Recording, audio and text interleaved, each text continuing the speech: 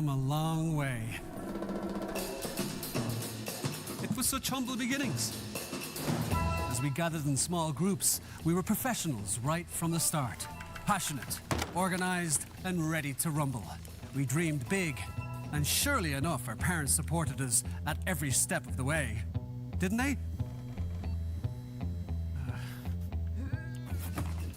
Fired up by all this love, it wasn't long until we caught the scent of competition. To be honest with you, it wasn't always that easy. Joe here, he had to take on 2 side jobs to afford playing professionally. It's gonna get better, Joe. Fist bump. Some of you dared to not even call this a sport. And look where we are today. An endless stream of esports events every year. Bet you didn't see that coming, Mom and Dad. And you know what? We have been with you every single step of the way.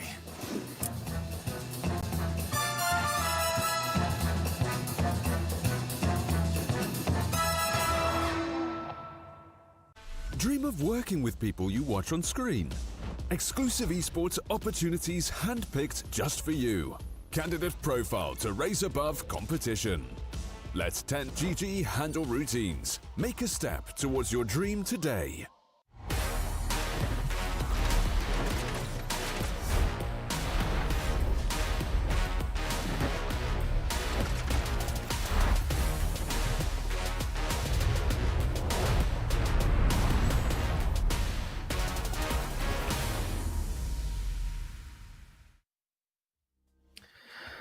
We are back with Pinnacle 25-year anniversary. I'm Bowie, and today we have a big day of Dota ahead of us. And remember, we are now in the last day of the group stages, so a lot can happen. Let's check the groups first and see how they are looking like. But surprisingly, almost every group still has things to be decided, and you know that's always very exciting in a group stage as big one as this. As you can see, KZ team could still potentially threaten level up here, depending on how the results look like. Tickles, Bait, and Navi Jr., they already played all of their matches, so they are pretty much guaranteed, although I'm no mathematician, I don't want to jinx anyone here. But yeah, KZ team, they could definitely fight Bait. And then on Group B, we do have Falcons ahead with 8 points. I don't think they dropped a single game. Then we get Navi and Yellow Submarine relatively close with Moneymakers as well. But unfortunately, Moneymakers, they already played every single game, every single series here. So it's only Navi and Yellow Submarine fighting for second place at the end of the day. Group C is also pretty much decided, but Virtus.pro and CB, because they're playing each other, what could happen is potentially Team Klee getting second place in case Virtus.pro. So let's say Virtus.pro loses 2-1. They will tie in points, but if they lose 2-0, Klee could be first place. And now here in Group D, we have Dudley Boys way ahead of everyone else. And yeah, pretty much Alliance and Amiga here. I don't really think... Yeah, I don't think anything can happen, basically. Namiga can be ahead of Alliance, but that's the only thing. Namiga will still go to the second group stage, to the second stage of the tournament. It's just like who's going to get second place. And here is the schedule for today. We have VP versus CB in the first series. Then we get to watch Navi versus Yellow Submarine. I'm very excited about this one, by the way. Then we have Dudley Boys versus Namiga Gaming. And Level Up versus KZ.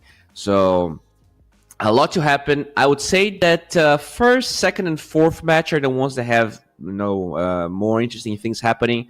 But the Dudley Boys, I always like watching those guys play. So, pretty much an entire day full of exciting Dota here for us. Now, let's check the two teams ahead of us here, VP and CB.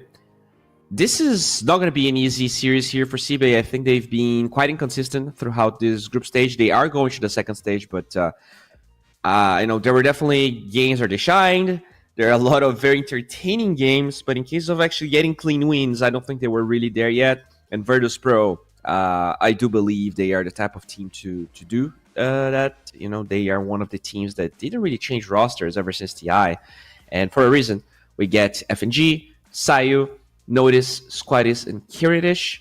FNG is not the carry, by the way. I think this is just inverted. So we're going from position 5 to position 1. And then we get CB here, Nesphere, Erase, Klasnokrudo, Emptiness, and Rain. Gotta say, I was definitely impressed with Nesphere. I do feel like at times Erase was a bit inconsistent, but I'm not sure if it's the type of hero that he likes to play, very aggressive, very in your face. But yeah, as we said, if CB somehow wins here against VP, they could lose their first place to Klee. And yeah, that's not necessarily going to change too much. But obviously, moving forward, you do want to have the winner's bracket advantage. We already have 3 winner bracket deciders here. Tickles, Falcons, and Dudley Boys, they already have the upper bracket guaranteed. But now this match is going to tell us who's actually getting the winner bracket. It could even be Team Klee rather than these two. It just depends on how the results are going to fare out at the end of the day. I'm not sure there's actually tiebreakers in case Klee ties with VP. That would happen if VP loses 2-1 to CB here. They will drop to 4 points. And we do have a draft. So before we talked about tiebreakers, we have to watch this series because there's still a lot to develop and a lot to happen. So let's get going. Yeah. Here we are, guys. So How are we going to draft here? Oh, Centaur first ban. Now that is a rare occurrence. I was definitely not expecting the first ban Centaur. I've seen, your Lone Druids, your TAs, or your I think I've seen a fair amount of Grimstroke and Spirit Breaker bans, but the Centaur first phase ban is definitely something that I have not seen. Maybe it's just something that CB likes running a lot, which, if I'm not mistaken, I remember at least one game where Klasnokrudo was playing the Centaur. And now CB, they're like, okay, are in the same patch. Let's see if a patch dropped. This first band Centaur here is a little weird. Let's make sure it's still 734E, not F. And yeah, speaking of Fs in the chat, the Spirit Breaker gets removed. That's always nice to see. No one likes that hero.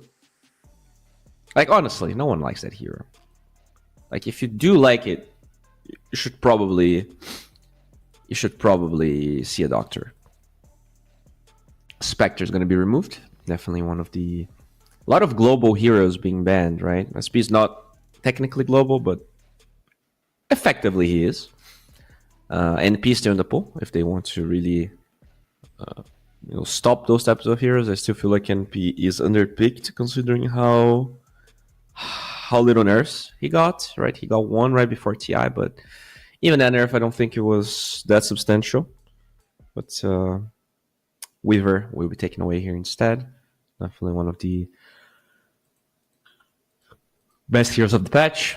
In terms of actual bans here, the Chen being removed now. There you go. They do take away the NP.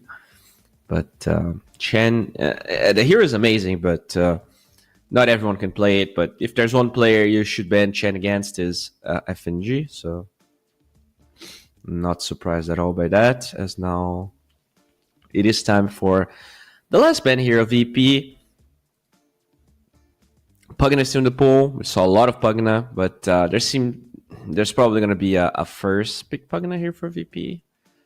Greenstroke, Treant, Muerta, all still available. I've seen a lot of first pick Muertas, first pick Pugnas. Greenstroke gets banned, all right, and they will pick the Pugna. Beautifully done.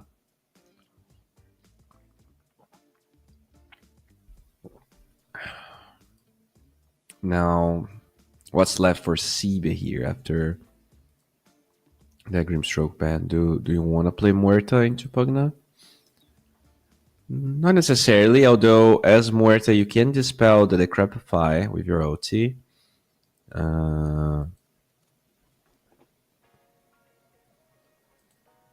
So they go AA instead. It does help a little bit with the region of the Pugna. He's also very squishy, so the AA Blast always helps. I like AA. I think it's a fair hero. Probably underpicked in pubs. I think the pick rate of that hero is definitely not as high as some other ones. But yeah.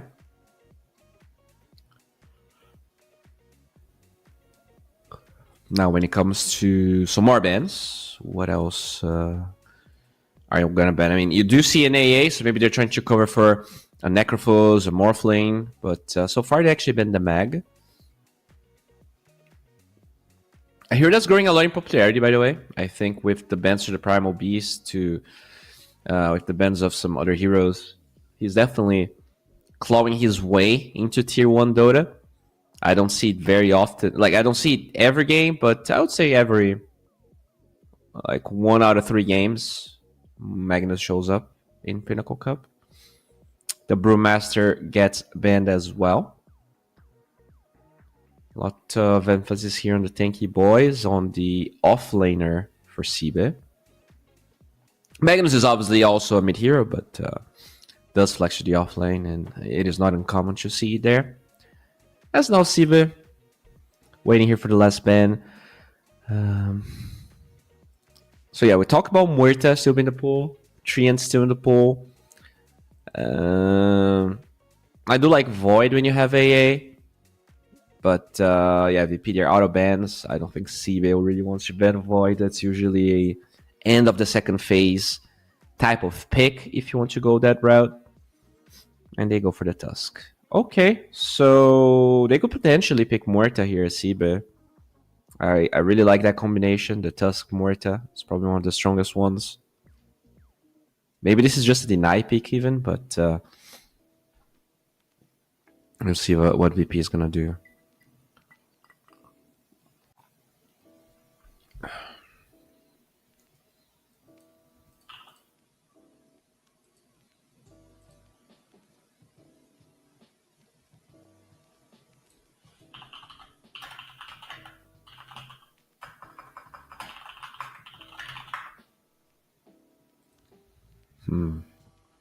I mean, they're taking their time.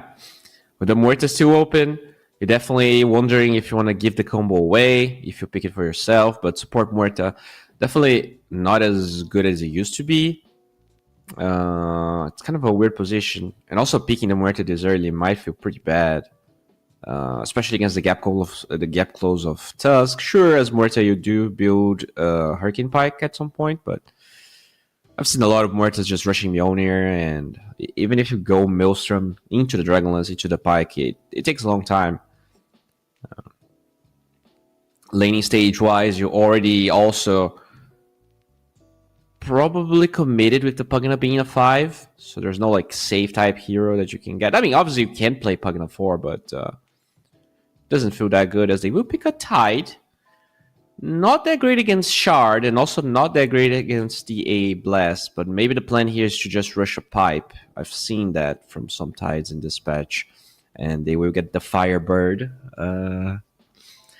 Interesting. A lot of interesting picks here from VP that I wouldn't expect. Like, you're getting Sunray into A Blast, which is a bit weird. The Tech Speed Low is nice, but it's also, like, you only see 2 supports. You're not necessarily sure it's going to be that good. I don't know. Just doesn't strike me as the best 2 picks I could have expect. You're also picking Phoenix into a possible Muerta.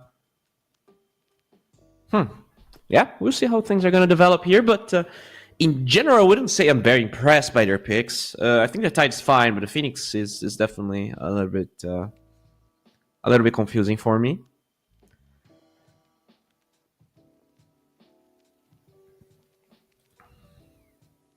We'll see Cibe taking their time here. They use a lot of reserve time. Like, we're in the 3rd pick, and Virtus.pro only has 20 seconds, and Cibe potentially is going to tie that up because there doesn't seem to be that much emphasis in picking fast right now. We'll see here if Cibe is going to... Okay, so they do go Luna instead of the Muerta. That's interesting. I was definitely expecting a Muerta type hero to abuse the shards with. I guess Dawnbreaker is that hero though. It definitely makes use of the shard nice. So that you just encapsulate all of the heroes there and the Dawnbreaker can Starbreaker on top of them. I do like that a lot. The Dawnbreaker will be able to protect against a possible Chrono. I think that's probably the best pick Virtus.pro can go for now.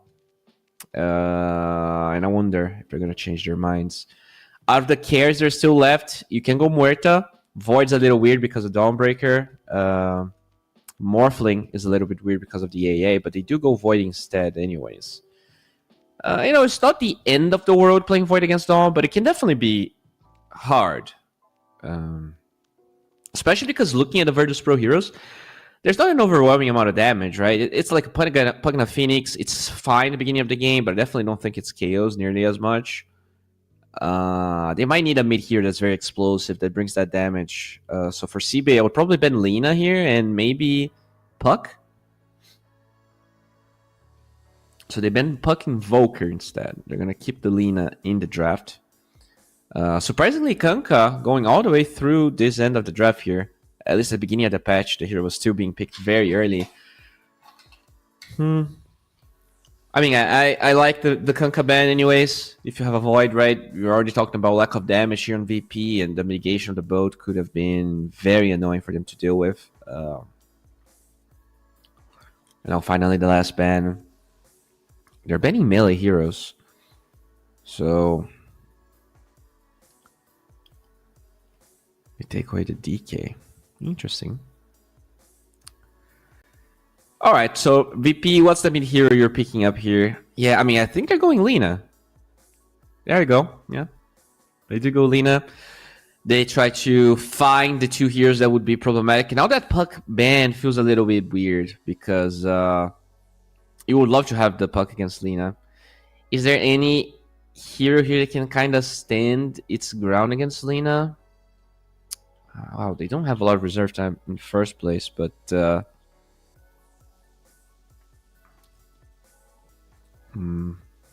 definitely going to be an easy choice. I don't think there's a lot left. Necrophos is risky. Pangolier is open. Oh, they go for the Dazzle. Okay. I actually kind of like it. I think it might have the sustain needed to lane against Lina. I have not seen this matchup too much, but I wonder how good Dazzle is. I have not seen a single Dazzle pick in this patch, and against Lina, it's definitely going to be a test to how decent this hero really is. Because I remember in pubs the win rate of Dazzle was actually pretty subpar, despite how many bans the hero got.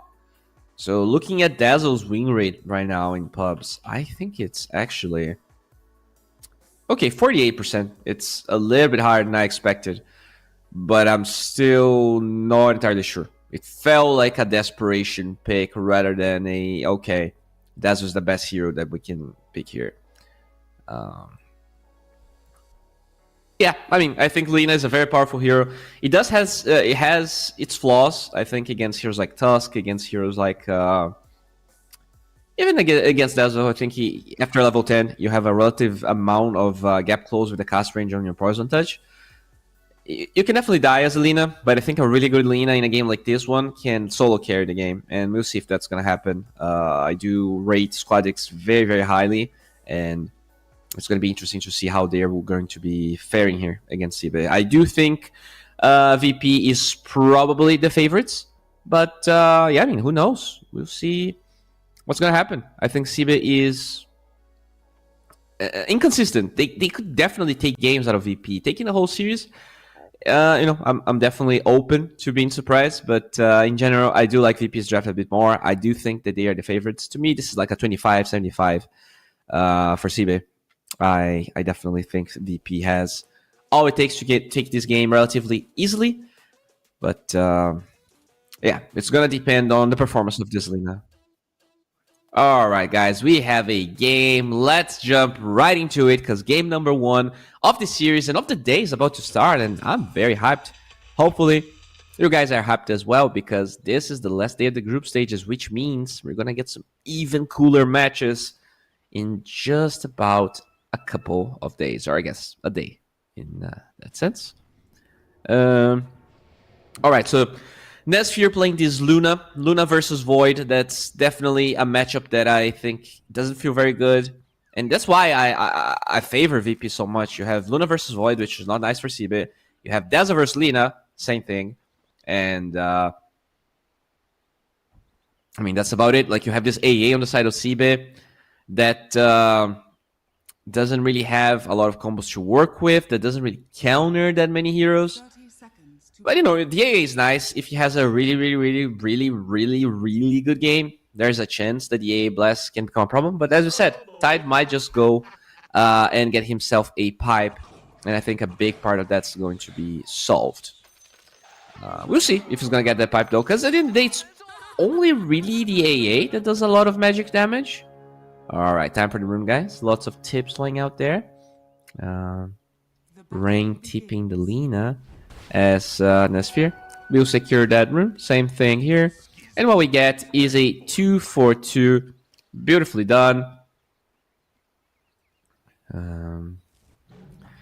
Alright, so Class No Crudo going to be playing with the Tusk. I think that's probably their strongest lane. This Tusk plus Dawnbreaker. The thing is, Void does have a way to deal with the shards, so that's why, despite the AA Blast being on the enemy side, he picked this Void. But maybe if the Phoenix already used Icarus Dive, maybe a level 1, you can get a couple kills, which is always nice. I think this is actually the entire reason they pick Phoenix this game, even against the AA. I think it's just so that they don't get destroyed in this lane. So having 2 heroes, Phoenix with the dive and Void with the time walk, that don't really care about the shard block plus the combination of Dawnbreaker. That's a very interesting adaptation there. And the laning stage, especially if you think you're the better team, like that the laning stage is probably one of the few ways they're going to be able to snowball this game, and I think VP probably right in their read here. In terms of last hits, looks like the Luna's having a very nice time with a 5-1. The Void still not looking that good. And now in this top lane, I mean, it really isn't a strong lane for CB. Like, you don't really have a good code feed combination. The Tide plus Pugna, though, might be a bit stronger, especially against the AA. Like, if you get level 2 faster than the AA, and you get Gush plus a couple of right clicks and the Nether Blast, it should be a kill. That here is very slow, low HP. And there's no, like, true stun. You have Lucent Beam. That's not going to stop those two heroes from running at your supports. That's probably CB's weakest lane. Now, mid for now is 6-2 against 8-3, so respectable CS from the Dazzle. But I wonder if the difference is going to become harder for Erase, or I don't know why his nick, his in-game nick is Pro, but his actual nick is Erase. And I always like, should I say what's written in the screen so you guys understand what I'm talking about, or should I say Erase? Like, how many actual CB fans do we have in the chat? So yeah, maybe let me know how many fans we have as FNG. Yes, Star broke, but not enough damage. Time Dilation is going to slow down across the Crudo, but they don't care. All they want to do is drag those creeps and be a bit closer to their tower. So overall, pretty smart move by them. At the end of the day, they are a chasing lineup, and what they want is to be able to chase people down through the lane, and you're not going to be able to kill the Virtus.pro heroes if you are close to the enemy tower. You do see the Tide actually having a pretty good time here. Notice 15-0, surpassing the Luna, but not by much, as Rain Prince just harassing the Tide a little bit.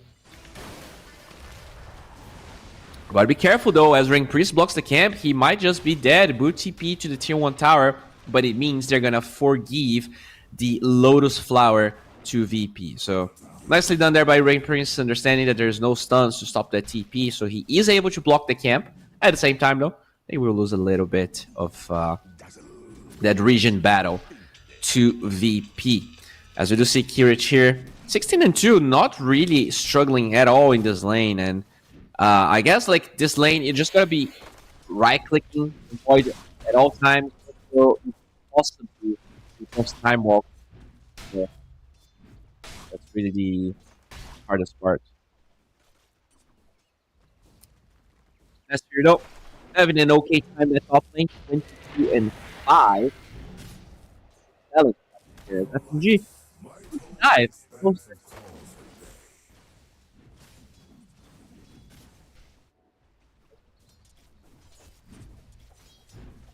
Dire's middle tower is under attack. First blood. This one's gonna be a scorcher. Dire's middle tower is under attack.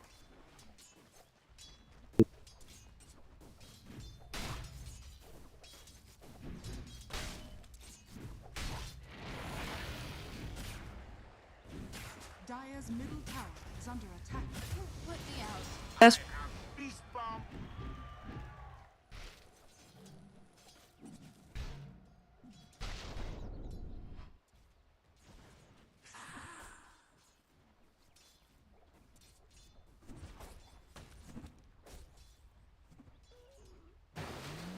Got it.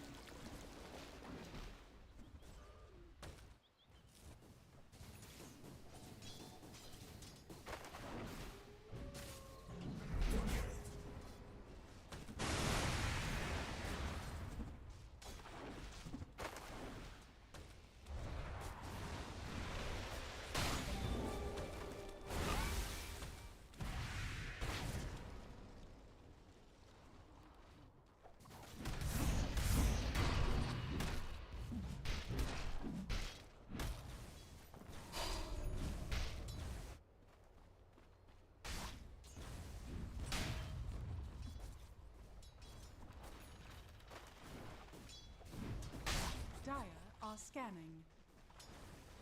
Dire's middle tower is under attack. Denied.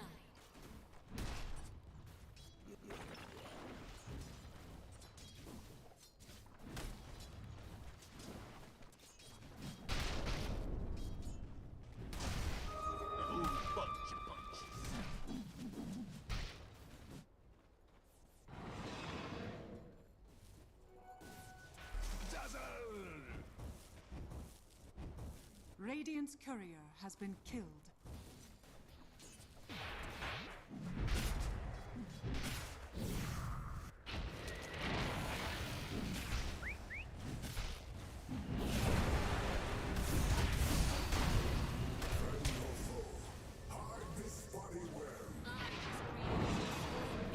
much greater than the likes of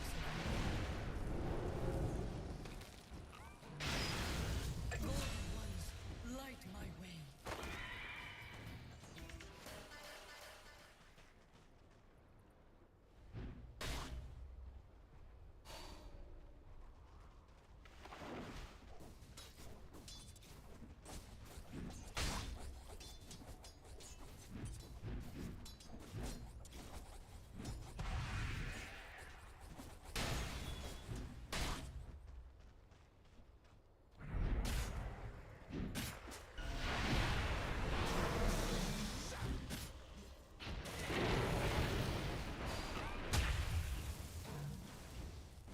This is outrageous. Radiant are scanning.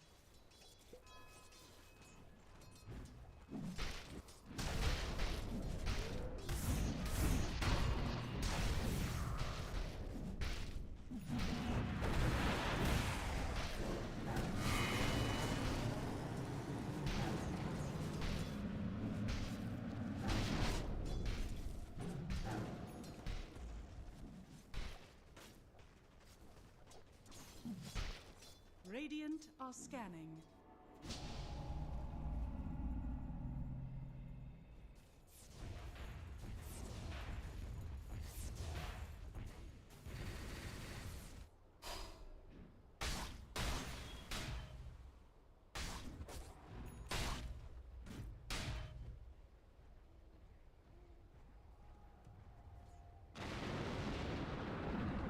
Dire's top tower is under attack.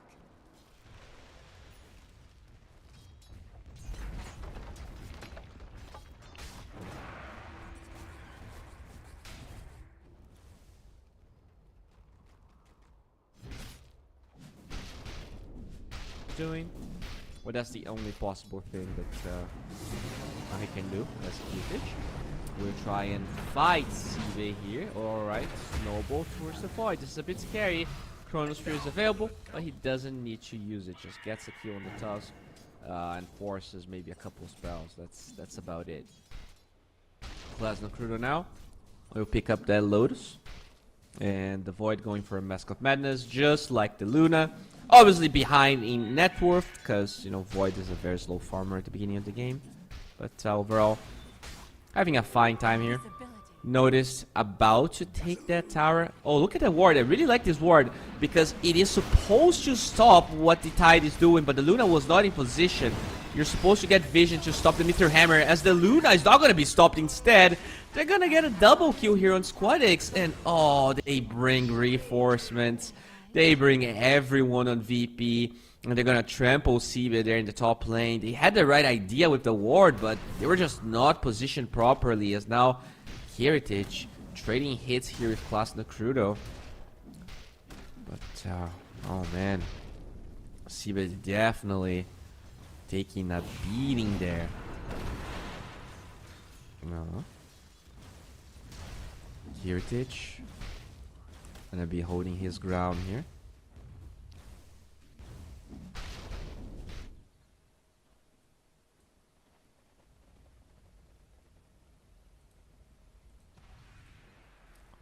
Squadix just farming the enemy camps, making sure that, okay, Snowball forward. They do have that shard with a beautiful ulti from the Dawnbreaker, and they will punish Squadix. That killing spree is going to be given away to the offlaner. That's quite nice. I think out of everyone on the side of Seabed, the Dawnbreaker was definitely the one struggling the most. Just going to be pretty happy about this.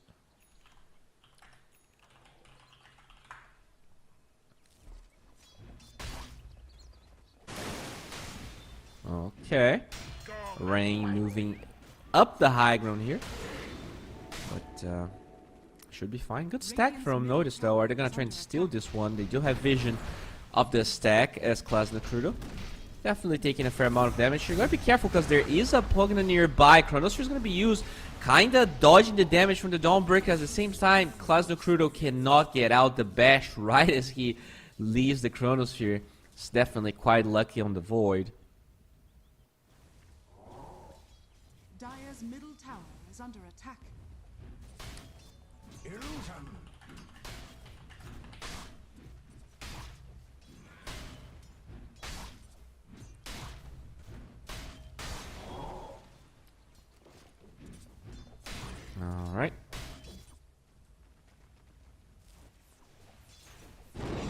Aquatics here. Now ready to start pressuring this mid tower, and yeah, they just get it. One Nether Blast is what it takes, and they have both Meteor Hammer and the Nether Blast. This is not gonna be easy. Oh, look at that, Kirtich finding the stack, but he doesn't have Chronosphere. As VP, you gotta be careful not to overextend for these stacks. You do have the Lina, obviously, but the full extent of Seabait will be available. I believe the Dawnbreaker ulti is gonna be ready in no time. They used it pretty long ago, I think.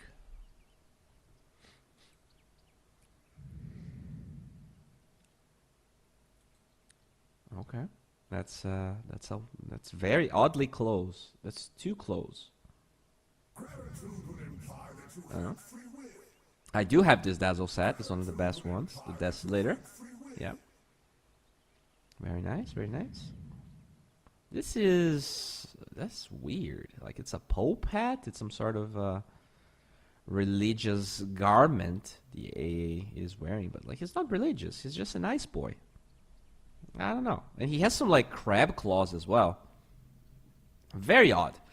Let me see the Tidehunter set. Speaking of Tidehunter, he is back here. Yeah, that's a cute cat. That's a nice one.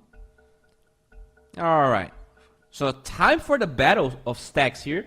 They do have a lot of AoE here on VP, but you gotta be careful on how you approach it. And I like this. They're going from the low ground. They're not really putting themselves into a bad position. And look at that, the engagement. They're gonna get a good Walrus Punch onto FNG. He has the egg available, as the Starbreaker will force that egg to be used, and really good stun actually finds this Dawnbreaker. There's not gonna be any way out for Klasno Kruto, and that's a 4k goal lead alongside so many stacks being farmed.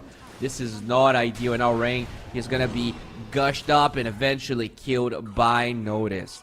VP just ramping up the pace, and they really want to push Seabait down, and they are accomplishing just that, as the Ancient stack is also going to be found. They have the Meteor Hammer and all of that magic damage, so slowly but surely they're going to claim every single ounce of the money they have saved up on Seabait. I mean, this is illegal in a lot of countries.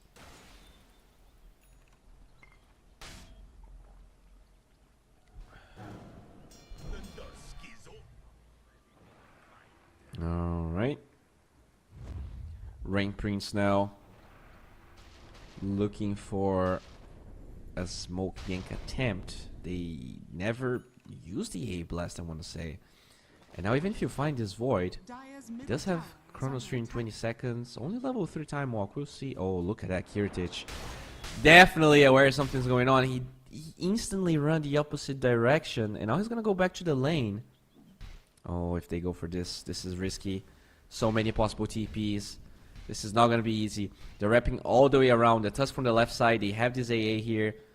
But, alright. They don't actually go for the Void kill. They're going to get the Wisdom Rune first. And this might actually bait the Void in the first place, as the Chronosphere will have to be forced and used here. Can he get a kill on the AA? It looks like he will. AA Blast going to be used. Kirtich cannot mitigate that damage. And they will find the Void and the Wisdom Rune. So not that shabby of a move by Seabait, as now they're going to be disengaging here.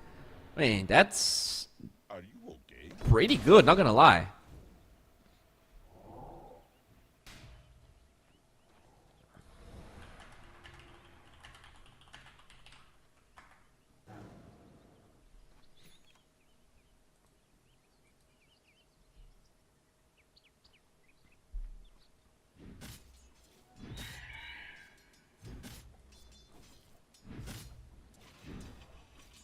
Alright. So Tusk going for the casual Blink Dagger. Lina going for Blink plus Shard, it looks like. Okay. We do have some Kale going on.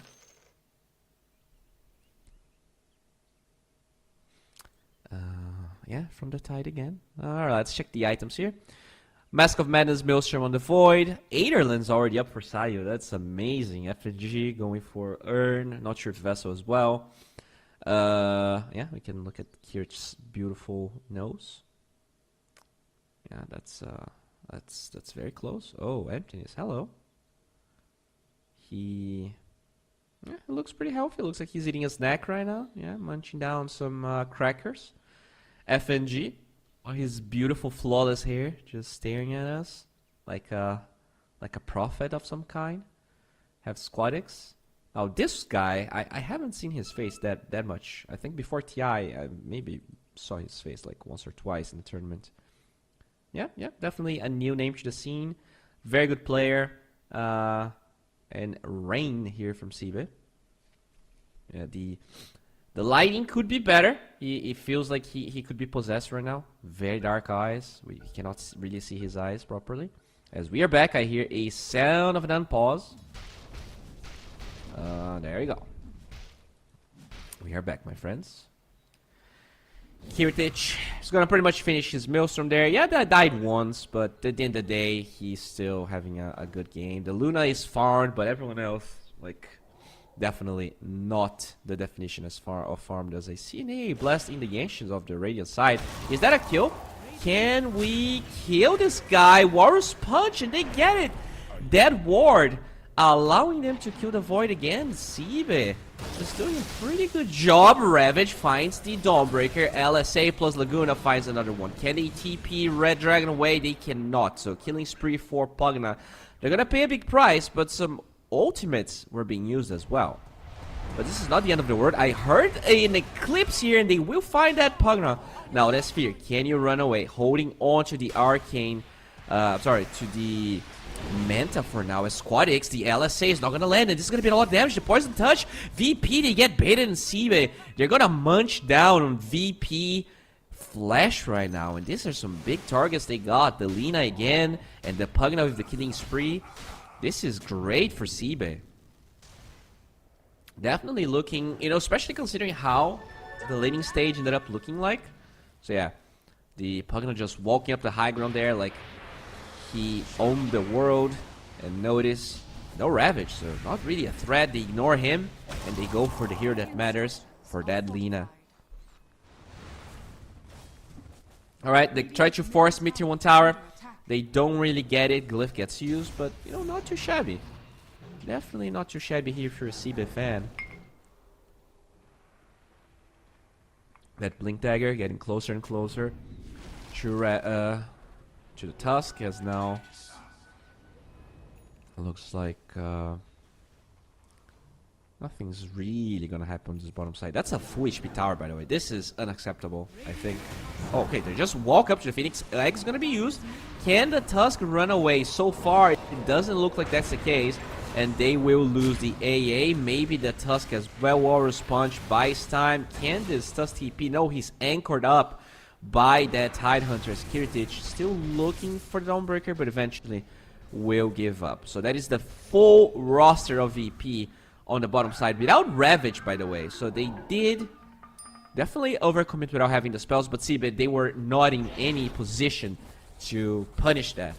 So VP, maybe, if Sibe was ready to respawn, they could have been punished by showing up as 5 without having all of their cooldowns, but it's not really gonna matter so far as Plasma Crudo gets gushed up and anchored by the Tidehunter. Really good AA Blast, might find FNG. He doesn't have the Phoenix Egg as we talked about. Shard locking the bird in place. They are waiting for some sort of follow-up. The Snowball did not get used. Really good Grave though, and the Snowball a little bit redundant in that sense, but if they can find any other kills, oh, the Ravage finally comes back, but this Sphere is gonna be healed up by that Dawnbreaker OT, but with the Sunray and the LSA, this is gonna be a double kill, maybe even more. They lose that toss. Triple kill for Kirtich as the entirety of Sibe gets killed in front of their tower. It didn't start that bad, but VP, they punish with a heavy hand here.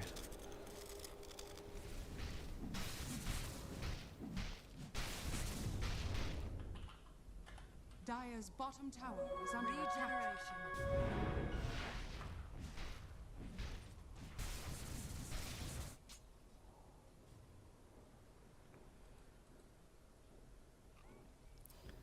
Okay, yeah, that was a mediocre Eclipse, unfortunately, and they just ran up the high ground there with no vision, so definitely a little bit sad. Dire's middle tower is under attack. They knew there was no egg, but all of the other cooldowns were up, and VP definitely making great use of those. We do see the Tusks still trying to get that Blink Dagger. Very late. Ooh, LSA is not gonna find Klasno Crudo as he will use the hammer to disengage, but so much slow. And the final Nether Blast claims they kill Sayu. Finds that one as they did kill FNG, but definitely not a worthwhile trade. Now, 2 heroes of CB running up the high ground here, possibly trying to get some vision in the triangle. Allow the Luna to get a place for farm. But I mean, every single tier 1 tower is up on the side of IP, and that's a team with no Treant Protector. That's basically CB being on the back of this game forever. There were like 1 or 2 moments where I felt like they could have swung this game back, but in terms of map control, their net worth is very inflated by Nesphere. It's not really a game where everyone else is like actually pulling their weights up. And I mean, Luna that's what she does. She farms. But in terms of actual contribution to the game, the Chronospheres of Kiritich have been very important. Even though his 3k gold behind the Luna definitely had more impact than what Nesphere was able to get so far. As I see another A Blast. Oh, okay, so they were expecting the Tormentor being done, I think, and the A Blast was thrown on top of it. And FNG dies before the A Blast connects anyway, so that's pretty funny. Kiritich going for his BKB, no? As the Lina. Oh, that's an A Blast. An AA dead, sorry. Oh, Nesphere going for the tower here. Will use the Manta, but he's still stuck to that anchor, and now so much damage playing out. Grave will buy a little bit of time. Nesphere, his BKB trying to TP away. They could have some bashes available, and they do. So that's a double. 4 Squadix make it 3 with the Chronosphere being used, and that is a dominating streak for the Void. And Sio is slowly but surely being baited and taken care of in multiple side lanes. Then Lina finds the A bot, finds the Dazzle mid, and now gets the Tusk on top of it. Just beautiful stuff happening here. Radiant's top tower is under attack.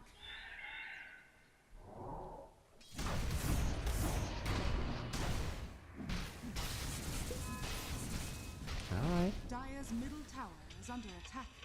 Whew, this game is getting pretty hard. We were already talked about, the matchup difference and all that, and I think as CB, if you have this bad of a start, it's definitely quite hard to come back from it. They have no control of the map. No control over their triangle. Their big jungle has no wards. Sure, the Luna can farm, but that's the only hero they can farm in. This hero has pretty bad matchups against every single other hero on the side of VP. This is also a hero she needs BKB because of the Tide Hunter Anchor. I don't know. This is looking very grim right now.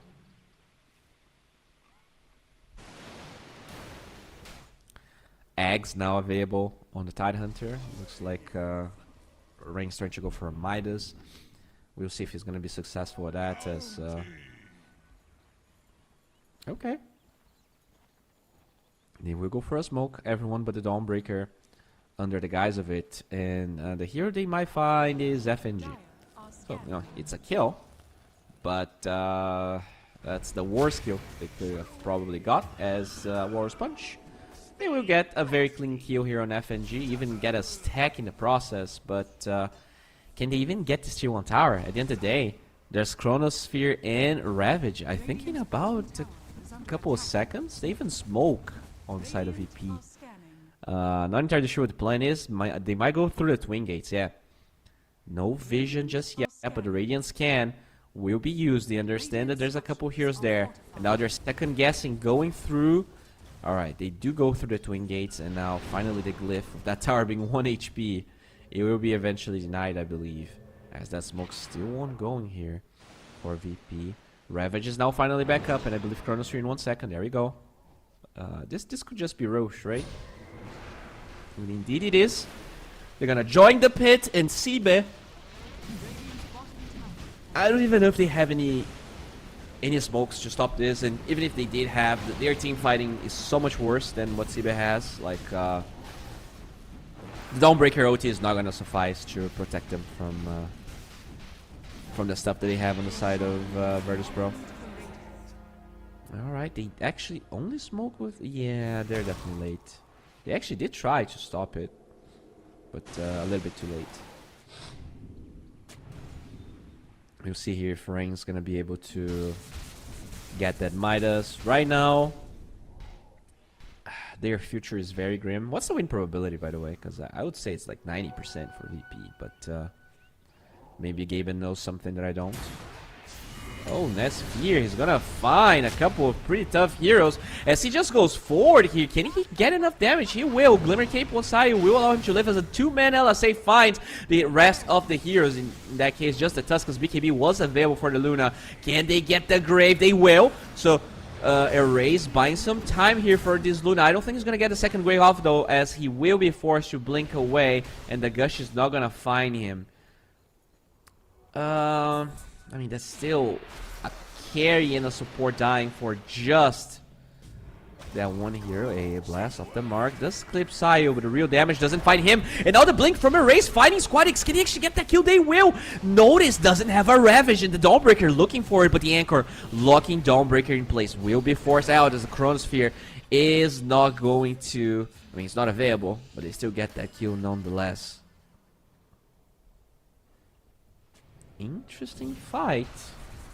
They actually did have a CB ward in the cliff on the left side. That's how they saw the Lina. That's how they got that kill. Alright. A couple of, you know, decent moves from CB, but it feels like even when they get those decent moves, they pay a hefty price for it.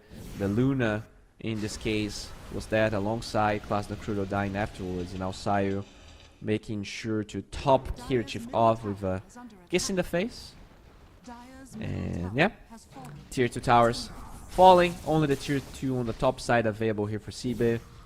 Roche still pretty far away from ending. So I wonder if high ground is something BP has in mind here. They are obviously very far ahead, but the high ground defense on the side of CB is not bad, right? You have shards to block someone, you have Eclipse available, the Poison Touch with the eggs on Dazzle is pretty annoying, and the AA Blast obviously with the Ice Vortex. It's a decent high ground defense. It's not amazing, but it's decent. Radiant are scanning.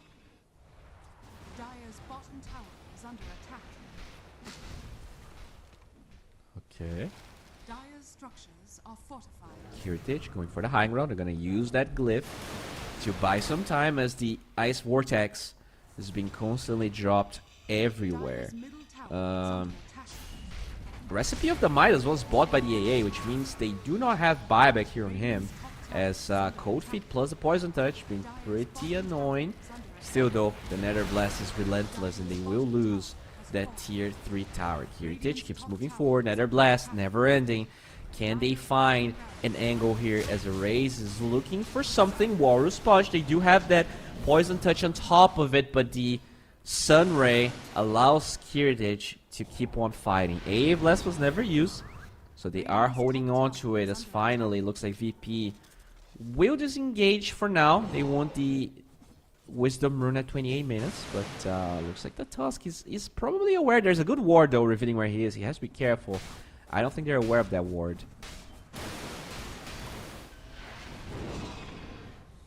Okay. Radiant's top tower is under attack. Radiant's top tower has fallen. So 15k goldie here for VP. Not a lot of hope for CB at the moment. But you know, the Luna keeps on farming. Still second in the net worth. Dazzle is getting a fair amount of farm as well, as the AA did complete his Midas. Yet to use it though. As Heritage between Ice Vortexes and Poison Touches and Shadow Waves. Another Poison Touch. Buying some time here as the melee barracks are falling nonetheless. Will they use the glyph somewhere else? The Dawnbreaker did die to the Squadix hasted Lina. But even still, even knowing that the Lina wasn't there, they are afraid because the travels allows Lina to follow up so quickly. There's no Laguna Blade, by the way, as they keep on slowly trying to wear VP down. Roshan still a minute to wear off as they did held up to their second lift. Alright, finally Aegis will expire. Nether Blast being cast. Shiva's Guard now available on the tide as well. Oh my lord. So the healing from the Dazzle, the attack speed of the Luna are all going to be hit hard.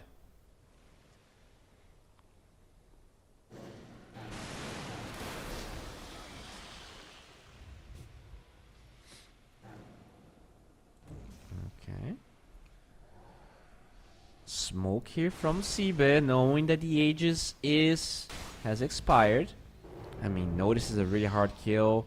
And they're gonna find the Phoenix again, but Yay Bless is off the mark, and they do have detection here for this bird, but the LSA with the side of Vice.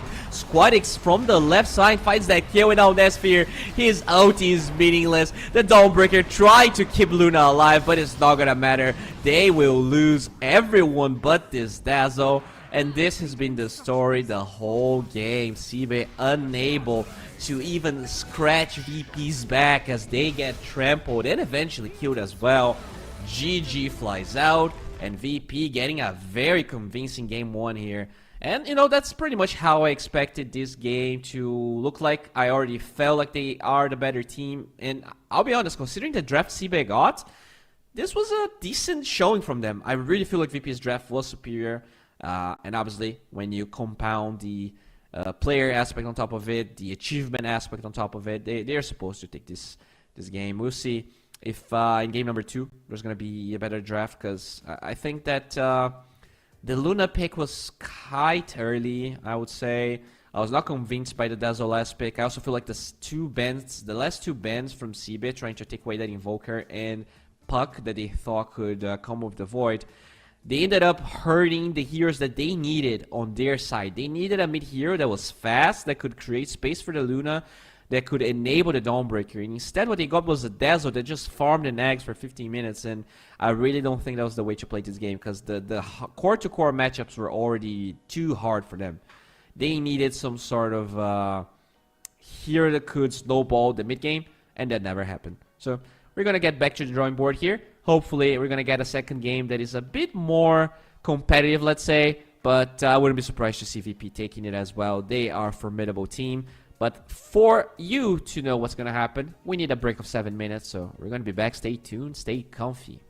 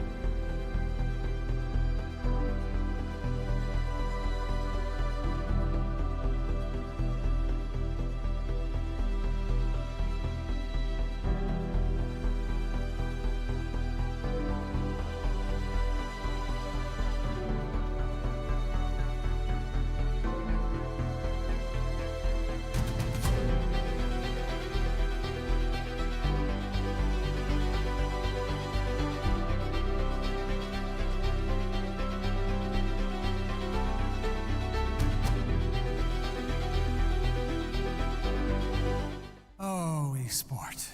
You and I have come a long way. It was such humble beginnings. As we gathered in small groups, we were professionals right from the start. Passionate, organized, and ready to rumble.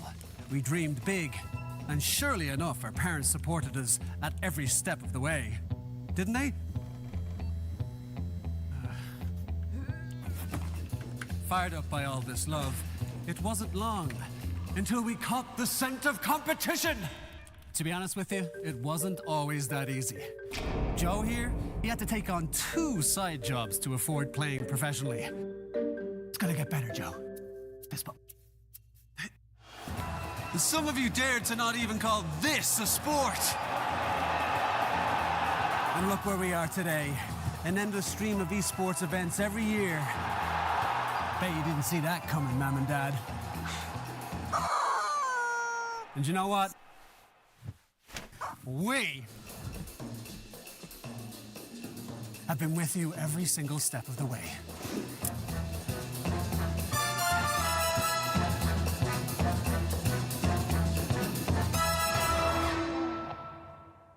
Dream of working with people you watch on screen. Exclusive esports opportunities handpicked just for you. Candidate profile to raise above competition. Let 10GG handle routines. Make a step towards your dream today.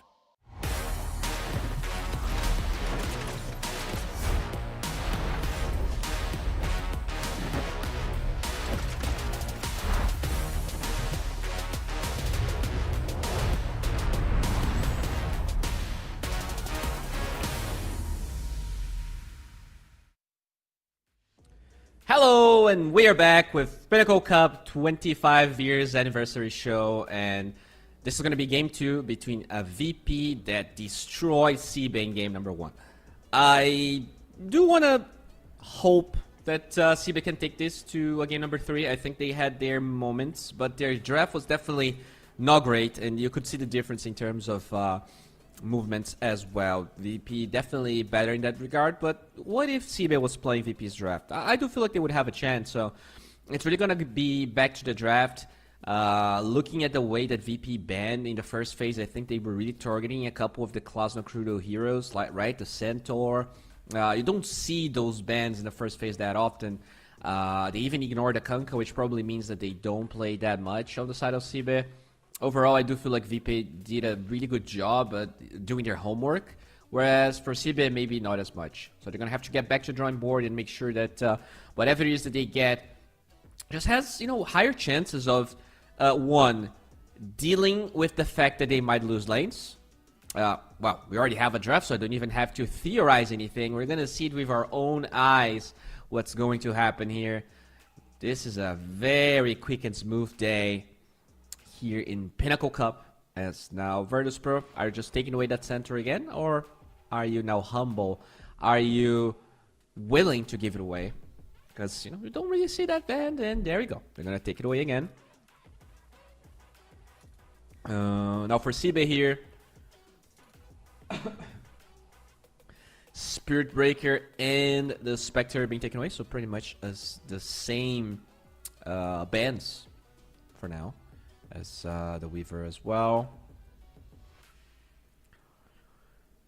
CB with the 3rd ban. What exactly is the plan here? So I guess they're just gonna go over the same bands, it looks like. Not that many adaptations. Yeah. Literally the same. I think it was the Chen plus... oh man, I forgot. It was a global hero. It was NP, right? I think they banned NP. Oh, but they take away the Pugna instead. I mean, the Pugna was definitely annoying. And it also allowed them to force towers maybe faster than CB wanted to. But I don't think, at the end of the day, even if the towers didn't fall that fast, I feel like the CB heroes were just unable to take a 5 vs 5 against VP. So I don't mind the same bans besides the Pugna, but I don't think the Pugna was really the problem. I think that the heroes that they picked against the ones the VP picked were the problem.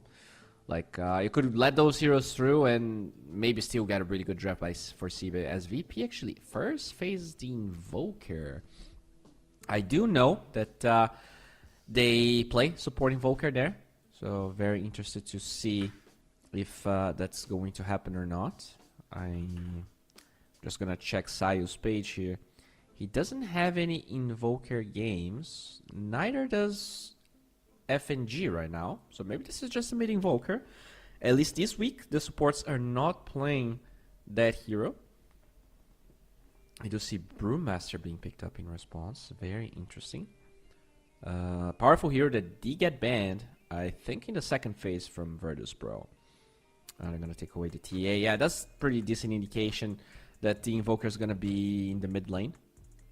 Very different type of draft, right? It started with 2 supports in game number 1. Now we already see 2 cores. This might be quite different in terms of how it's going to develop. What else is Virtus.pro willing to ban here? They don't really need to take care of any Claws no Crudo heroes anymore since the Brew got picked up.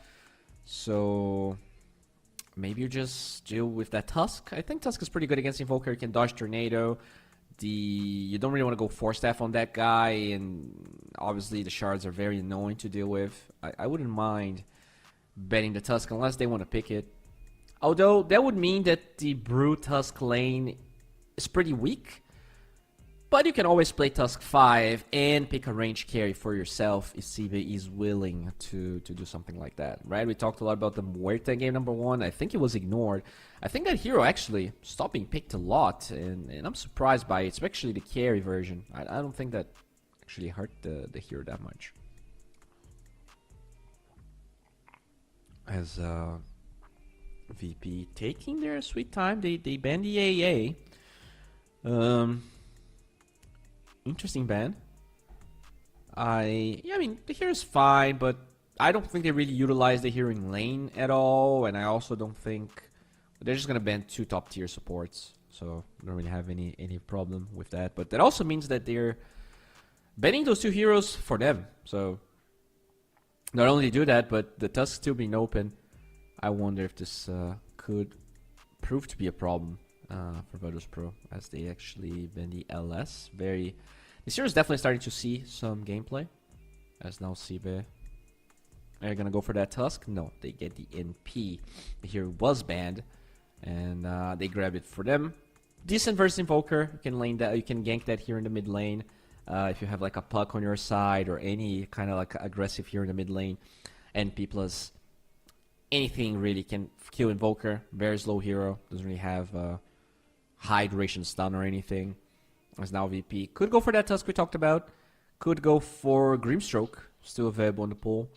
Could go for, I guess, Willow is available. Sometimes having like that really long duration Willow OT into Curse Crown can prevent Brewmaster from OTing, especially if you have like a Cold Snap Vessel on top of him. Really hard for the hero to really pop off, as they're gonna get the Grim. So I do like that. Do you pick another support? A lot of these supports are already banned or picked. Okay, the Tiny. Very interesting pick. You don't see this very often. It doesn't combo with the Grimstroke. I wonder what the toss... like, why would you get Tiny here? Very unexpected. I don't understand. Maybe they expect Puck to be picked, and they feel like having this Tiny against Puck is good. That's the only thing that I can think of. They're like, okay, they're gonna go Puck. They want to pressure the Invoker, and having the Tiny, even if not in the laning stage, is not gonna help. But once he gets a Blink Dagger, that's gonna be strong against that Puck. That's what I'm thinking. Because CB, they had some really good games with Puck as well. So maybe you have to change course here and get something else. Something like a... let me think. Well, for now, they still need to pick another support here on CB. So we're probably going to see that being picked up first. All the supports that are still available. Tusk is one that jumps to mind, but that does rely on them picking a range carry. Rubik's still in the pool, Phoenix still in the pool. We did see Phoenix last game. Although they have a fair amount of burst damage with the Tiny, the silence on the Grimstroke. Yeah, that could definitely be problematic. Wait, what? What is happening? Is this... what is happening? Is this carry NP? With Tusk, I think? I think it has to be carry NP, right? With a... Jakiro 4? I don't know what I'm watching anymore. So I saw Nande playing a carry NP game. It definitely happens. Is it good? I am not sure. Well, I don't know what to say. As the Naga gets picked up, very good against that carry NP. I mean, at least they do have a Jakiro. Brewmaster's not bad against Naga. I mean, this game is totally different from game number 1. I think, how many repeats of heroes do we have here? Only Tusk, right? Is Tusk literally the only hero that's the same? I think so far it is, as they actually banned Muerta, so they feel like this is a mid Jakiro? Mid NP maybe, then. I feel like it's mid NP, and I'm gonna go Tusk plus another range carry. Although, NP carry, from what I've seen, you know, it's being played this week. It's not common, but it's possible. But they probably know better than I do. So they do ban the Muerta anyways. As Siva now working through their bans. They're gonna ban Dazzle. So they're banning for the offlane, right? Tiny is gonna be a 4. And they're banning for that. Offlaners that are good, that are still left. So they did play Tide in game number 1.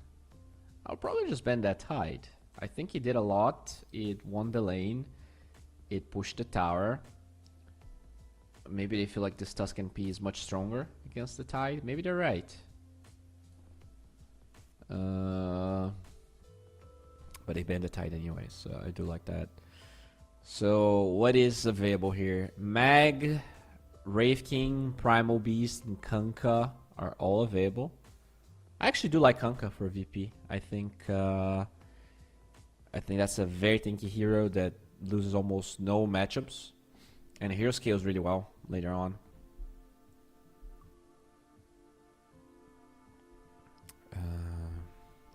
So, is there any other range carry you would ban here if you're Virtus.pro? I guess there's like Morphling, but against Naga it's pretty Pepega. TB, but there's like a tiny Grim. I don't know. It's a pretty tough one, not gonna lie. Maybe they are gonna play Tusk 4 and this Jakiro is a 5 and they can pick a melee carry. Because I think most of the heroes that do well against Naga are melee. So, in hindsight, okay, so they go Timbersaw. Holy moly. I think they have to jug. I think they have to go some magic damaging the lane type of hero that this Jakiro and Jug, like, and plus carry can do a lot of damage together. And Jug is probably the only one that I can think of. And that hero is pretty bad. But I think that's what you have to do, right? Or maybe you can go anti-mage. Okay, they go Monkey King. It is similar to the Jug. It's not magic damage, actually physical. And considering how most Timbersaws are playing right now, with like 0 points in the passive, I kinda like the Sphere's choice here. So it's gonna be the range Akira 5, as we said. It's a mid Tusk, by the way. So it is a support NP with a mid Tusk against that Invoker. I do like the mid Tusk against Invoker, right? You have this snowball dodge to the EMP, snowball dodge to the Tornado. in general, the hero also sets up kills in the mid lane, as we talked about. It's just that the Tusk is mid and you're going to rotate someone else. I kind of like it, actually. I am a big fan of Siba's draft. This is a big improvement, big upgrade from what they had. And surely, I still feel like VP is the better team, but I'm going to give a 60-40 to Siba this time. I much prefer their draft. I think that we might see an upset here. Or there's at least a chance of an upset, which is always nice. I would be very surprised if this game less than game number 1 did.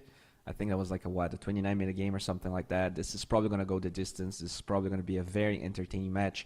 And a lot rests on whether this Timbersaw is going to be able to perform in that off lane. I do feel like that's a very hard lane for the Timber.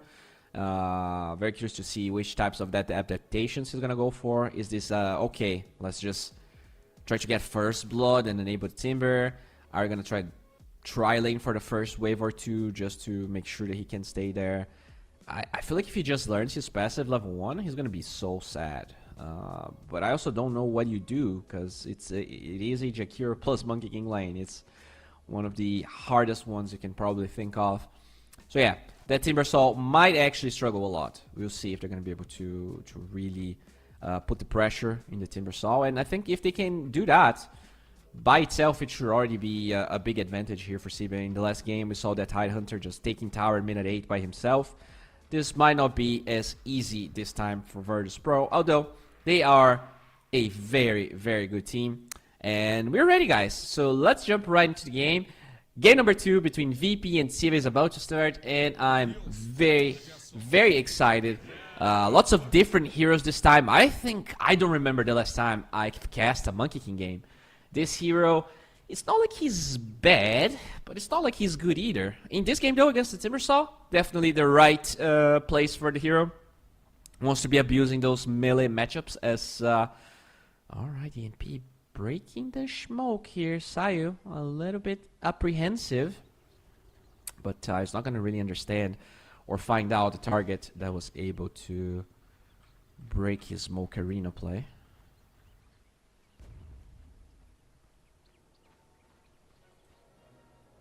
Fire. 30 seconds to battle. Alrighty then. Nothing major happening here. See a fair amount of wards from Siba. One on the large camp on the ancient side and one on the mid lane. So they are probably expecting some stacks being made for this Timbersaw, especially the ones in the large camp. He is a hero that's going to benefit a lot from those, as we do see a raise in the mid lane. There's also a fake courier. But, okay, Siba, they don't take the bait. They don't go for notice. He is yet to learn a skill point. Very curious to see how that top lane is going to be looking like. I think to me, that's the... You know, that's a Tiny that left the lane with tree grab. How is he going to help his Timbersaw? I'm very curious for that lane, honestly. Like... I really don't know what to expect. Like, they're all tanky heroes, so maybe you can overextend, because at the end of the day, level 1 Monkey King isn't as strong as people think it is. But at the same time, yeah, okay, so he will leave the lane with that Jingu. And even though he pushes the Timber away, he's already pushing this lane quite a bit because of the aggro he drew. Now Sayu here, taking a fair amount of damage from that Dragon. So yeah, that's pretty much what I expected. Just underwhelming performance. And okay, Blood Grenade's gonna be dropped there with another... Yeah, VP. I don't know what the hell you guys are thinking about this lane, but that is... I was like, is there some very high level play that they can pull off here that I'm just unaware of? And there's no play. You just die. Because you have a tiny 4 with a Timbersaw. Alright, yeah.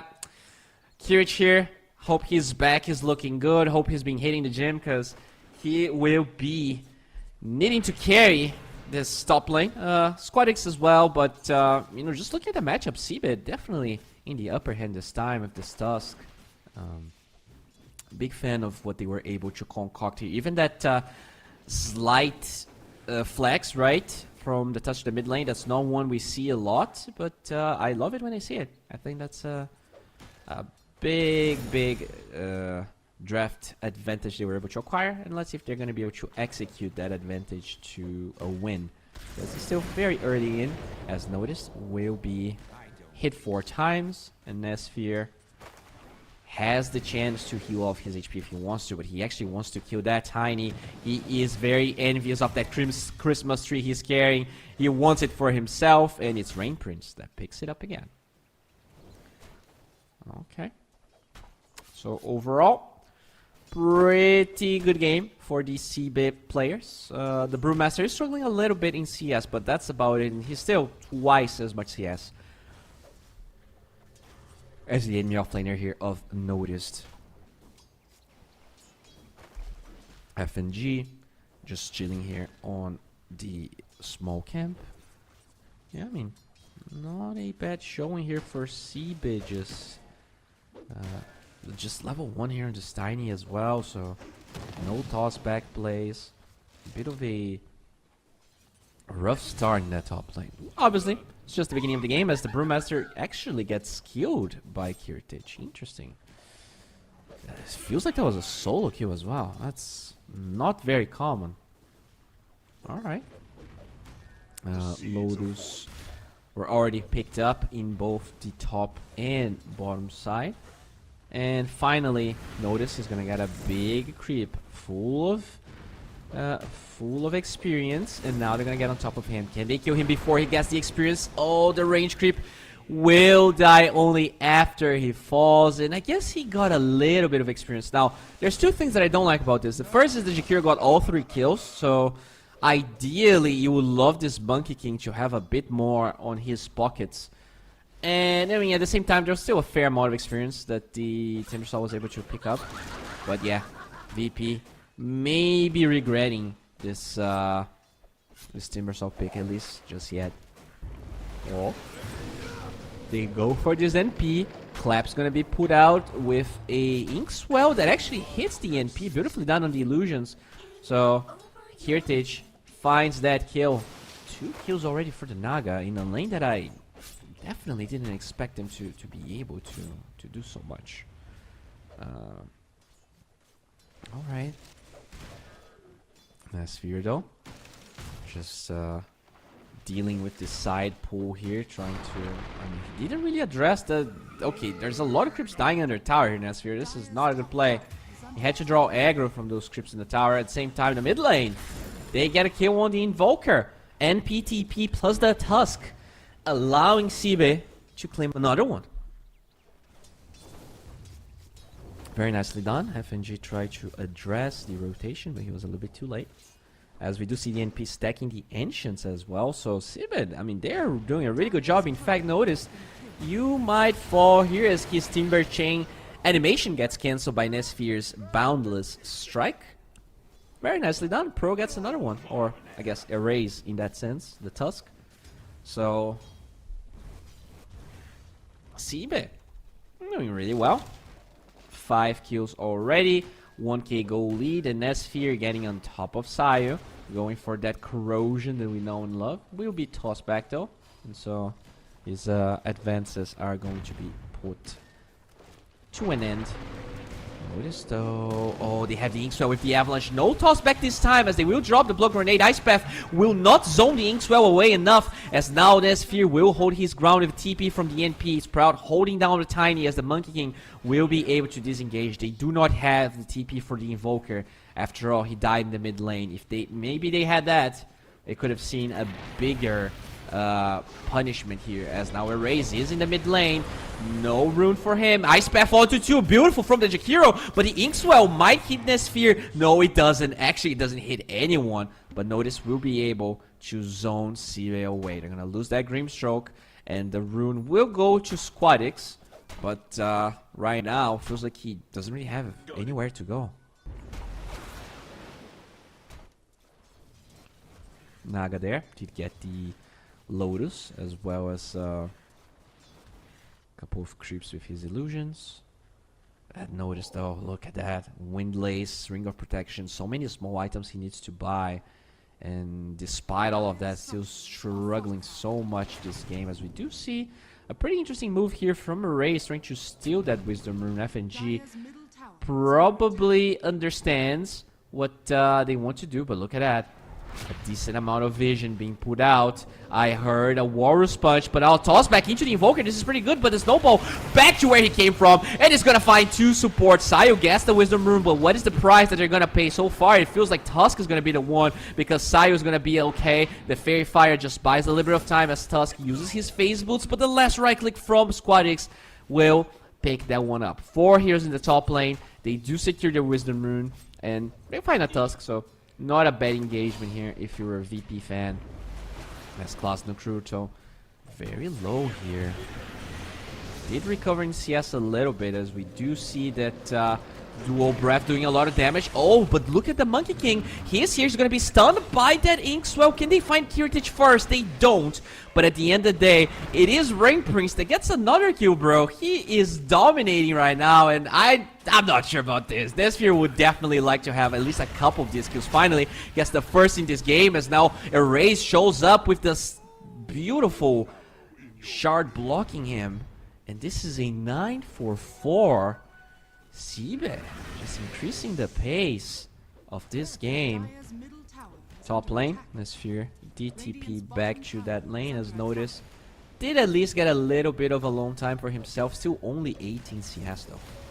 He is behind half of the CS of Brew, and that Brew had a horrible game. So just goes to show how hard of a time that the Timber is having at the moment.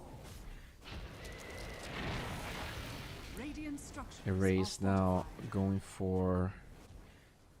Actually, not sure what he's going for, but Invoker is going for a Vessel. Nagasaren working towards a Yasha Manta Orchid.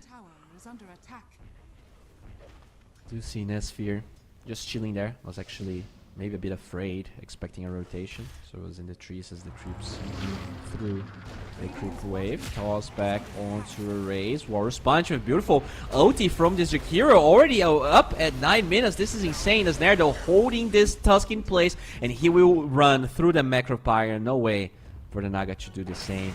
4 and 10 as Squadis gets found. Can Erase survive the shard block? Actually, maybe could have bought time, as eventually the illusion with Inkswell dies, allowing Rain to live for a little bit, but eventually falling. Double kill for Squadix, and that is a dominating streak that Jakiro is feeding away. A lot of gold will go towards the hands of that Invoker, now the highest net worth hero in the game. Oh, yes. Being bullied a little bit here. Alright, Bound Strike will hit. Should be back to full HP.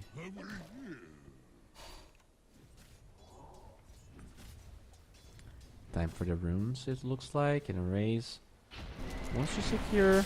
Okay, good shard block. EMP with the Vessel Cold Snap's not gonna land, but look at Sayu. Very good angle from the right side. Finds this Tusk, and he will be baited into that rune. But Nesphere shows up, wants to help. Nice Tornado dispelling a little bit of the Jingu stacks that were acquired, and now good OT from the Grimstroke, holding those two heroes in place. Class Nocruto unwilling to OT, and that's gonna be a 1-for-0. The Tusk dies again, as Tiny though will be killed by Nesphere. So not a totally fruitless trade here for Sibe.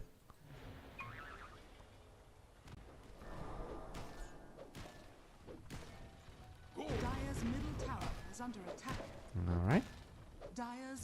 The Echo Saber is going to be first item here for this Monkey King. Not surprised. As Squadix now working towards his Midas after finishing his Vessel. Class Nocruto does have his Midas now. Could potentially buy it. There you go. Okay, smoke from VP. That Tiny is level 4, man. This is... And that Tiny actually picked up a Wisdom Rune. That's how poor he is. Holy moly. Someone give this guy some food stamps, because he needs all of them. Now Squadix just moving forward.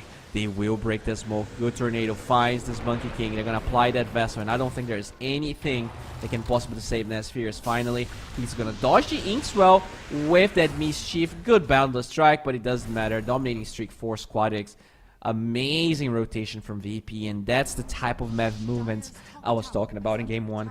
even if CB has the advantages in the lane, it feels like VP, they are equipped to deal with all of that. Good team machine away. Snowball's not gonna land as they do have that Inkswell with the bug, preventing the stuns from casting any spells, and the damage is just too much. The Inkswell's gonna stun him, and the Whirling Death will eventually get that kill. Oh, look at that tornado, CB. They're gonna lose one Grimstroke, but this is already so bad for them. Klasno Krudo finally shows up. This is way too late of an appearance, as now they are looking for anything else. That's two supports on the side of VP, but they lost their Tusk for their 4th time. I don't even know. He had such a good laning stage, even killed the Invoker, but he is being totally overpowered here by VP. His moves just not connecting on that Tusk. Dire's bottom tower is under attack. Nesfear though Scanning. will find himself an Arcane Rune at least for his trouble.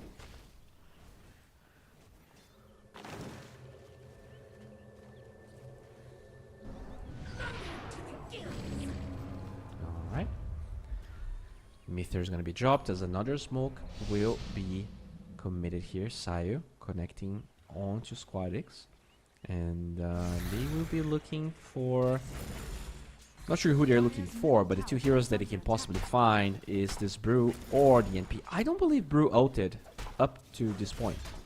I don't think he ulted a single time this game. And I don't think he's gonna ult now, because they have that bug, the Inkswell, and all of the trash in the world to throw at him. And it's FNG that picks up that kill. The Brewmaster will fall and the tower will be under threat. Mind is now done for Squadix, slowly but surely. VP changing the tides of this game. Already 1k gold ahead. That Naga 100% uncontested. And this is not looking good. The momentum is shifting. I did hear a shard somewhere. Dire's middle tower is under attack. Okay. Wisdom rune still with the Song of the Siren. No punishment whatsoever. Beautiful stuff from Kiritich. You'll be able to tip you to the mid lane, I guess. We're gonna keep on farming here. Now Orchid seems to be the next item of choice here for him. Squadix going for a mission here by himself. Could potentially connect with the supports on the left side. There is one Tusk farming the big jungle on the right side, and they seem to be aware of that. They have a ward, Sayu. Inkswell. Oh, beautiful Sprout that buys a little bit of time, but Inkswell still connects and the heavy EMP. This NP is dead. And there's absolutely no way that CB can say anything about that. Now the kill score is pretty much tied now. The gold advantage definitely in their favor. Oh, this is so problematic. Look at that Tusk. Still trying to work on his blink. I've seen support Tusk having better timings than this.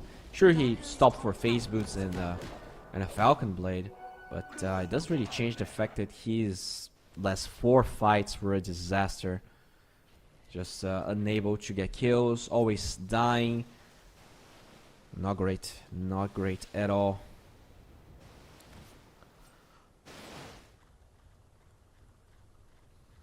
Noticed. Definitely recovered from that tough laning stage, and now pretty much tied with DMK and MAK. The highest net worth here on the side of SCB. Kiritich now going for a heart, so it seems like his Orchid is pretty much completed here. As okay, they're gonna engage onto Notice with the NP, with the Sprout, with the Nern, with the War's Punch, and now the Macropire damage will suffice to get that kill. As the Naga Illusion is doing a lot of damage, and they will lock both the Brew and the Jakir of the Soulbind, but he will be able to OT. First OT of the game, I want to say, as FNG will fall, and it is Nesfear that picks that one up. So, not a bad trade. It's going to be a support for a core and FNG. Can they get more, though? The Blink from Erase will not find Invoker. And the U-Scepter here, just holding Squadix in front of his tier 2 tower. Alright, so...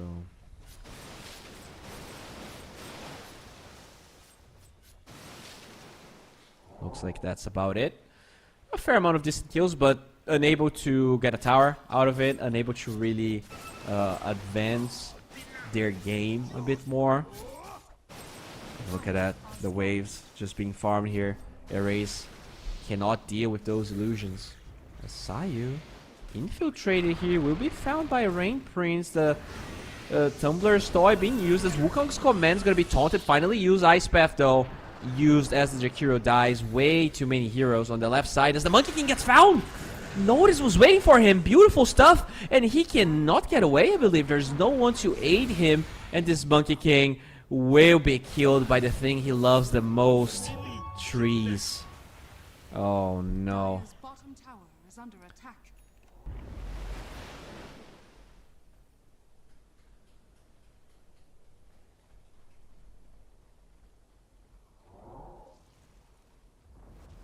Dire's bottom tower has fallen.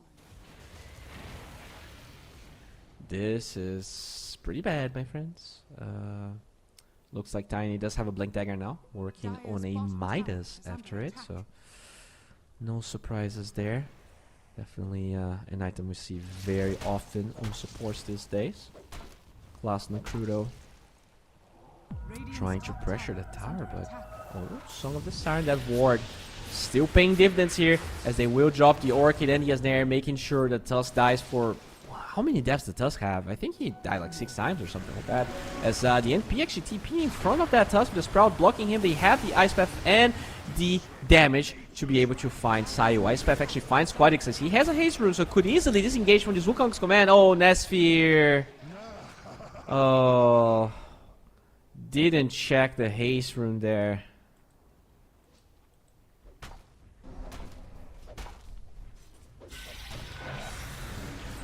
Okay, that's a Class Nakrudo dead, and the Grimstroke paying off very, very much.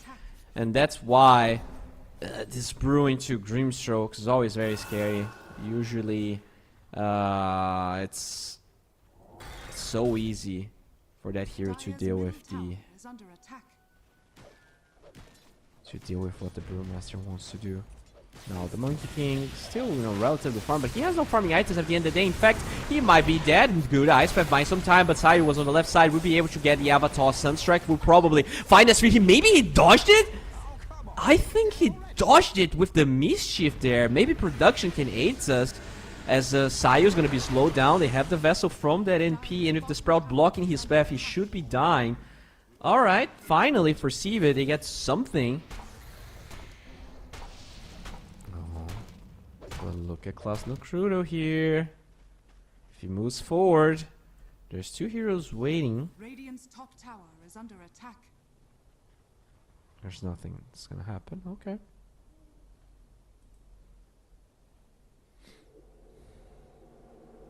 Radiant's top tower is under Rain attack. Prince going to the other side.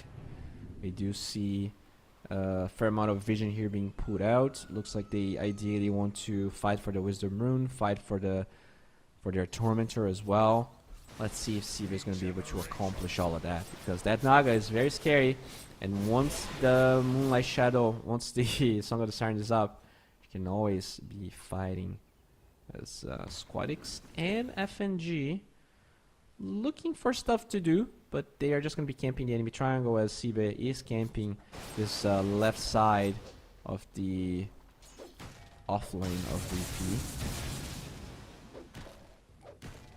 Nesphere actually a little bit by himself, but they understand that most of VP is camping that triangle, now camping that tier 2 tower bottom.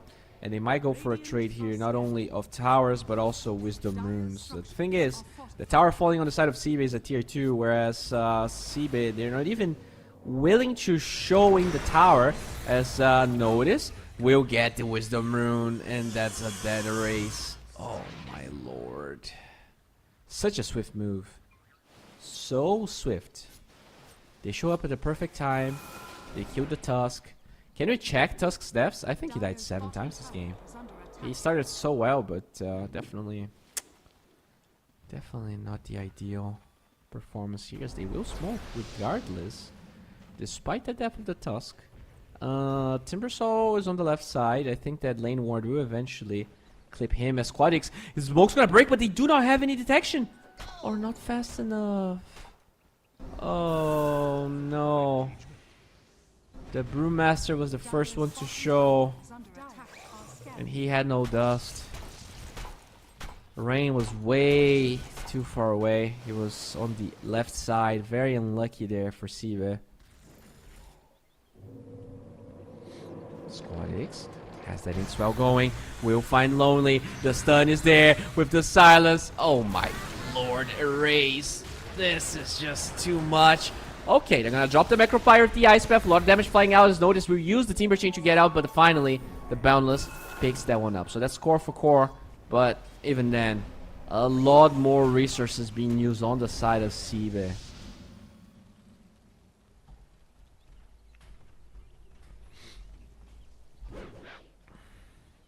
Oh, smoke from VP now. Radiant's middle tower is under They're attack. looking for a juicy target. Tower is under attack.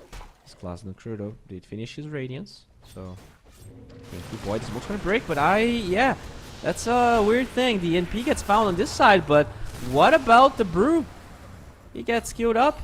Doesn't have a BKB, doesn't have a Lotus Orb. Unable to deal with that Grimstroke. Radiant's middle tower is under attack.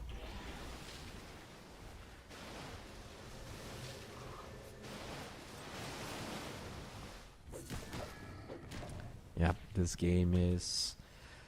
I didn't expect this game to go this way, especially considering how good of an early game they had, but now they're just finding pickoffs everywhere, and Sibe never punishes them hard enough. That Tusk is behind the offlane Brew, almost behind the NP, and it felt like it was going to be such a good Tusk game, but the Grimstroke just makes everything so much harder for him. Like any smoke or like anything can really kill him pretty much. Smoke from Sibe. They will find Notice as the smoke breaks, so Notice is aware. Most of the other targets on the left side, and Notice will be found. The blink out! They should have hit him! They just needed to Walrus punch him. Oh no. And now Erase is by himself, 5 levels behind that Timber, 1 level behind the support, and that Snowball, it's not gonna suffice. With really good free throw, as now he will be able to blink away, but at the cost of his support dying. Good TP from Erase, but it feels like such a small consolation prize. Like, do you even want to be alive when the conditions and the situation of the game is this hard? Maybe death is a better path, is an easier one. Whew. Tough one, tough one. Can I check the win percentage here? Because I think this is like a 95-5 or something. I don't know. Oh, they cut the tree. Nesphere. I mean, we talked about Monkey King being good in lane against the Timbersaw, but what about afterwards? Alright, Snowball's gonna connect. They do get the Warrior's Punch finally using the Brew Split. The Rock is gonna find that Invoker as they're gonna dispel the stun with the Ink Swell, and Erase will be tossed into the air and eventually killed by Kiritich. The damage is there. They will get the kill with the Macropyre, but those illusions are ramming up onto the Brewlings. FNG will be able to disengage with that Bug Silence, and 3 dead for 1, maybe 4. As this Erase Brewmaster will eventually and surely fall. Maybe a nice path could be the difference maker here. It's not gonna be. They have the Blink, they have the Avalanche, they have so much control for the poor Brewmaster. And this game, this game is looking worse than game number 1. VP played this game really well. The way they were able to find so many targets, to use the Naga Siren getting a lot. Okay. Silence and he is there. Is this Fear forced to BKB? Oh. Yep, that's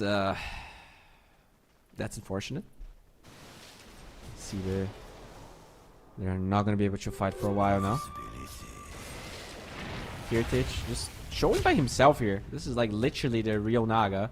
War's Punch is gonna be there. Barely tickles. Those scales. Just gonna slither away. Keep on farming.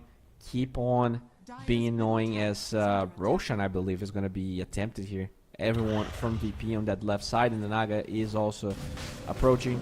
So they will go for this Roshan move, and maybe even go high ground. Usually first Roshan, not necessarily what you expect to be a Roshan. I'm sorry, a high ground ticket. But I don't know. It really feels like Seabay, if they lose 1 or 2 heroes, they're not going to be able to defend high ground. Even if they have buybacks, they're just too weak. Like, technically, they should have a really good high ground defense. You have Shard Block, you have Sprout, you have Ice Path and Macropyre. But they're all too poor. Even the Monkey King, to some degree, the Bruce Split. They have a really decent amount of high ground spells, but this game is very tough. And looks like the Tusk is also going for Desolator. I am not sure about that. So we do see the NP tipping away here. Dire's middle tower is under attack. Flame Prince. Goodness. Yeah, I gotta say, I also feel like the fact that Jakiro got so many kills in the early game in the lane, like, it was not obviously stealing them, but, you know, it's a little bit of bad RNG. If the Monkey King gets, like, 3 out of those 4 kills, this is definitely a different game for the Monkey King, because his build and the way he was supposed to play this game was very high tempo, and, you know, obviously not gonna farm as much if you have to go Echo Saber first item. So, I feel like there was a tipping point there, where with enough kills, he can actually do a lot more than he did. But yeah, unfortunate, as the Tornado will not find the fleeing target, and the Tusk is going to be just fine. Nasphere just uses the Dire Scan close to the Tier 1 tower to make sure he's not going to be found. Good for my tower. Radiant's top tower is under attack. Squadix might be on the lookout for him, as the Monkey King actually, wow, almost jumps into that Tornado. Cold Snap, EMP will drain all of his mana, but he should be fine. As a raise forced to BKB here, what's happening? Snowball gonna be used onto Kirtage. They have that Ink Swell to cancel his Blink Dagger, and Sunstrike will, alongside Notice, find the kill, and they find this Jakiro by himself. That BKB was freshly bought, which means there's no buyback for the Tusk, and this game could be pretty much ending right now. The Jakiro has a buyback, and he's probably gonna be forced into it, or maybe do you wait for the Tusk? Do you wait for 2 lanes of barracks to fall before you commit it? I mean, a lot of patience here in CB, but it feels fruitless. It feels like they're out of options, as Nasphere is nearby, actually going around to find a good angle for this fight. They're gonna drop the Glyph, so that's the first lane of barracks falling, but they're also doing damage to the bottom side. Okay, Monkey King drops his ulti, Boundless Strikes, totally wasted. BKB onto Timbersaw, BKB to dodge the EMP, as they are doing no damage. The Grimstroke's still alive, by the way, as finally, no, he's still alive. Erase will die. I think his BKB still on cooldown for the last fight. Good Hurl Boulder, locking the Invoker in place, but there's just no damage. There's no hope. There is absolutely nothing that they can do, and they find this monkey hiding in the trees. GG flies out, and Sibe, they get destroyed 2-0 in this series. I'm not gonna mince any words. That was a stomp if I've ever seen one. Luckily for them, it actually doesn't mean anything. Virtus.pro, they're gonna keep being first place. Klee are still gonna be second place, and Sibe are still third place. They're moving forward. The thing is, they're not going to be in the winner's bracket. There is no chance for them to be there. We can check the groups just so you guys get an idea of how things are looking like right now. But nothing changed, actually. You know, that was a cool match, but at the end of the day, in the grand scheme of things, the groups look exactly the same. Just the number of points that changed. Sibe is now -1, and Virtus.pro is now +7. So very clean performance, and you know, I think that's what most people expected from them, so no surprises there, as we can see all of those beautiful faces. Yeah, VP, congratulations, they are moving to the winners bracket of the Pinnacle 25 years anniversary show tournament. I think they played pretty well. This game number 2, their draft was definitely a little bit inferior. They had a couple of flaws. They were just not abused and exploited enough by Sibe. Which is expected, right? Virtus.pro, very decent team. Decent. very good team that plays highly at TI and even kept their roster, which I think is very commendable. And they're doing really good. So very curious to see how well they're going to do in the grand scheme of things against the other teams. But yeah, we're going to have to wait a little bit for the next match, which is Na'Vi versus Yellow Submarine. This is going to happen in about 2 hours, I want to say. No, 1 hour. Because, yeah, we did start at 7 my time. So in about an hour and 10 minutes, we should be starting with the second series of the day. We're going to be back, so, you know, maybe take a shower, go play a ranked match of Dota 2 if you still have the sanity for it. And we're going to be here waiting for the next series. So stay tuned, don't go anywhere. Make sure to subscribe to the channel so that you know all of the matches that we're going to have during the playoffs of this tournament. I'm Bowie, and I'm going to be back in about an hour.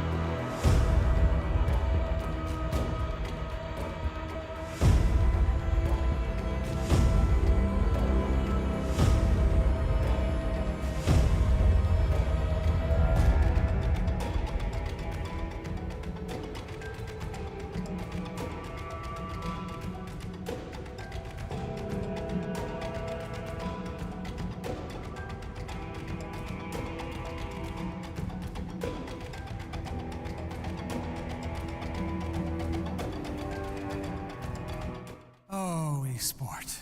You and I have come a long way.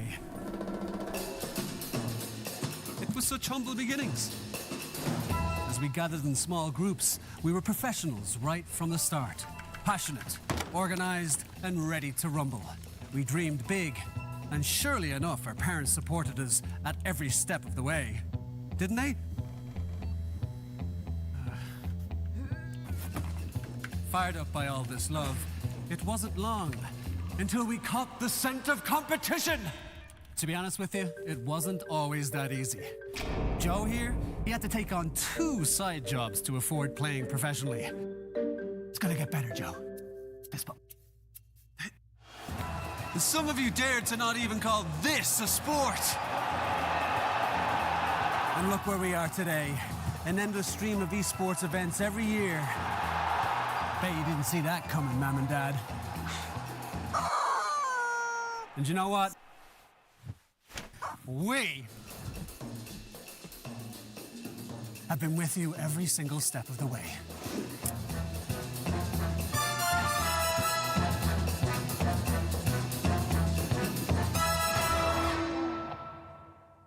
Dream of working with people you watch on screen. Exclusive esports opportunities handpicked just for you. Candidate profile to raise above competition. Let 10GG handle routines. Make a step towards your dream today.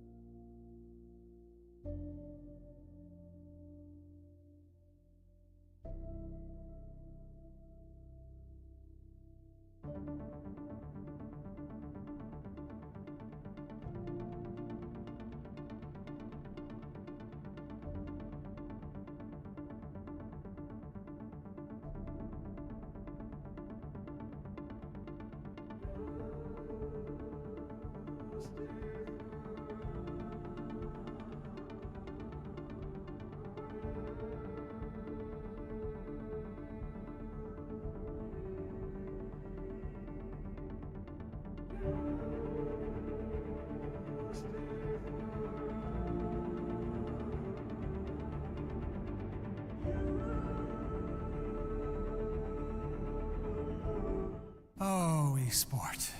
You and I have come a long way. It was such humble beginnings. As we gathered in small groups, we were professionals right from the start. Passionate, organized, and ready to rumble. We dreamed big, and surely enough, our parents supported us at every step of the way. Didn't they? Fired up by all this love, it wasn't long until we caught the scent of competition. To be honest with you, it wasn't always that easy. Joe here, he had to take on 2 side jobs to afford playing professionally. It's gonna get better, Joe. Some of you dared to not even call this a sport. And look where we are today. An endless stream of esports events every year. Bet you didn't see that coming, Mom and Dad. And you know what? We have been with you every single step of the way.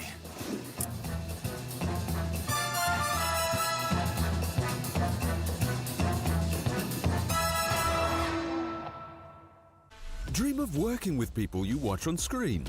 Exclusive esports opportunities handpicked just for you. Candidate profile to raise above competition. Let 10GG handle routines. Make a step towards your dream today.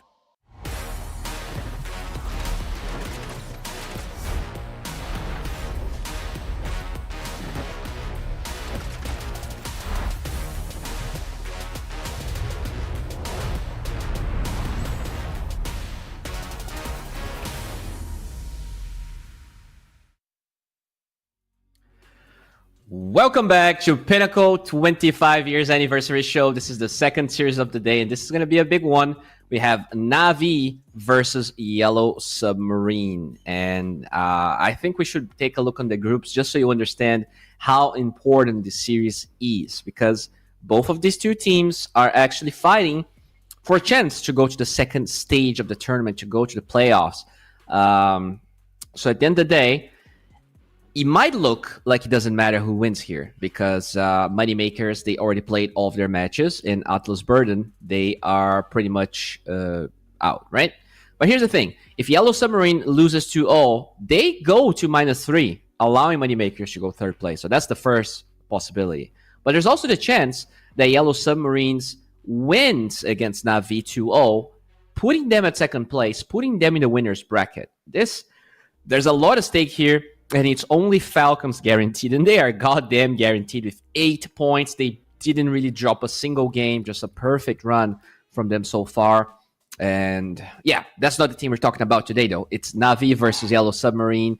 And I don't know, I just really like the whole Yellow Submarine thing. We have, Satanic, formerly known as Satanic, now known as Butterfly, playing for this team with the old team Spirit tag. So there's, a lot of nostalgia involved. We have this newcomer that is, slowly making waves. I think the path towards competitive Tier 1 Dota in Eastern Europe is so complicated and hard to get. So as good of a player he is, he still has a lot to learn in terms of competitive knowledge. But yeah, before we talk about them, let's talk about Na'Vi. We have Shigetsu playing in the position 1, Meloju, the mid player for them, Nefrit in the offlane, Zayat for position 4, as well as Melody in the position 5. Now for Yellow Submarine, we have the beautiful. Oh, yep, that's Yellow Submarine. We do have Satanic being one of the players. He changed his name to Butterfly. I'm not sure. I know that in Dota 2 Pro Tracker, his nickname is Butterfly now, but I don't know how it works with his actual game tag. We have Rue.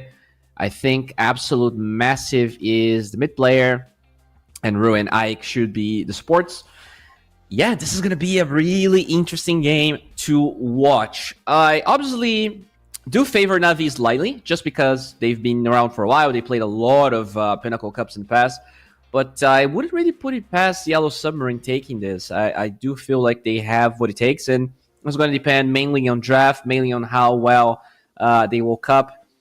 But yeah, I do feel like it's easier for them to maybe 2-0 Na'Vi than any other winning probability. Like I think if Navi takes one game, they're probably not going to win the second one as Yellow Submarine. But maybe if they have some new strategies going, if they have some snowball drafts that they can use, I could see them just like overpowering Navi. I think it definitely happens a lot here in Pinnacle Cup, although we did have a fair amount of 3-game series. I do remember former ones where a lot of 2-0s happened, but not the case right now. I think with the shuffle, as well as a recently, I guess, relatively new patch, not really that much new, but there's a fair amount of changes that are happening. It definitely threw the balance a little bit, which makes for very entertaining games, and hopefully this one is going to be no different. As soon as we have a draft, I'm going to let you guys know about it. But yeah, I mean, I know a lot of people are very hyped about Satanic. He's the new kid in the block. He's been, there's a lot of YouTube videos. You can get highlights of him. He like super high MMR, and we're going to watch which hero he's going to play because we do have a draft. And let's get right into it. I don't know if we do have any bans. We have a Phoenix ban here from Yellow Submarine. Interesting one. I don't think I've seen that many Phoenix's bans, especially in the first phase, especially as a first phase ban. But yeah, it is what it is. As they're going to take away the plugin and the breaker inside of Navi. Spirit Breaker still not really being let go at all. Looks like the hero still very scary for a lot of these pro teams, and it will definitely be removed. Looks like Spirit Breaker has a 23% win rate in this tournament. So not the ideal win rate, not a win rate of a hero you think banning it first phase would make sense. But, the teams, they're learning. They're no artificial intelligence. They have their own time. They'll get there. I'm sure they're going to get there. But so far, no Spirit Breaker is going to be banned, as we see the Treant ban from Yellow Submarine. That's so interesting how the Treant ban works, because some teams, they don't ban it, they don't pick it, they just pretend the hero does not exist. Whereas for Yellow Submarine, they decided that it's not something they really want to be playing against. Maybe it has to do with the type of offlaner that they play. Maybe they like playing some roamers, and the Treant, like if you have a solo offlaner in the lane, is not really going to be able to withstand however the combination of carries with a Treant there. So I can see why you would remove it. It's just interesting how the philosophy in some of these teams is totally different. As Navi, they take away the Kunkka and the Primal Beast, two heroes that did get nerfed, but are still relatively popular. So in general, feels like the plugin is really the most popular hero that I think deserves the ban here in this draft. Everyone else is, I'm like, okay, I mean, these are good heroes, but are they really the best options? Regardless, though, as Yellow Submarine thinks about their last ban, they also have to think about their first pick, and there's a lot of the really good ones that they didn't really get banned. I'm talking Grimstroke, I'm talking Spectre, Weaver, Muerta, although Spectre not really a first pick type of hero, and they will ban the Muerta I talked about and pick up the NP. All right, global style hero. Spectre still in the pool, and I've seen that picked against NP quite a lot, but not as a first pick, so we're probably going to see Grimstroke type hero, or maybe another popular support. I think I've seen a fair amount of Gyrocopter support the last couple of days. Tusk is not unheard and unseen against NP. You have the Snowball out of Sprout, which is nice. Couldn't even, I think, shard yourself out of the Sprout, if I'm not mistaken.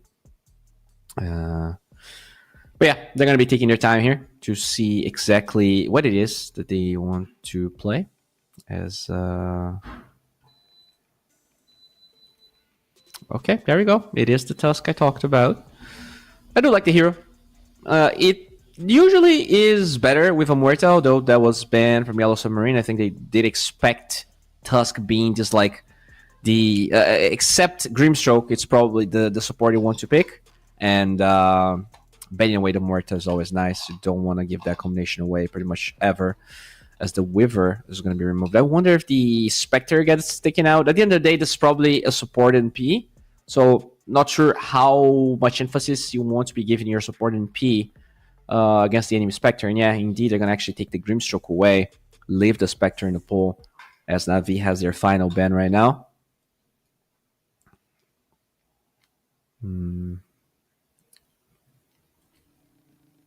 All right.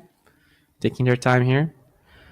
I wonder if Void is something they would like to ban. Yes, it's pretty early, but it is one of the carry solutions you see against Tusk a lot. But at the same time, maybe you want to Void for yourself just because there is an NP on the other side. But out of the very popular heroes, I think everything else besides Spectre has been addressed. Both Spectre and Void are the carries that actually deal really well with Tusk and NP.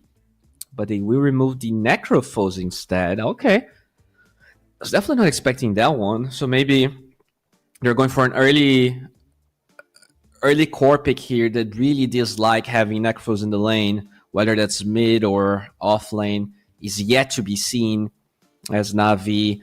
I think I saw a Dawnbreaker combination with Tusk in another game. The team obviously didn't win, but I do like the combination. It's another one of those Tusk combos that are very popular. I guess Centaur is another one. The hero is available.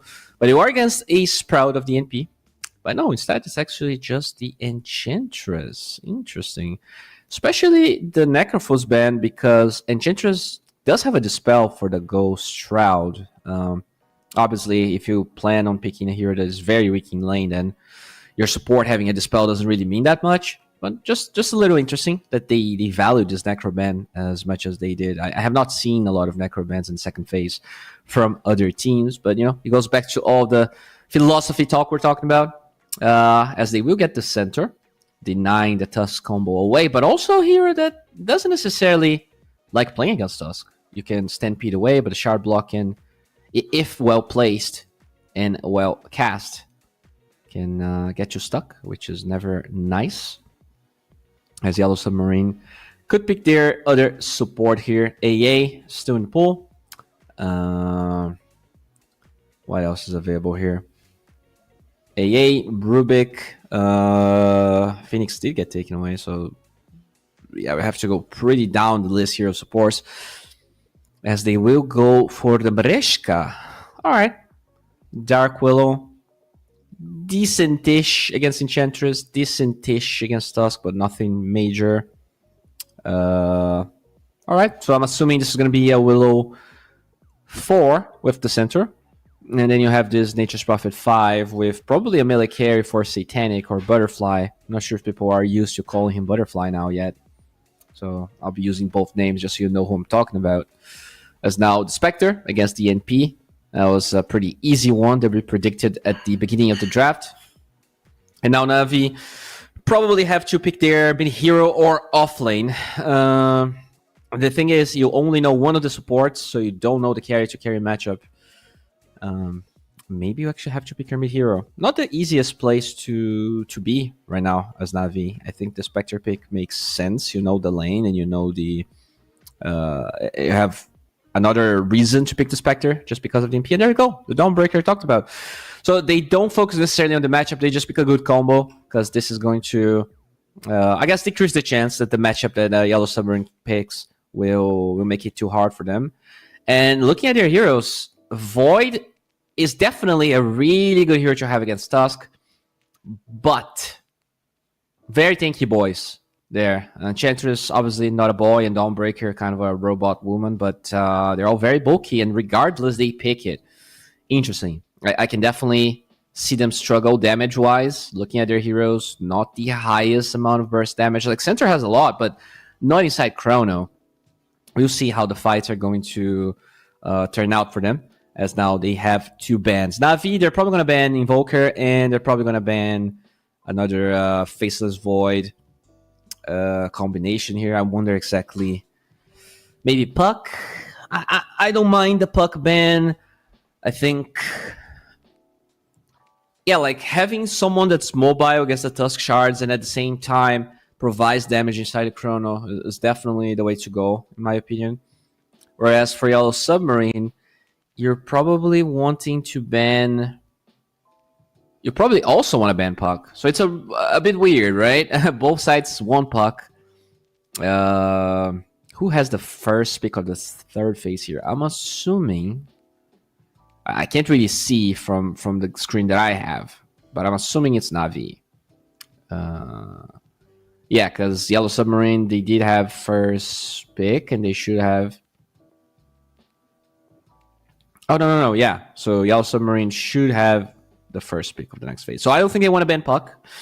You probably want to keep it, force Na'Vi to ban it instead, since they do have the advantage of picking it in the other phase. Oh, well, never mind. They banned it. Well, at least we were in the same page of the teams in like which heroes are available right now. As now Na'Vi. I think the Invoker ban is pretty straightforward here. You just take it away. It's just a dumb combo, right? Chrono, Cataclysm. It's so easy. If they don't want to ban that, I guess Zeus is kind of good against us because you have the jump through the shards. You also have a lot of damage on the Enchantress. She is usually very strong against right-click damage, but not against Zeus. So these are two heroes that kind of jump to mind as the Invoker will be banned. And Yellow Submarine, what else do you want to take here? Heroes that threaten Void or Centaur. I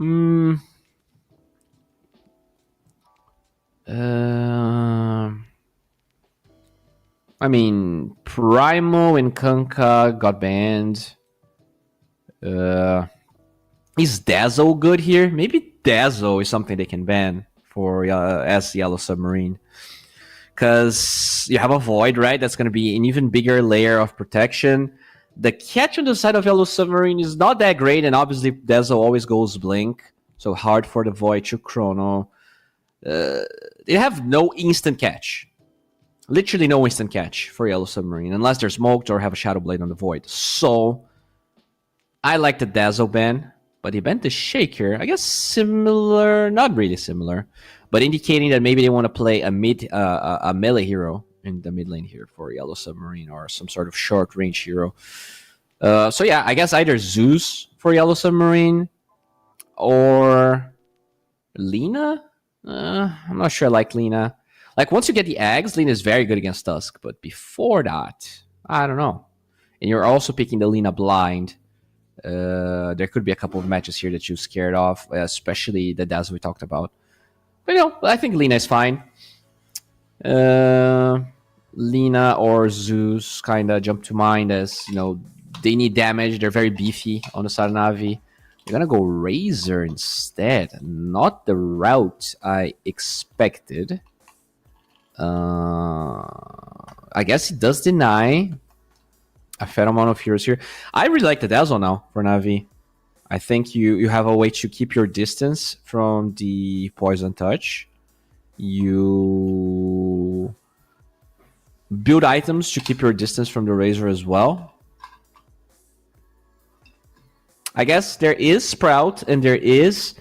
Oh, they go for the Zeus. Okay, another hero we kind of touched upon. And I'll say every single Zeus performance I've seen this turn has been a gigantic stomp for the Zeus. I've seen a game with a 26-0 Zeus and then like one that he was 22-3.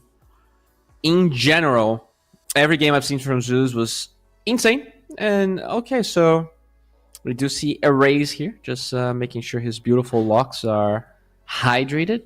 Nefrit, looking pretty good. Looking very sharp. You can take a look at Rue. Melody. It does feel like they're all in the same place. So that's always a good sign, right? Having players play together. That seems like a house of some sorts. Maybe it's an Airbnb from Na'Vi. I'm not sure what exactly your life looks like. Meloju just chilling right here. All right, so looking at the draft, I gotta say, I think I prefer what Na'Vi has just slightly. That Razor pick threw me off guard.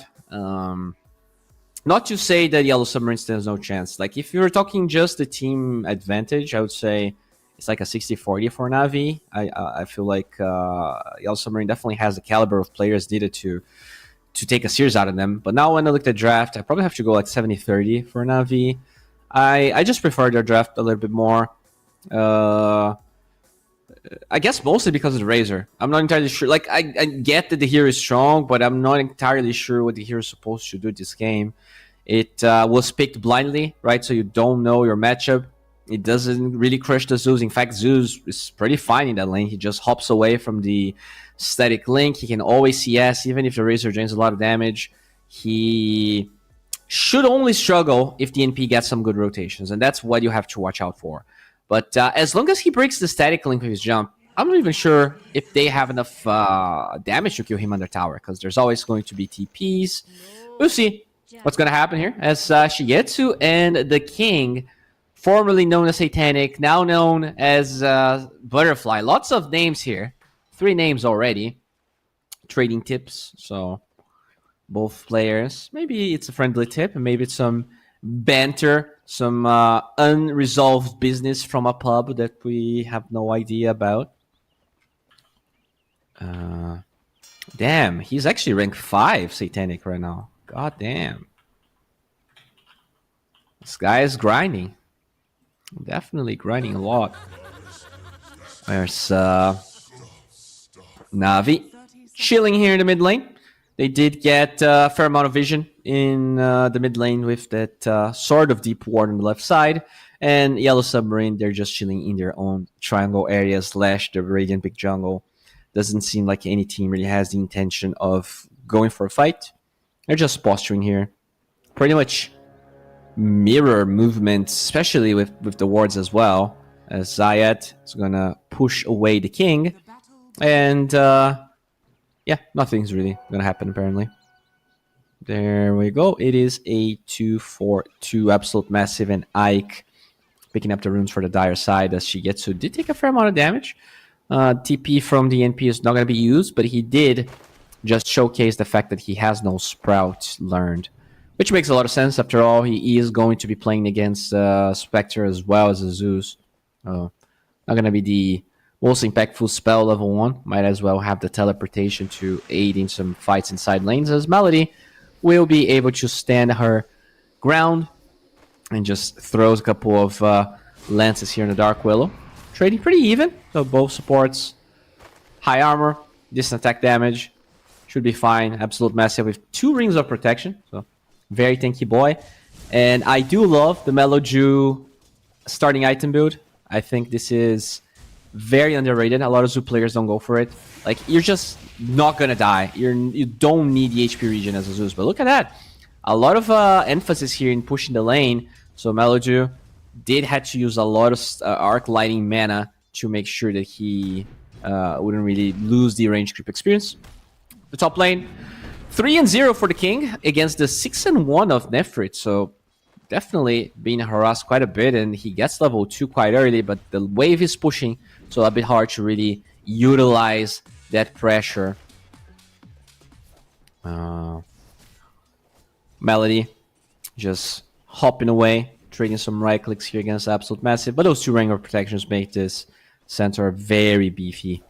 I don't believe he can die in this lane, like ever. I would be very impressed if he dies in that lane. Maybe for rotation, which is possible. That Tusk has a lot of reach on his spells, as we do see Meloju just standing his ground here. Shouldn't really be worried at all about a raise. Let's even get a deny here. But he's being slightly zoned after all. The Razor knows that if by any chance the Zeus uses too much mana and he doesn't have mana to hop, I think it's like 50 mana, then there is a chance for a counter kill. As the King definitely being zoned here. A lot of right click damage coming from Nefrit. Very good at trading as the King. Will take some damage to get a creep, but not a lot of action. We did see talked about the combination of the shards and the Starbreaker, but at the end of the day, you will need, pretty much, it has to be on the NP, because the Void can time walk unless he misplays. Void should not be dying that lane, just like Absolute Massive shouldn't be dying that lane. So in a way, right, I was talking about the fact that I'm not sure I believe in this Razor. The side lanes for Yellow Submarine are very good. Speaking of side lanes, we will see the Brambles and the Blow Grenade being thrown away, but Melody with the heal as well as that stick charge should be able to live. Not if they have the Shadow Realm as well, and Rue will get first blood, and that is what their draft excels at. They have 2 side lanes that are very durable, and on top of that, you have the global presence of this NP, and they start with a bang here. First blood for the newcomers.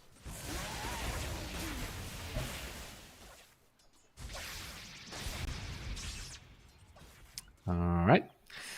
And there we go. That's the extent of Erase's impact in this lane. Obviously, he did pick without knowing his mid lane opponent. And Melody, just going to be chilling here as she gets to doing okay in lane. Slightly behind the Void from King, but nothing major. And obviously, this is not the easiest lane for him. Spectre very rarely wins lanes, but the Enchantress definitely making things competitive with that Harpy damage. We do see that the large camp did get blocked by Yellow Submarine, so no new creeps for her. As the King is trading some damage here. A lot of creeps for this Dawnbreaker, but she doesn't really seem to care. So much armor, so much base damage. She is made of steel after all. As in the mid lane, 25-5 against the 22-3. Erase not doing bad, but obviously unable to really zone that Zeus totally away from the lane, as looks like he will be static linked, but nothing too big. As in the bottom lane, Malady once again waits for the Brambles, sidestep them, very nicely done.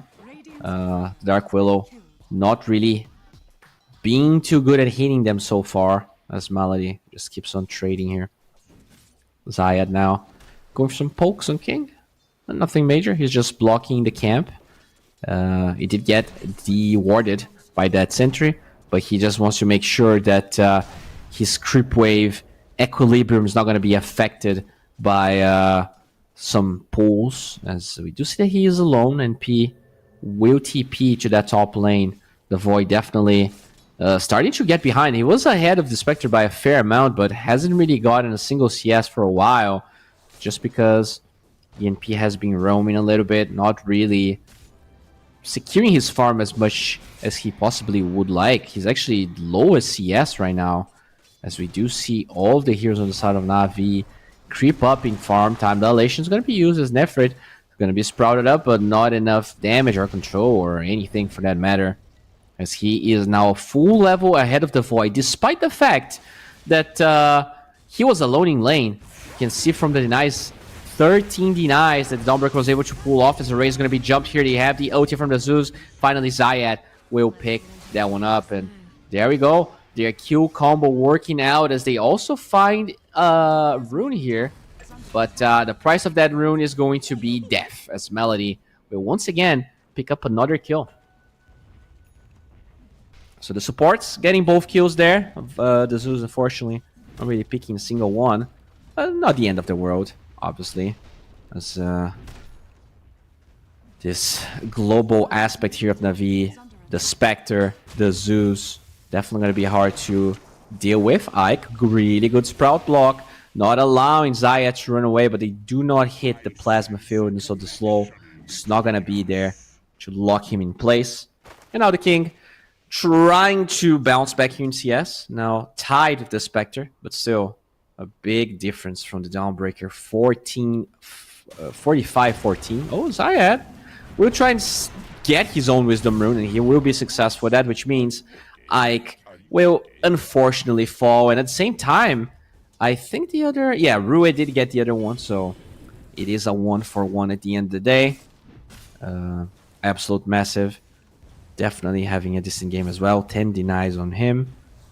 But in general, everyone is relatively even in CS. It's just that the Void started so well that I'm surprised he ends up being this low, even behind a Spectre. Not a hero known for, you know, being good in lane. Oh, there you go. Dawnbreaker, OT on top of Absolute Massive. He has that Vanguard, but won't be able to get out as the Chronosphere is available. Do they have any damage right now? It really feels like they don't. Blood Grenade is going to be laid out as finally the Brambles locking down Zayat, but they're spreading their damage too thin, and they don't really find anyone. Finally, Plasma Field's going to be there fighting Shigetsu. Really good OT away from the static link as King looking for any targets, but they have no slows. They have no ways from finding kills. Zyke maybe possibly looking at Zayat will not get that kill either, and just a really awkward fight from Yellow Submarine that cost them a lot. The Chronosphere mainly, but that's a big cooldown. And also the TP from King, from Butterfly. As we'll be surprised here, but Zayat could cancel his... Yep, there you go.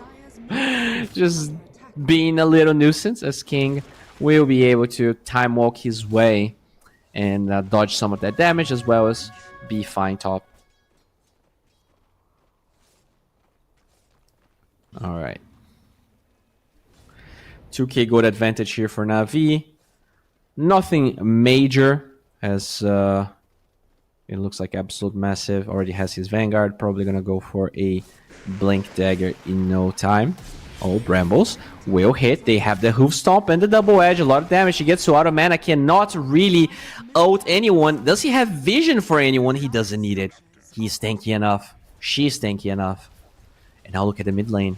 They have that troll creep. So many Skelly boys just having that extra damage. Now Ike TP is here. Level 3 will be overpowered by the damage. And Melody, he might be able to get on top of Erase. The center OT buying some time, but Erase cannot stand his ground. The Brambles are going to be there. But the heals from Melody allowing them to, at least for now, survive, as Erase will be forced away. Spectre OT, they get vision of the Razor. This is starting to become a disaster. Na'Vi moving forward. Rue should be next. Do they have enough vision for another Arc Lighting? Nice. Fog, Juke, holy crap, he's still alive, gets vision for the urn, and the snowball is gonna be there.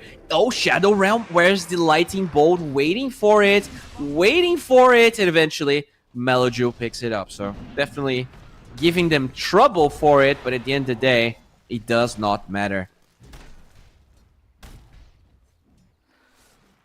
That Void, 54 and 4, so recovering a little bit, Yellow Submarine, but everyone else already in struggle town here. This Razor really failing to see what this hero is supposed to do. So many ways to kite the Razor. Oh, Absolute Massive gets found. The Dawnbreaker ult is going to be off the mark if he micros, but doesn't matter. He will be taken down anyways. Very quickly, despite the 2 dire wards in the triangle, they will be able to just overpower him. He thought he was safe, but not the case. And now, Yellow Submarine going for a smoke here. Tired of being run at, tired of being pressured as much. I do see Melody doing a lot of damage to this tower. Does have that troll creep. And another TP from Absolute Massive. Had a decent start, but those deaths definitely hurting him, as the heal from Melody is going to be used. Doesn't even bother with the Hoof Stomp, actually. Knows that if that spell gets popped, they're not going to be fine, as the King tries to get out. But look at the range. That snowball from far away. The Razor TP is there. They have the center ulti, and she should be in trouble. He's going to fall. Somehow, Yellow Submarine turning that fight, at least for now. Can they time walk the damage? King will be able to go to the right side, but on the left side, the Dawnbreaker will fall. That's a double kill for Erase, and the first real actual win from Yellow Submarine so far. They just doubled the amount of kills they had with that one engagement. Melojo, though, has his Phylactery, looking very powerful at the moment. Kaya seems to be the next item of choice, as we do see Melody chilling here in the bottom side. Does have the OT on the Sprunky Enchantress, so very hard to be taken down. At the end of the day, a lot of the damage is actually right-click based on Yellow Submarine.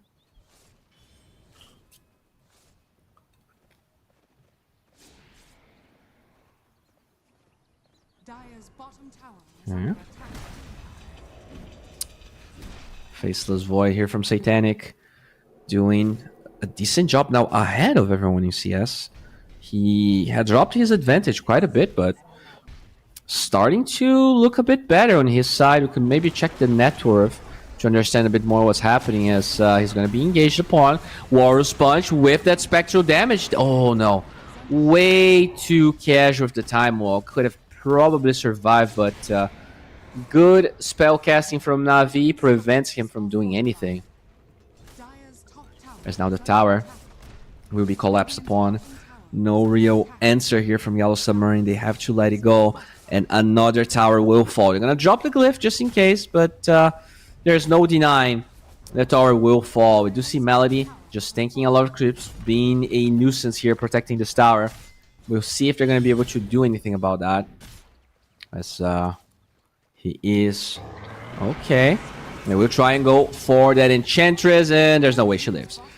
A lot of heroes and resources being spent, mainly the Stampede, but if this gives them the tower, which seems to be the case, it's probably a worthwhile trade, a raise, even gets a right click right there. I think the center wanted it for the Blink Dagger, but look at that. There's a counter play being made right now, and look at it. The Centaur doesn't have his Blink and doesn't have a way out. Good Willow OT, but even then, the Zeus has enough damage. He was out of range for that OT, as a Ray is going to be broken by those creeps, and with the damage that she gets, so should be able to pick it up. It's Nefrit that gets the right click, and 11 and 5 here for Na'Vi. Still, a lot of space being opened up for Satanic as he is approaching that Maelstrom. Zayat getting closer to his Blink Dagger. Decent timing he has on the item. Now Nefrit also nearby, but it doesn't seem like he's going to find anyone.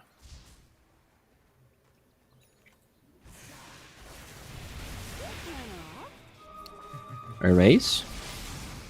Gonna be taking some damage here. The slow from that Phylactery alongside some of those spears is meaningful, but not enough to get the kill. They do not have God's Thunder God's Wrath for that last bit of damage. Satanic with the TP does have a Chronosphere, but holding on to it for now is Absolute Massive. Playing here if she gets on the bottom side, but doesn't really commit as he is alone and there is a tier 2 tower nearby.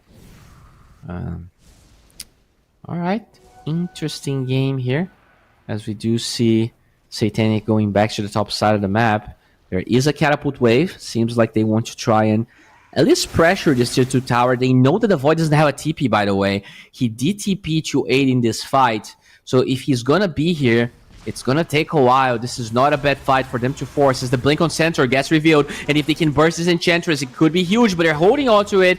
Melody is tanky eventually. It does fall though. That double edge, very scary. The Void, it did walk towards the right side once again. Nefrit, I guess they were considering to OT to save the Ench, but they decide not to. They want to save that for the Chronosphere. So maybe right call from Na'Vi, but that's still a small trade here. The Yellow Submarine was able to pick up, and now they will smoke. They're not going to find any heroes in the triangle, but if they really try to go for it, they might find the Dawnbreaker, especially because they saw the creeps. Oh, but look at that. The Radiant scan is on point, and the Dire scan slightly off, since the Dawnbreaker did react to the first scan a little bit faster.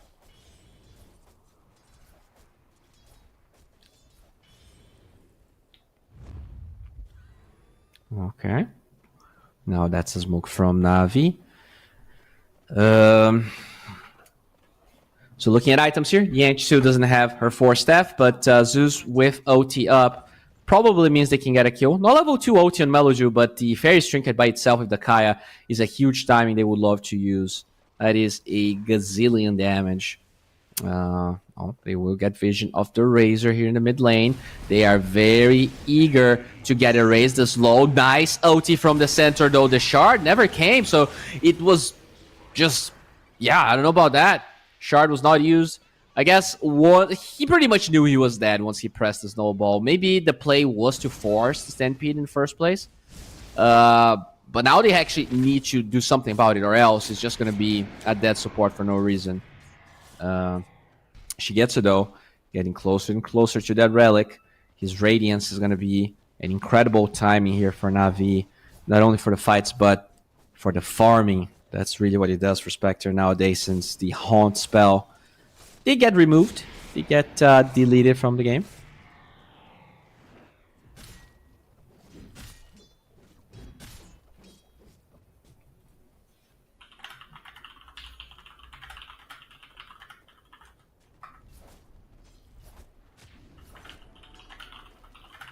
Dire's bottom tower is under attack. Gold Oh well. Tusk here, working on his Blink Dagger. Still needs about 500 gold. Definitely not being very lucky with the last couple of rotations that happened. But at the same time, Meloju working on the Netherlands. Not an item you see at all. Usually it's straight up Octarine, but in this game, probably afraid of the Chronosphere, probably afraid of the Sprout. Deciding to go this Netherlands route. Not very common, but I'm very curious to see how it's going to pay off for him. Now Zayat just chilling here.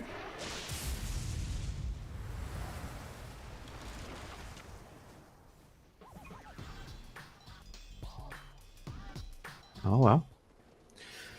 Pretty quiet game for the last couple of minutes. No Chronospheres being used. Obviously Na'Vi, they want to get that Radiance on the Spectre, so they don't have any incentives to really ramp up the pace of the game. And look at that Void going straight up for the Mjolnir instead of a BKB, understanding that the kill potential on the side of Na'Vi is pretty mediocre. They don't have enough lockdown. They don't have any silences or anything that could prevent him from not casting Chrono or casting Time Walk.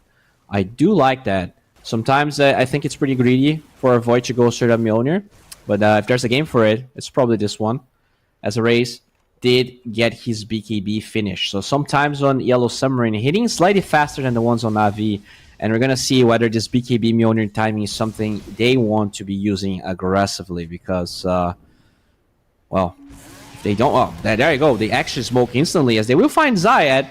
Not the ideal target, as the Snowball is going to be used. They're looking for more targets on the left side. Can the Satanic Void find anyone? So far, they didn't even kill Zayat, but beautiful Sprout actually blocking that Tusk completely. Good time dilation, looking for someone, but the Enchantress is not the hero the Satanic Void wants. He wants that Zeus. He wants anyone else. Well, they can get it. Just make sure you don't commit the Chronosphere. And finally, the Enchantress will fall. Yellow Submarine showcasing here. Pretty good moves, and if you had any questions about whether they were good enough to take Na'Vi, they are definitely being answered right now. Despite a decent lead here on the side of Na'Vi, it is Yellow Submarine doing the moves, recovering the net worth that was lost. But now the Radiance should be up on the Spectre in no time, and interested to see how Na'Vi wants to respond. They're right now waiting for this Wisdom Rune, as they also want to get their Tormentor, Shigetsu. God, really nice TP. Oh, the Snowball through the Ancients, canceling Rua's TP. It was even more beautiful. Nicely done there. The Blink Dagger debut from Shigetsu.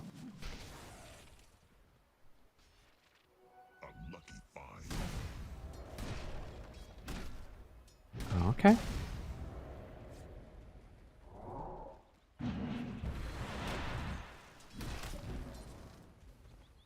Now Nifrit, farming even more. I mean, Razor is a hero that needs a lot of items. You know, in the past, he used to be this super fast tempo type hero, which he can be. But I think more and more we've been seeing, you know, even Razors with Midases and stuff like that, as the OT from Zeus just randomly being popped. Interesting. It's not like they are smoking or like they were roshing or anything. Just a random Zeus OT. Okay. Not sure I entirely get the point of it, but the main point of this game is Satanic is now top of the net worth. He is clearly getting out of control in his farm, and he's gonna get a BKB. And it's already very hard for Na'Vi to kill him, and once he has it, I'm very skeptical on whether they're gonna be able to do so. Now smoke here from Yellow Submarine. Not sure if the BKB on Void did get completed, but they will find an Enchantress. Malady, good 4-step away. Nice snowball, buying time as the Stampede will take everyone away from the Solar Guardian. Now Shigetsu being slowed down by that Plasma Field. Chronosphere is available. Really nice E-Blade, but not in time. Spectre was already way too low. And another fight where Yellow Submarine takes a really important core out of the equation without popping Chronosphere. Satanic very, very cautious with the usage of it, and for good reason. He didn't need it.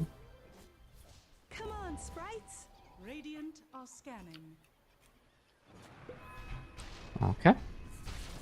Now the Razor going for a Sanjin Yasha here. Very close. I guess he's already completed it, just sending it through the courier.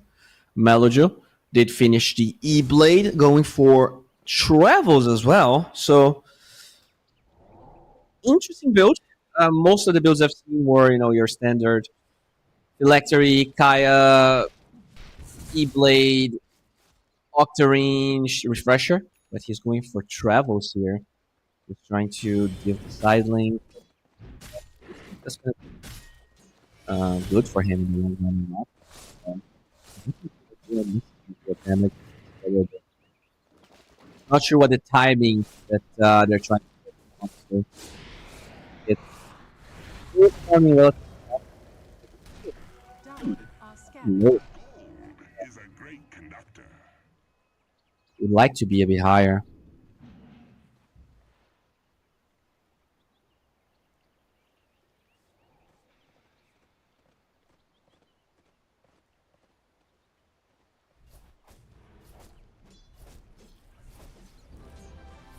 Okay. Looks like Melody did finish his Dragonlance in 4 steps. So the Hurricane Pike going to be very useful against the Void. I mean, against everyone. Oh, OT from the Zeus, giving vision of something somewhere, and it is Shigetsu.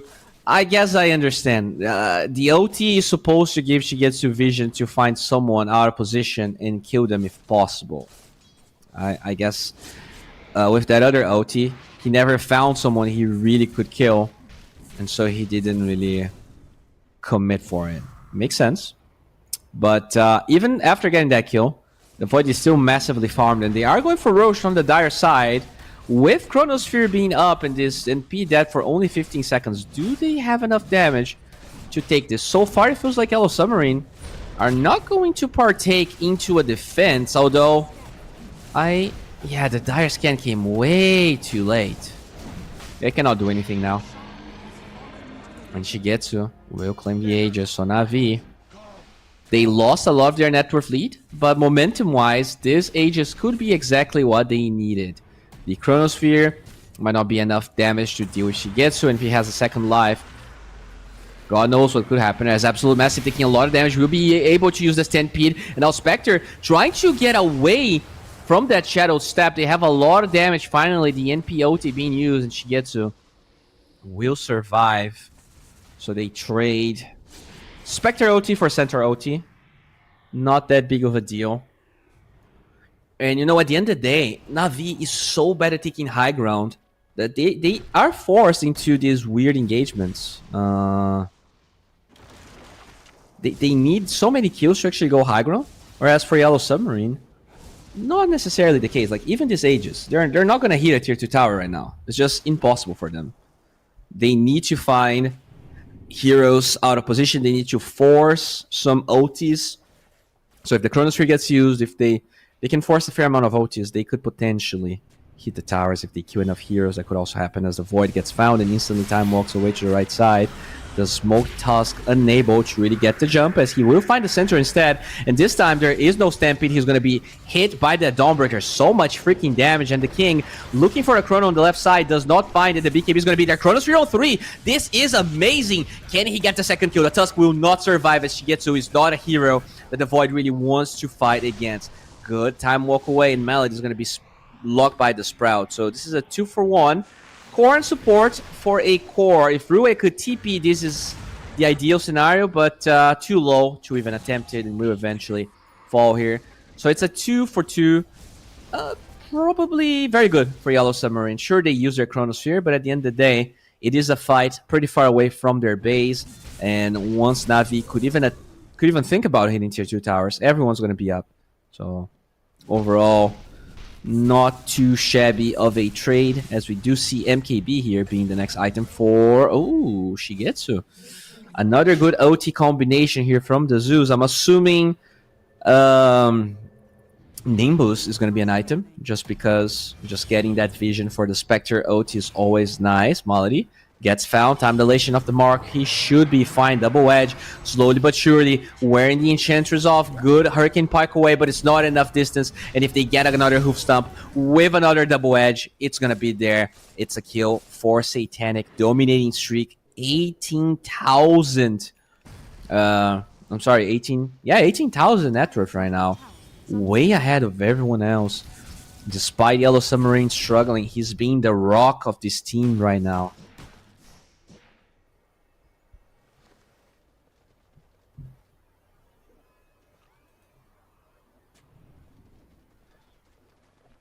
Okay. Pipe on center, up. Very good against Zeus. Very good against Radiance. In terms of... oh, that's another she gets to kill. Dominating streak, finding that Razor. I'll be honest, Razor's performance this game... it's not even his performance. I think the hero he was given just not really fit for success. But maybe they just picked it because it's comfort for him. I'm not entirely sure. That's... we do see most of Yellow Submarine here on the bottom side, whereas Na'Vi, they are in the mid-tier 2 area trying to take a tier 2, but they're very bad at it. They're very, very, very slow. So trying to use that Aegis duration a little bit. Still a minute left for it, so Yellow Submarine avoiding to really do anything about that. At the end of the day, it is just a tier 2, and they do it so slowly that might not even be worth it. They finally do take that tower. Na'Vi now forced out since the duration of the age is probably not long enough for them to take an extended fight. We'll see, especially since every single OT here for Yellow Submarine is available. Smoking after this Aegis duration is probably a play we're gonna see. They do have everything, and without 2 lives, the Spectre can definitely die. If there is 5, there's not gonna be any Shadow Step running away shenanigan as well, as they do get themselves a Tormentor here. It's gonna go the way of the Tusk. Very nice one to have. That bigger path, can't really blink away from it. It's a nice one. Nature's Prophet with the Atos now working towards Ghost Scepter. Oh, the OT there. Will actually scout out the fact that they are smoked on the side of Yellow Submarine. But Radiant Scan, expecting them to take this path, but instead they could go through mid. They're not really going to hit the scan. And on the left side, look at Ike. He's going to get Vision of Malady. I do see the Tusk die, and he will eventually perish. Good use of that 4-step through the Sprout, a between Patient on the NP. And so far, the Tusk is the only hero they were able to get.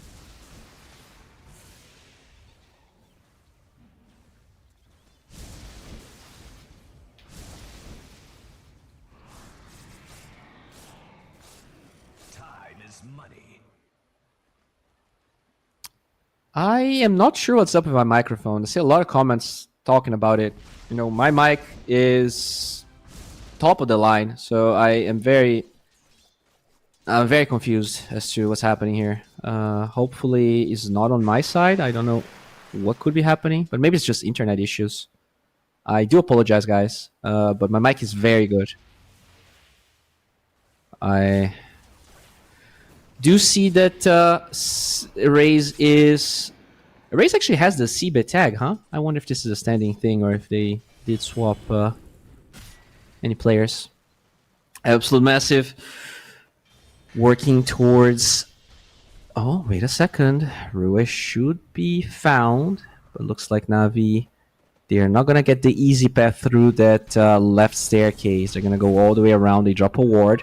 This doesn't give them vision immediately, and Satanic will not stay in the triangle, probably realizing that they've been missing for a while here. Now Zayed going through the right side. Okay, this is a really long smoke. They don't have the best lockdown here, so the smoke from Na'Vi, as patient and smooth as it's been, doesn't necessarily give them... Okay, they're gonna go for a really big jump. They're gonna find the Zeus. If they can get a Chronosphere, that would be insane, as Satanic will be hit by the Dawnbreaker OT, taking so much damage, but finally gets the time walk back, pretty much negating all of the damage. Chronosphere finally available, does not find Melody, but he does have the damage to get the kill onto the Dawnbreaker. Now Melody gets stuck in the Chronosphere somehow. King still trying to get on top of Shigetsu. He will be able to time walk away. 3 dead on the side of Na'Vi. And Yellow Submarine, the new kids on the block, looking really, really good right now. Time dilation slowing Melody down. Can they get that one Shadow Realm hit? They don't need it. Absolute Massive just sheds through Melody. And 4-0 is the score. That Zeus pick. Just, yeah, I don't know. Never, oh yeah, I did hear a haunt, a shadow stab, mind you. In the bottom side as Ike tries to run away. Has no force staff, has no way to defend himself against the Spectre. So that's definitely a big advantage of their draft. But I think a lot of kills, how many deaths does the NP has? I feel like he probably died 8 times this game to that Spectre. And at the end of the day, like, it's not really going to change things. Like, those skills, they definitely, and that net worth also makes things very confusing. You would expect them to be even, but it's mostly DNP dying a lot to Spectre. The other heroes on the side of Na'Vi, not that farmed. I definitely, I don't know about this Zeus build, man. Like, he's liking so much damage. No Octarine, no Refresher, no Eggs. He's building to try and not be chronoed, but we could see, like, it's almost impossible.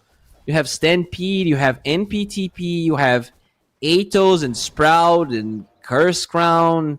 I don't know. I don't know if the way he's trying to itemize is really going to change. I think he probably has to play, like, he should never be close to the actual fight.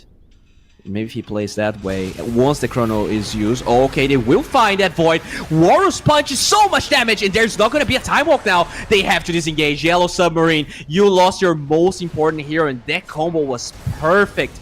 It was literally pitch perfect. I don't think the pipe was used fast enough, as Array's now trying to run away here from Nifred, taking a lot of his armor away, but eventually the shard should block his path, and even if he stands his ground, he will be eventually overpowered. Na'Vi, they punch back real hard.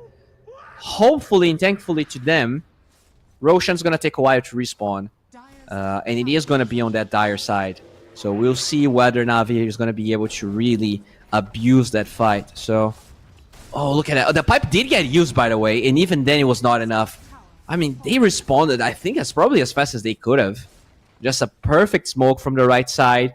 They needed, like, the Warrior's Punch into the Starbreaker, and that's the only 2 stuns that they have, honestly. So, very, very executed here from Na'Vi as Yellow Submarine will be overpowered. They're gonna take tier 2, take some heavy damage in the tier 3 tower. That Dawnbreaker really starting to hurt the buildings as Ike once again gets found, but will be able to disengage with the Ghost Scepter. Roche up in 4 seconds, and Na'Vi probably satisfied with the results, but they're going to TP back to the base. So, looks like Roshan is not going to be taken. They were unaware of how close it actually was, and as it spawns, we'll see whether Yellow Submarine is going to be able to take control of it. They still have that chrono, and it is actually Na'Vi without the Thunder's God Wrath. Still 15 seconds for it. And Zeus has so many mobility items. Holy crap. Okay, so we are back to 56% here. Okay, Radiant Scan and Dire Scan both missing, as eventually, though, they will be able to find the Yellow Submarine heroes on that side. Zayed ready to break the smoke. Oh, who stomp off the mark.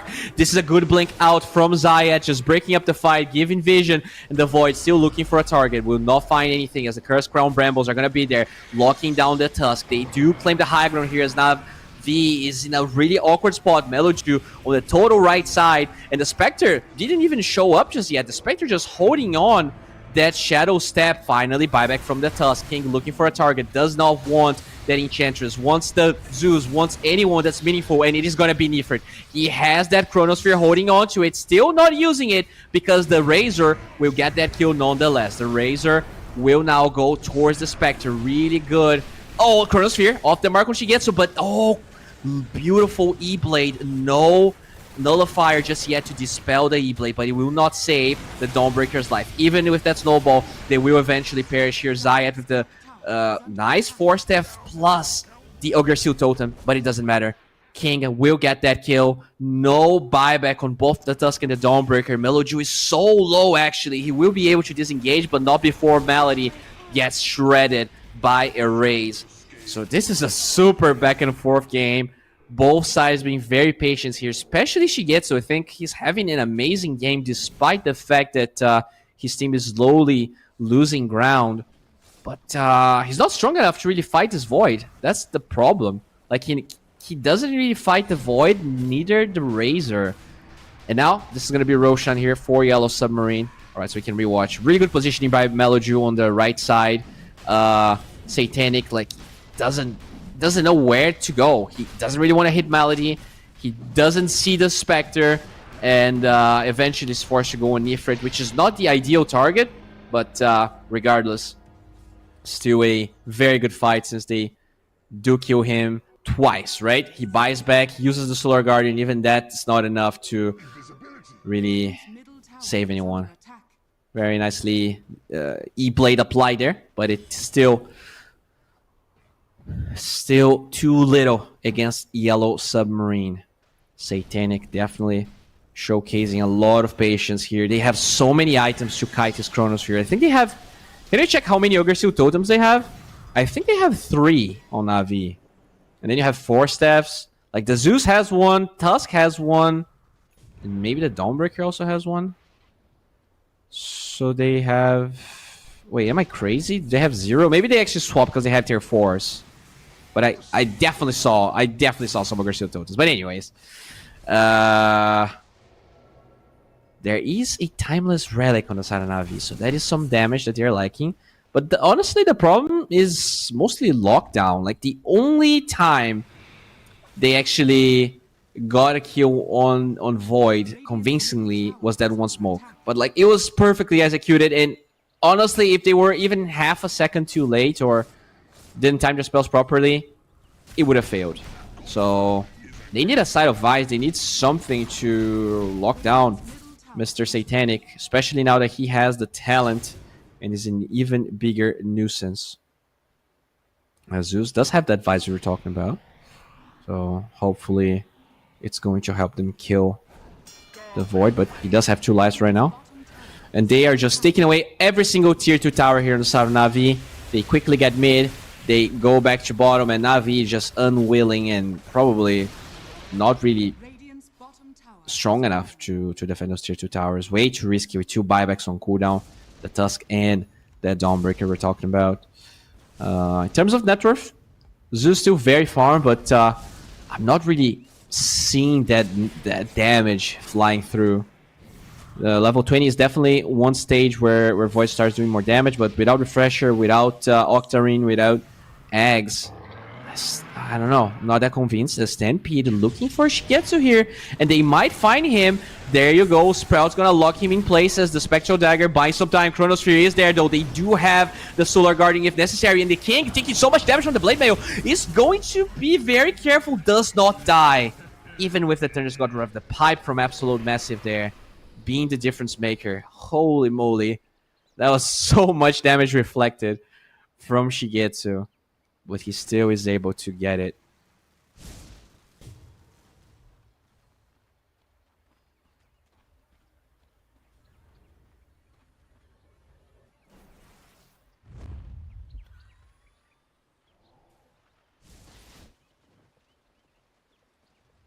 Okay. Eggs on the center. Interesting eggs. So invulnerability on the Void. I wonder. I have not seen the center eggs very much. I don't know what's supposed to do this game, actually. We'll see. We'll see. Yeah, center has it flying to him. I guess he's gonna have to backpack his cheese, but he will have that eggs. Oh, blink forward here, looking for someone. Will not find it, and the entirety of Yellow Submarine. All right, Walrus Punch is gonna be used. Huh? That time walk from the Void. I think he expected himself to be. Oh, Satanic moving forward here does mitigate some of the damage from Malady as the Curse Crown is going to land. The tower slowly being chipped at. They have the second glyph available here, Na'Vi. Spectre's gonna respawn in 5 seconds, and Yellow Submarine, they are done. They got 3 tier 2 towers, 1 tier 3 tower, as well as that Spectre kill. Gold advantage is definitely in a healthy place at the moment. Not too shabby of a comeback here for them. Nullifier, though, ready here for the Spectre. I'm not sure Yellow Submarine has one. The eggs on the center, actually in the backpack right now. Interesting choice by Absolute Massive. But nonetheless, it is completed. He's just not getting the benefits from it.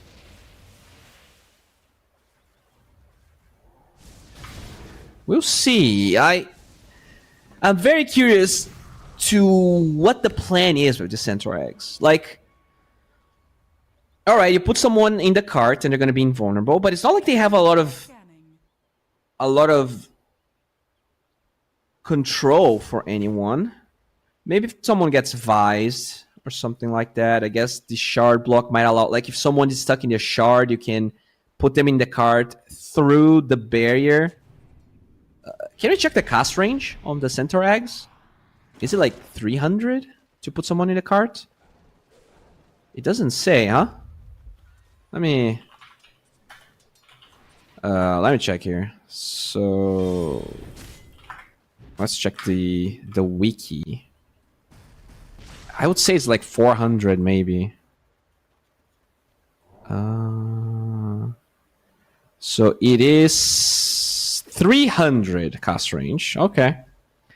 I am assuming if they are in the max range of the shard, you can put them inside the cart and take them away from it. But yeah, like, I don't know. This eggs purchase seems weird. Like, it feels like he doesn't have any better options. And the Centaur is kind of a weird hero.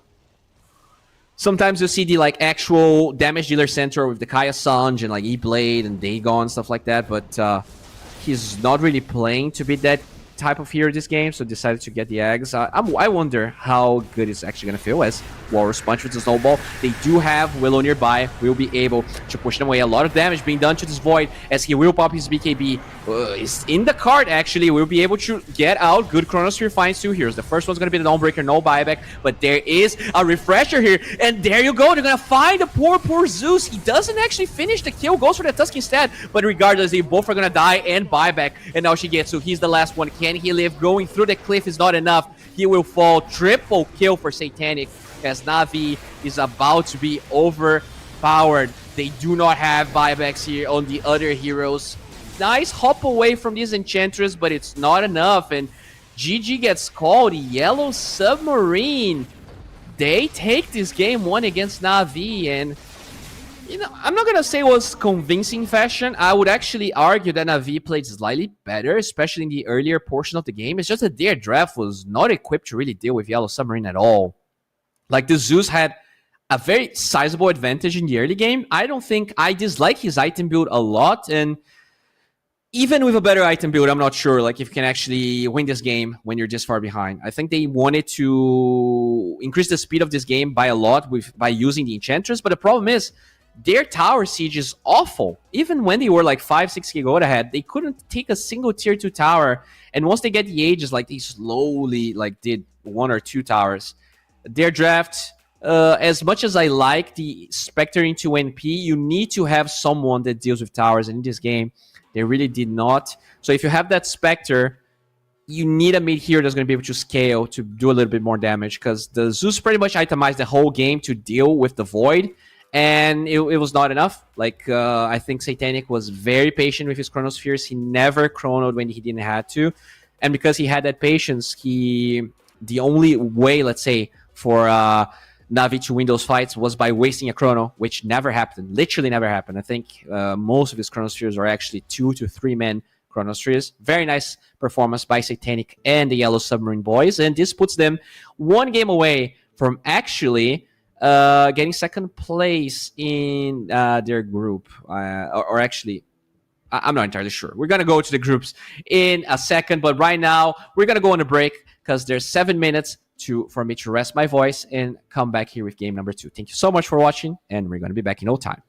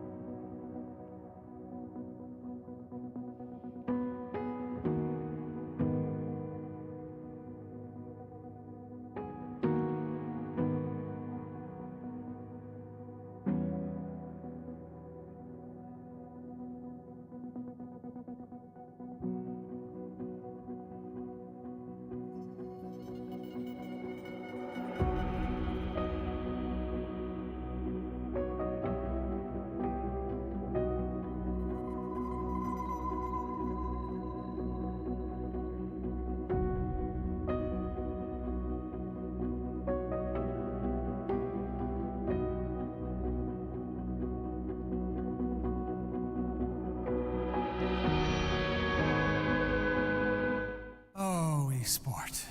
You and I have come a long way. It was such humble beginnings. As we gathered in small groups, we were professionals right from the start. Passionate, organized, and ready to rumble.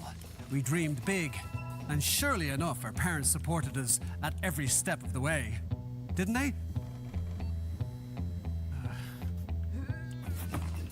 Fired up by all this love, it wasn't long until we caught the scent of competition. To be honest with you, it wasn't always that easy. Joe here, he had to take on 2 side jobs to afford playing professionally. It's gonna get better, Joe. Some of you dared to not even call this a sport. And look where we are today. An endless stream of esports events every year. Bet you didn't see that coming, Mom and Dad. And you know what? We have been with you every single step of the way.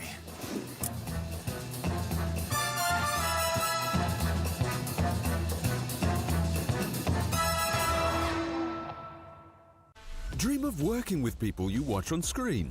Exclusive esports opportunities handpicked just for you. Candidate profile to raise above competition. Let 10GG handle routines. Make a step towards your dream today.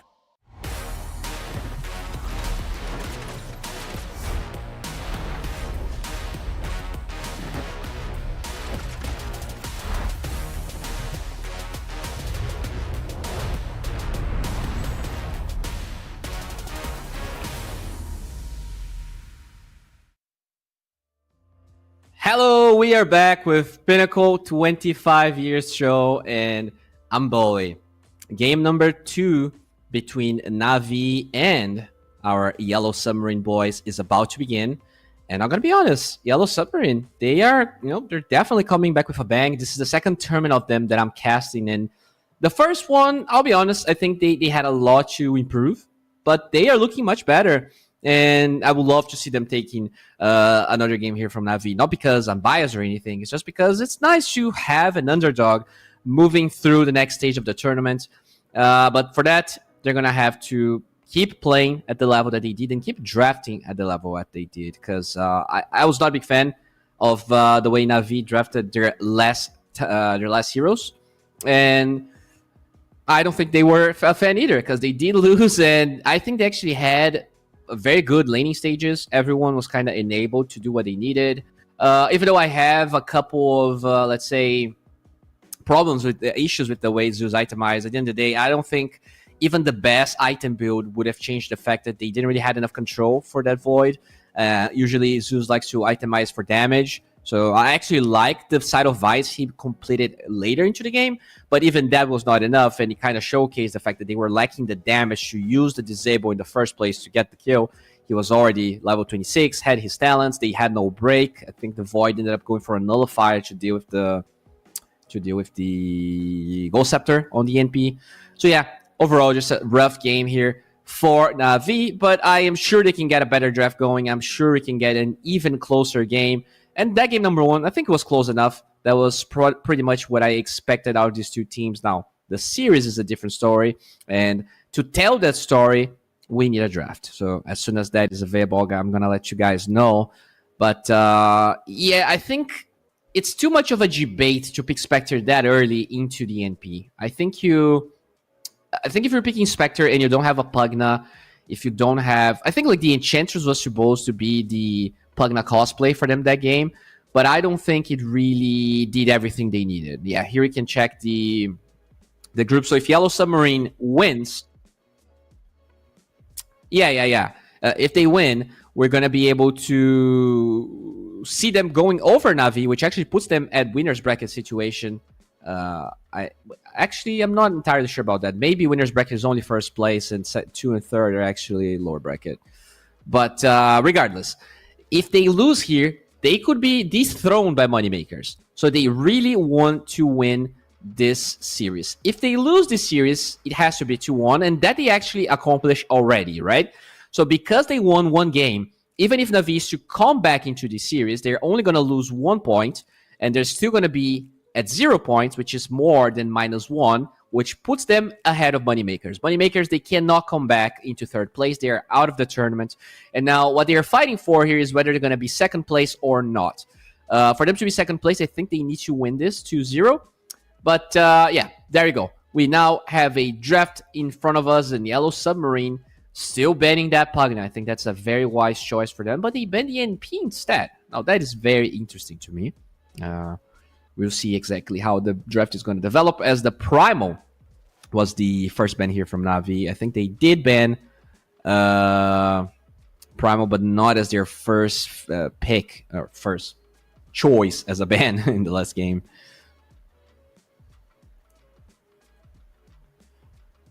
All right, so TA is what they remove now. Very good against your Invokers of the World. We'll see if that's going to show up or if it's going to be banned eventually. Yellow Submarine. We saw Kanka banned, Spirit Breaker banned. Spirit Breaker actually almost always first phase banned. So far, the hero not really being hit. I wonder if we're going to see it in game number 2 now, as they do take away the Kanka. Interesting.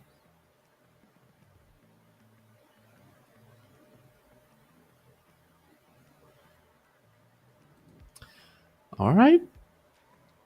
Taking their time here with the last ban. Grimstroke still available. We saw Weaver remove, Spirit Breaker remove. Out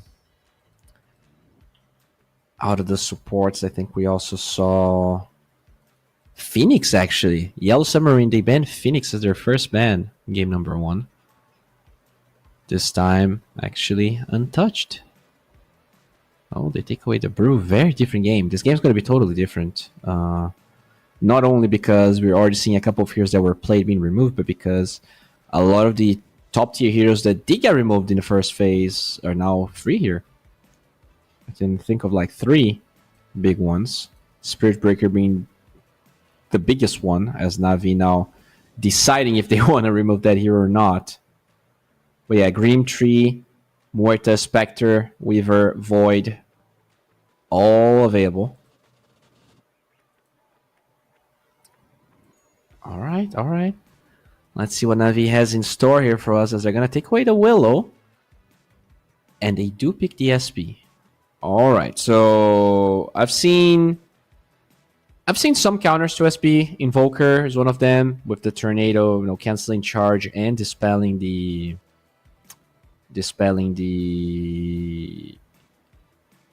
W of Spirit Breaker. I've seen also Morphling being one of them. So very curious to see if Na'Vi is going to ban it, if they're going to pick it. If they don't feel like it's a problem, they're just going to put it in a support position. Every SB that I've seen put in the support position lost, which is, I think, why this hero has such a bad win rate in this tournament. Like someone, yeah, they do ban the Morphling. I'm a big fan of that. This also showcases that they're willing to play this as a core. And we're going to see whether it's going to be possible or not. Right now, I do have a lot of questions about this SB.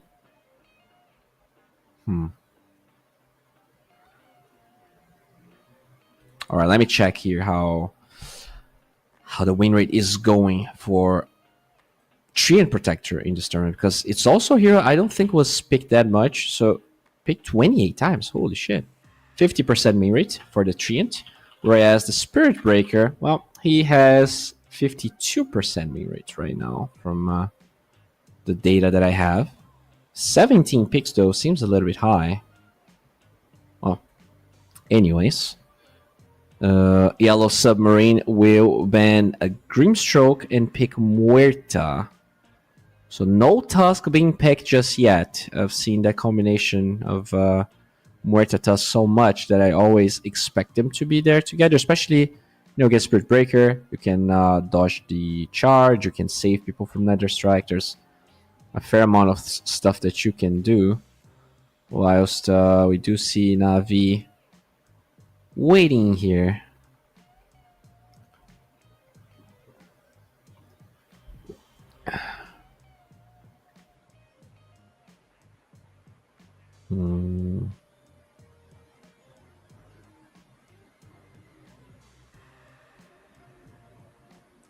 Yeah, do you steal the tusk yourself? Do you pick someone that is really good against Muerta?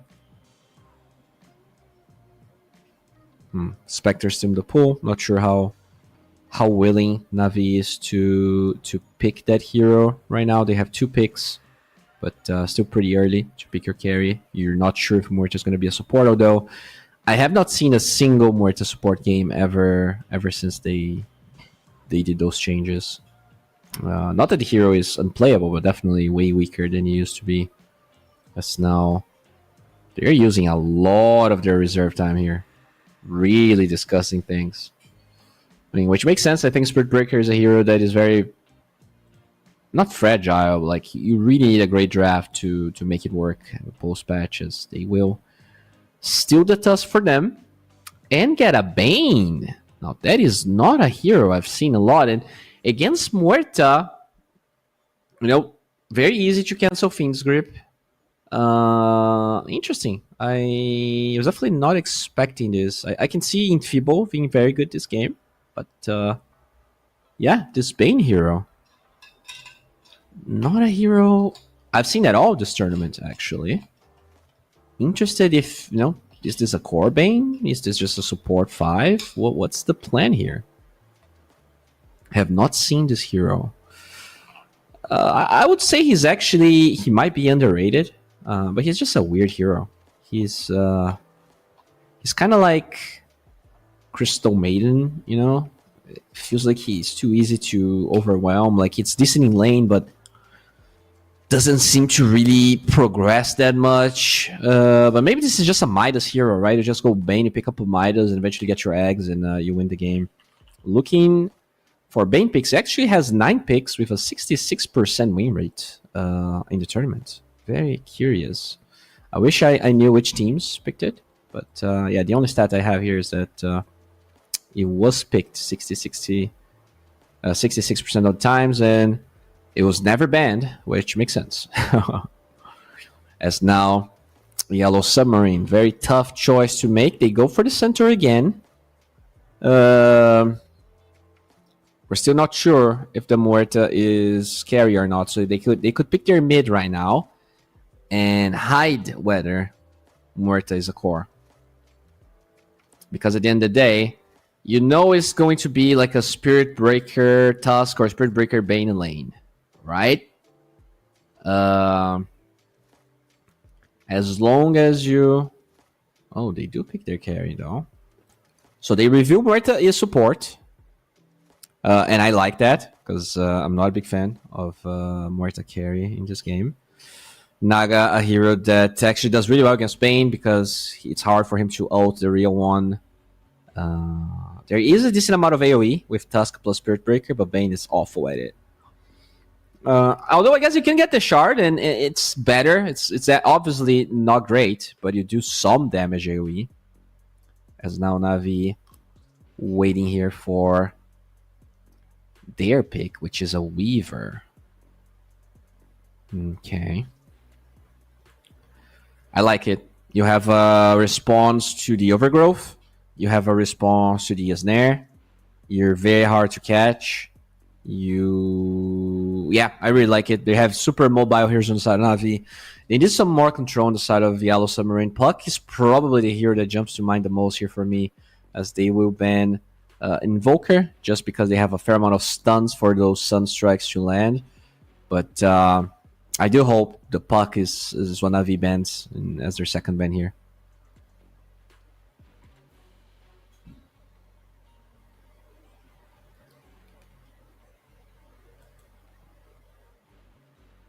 Yellow Submarine taking their time. For them, you should probably ban things that are very good against Naga.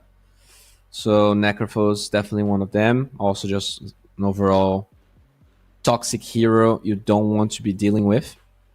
I wonder if Lina is the other hero you want, because they have like a fair amount of save. I don't think this Lina is necessarily threatened that much for them. Yeah, maybe you could go Lina.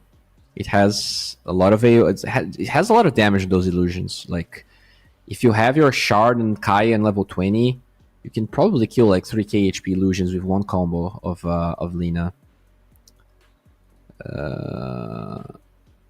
Yeah, to me that's probably the one that makes the most sense. Pango is obviously still in the pool. I think maybe you ban Zeus just because of the Naga. I mean, they did pick Zeus game 1. It is an answer. Okay, so they ban the axe. Well, what? They think that's Tusk mid or Bane mid? Interesting bans here. Interesting. Or maybe they just want to pick Puck and they are afraid that the axe is something that a Puck can't really properly handle. All right, regardless. For Navi, I really like the ban Puck, the Puck ban. That's probably the best one. After the Puck, you probably want to ban. Yeah, Lina is awful this game. Yeah, there you go. They banned the Puck. They will pick Dazzle. Okay. And they have that flex, so you don't know if Dazzle's mid or if Dazzle's offlane, because Tusk could be mid. Or Bane could be mid. Who knows what the hell they're cooking here as Yellow Submarine. Now I have to make a pretty tough choice.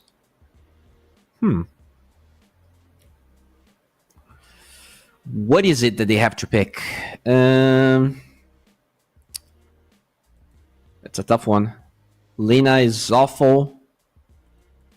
No Invoker, no Puck, no Necro. Pango is available. They do go Lina. Okay. Woo! Alright. Erase. I'm ready to be impressed, but I don't know. I just feel like it's so easy to overpower, overnumber, and kill Lina. Maybe I'm wrong. But yeah, this draft from Navi, way more convinced about this one. If I had to bet, I think we're going 3 games. I think they have a really good combination, of course. There's a lack of siege as well. I guess Lina brings a little bit, but this is a game with so much catch on the side of Navi that you don't really want to be hitting towers as the Lina. I don't know. I'm very impressed, and I know Satanic got his high MMR by mostly spamming Naga. I think there's at some point he played like 50 Naga games with 43 wins or some crazy win rate like that. But I'm not sure. I'm not sure even he can really do it. And it was also a very different patch. Naga was way more overpowered at that time. But I'm ready to be impressed here. We'll see how well Yellow Summer is going to play. But I think these teams are way too close skill-wise for this to be a 2-0. Regardless, this is game 2 between Navi and Yellow Submarine. We should be starting in no time. And yeah, I mean, always excited to cast Spirit Breaker now that the hero is just a little bit broken, not game ruining. And there we go. We do have a game in our hands. Have fun flying out as King and Shigetsu once again exchanging courtesies here.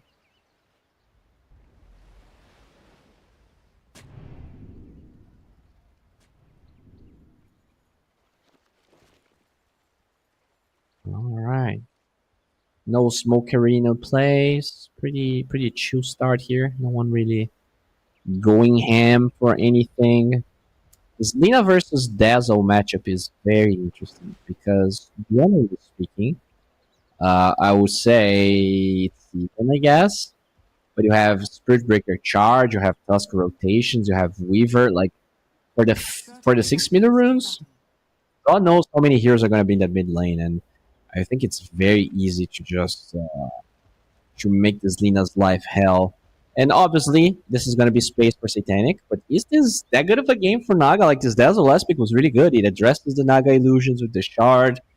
I don't know. There's a lot of things here that are going to have to do right as Yellow Submarine to win this game. We'll see. As they do have this Tree Protector. Definitely one of the strongest heroes still, even after all the nerfs. Absolute massive. Same build as last time. A double ring of protection here. Very good against Weaver. A lot of physical damage on that bad boy, and it looks like Tusk is going to be the support 5. So Bane is the boss 4. I am not sure how much I like that, though. Definitely not sure. But Muerta, very good hero. The silence on Weaver, like if you can actually execute it properly, you can get silence when the Weaver doesn't expect, doesn't really pop that. Tsukuchi, really good that shot as well. She gets to take some damage, unaware that there is a sentry pretty nicely positioned there under the left side of the trees. Okay.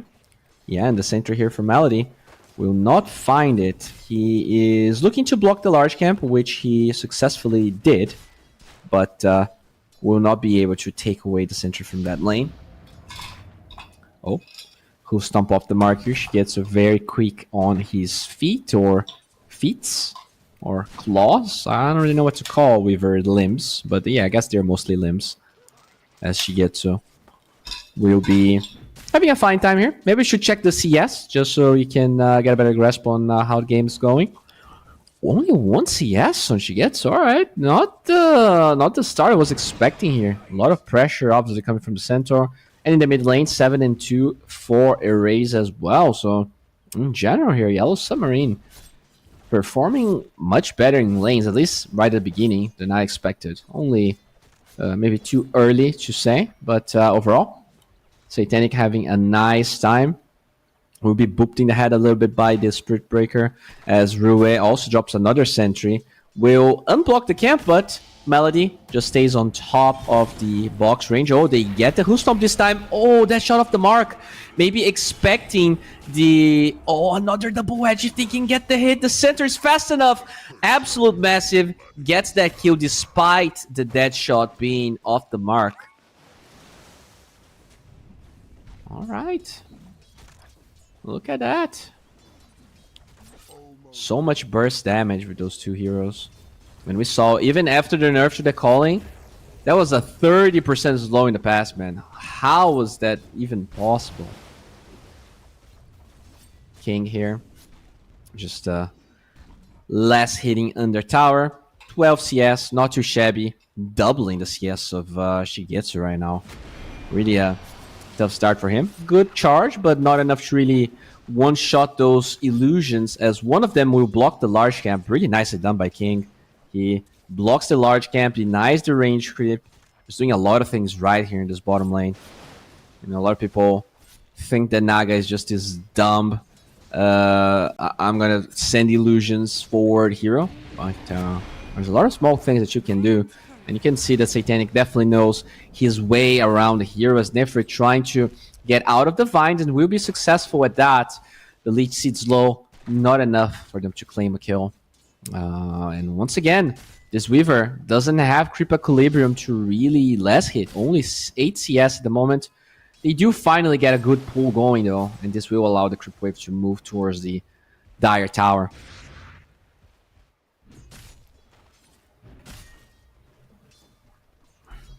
Absolute Massive. Just chilling here.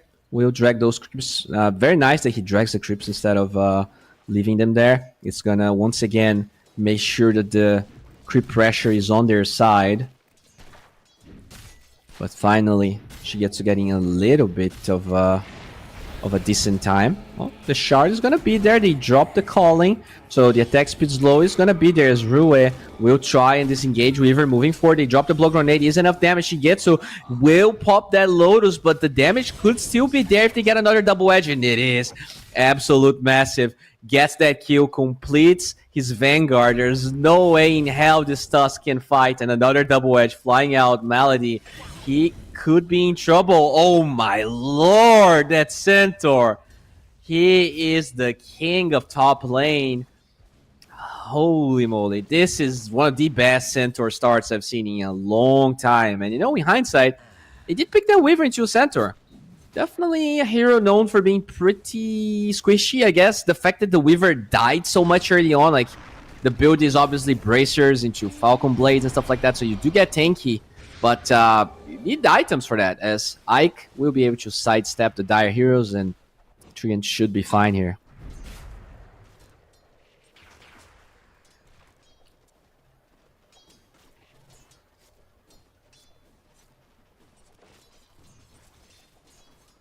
Okay.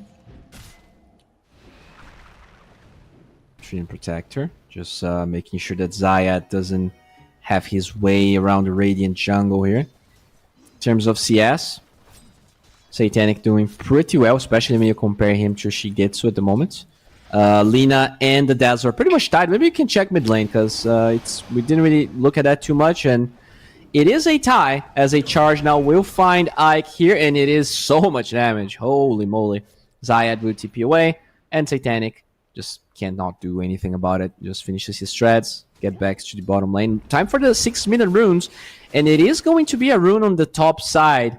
It is Meloju that picks it up, as we do see a raise here. Dropping some vision around, getting that clarity, just so he can start farming, because that's what Lina does. It is a farming mid-hero. And that's also my problem with the Lina pick. Like, you have Lina Naga. It seems so greedy in a sense. We'll see, though, if it's going to matter or not, if you're going to be able to kill this Naga a couple of times. Double damage popped there by Meloju, just forcing the tower a lot, as Melody actually moving forward. Gets good shard block. Nice use of the calling, though, slowing down the advances of Na'Vi. They're not going to be able to get on top of Rue. That calling is super annoying to fight into. Alright. Array is getting poison touched, but not enough for... Oh, look at that. Shigetsu gets the Wisdom Rune. Very nicely done, as Rue, taking some damage, will be able to run away.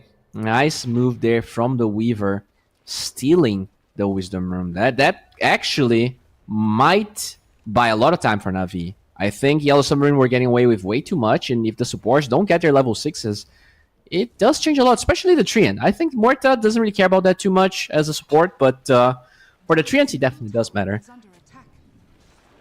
And it also allows Na'Vi to get their level 6s, which are amazing.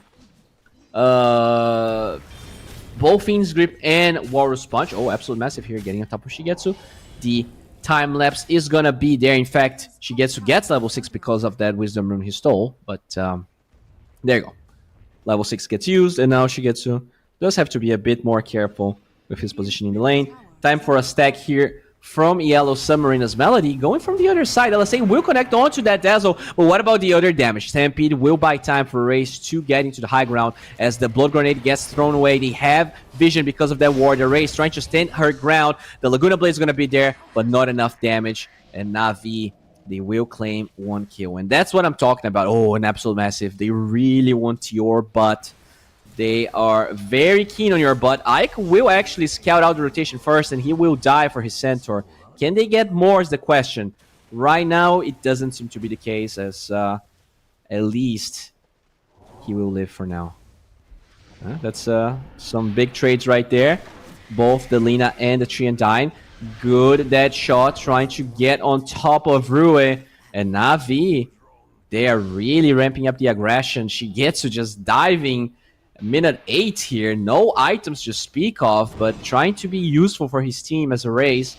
Understands that, you know, his job is to farm, but Shigetsu wants to say otherwise. Look at that, the snowball. Good Leech Seed might buy some time for a race. The LSA is a little bit too early. Malady with the Grave, allowing them to live, but the damage, the calling, silencing the Weaver, so they lose their carry, but it's still another death for the Lina, and that is exactly why I wasn't a big fan of this Lina pick. Way too easy for them to get on top of the poor Lina. But now Erase will find the Dazzle. Grave was used, good dead shot, and Meloju will fall. Satanic does not want to allow Na'Vi to just get away with this aggression in the entire map. Does show up, gets a pretty important kill. Now goes back to farming. Shigetsu very far behind in Atroth here. Very, very, very far behind. And he did go for a Wraith Band rather than a Bracer, so in, you know, tankiness wise is definitely lacking a lot. And this also means the center will get a very fast Blink Dagger. Oh, Zayad looking for a kill here, but he's going to be Laguna Bladed up and Dragon Slaved, and Ike will find that kill as the Tree Protector falls in return. So lots of aggression in the mid lane. The haste rune will be Navi's, but still, it is the Lina being a part of an important kill and also able to farm that stack she began before all of the aggression started. Raise farming towards the Boots of Travel here. No Aetherlands available just yet. As Melody goes for deny, will be stunned up, but no Laguna Blade. Not enough damage here for Meloju, as they will smoke actually. Interesting smoke towards the top lane. Maybe looking for that stun into the silence of the Muerta. They definitely want to kill Shigetsu again. Ike is going to be leeching experience in the mid lane. After all, that Wisdom Rune being stolen definitely made the game a bit harder for him. Top lane, they will get the stun. The silence is there. And with the LSA, there's absolutely no way Wither will live, especially without a Bracer and some more tankiness. Well, they get a carry kill and a tower. Yellow Submarine definitely surprising us here. I mean, I think surprise is a fair word. At the end of the day, like, they are a fairly new team. They're a fairly new team, and as much of a Pubstar Satanic is, Pubstars notoriously don't win games by themselves, especially when you look at this team and you realize that there's no famous names whatsoever here. There's no Puppy, there's no, like, old guard guy guiding and teaching them how to play Pro Dota. They're learning all by themselves. I don't think anyone here is super famous. Satanic is by far the most famous one. Time for the rune. It is an arcane rune. Melody trying to protect that for Meloju. He has a haste rune, but look at that initiation. Absolute Massive steals the arcane rune. They have the silence. The death shot's off the mark though. So Meloju stands his ground. Rue will pop her ulti, and now untargetable. So both sides will trade some spells, but nothing major is gonna happen. They did deny the rune at least. And now smoke from Yellow Submarine themselves. Dire's middle tower is under attack. Oh. Okay, Nightmare off the mark. Stampede being used. Melody will be chased down. The silence with the overgrowth is not perfect, but the LSA is going to be there. No time for the grave as the Laguna Blade also flies out. An absolute massive.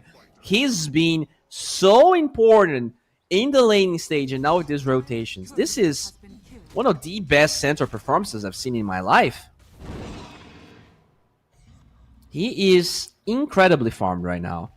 Spirit Breaker did finish his Midas, but you know, that's the difference between Spirit Breaker and Centaur. As much impact this hero can have in the later portions of the game, Centaur is getting the impact right now, and he's really pressuring Shigetsu, even now that he is a bit tankier. Did go for a Maelstrom as well, not the Desolator we usually see. I guess wants to have that AoE damage against the Naga illusions, so very interesting choice. As time for the Wisdom Runes here. We do see Yellow Submarine with the Muerta on the left side. But at the same time, Na'Vi bringing a lot of heroes to this top lane. Can you overpower the Centaur though? Might not be easy, as Ayat will get some vision. Make sure that... oh, wait a second. The Naga carrier definitely saw that other carrier. Oh... Some TPs here. Treant on the right side. Centaur runs into them. Can they cancel Xayah? They will. They're going to cancel that with the dash shot as well as that silence. An absolute massive. He is so tanky. Melody will not survive the damage. Xayah, though, gets a good Nightmare into TP away. But the aggression here for Na'Vi is going to be heavily punished. Well, heavily might be a strong word, but they get no kills. And ideally, they would like to get some towers. This Naga is free farming, and there's only one tower down. That is one thing that Alina does quite well. Holding that tower, has so much AoE stuff. And Na'Vi, usually Weaver, pretty decent at taking those early towers, but having way too hard of a performance here. She gets to just 3,000 gold behind the Naga at the moment, and it's just going to increase. Naga is a much better farmer. Rue showing up here in the top side, making sure that he is backing the center, as we do see. Dire's courier has been killed. Oh, Treant Protector actually got the Octarine recipe away. It's far from being completed, so it doesn't matter. But just making sure that he's annoying here this SP, as the gold advantage now 6k gold. Very comfortable stage of the game for Yellow Submarine. And I guess the question now is, when the Naga gets into the action. Oh, Nightmare finds one illusion. That's really not the right one. They're gonna charge that illusion. And now they realize that it's not the real one. Treant with the shard already, so ready to be annoying. You gotta be careful about the other heroes being nearby though. Yeah, Ike. Just dancing around the possible vision here. Charge gets used. And he's gonna get a lot of intel. Knows about Bane, knows about Dazzle, knows about SP. Knows everything that's happening at the moment. Really good positioning by him. As Zayat. Okay. Nothing major happening here. As now they're gonna try and go for this. The Orchid from who? Who has the Orchid? I guess it's the Naga. Zayat will be overpowered as well. And that Treant getting so much intel for so long that eventually allows Yellow Submarine to collapse in that bottom side. They get one core, they get a support. So far it looks like they're not going to get any towers out of it, but the momentum is just all on the side of Yellow Submarine. And I'm not sure about the timing here. Oh, there you go. That's going to be a dead Tusk, dead shot with Lagoon Blade. That's, I guess, the biggest problem that they have. You have this active carry being the Weaver, but at the same time, you have a Midas Spirit Breaker and a Dazzle. Those two heroes love farming. And I think this is what people don't really understand about Dazzle. Like, everyone thinks Dazzle is broken, and like he was quite strong. But the fact that he has to farm so much before he's actually online is the reason this hero has flaws. And we can see Na'Vi really suffer from it as they find Absolute Massive. That's a huge one. Nifrit getting 900 gold out of it. Oh, Tumbler's Toy away as the Weaver did time-lapse because of that damage. Not sure what he was afraid of there, but did time-lapse anyways. Yes, ooh, okay. Mr. Satanic is there in that Orchid alongside the Calling. There's going to be more than enough here for him to claim that support. No shard on Meloju just yet, which means that the Illusion are still going to move forward as the Dead Shot will scare Nifrit away. And now it is time for a tower. The Glyph's going to be there, but it doesn't look like Na'Vi is ready or willing to defend this tower. Erase going for a Lincoln Sphere probably before his... Alright, they're going to find Ike here. They have the detection. Some TPs are flying out, specifically the Lina one, as Nightmare's buying some time, and the Leech Seed is keeping the Treant alive. Overgrow 4 seconds on cooldown. The LSA is going to miss, so they don't get the counter kills they wanted, unfortunately. Oh, and Aru is the one that gets charged. Can they cancel it? They stop the charge. Interesting. Okay. Centaur now going for a Lotus Orb. Very good against the SP. Very good against Bane. Very good against Tusk as well. So, big fan. Heart's going to be the next item here for Snake. I mean, he is so farmed. He's been... I don't want to say he's been AFK because I think he has like 2 or 3 kills. He kind of just slithered towards. But in general, his team created so much space for him. And that's the dream as a carry, right? Like, he's with his best hero, and his team is regardless just doing so much. Whenever he's ready to fight, I'm not sure if he's really going to be ready. Like, they are technically...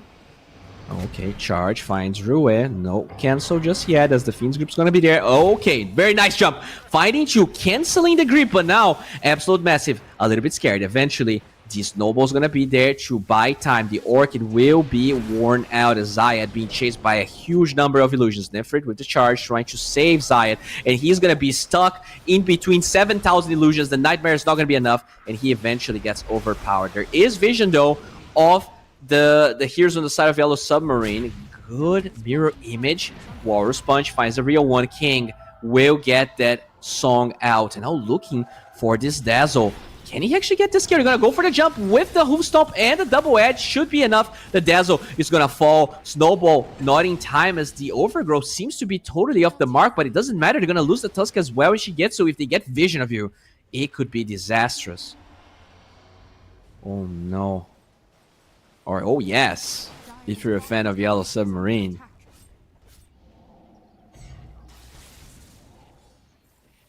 Gotta say, Yellow Submarine showcasing a lot of prospects here.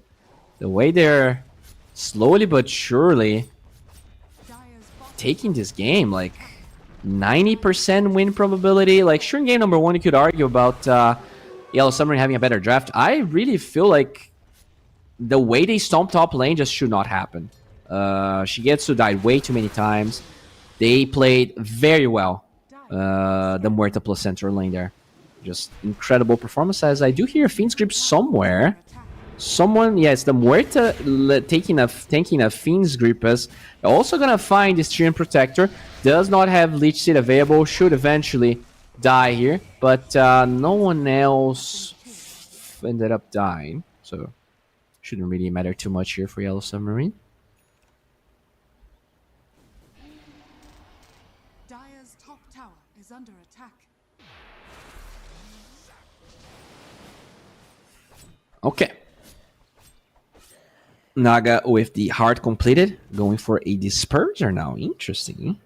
What is the? I guess you can dispel Enfeeble, and you can slow down the Spirit Breaker a lot, and you can.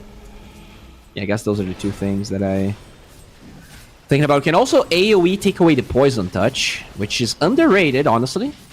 Just removing Poison Touch from anyone. And now Roshan's going to be taken. No response here from Na'Vi. They have way bigger problems than this. And yeah, I mean the Weaver and the Breaker are quite farmed. Even the Dazzle is not under farmed. I did not see the impact of that Bane whatsoever. I think whatever they were thinking with the Bane pick just did not work. Barely saw any impact. I think the Muerta support so easy to cancel Fiend's Grip. And to me, that's the biggest problem that he had with their draft, Na'Vi. But looking at the other heroes, I actually thought that he had enough tools. But their laning stage was just not perfect. Laguna Blade with the LSA, a raise, mega kill streak for him, and another kill that Absolute Massive is a part of. Radiant's middle tower is under attack.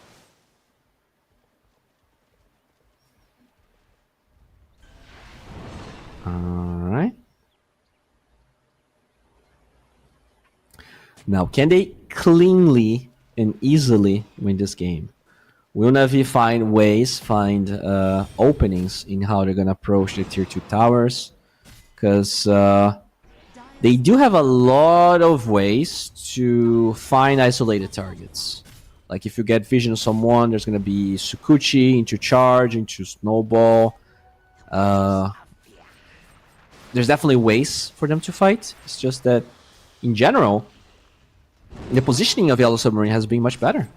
And you have this Dazzle here that's trying to finish a Manta. I mean, it's very good against the Overgrowth. Don't get me wrong. I'm just unsure if it's going to be enough. Top tower has fallen. Dazzle was very passive with the way he played the game. Melody does have his Blink Dagger here. Going to be defending the tier 2. And now time for high ground. The first ages, not that common of a thing, but they feel very strong at the moment. And they're going to actually smoke all the way around. The Treant Protector is going to actually, yeah, he will reveal the smoke and tank a Fiend's Grip. I don't think this is a bad call. Fiend's Grip full duration. Oh, he's gonna buy back charge. Will find Rie, but they have the calling going on. Good Nether Strike pushing him away from the calling, but finally his ulti will allow him to survive everything as the Dazzle did get killed by Satanic. Time lapse away from the Naga as Shigetsu will be forced to orc the way. Song of the Siren finds one. The Lina found another, and they do have the control here for this stuff. There is buyback available for the two supports, but the Dazzle has no way back into this game besides waiting. So let's see how much damage they're going to be able to do. There are still two glyphs available. I'm assuming they're going to use the first one here. Dire's top they don't. Dire's Interesting. structures are fortified. Well, they use the second glyph. Charge. Finds the main hero. They do have that stun with the slow and everything. That's Spirit Breaker. Nefrit's that. And he has no buy. I think he made this game a bit harder for Na'Vi now. As the Lotus Orb is going to disable that Poison Touch Hex. Now, this is an Aegis Naga. Not an easy target. Really good dead shot. Finds Shigetsu, pushing him away. And Satanic will be fine. Azayat still looking for a Nightmare target. Still looking for someone out of position. But just cannot find it. Reinitiation. Finding that Bane. Grave will buy time as... Can they get anyone? 3-man overgrowth with the LSA. Laguna Blade on top. And this is just a massacre here. Yellow Submarine looking like a tier 1 team. Just dismantling Na'Vi twice. And this time even faster than game number 1. Alright. I mean, I don't know what you're supposed to do. There's still ages for a minute. Yeah, I mean, he just tried to... Not sure what Effort thought was going to happen here. Even with all that status resistance, with all that HP pool, he is no match to the amount of AoE stuns that they have. The status resistance is not going to suffice. And yeah, Lotus Orb, I think that itemization from the center are very important. They try to do enough damage here on Satanic, but he's still super tanky. That heart. Tough one. Very, very tough one. They don't go for the second lane of Barracks in the mid lane. Oh, yeah. Really good. Overgrowth into 3. LSA into 2. Beautiful stuff. Dire's bottom tower is under Yellow Submarine. Going for the bottom Barracks now. Ages only 28 seconds left. As Satanic, doing as much damage as he can, will be charged, it looks like, from... Not even sure where from. Okay, Snowball. Save onto the Weaver. Oh, Lotus Orb though. Reflecting the Snowball. The Grave is there. She will get the time-lapse off, but the Tusk. Dead again as Satanic. 5 seconds for his Aegis. They will not be able to hold the damage until the Aegis expires. So there is a second life. Good charge going through the Naga. Can he get the song off? He gets hexed, but the Satanic Naga gets able to run away with the Stampede, but eventually will fall. The damage from Shigetsu being enough. Can they find a Tusk, a second Grave? Shigetsu with a double kill, and it feels like Na'Vi, they don't want to let it go. And finally, a fight where they showcase what they're capable of. Still not nearly enough to truly come back into this game, but it's gonna buy them some time. And they're really good Snowball reflection there. They try to wait for the damage, but really good charge as well. That charge into the Snowball, into the Poison Touch, into... I don't even... Like, how did he take so much damage? Walrus Punch, Snowball, Shards, yeah. That's a lot of damage coming from Yellow Submarine. Not enough to really break through Na'Vi, and they will be able to hold their bottom lane of Barracks here. Absolute Massive, though, has a hard going for a Linken's, and I think that's really the missing piece to allow Satanic to survive even when he has no Aegis. If they can get... There's so many single target spells that Linken's and Lotus Orb on top of him is going to be insanely powerful.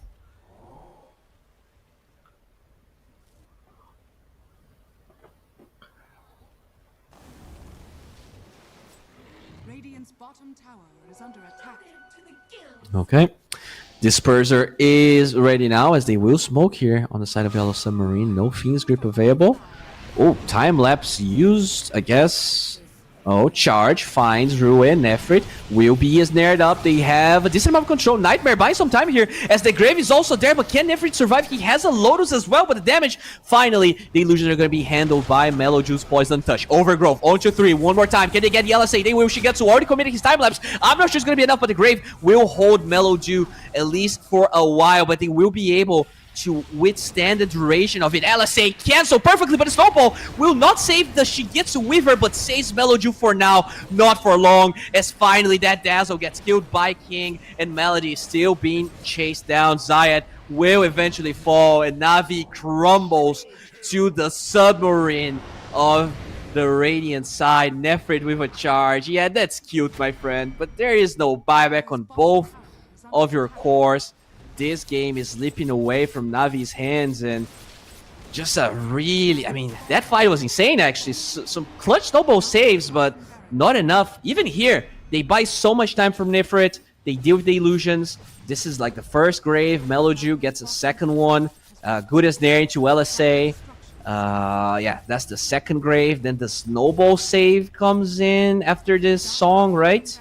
Yeah, the Tusk blinks forward, saves everyone. Not if he maybe put the Weaver first and not the Dazzle, maybe both of them survive. But I don't think it would matter. Like, there was no time lapse. They were out of juice anyways. Like, this is just, it wouldn't matter. They are way too strong with Satanic in another game where he feels unstoppable right now. Good stun. Looking for Dazzle with the LSA, locking down that good Nightmare save, buying some time, but not enough time for a Grave here as you get to forced to time lapse. They already lost the lane of Barracks bottom, and I think this is going to be a third one. They're out of any possible ways to fight. The damage of Yellow Submarine is way too big. She gets to BKB away, I guess, but it's not gonna matter. It really isn't. GG flies out, and in 30 minutes, Yellow Submarine overpowers Na'Vi in a manner I was just not expecting. Very good performance by them, and I'm happy. You know, Yellow Submarine, they're the underdogs. They're gonna go to the next stage of the tournament. We can check how the groups are looking like at the moment. But, I mean, at the moment, I think this is one of the last matches of the group anyways. But there you go. Yellow Submarine are now second place. Na'Vi, they're not out. They are just tied with Moneymakers. And I am not sure whether we're going to get tiebreakers or not. We have to wait and see. I think when you have the same amount of games, that's when tiebreakers happen. But, yeah, not entirely sure. Yellow Submarine, though, they are definitively second place. And like, when you look at these teams here, Moneymakers, they've been playing Pinnacle for a while. They came through the playoffs a fair amount of times behind Yellow Submarine, a team that is playing their second tournament, I want to say. At least their second Pinnacle. Maybe they played EPLs and other tournaments like that. But yeah, Yellow Submarine. Everyone wants to talk about Satanic, but I think they often forget that, like, the rest of the team is actually playing really well. Absolute Massive played an amazing game. I think Rue on that Muerta was also pretty spot on. A couple of dead shots missed here and there, but it didn't matter. Lena didn't really get the aggression in the early stages, phase her out too much, got the items she needed, and then came back really strong into the game. And Satanic just got to farm, did his thing, and when he had to fight, pretty much no mistakes. He died like that one time when they went high ground, but that's about it. I am done for today, unfortunately, but we still have two series here. Dudley Boys versus the Mega Gaming, as well as Level Up versus KZ Team. A lot of action still to be had here in Pinnacle, 25 years anniversary. And the next caster is going to be Blue Scale. So I hope you guys are ready for one of the best casters I've ever seen to guide you through the, a very great amount of Dota 2 today. This is the last day of the group stages, so playoffs start tomorrow.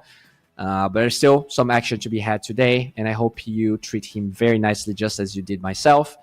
There is a 46-minute timing before we get back, though. There's going to be a bit of a break, because today has been quite the fast day. But don't you worry. Get yourself hydrated. Follow Pinnacle Cup so you know when the games are starting, and you're going to have no problem getting right back into the action once you're back. I'm Bowie, and this is farewell, but there's still a lot of Dota today, so don't go anywhere. Oh, esport. You and I have come a long way. It was such humble beginnings. As we gathered in small groups, we were professionals right from the start. Passionate, organized, and ready to rumble. We dreamed big, and surely enough, our parents supported us at every step of the way. Didn't they? Fired up by all this love, it wasn't long until we caught the scent of competition. To be honest with you, it wasn't always that easy. Joe here, he had to take on 2 side jobs to afford playing professionally. It's gonna get better, Joe. Fist bump. And some of you dared to not even call this a sport. And look where we are today. An endless stream of esports events every year. Bet you didn't see that coming, Mom and Dad. And you know what? We have been with you every single step of the way.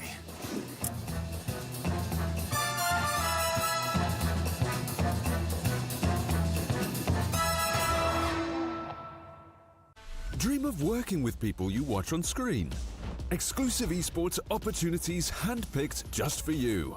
Candidate profile to raise above competition. Let 10GG handle routines. Make a step towards your dream today.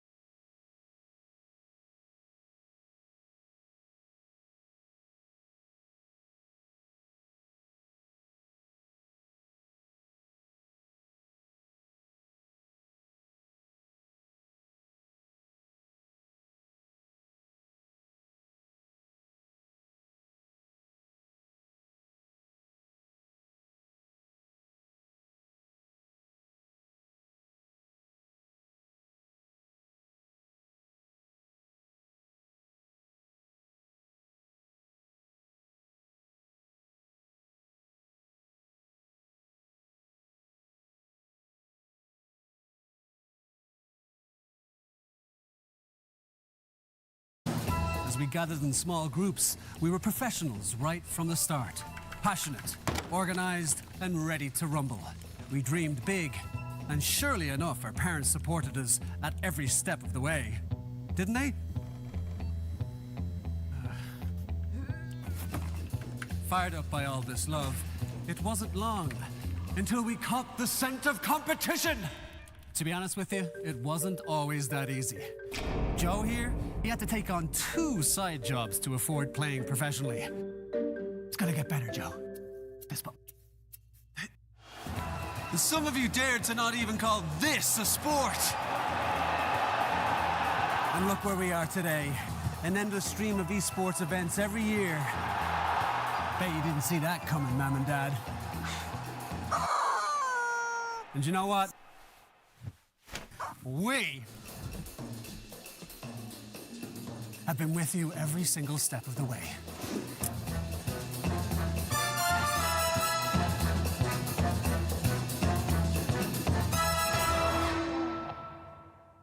Dream of working with people you watch on screen. Exclusive esports opportunities handpicked just for you. Candidate profile to raise above competition. Let 10GG handle routines. Make a step towards your dream today.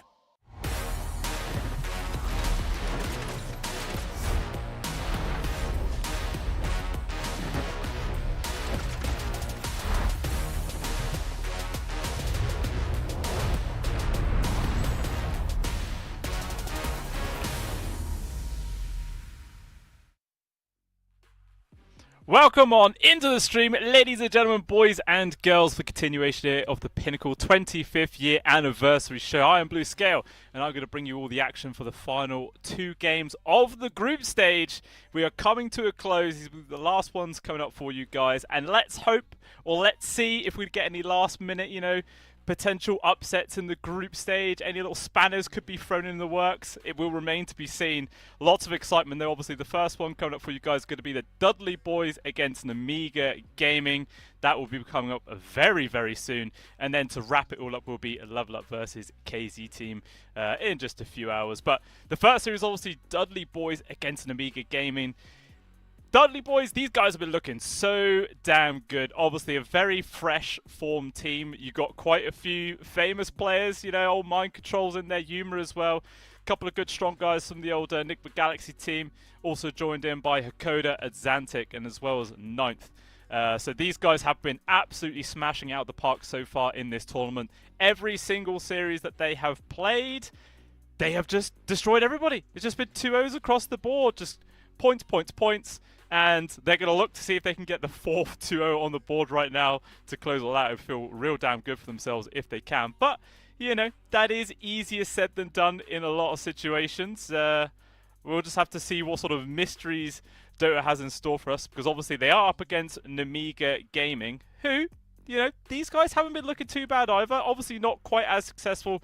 Currently tied up in their score, sat on 0 points, which means they are currently tied for 2nd place. So this series is quite important for them to determine whether if they will be going to the upper brackets or the lower brackets. As we can see on the points here, Alliance and them just dead even. So they have to get any win at all. It doesn't matter if it's a 2-1 or if it's a 2-0. Any points will do for Amiga, and they will be going to the upper brackets. If they lose in any situation as well, it means they are still going forwards, but it will be to lower brackets. It's a fine place to go. It's just a little bit more of a dangerous situation. You don't have that whole extra life to play around, and you can just have your back up against the wall the entire time. Obviously, if you just go through the history of TI performances, no team has ever won from the lower bracket, which just clearly shows lower bracket is not a fun place to start. So we'll see if Amiga Gaming can make sure they scrape themselves out of that position and actually push Alliance down on in there. But as I was mentioning, it is going to be a very, very hard task going up against the Dudley boys right now. These guys have been absolutely smashing every single game out of the park.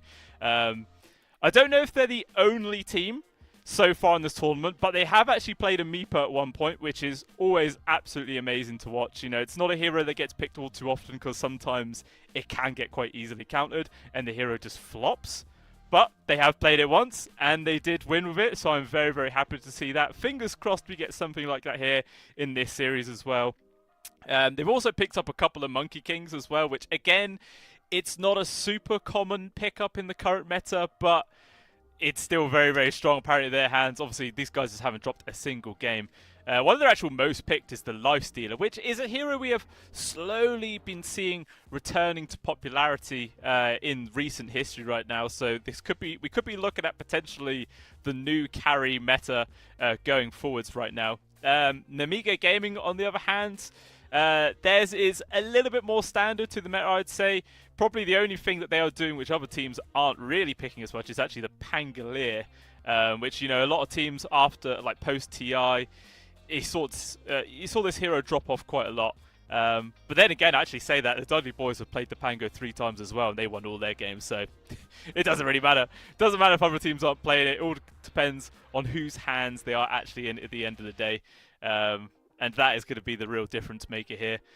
Like I was saying, is you've got the big boys on the Dudley boys, you know. Everyone knows Mind Control. Like, he has been on the scene since day one, it feels. Probably not on day one, you know. He probably came in a couple of years in. I don't know the exact time, but he has been around through the ages right now. He is a household Dota name, starting off through the Liquid and obviously then going on to Nigma, but he is obviously no more Nigma anymore. But the Dudley boys, only being a few days old, really, this team has been quite freshly formed, but it's looking promising. It's looking really, really promising. Another point I'm going to add about these guys, and maybe the reason why I'm going to be ever so slightly biased towards them, I can't help it, but they do have a Zantic on their team, which is the only UK player in this entire tournament, and what feels like the only UK player in the entire Dota 2 scene. You know, there's none of us. We can't play the game for crap. We can only talk about it a lot of the times, which is our curse. But hey, Zantic is proving that is not the case, and he is going to be competing up together with the big boys, and it's working out really, really well so far. Very strong average KDA of 11.1 as well through their series. So it is always great to see that, in my opinion anyway. But, you know, they have played against a small sample of all the teams that are currently in the Pinnacle 25th year anniversary show. There's still a lot more to come, and seeing as how they are guaranteed to be going into the upper brackets, and I believe their first team is actually going to be Team Klee as well. So we'll see how they're going to be able to perform up against those guys, because they themselves, Team Klee, have been performing quite nicely as well. They won 3 out of 1 of their opening games in this tournament. 7-3 on the scoreline, 4 points as well. So that should be a very exciting matchup to watch. But obviously, if we're going to see whether if Namiga can also get themselves through into the upper bracket, as the draft is now ready, guys, let's jump on in and see what sort of mysteries this game number 1 is going to be holding for us. Whether it's going to be anything out the bat. Look at that. First opening ban of the Meepo from Namiga. Like, they just do not want to see that hero at all. That is some respect being played. Only getting it once, and that is enough. You know, no one wants to see it at all. I want to see it. Namiga doesn't, though. Obviously, there's always still going to be the strong contenders, like the Spirit Breakers and whatnot, which are probably going to get banned out momentarily. Still seeing people dropping the Kunkka bans. I mean, I don't think Dudley boys have played Kunkka a single time so far this tournament. And I've been saying it, and pretty much all the other times that I've been casting, Kunkka just isn't really the big powerhouse he once was. So I'm really thinking like he's not really worth a first phase ban anymore, in my opinion. But, you know, Namiga Gaming are going to do it regardless. Meanwhile, Dudley boys taking away both the Nature's Prophet as well. Grimstroke, highly prioritized, as well as the Pugner, which is a hero Namiga have been willing to pick up in recent history as well. So they are going to be happy with that, taking those away. We'll see what the final ones are going to be. I will be interested to see if nobody bans the Spirit Breaker. Like, this guy is still ridiculous. Even after the last little small nerf, it feels like, in the patch, he is just an absolute powerhouse. How many times has Namiga played it? They've actually only played it 3 times, and they only won 1 game with it. So, even if it's not going to get banned out, I don't think Namiga are going to want to pick this up, because clearly it's not one of their strong suits. But 100%, if that hero is passed over to Dudley boys, I think they'll just first phase it. if it gets banned, they'll probably first phase the Centaur instead. You know, that's probably like the second runner-up as first phase picking heroes now in this current patch. But still, looking for this last ban. The team's already using a bit of their reserve time. Namiga using a bit more, obviously, here. You know, sometimes these opening bans are really, really crucial that you get rid of that correct hero. And their choice is going to be to ban the Tusk, and then they actually pick up the Spirit Breaker. Alright, so they're looking to try and remedy that quite poor win percentage. I want to bump up to at least 50% here, so we'll see if they've got what it takes to actually make that happen. Dudley boys, though, I would assume it's just going to be the Centaur pickup. Maybe they're thinking about Pangolier as well for Xantic to take into the mid lane. It is really a toss-up between the two, which one they actually think is going to be more impactful in the game. But I feel like Centaur just wins nearly every single game he's been played right now. Every single time I see a Centaur, even if it has not a great start to the game, it still ends up being super impactful and getting the win in the end. So I wouldn't be surprised to see it. Okay, that is something I definitely was not expecting to see. First pick of the TA.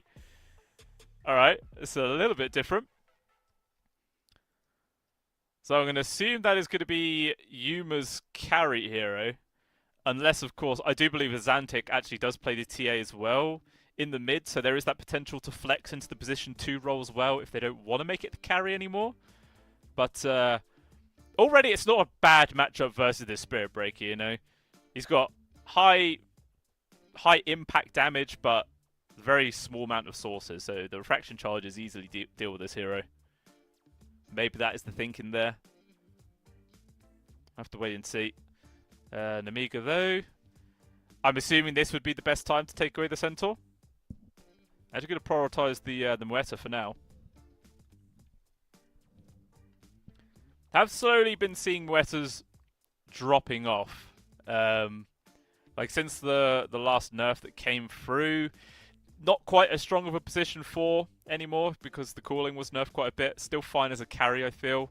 Actually, Mueta on Namiga's hands is actually one of their most successful heroes. I mean, they've not actually played it for a long time, mind you, but apparently they have a 100% win rate on their hero, which is pretty nuts. But even so, they do remove themselves along with the Dazzle. What is going to be the Dudley boys' final ban here? I feel like we could be seeing a Pangolier pick. Both teams are still willing to grab this hero. It's still in the pool, obviously. So if it does not get banned out from the Dudley boys, I wouldn't be all too surprised to see it appear. And they get rid of the Spectre. And then what's their choice? Do they go for the Pango? Or do they grab the Centaur for mind control? There it is. Okay, Centaur picked up. So what does Namiga now want to pick in response to this?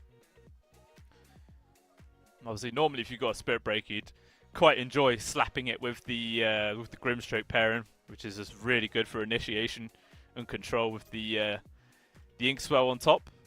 But we're not going to be seeing that. Obviously, it has been banned out. Their Treant has also been removed. Dark Willow is still in the pool. That's probably their next prioritized hero to be played into the position 4. I feel like it's either going to be that or a Phoenix, because actually Phoenix doesn't look too bad at the moment. Centaur War on it isn't going to do anything to kill the egg. Obviously, the Stampede can always be used to disengage. But, you know, if you get some sort of extra teamfight control ability, like a puck from the mid lane, that doesn't really matter. You know, the Dream Core still get everybody hit from that ultimate. So I wouldn't mind seeing a Phoenix. Probably wait for their third or fourth pick, sorry, to then go for a puck if that is going to be like the sort of direction they want to go. But not a large amount of reserve time left, only 18 seconds, and their actual hero of choice is going to be the Shen. Going to see that rolling on into the pos 5 position, I would assume, unless there is going to be something nuts happening, but who knows? Probably not.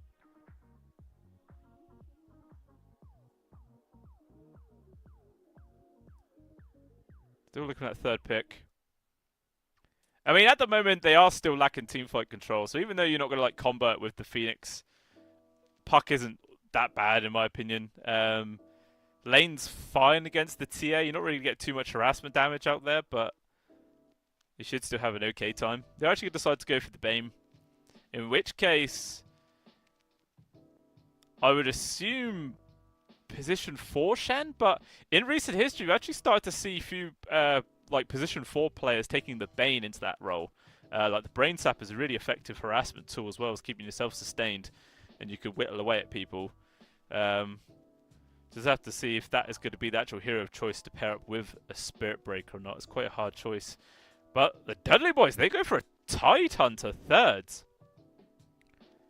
Okay, so is this no longer a mind control? Centaur off, maybe pos 5 there, and the Tide Hunter's going to be the 3? Or vice versa, you know, swap those two around? I am really unsure. Quite interesting. Maybe the Tide... You can make an argument for the Tide Hunters to be 5 this game. Because Ravage, you know, you can always make sure that you can get... Literally just to cancel the Fiend's Grip that comes out from the Bane. Pretty much no matter where you are. It's good versus the Shen army as well. Maybe cancel Spirit Breaker charges. I still feel like it's a fine pos 3 Centaur war on a game. Potentially that is going to be the choice there. Also go for a Clockwork,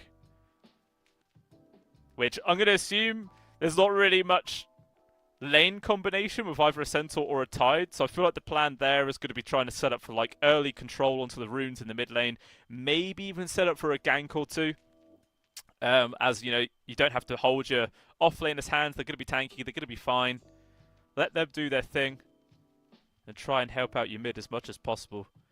And whether or not this is going to be a TA mid or not is still remaining to be seen. Amiga do decide to go for the Invoker, which, you know, you do have some sources that you could deal with the refraction charges. You naturally build into an urn as well. We can deal with them. Quaswex works out quite nicely. Just constantly take away the mana of the TA, which is still just as frustrating to deal with. So we'll see whether or not the Dudley Boys want to try and make this still a Zantek into the mid, or going to try and put it into the hands of Yuma instead. Which I feel, if this is going to be TA carry and Tide Hunter 5, it's not like you can really get aggressive there. Tide Hunter might take a couple of right clicks and stuff from the Bane and a Brain Sap or two, but he should be able to survive through that. If, of course, this is a pos 4 Bane and not a Shen pos 4 Bane. Just haven't got a clue, in all honesty. I really don't. Just a waiting game. So Amiga, they do take away the Lina. So they are sure this is going to be Yuma's hero for the carry.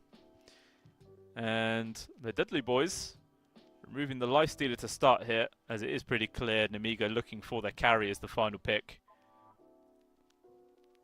I am quite intrigued how Pango is a hero both of these teams like to play, and it's gone unbanned, but also unpicked. Unless, of course, actually Namiga want to grab it. No, Hustlers, sorry. Hustlers, the Dudley Boys want to grab it as their mid. Might not have a god-awful time against the Invoker. As long as if you can use like Swashbuckle to avoid the EMPs and stuff. It's not going to be the easiest lane, but maybe Zantek won't mind. They need to just power for it. As their actual final ban is going to be the Luna. And what do Namiga now want to take rid of? That is the question.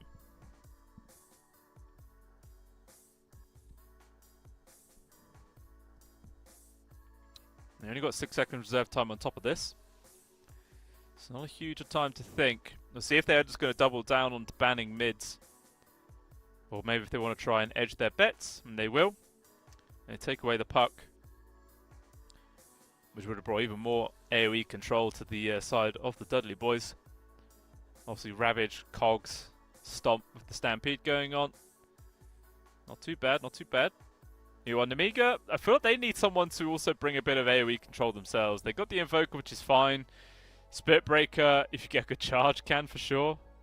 They had to go for the Morphling. So there's not going to be any huge amount of AoE CC here coming out from Amiga Gaming. We'll see if that comes in around to bite them in the arse at all.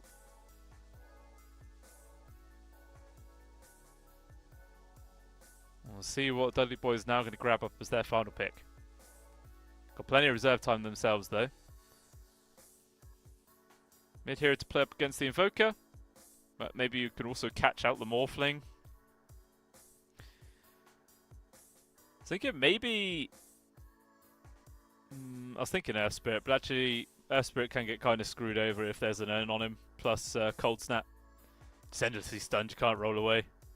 That would be quite punishing. It is something they've played before, but I don't know if they'll be comfortable playing it against that Invoker.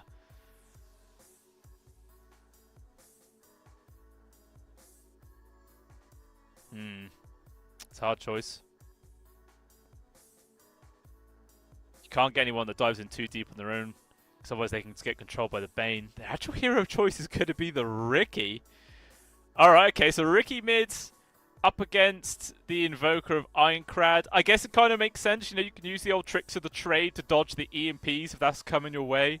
So in theory, Azantic should always be able to keep good control of his mana pool, unless of course he uses that skill prematurely and then gets caught from an EMP afterwards. But should be a-okay.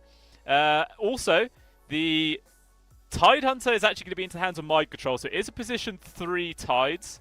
Hakoda is taking the Clockwork to be the POS 5, and 9 class is actually rolling with the Centaur Warrunner to be the POS 4. Unless, of course, Hakoda and 9 class are swapping around, but I'm pretty sure Hakoda's normally the POS 5. I could be wrong there, guys, don't quote me. Everyone on Amiga pretty much in the heroes you would expect. Bebex rolling with the Spirit Breaker, Force Major on the Bane. Icar on the Evoker, Violent on the Morphling. So bad as well. Onto the Shen. I'm not quite sure which team I'm going to prefer coming on into this game. Maybe I might just say the Dudley Boys, purely because they do have some good AoE control. Also the fact that they are just probably a bit of a better team as well, just going off of points alone. And of course, as I was saying, I'm going to be slightly biased considering how they do have the only UK player. So it's an easy choice for me, guys. It's a very easy choice. Maybe not the same choice for you guys at home. But either way, we look like this should be a pretty damn exciting game at all. Should not be a stomp. Fingers crossed it's not going to be a stomp, guys. That is not at all what we want to see here. But we're going to be jumping on into the game as it is now underway. We'll see if either team maybe wants to attempt some sort of sneaky first blood play, perhaps. Always love to see it. And it looks like the Dudley Boys are going to do so, moving inside the Dire jungle, where they're going to bump into So-Bad. But he's too fast. And 9 class, unfortunately, doesn't really have any sort of reach on him, so Shen just walks it off. Gank failed. Truck down to ward to try and keep track on these guys. And then they'll probably just end up stealing the bottom 2 bounties in response to this. No one going to get caught out today. Not at all. Yeah, this mid is going to be very interesting. Very, very interesting. Because, as I mentioned before, I feel like it's going to be quite skill-based for Zantic. Like, if he can do the tricks of trade on time and stuff and still find CS, he could have a fun time. If he messes up 1 time, maybe even 2, I could definitely feel Ironcrad just gaining a hefty lead to start things off and just bully him down. We'll just have to wait and see, obviously, as the bounties are now spawning. Dudley Boys kind of abandoned the top one there, not interested in trying to secure it. Azantic will grab one at least. Ironcrad still gets connected from the stun. There is going to be a blood grenade on top of them, but even still, it's a good amount of damage over towards the Invoker, which will give Azantic just that slight edge to start off the lane. So bad, doing a decent amount of harassment against the Centaur, but this is a POS 4 Centaur for crying out loud. Like, does he care? I don't even know. I wonder what the real build is going to be as well. If he goes for just mass points into retaliate or not. We'll just have to see how he plays it. As we can see, obviously, Zantic easily able to avoid the first EMP. Doesn't even need to use a skill for it, just walks it past. No problem at all. Yeah, I'm definitely interested about this Pos 4 Centaur.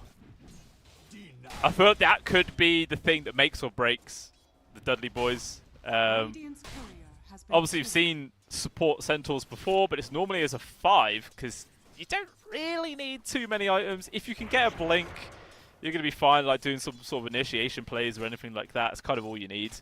So see what he's going to be able to do with that extra bit of gold priority, you know. Maybe get an item or so online a little bit sooner. Maybe it could be a pretty good game for a Pipe of Insight, which I feel like either he or MC would be trying to build. But whoever gets it is going to be very, very impactful for the whole entire squad. This already looks like Violent trying to find what CS he can. Obviously, there's not really too much that MC or 9 class can do to harass out this Morphling. So I feel like once Violet hits his level 3, he's going to feel pretty damn immortal in this lane. There's nothing they can do it. Meanwhile, in the mid lane, First Blood is found. Xantic actually manages to solo kill Ironclad underneath his tier 1 tower. I was saying this is going to be a skill-based matchup, but my lord, I was not expecting a First Blood, just level 3 to start off this lane. Absolutely insane. Meanwhile, down bottom, Bebex also in danger right now. Maybe he can get dived underneath his tower. The side blade hits coming through. Not going to be enough to get the kill, and instead Hakoda steps forwards a little bit too far and will get punished as a response. Force Major getting that kill. Meanwhile, up top, also so bad dropping down there to MC, as the two of them are able to get on top of that pretty squishy Shem. So already seeing a fair amount of action happening on all 3 lanes. Fantastic way to start the game, guys. In theory, we should be looking at a very close one. But theory and practice very rarely intersect, in my opinion. I'm very good at cursing things. But so far, Yuma doing pretty fine in CS, 11-3, actually the same at the moment there of Bebex. So both these guys finding whatever farm they possibly can. Honestly, as the levels start piling up, Yuma's going to feel safer and safer. I feel the only reason Hakoda actually died in that last situation is because he took a couple of tower hits. You know, just a little bit too far. Really did find that kill, but was punished no matter what. Still, there is mid. 17-6 to Xantic against the 10-1 of Ironclad. A full level ahead of him as well. It's a pretty scary spot to be in. And the fact that Xantic hasn't commit any money to get like a bot or anything like that, so he just has that extra bit of effectiveness with the early Wraith Band and completed wand. You know, those small stats can make all the difference, especially for Ricky. All that backstab damage really does add up. Now we can see all 3 cores on Dudley Boys, top of CS. A fantastic start. I'm kind of interested that the Morphling isn't having a slightly better time, to be honest with you. Is getting outpaced more and more here from MC. 17-8 on the Tide, where it's just 12-1 there for Violent. So he is definitely getting hindered a fair old amount. But even so, like I said, he shouldn't be able to die in this lane. He really, really shouldn't, unless a gank comes from Xantic and they're able to get the silence before he can get strength buff off. That is the only way the Morphling will die. So I feel like as soon as you see this Ricky's level 6, So Bad needs to just buy a sentry, maybe even 2, and just slap him in the lane for that very eventuality. Meanwhile, Bebex does end up going down at the bot. Kill going the way of Hakoda there. And just more space for Yuma to keep themselves at top of the CS chart for now. 9 class making a rotation here. Stun. Oh, it's too early. Does not connect now. Both of them has to disengage. So Bad rotates in, but it's just going to be enough to scare them off. No one's going to go down though. Would they have got that kill if that stomp actually connected? I'm not too sure. Might have been close. It also might have baited 9 to his death, because he would have stuck around. Means he would have got hit from the tower a couple more times, I believe, and maybe would have ended up dropping down there. So who knows how that actually panned out and who it actually favoured.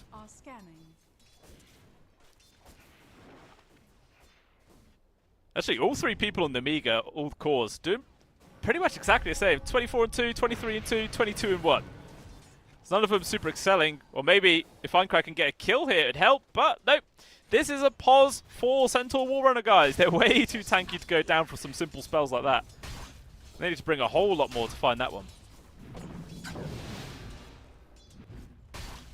Now it has just been left down to 1v1 at this top lane. And we can see Violent is slowly but surely re-climbing back up on the CS chart there. Not too far behind that of the Tide. And it should just continue to grow. Unless, of course, like I said, a gank comes his way from Atlantic. That will be decided. Meanwhile, little fight for the 6-minute rune. Does spawn. Force Major is forced to actually grab that. Hakoda might die here, but actually maybe they get the kill first, and they will. Force Major goes down. Hakoda's trying to run away.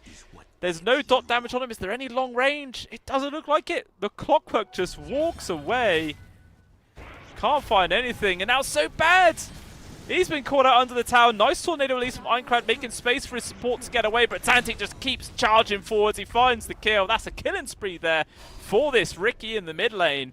And actually, maybe 9 class in danger. Force Major TP's in, but nice footwork there from the Centaur. Make sure he gets it out. Very close. Very, very close indeed. Still 5-1 is the score. 1k gold lead right now for Dudley Boys. Not huge. Not huge at all, but still pretty good position to be in here for just 7 minutes in. Definitely in terms of just how the last few fights have actually panned out. Maybe that's going to be shaking up Nemigo a little bit.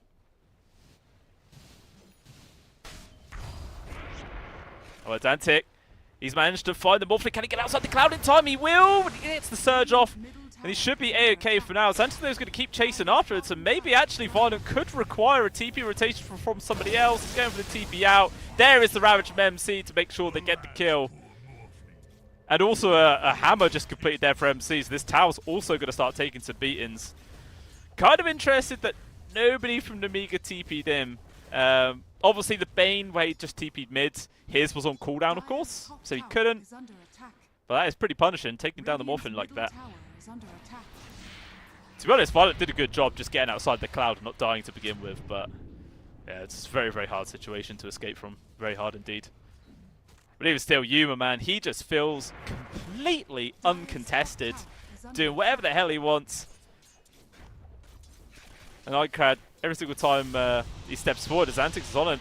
Whacks him in the face a couple of times. EMP chucked out. Xantic just diving under the tower, man. They do not give a crap about getting hit from this. They're going to commit for it. But there's 4 members of the Amiga nearby. 9 class will die. Can they get the tasty kill with the Riki? No is the answer. He jumps over to Hakoda and he will escape. So after all that, the Centaur does go down, which is a nice kill to find there for Nemiga. But at the same time, there was 4 heroes coming on in to do so. So, you know, it's a lot committed to get the kill, and actually they're not even done. Einkrad may be in danger. Atlantic, though, he's out of mana, and he will have to just give up the chase. Illusion's been a bit of a pest, to be honest. Just harassing him under his own tower. But they will deal with it. And MC, obviously, already dealing with that tier 1. Already doing work over to the tier 2 at sub 9 minutes into the game. Not easy, man. Not easy at all. Dire's middle tower is under attack. It's going to keep taking control. More and more of the map here. As Dudley Boys, they feel they're having a good time. And they would be right. Maybe they might be looking to try and go for a kill here down onto B-Bex. They're rotating in from the Centaur, basically behind the tier 1 tower. As well as Atlantic, hunting for the Morphling. If they can find him, this should be a pretty easy kill. I think my control, his Ravage is going to be off cooldown in just a couple of seconds, I would assume. They did see the Morph, but maybe just a little bit too close to the tower to really commit for that kill. Instead, elsewhere, Force Major will be found and will be brought low. And yeah, Xantic gave up trying to hunt for a Violent. Does actually TP back to the mid. There's only so long you can spend running around in the trees. Meanwhile, actually, Yuma's coming in for his own gank, trying to make this kill here on towards Einkrad, and he will go down. Easy peasy kill there for Yuma. And even MC moving on in. This should be a tier 1 tower going the way of Dudley Boys, unless Nemiga Gaming can start bringing some heroes to defend it. Meanwhile, B-Bex, he's really trying to do some solo play against 9 class. This is a Centaur, for crying out loud. He is way too tanky to the solo. B-Bex just has to just run away. Force Major is nearby. We'll make sure he gets the Nightmare on towards Atlantic, but good play from Yuma to make sure he takes that away from his mid laner. And eventually Force Major will die. Oh, Night Class has to be careful. He actually gets charged on. He will die. Bit of a mistake there from the Centaur, and Azantic has to be careful, so Tornado will connect. EMP also coming through. Will they lose their Ricky for this? They have no detection, so he will be able to run away. Dudley Boys making that a little bit of an awkward play, to be honest with you. Even still, it is just a trader support, but favouring Nemiga for sure, as they are a few thousand gold behind here.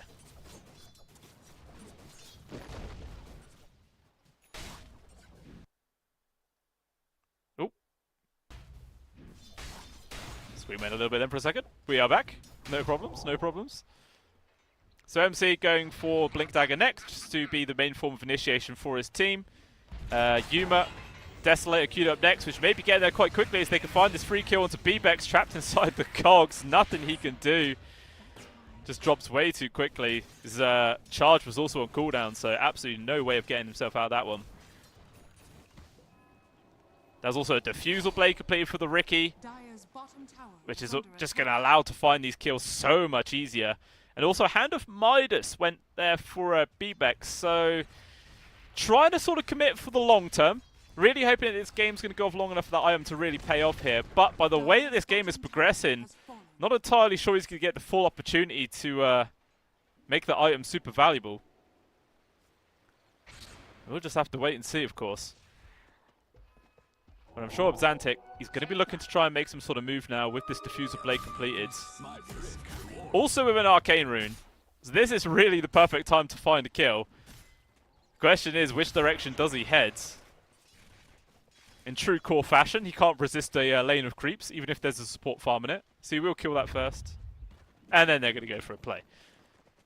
They might end up bumping into So Bad, which to be honest is going to be the favourable thing here for Nemiga. They definitely rather lose their Chen than their Morphling, but So Bad, he's not going to be able to tank this gank for his core.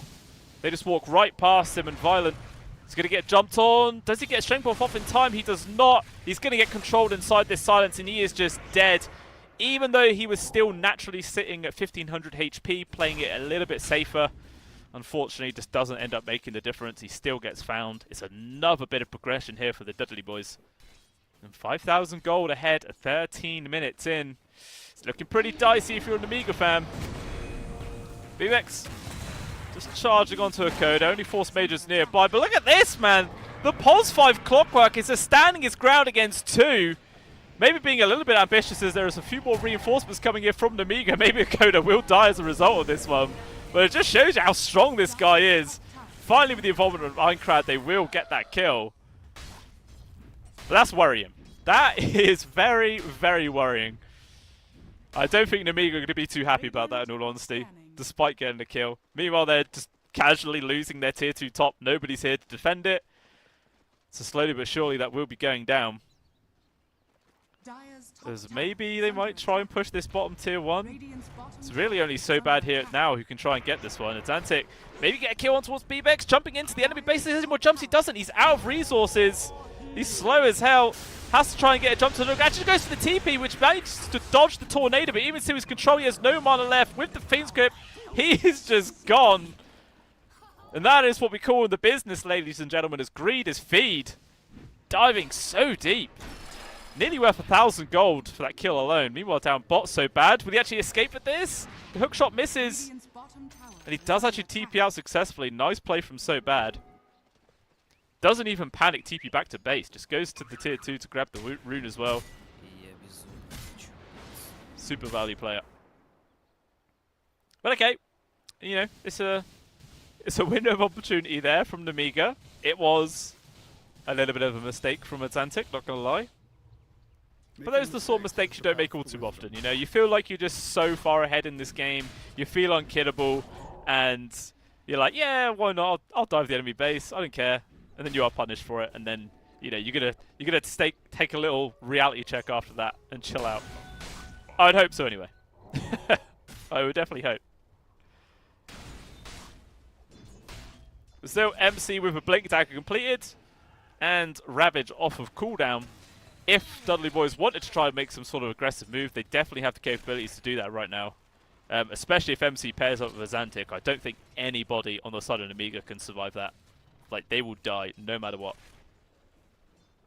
Also now, a blink completed for Yuma on top of his already finished Desolator, I do believe. So this guy is really ready to start taking the fight as well to the side of Nemiga. Meanwhile, they've just found the casual grab here onto the Invoker trapped inside the cloud. Everyone else is trying to help out, but the Cogs just pushes away Bigbex. He can't get in to save his mid laner, and eventually they will die. They get the trade onto 9 class at the very least, but MC is here. Ravages out, will connect onto the two of them. Bigbex barely able to avoid that himself, and now trying to find this kill so bad underneath the tier 2. Yuma getting involved now. The real DPS here just comes flooding on out, and they will manage to take down 4 Violent. He gets involved, but he's melted up. It's a really nice play to avoid. He actually comes out of it. He will get the quick burst kill onto Akoda, try and run away. Yuma, though, chasing after him. Will Violent be punished for this one? He's a really hard kill to find, but they're going to commit for it with the Muto Hammer also coming down. He's silenced and Violent will die. It's a good response there from Dudley Boys to punish that greed from Violent. And it's a full team wipe, 8k gold lead. And may even be a tier 2 going down, considering how this is a catapult wave. But it doesn't look like they are going to back off. As actually, it looks like Einkrad has managed to find Yuma deep inside their own triangle. They're going to go for the re-engage, but they're so bad it's dead. Charge coming onto Bbex. Yuma is controlled and gone. It's a 2-for-1. Supports for the carry. It's favourable for Nemiga for now. They're also maybe going to try and get his kill onto Xantic because the Ricky is also out of resource. He will die as well. Now it's just down to mind control. Doing a hell of a lot of damage here for the old fish boy. Nice rocket there from Hakoda to get the finisher kill as well as the hook shot. And they will take down Einkrad for his efforts. So once again, it's a 4-for-2 trade favouring Dudley Boys, but this time maybe Nemiga aren't so sad about it. I mean, sure, they lose 2 cores and 2 supports, but they do take down 2 cores from Dudley Boys. I don't know, I feel like they're still probably not happy about it. It's still going to be favouring Dudleys. And yeah, this tier 2 is definitely going down now. Dire's middle tower has fallen.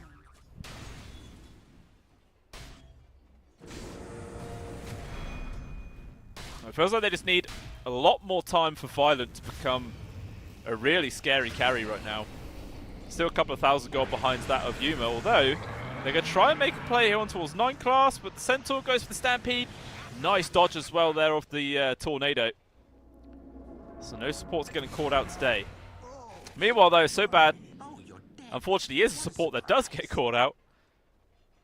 And ends up just being a free kill for Xantic, but what can he really do when there's a Ricky on top of him? It's just too damn hard, man. Even if he has a 4-star this early on, he's just dead. I mean, if you guys at home are support players, you know how that feels. You know what it's like to get those sort of heroes on top of you. Just go AFK. You're just dead. So Dudley Boys, though, looking like they're going to try and take down a free Roshan, 3 heroes inside the pit. Information is just not there from Nemiga Gaming to be able to contest this one. And then they're going to have to be playing up against a TA Aegis on top of everything else, which is just extremely difficult. And this is the first Aegis when 2 tier 2s have already been taken down.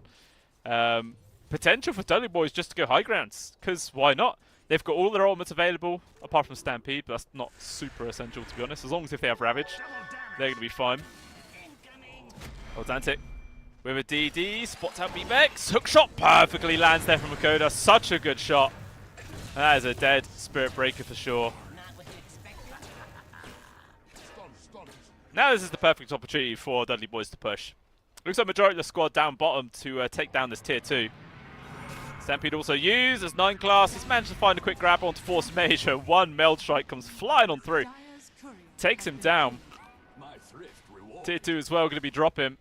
And most likely a high ground situation will commence. And then it's going to be down to whether if Nemiga can hold. I mean, as I was saying in the draft, they don't really have any big AoE controlling abilities. Like, they've got the spells from the Invoker, and that is pretty much it. Apart from that, they're relying on an AoE charge from the Spirit Breaker. And look at this, at Xantic, he just knows that's the real Morphling, but he still can't kill him. And now, actually, he has to be the one to try and run away, but the charge is already coming through. Xantic can probably feel it's on his way, kicks him on back, and now it's going to be a free kill going to Violent. Nice response there from Nemiga. And now, unfortunately for Dudley Boys, that means without their mid laner, they're probably going to have to put a bit of pressure on the brakes right now. And not just go for this high ground push. I mean, to be honest, that little sequence was like some pretty high IQ plays from both sides. Like, the Morphling trying to bait the illusion was a nice attempt. Azantic, though, he knew he was on the right guy, and he stuck with it, but unfortunately he still didn't have the damage to actually take him. And it just gets punished, obviously, from a classic Spirit Breaker global charge. Such a strong hero. Dire's courier has been killed. That's a pretty nice courier for MC to find there. That was going to be a Octarine core pretty damn soon there for Bebex, so that is delayed a fair amount.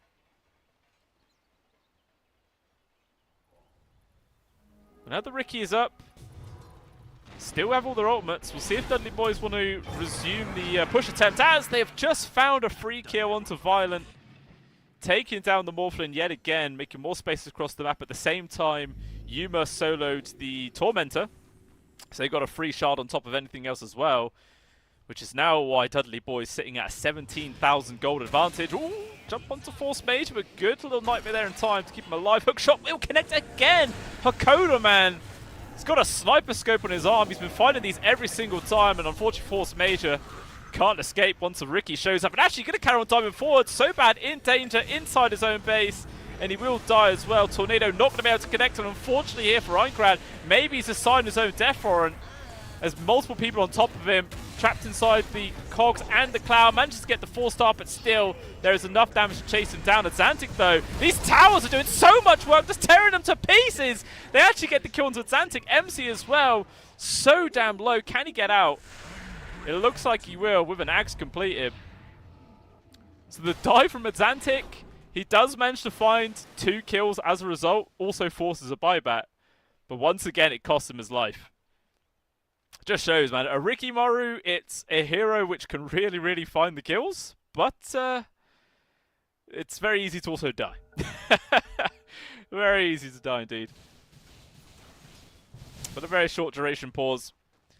We are back on the way. And still about 1 minute and 10 seconds left of this Aegis. Is this enough time for Dudley Boys to try and force high ground, or are they just going to stick to the status quo, you know, control up the dire side of the map, limit all the resources that Namiga can get, and then just try and make a play with Roshan number 2? We're actually going to make a jump. It's a 2-man connection there with the stun, but the Strength Morph was in time there from Violence. The Morphling should be fine out of this situation. So bad, though, has been the first casualty. And everyone else from Namiga will just disengage. Oh, another strike does get cancelled again. Tornado onto 2 with the EMP. No reason to see from you, but actually BBX going to charge forwards. Will he get punched for this one? No, he won't. Making mistakes. Manages to get out fine. Hejuma, still 30 seconds on this Aegis, but I think he wishes he died there. He has absolutely nothing to work with.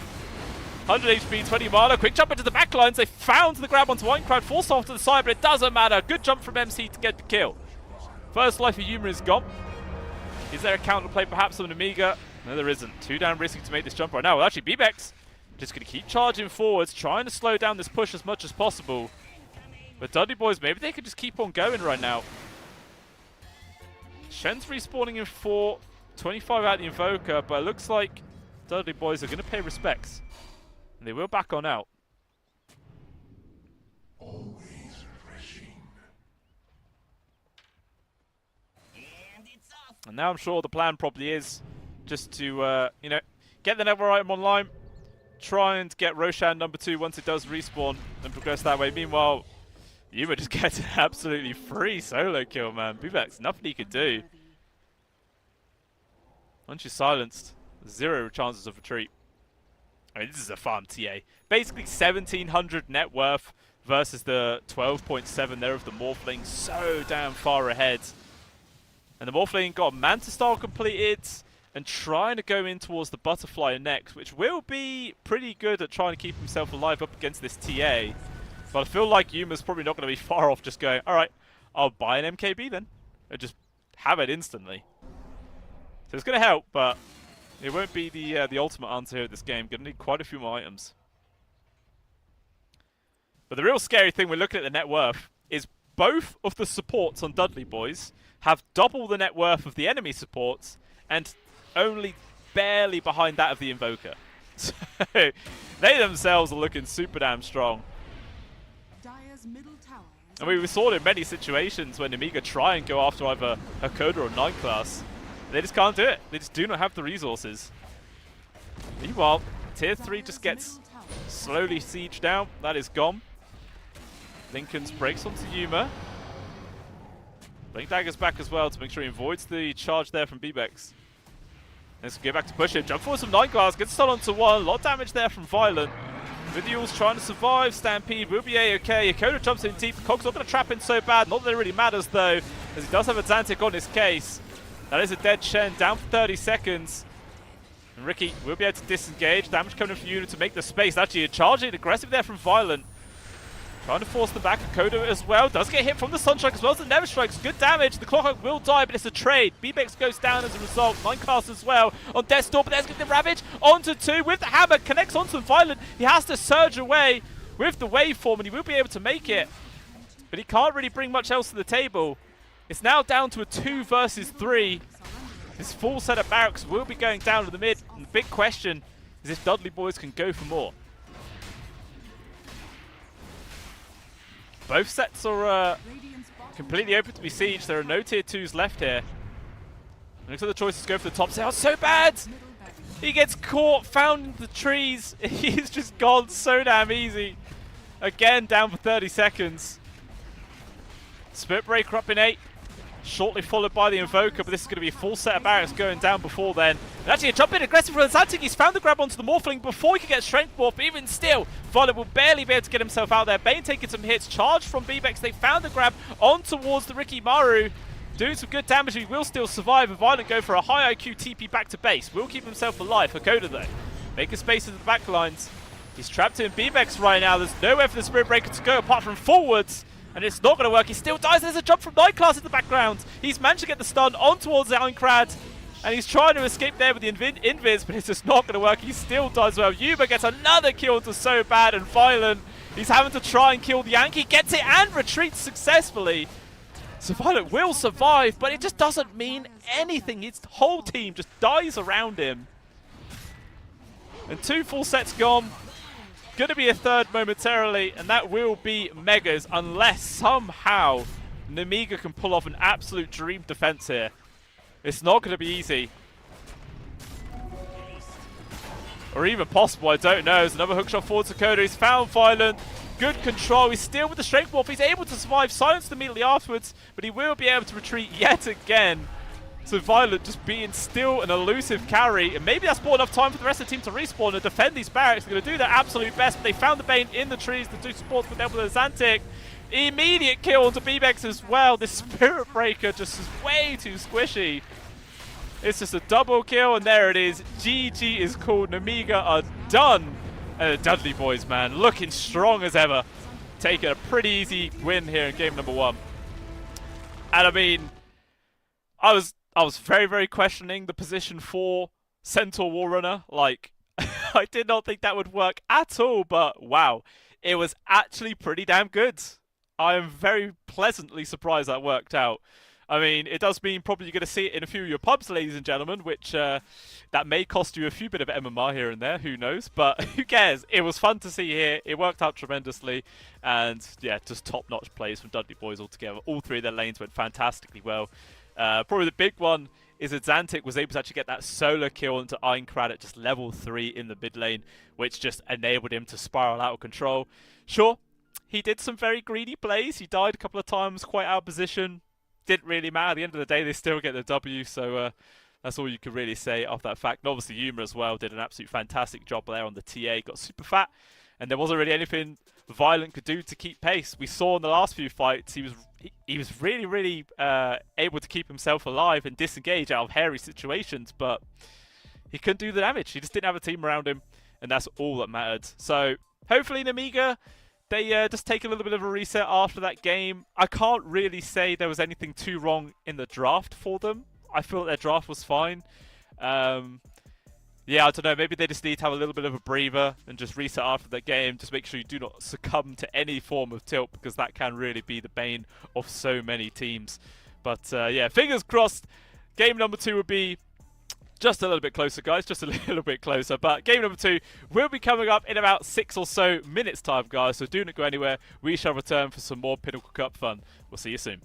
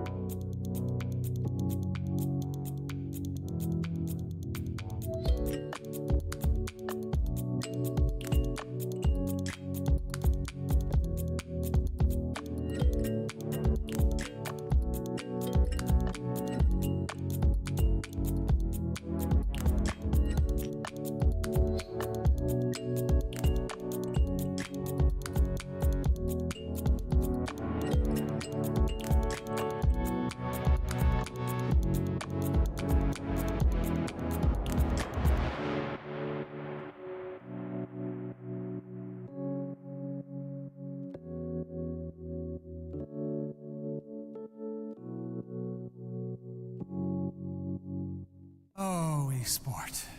You and I have come a long way. It was such humble beginnings. As we gathered in small groups, we were professionals right from the start. Passionate, organized, and ready to rumble. We dreamed big, and surely enough, our parents supported us at every step of the way. Didn't they? Fired up by all this love, it wasn't long until we caught the scent of competition. To be honest with you, it wasn't always that easy. Joe here, he had to take on 2 side jobs to afford playing professionally. It's gonna get better, Joe. Fist bump. Some of you dared to not even call this a sport. And look where we are today. An endless stream of esports events every year. Bet you didn't see that coming, Mom and Dad. And you know what? We have been with you every single step of the way.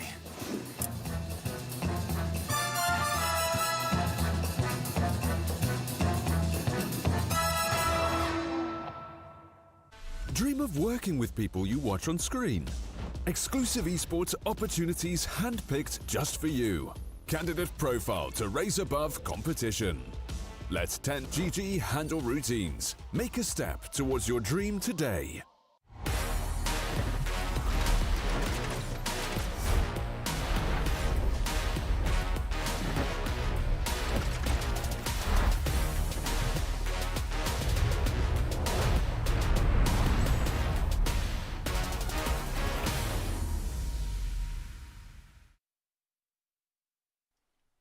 Welcome back on in, ladies and gentlemen. We've got another game coming up for you very, very soon here between the Dudley Boys and Namiga Gaming.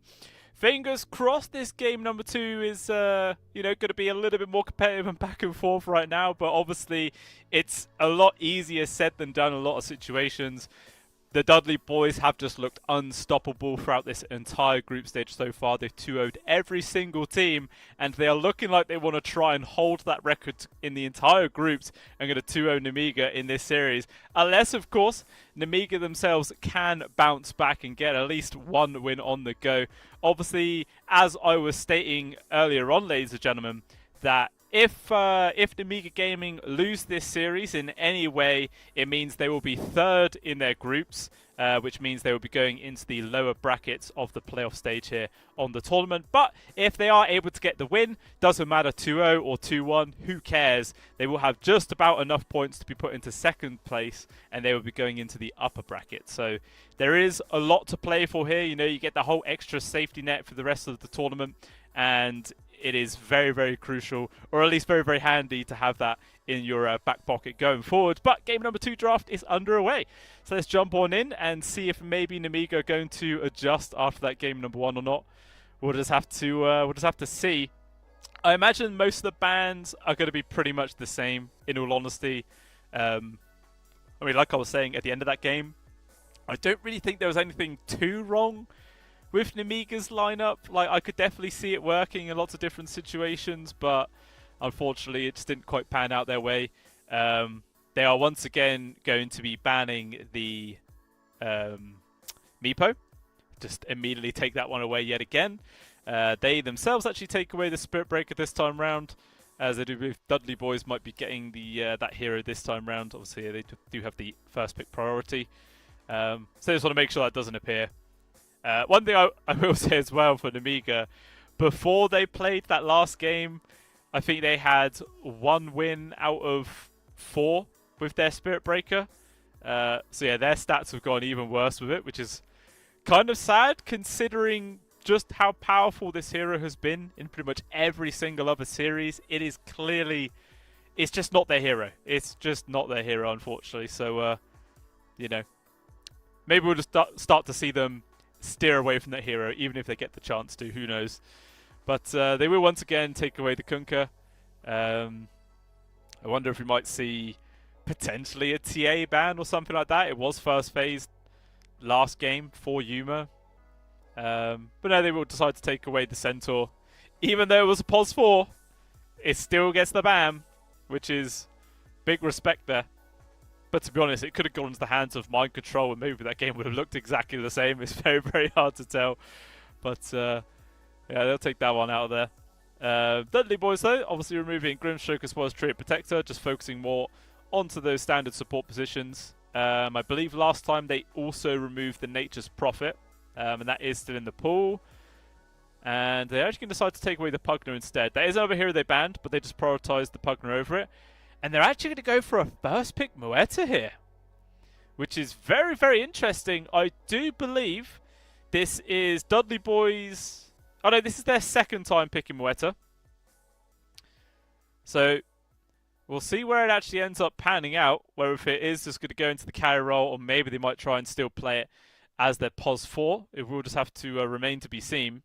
But Nemiga will grab up that Nature's Prophet, considering how it wasn't banned out. So you just got to take that guy wherever you can, wherever possible. It just seems very, very strong. We'll see what Dudley Boys are going to try and prioritize going into this second phase. But yeah, very interested to see the Muerta. Very, very interested indeed. See if I can work out which role it was actually played when they last actually ran with this hero. Because that would be interesting to know whether if it was into the hands of Yuma or whether it was actually for 9 in the position 4 role. Because that could be very, very interesting. See if my detective skills are any good, guys. I'm normally pretty bad at this stuff. Just being honest with you. Just being honest. Alright, that's wrong. I can't figure it out. I'm too bad at detective work. Someone in chat could tell me if they played it carry or support. I feel like it'd be carry though. Because as I mentioned, support Muerta just feels kind of nowadays. So I don't really like to see it in that role anymore. But Dudley Boys themselves will actually be the ones to take away the TA this time round, as well as the Brewmaster there. So maybe considering how they're taking away the TA now, this is looking more likely to be Yuma's hero. Just sort of removing one of his own possibilities. Obviously, again, it's a pretty decent hero. A TA against Muerta is pretty good. You know, the refraction charges just negate so much of that Pierce the Veil damage. And it does kind of allow you to survive for a really long time. Maybe get like a Blink Dagger out of there. So I do like that ban quite a lot. Nemiga Gaming will remove a Spectre and then immediately pick up a Lion afterwards. This is a hero which has started to appear more and more in this current meta, which I love to see. I've always been a Lion spammer back in the day, so I always love to see it when pros pick up this hero as well. It validates me picking it without people shouting at me. So we'll see how it's going to pan out. It's always a pretty strong POS 4. Multiple stuns as well to set up for that global presence of the Nature's Prophet, which I'm kind of interested in why they banned the Spectre. Like, getting multiple instances of global presence on your team is really, really strong. So if you had the Spectre, Lion, and Nature's, you should, in theory, be able to kill anybody you find. So, yeah, quite interested they banned that one out. Unless they were just really afraid Dudley Boys from taking that one. I mean, they could still go for a Dawnbreaker if they so choose and just double down on this global presence. Could work out. We'll just have to see how the draft progresses, mind you. But it is going to be a Tusk pick up there for Dudley Boys. And already, this is a pretty scary safe lane combination. I'm not going to lie. Shard block with the cooling going on lands a lot of damage, forces people to stay inside this sort of area for a lot longer than they would really like to, which can be quite punishing, and maybe this could be a very, very difficult lane for Nemiga to play into right now. Especially considering how Lion is very squishy, so he could be susceptible to getting caught out in many different situations. Will come down quite a lot to positioning from himself.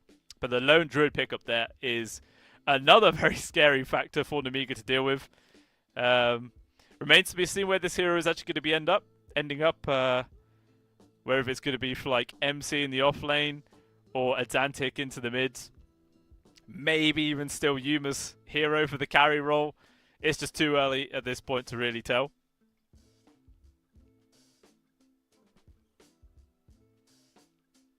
I don't really mind where I see it.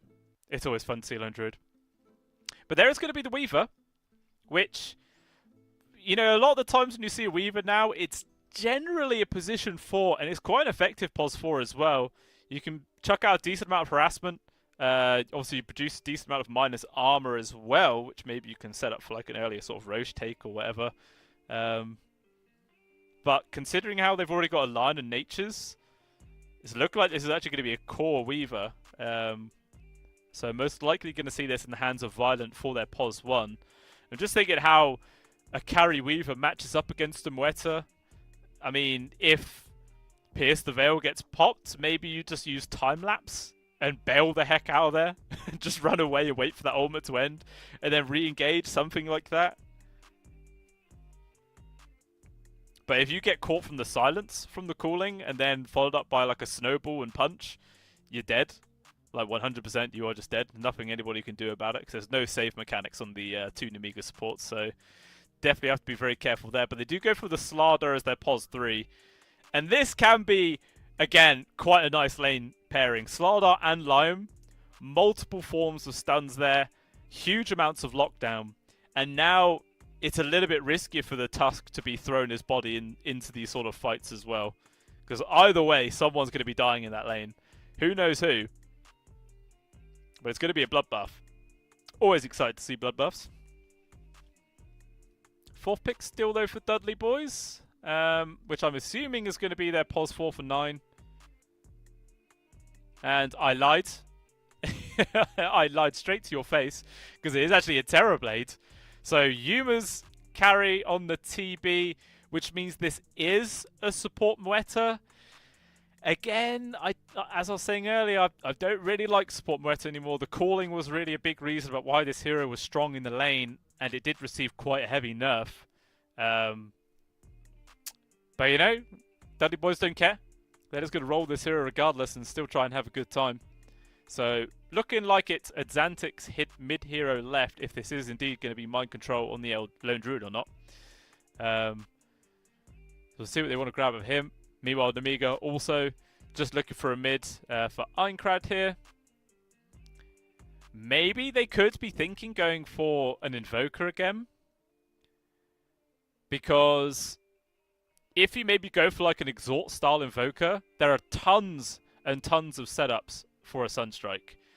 You know, the Earth Spike, Hex, Slardar, Crush with the Bash, all this lockdown. You can try and get kills across the board. Nature's Prophet if you trap someone in with Sprouts. Obviously, that's a little bit harder nowadays, seems how even supports carry Quelling Blades. So, it's a lot harder there. But it's possible. It's definitely possible. And they still got to be thinking about what they want to ban out instead first. If they are thinking about an Invoker, what do they not want him to go up against? In which case, are they also thinking about banning the Ricky? Because we saw how it worked in game number 1. It wasn't great. Wasn't great at all. No, Pangolier being removed. I mean, one thing I will say, the script is kind of flipped in terms of control. Dudley Boys game number 1 had a decent amount of it, a good amount of AoE sort of ways of limiting the movements of Nemiga, but this time round, Nemiga definitely are the ones that have a slight advantage when it comes to just being able to control people up. Still not any like big AoE spells that do that, In which case, I wouldn't be too surprised to see like a puck get picked up from either side. Nemiga or Dudley's, I feel like they could actually benefit from this hero. So I strongly feel like it's either going to get banned or picked in this phase. And actually take away the Earth Spirit there.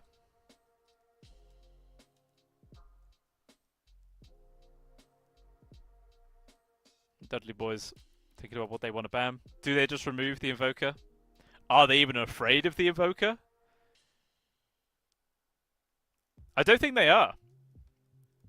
Because I feel like if they leave the Invoker in the pool, they might actually just go for the Riki again. But it's a lot harder this game because you're playing obviously into a Slardar. It could always find you. Quite difficult when there's all the control from like a line as well. If like, the line gets an early blink dagger, the Riki's screwed. So actually maybe that's enough to make it Xantic not want the hero this time around. They actually banned the Kotl. Obviously the Kotl and the Zeus, both high magic damage heroes, which can really, really make the TB's life a misery. Which is obviously the reason why they did remove those heroes. What do Dudley boys now want to pick up? Only 8 seconds of reserve time. Choices, choices. And it's actually going to be a Marcy. Okay. She did actually get a buff in the last patch. I honestly cannot remember what that buff was. I feel like it was pretty damn minor. So it's interesting to see this hero appear. And whether or not this is actually going to be mid-Marcy. Or maybe there's some really crazy swap rounds happening right now, like Tusk 5, Marcy 4, Lone Druid off lane, Mueta mid. I don't know. I actually have no idea. It's going to be cool. I'm going to be very interested to see where these end up. And the final pick from Nemiga is actually going to be a Timbersaw, which, yeah, I quite like. It's looking like you're going to be up against a melee hero no matter what in the mid. So he would definitely have a fun time. And yeah, Einkrad taking the TB, and it is at Xantic's Marcy. So I feel like Einkrad's going to have a really nice time in the mid, in theory. 9 class is actually taking the Wetters, the Pos 4. Hakoda on the 5 Tusk, Mind Control on the Lone Druid, and Yuma on the carry TB. And pretty much everyone on the roles you would expect as well on Nemiga, Violent on the carry Weaver, Slardar offlane for Bebex. So bad, the Pos 5 Lion and Force Major on the 4 Treant. Not Treant, Nature's Prophet, sorry. Which, I don't know, I feel like there's some argument to actually having the Lion as the 4 and the Nature's Prophet as the 5, in all honesty. Like, your carry Weaver should, in theory, be okay in the lane as long as if they just sort of, you know, be smart about the positioning once the Nature's Prophet leaves. And then you can just set up for those like easy 3-man ganks on the side lane with a Lion and a Slardar. Pretty much anyone is going to die from that. And the fact that no matter what role you are as a Nature's Prophet, you're always going to be able to find farm. Pos 5, 4, 3, 2, 1, who gives a crap? Either way, you're going to be finding gold across this map somewhere. So yeah, I am very, very interested about that choice. And the fact that a Lion, if you can just get that Blink Dagger online just a few minutes sooner, it can make all the difference in the world, to be honest with you. Set up for so many key ganks and initiations. But maybe the argument is the fact that Slardar is going to be getting a Blink earlier on, so it's not as essential for the Lion to have one fast. I don't really know. I'm grasping at straws right now. That is kind of the only real thing sort of making me second guess the lineup here of Nemiga. But, you know, again, I feel like it can definitely work if they can actually play around this draft. But I think I'm just going to go for the Dudley boys 2 times in a row. Like, there's not a huge amount of cohesion with their draft, in all honesty, but the way these guys played game number 1 and how they have played every single other series in this tournament, I'm just going to naturally lean towards those guys. So we'll see if that is actually going to be true and whether we're going to be getting another 2-0, the third 2-0 of the day, of course, or whether we could be looking at a series going all the way full 3 games, which is what we like to see, because again, this is the last day of the group stage, guys. We'll be moving on to the actual playoffs tomorrow. And of course, Nemiga, if they want to be able to get into the upper brackets, they have to get this win and the following map win to make that dream reality. Otherwise, they will be going forward in the lower brackets.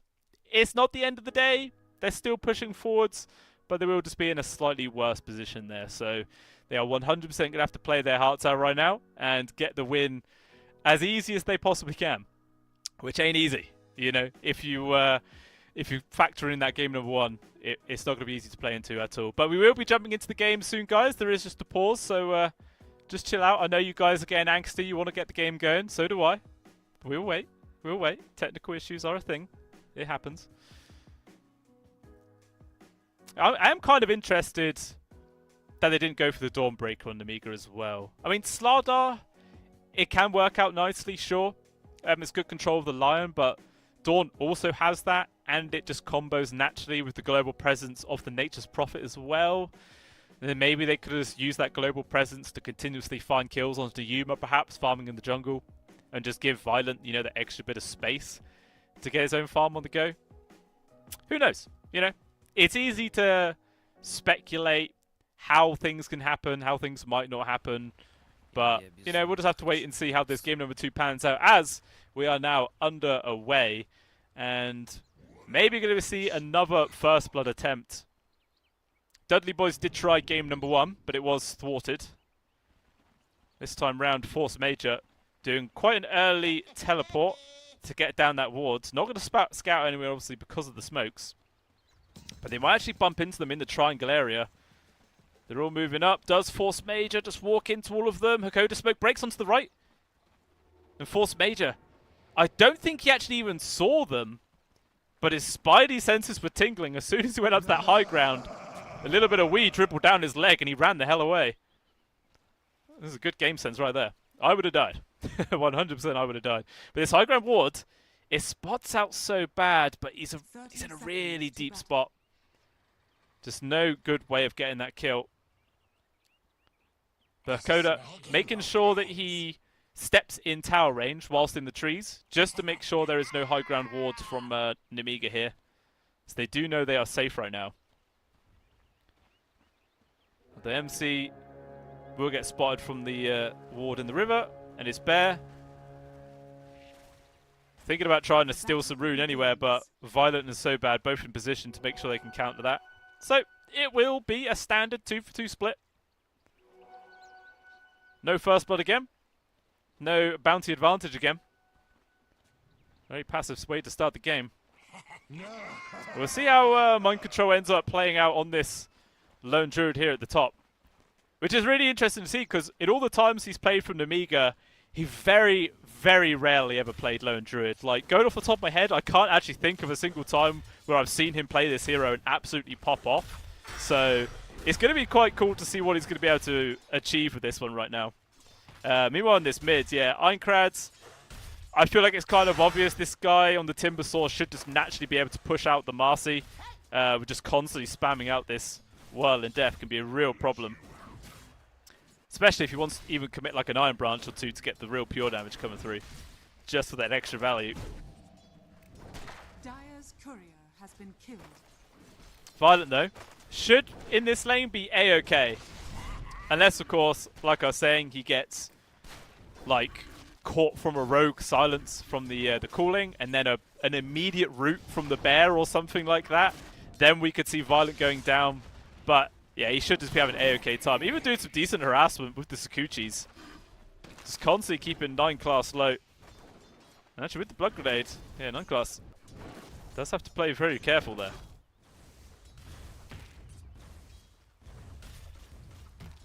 Already just that slight advantage here for Einkrad. 8-4 against the 5-1. I feel like once there's 2 points into Whirling Death, then that is when Atlantic is really going to struggle. Unless, of course, like they go for a weird build. Well, actually, good slow dead shot on towards Violent. Not going to be able to find the kill, but it's decent harassment at the same time. Meanwhile, First was actually found down bot. Force Mage going down. Even Bebek's taking a few whacks as well for his efforts. That's a nice little move there from Dudley Boys. First Blood onto your TB. Fantastic way to start off the game for themselves. This is the power, man.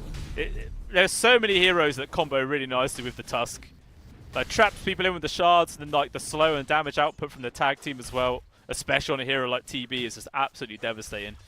Fortunately for Namiga, it's a combo that they can only do like every 2 minutes or something, so they've got a bit of extra time now to chill.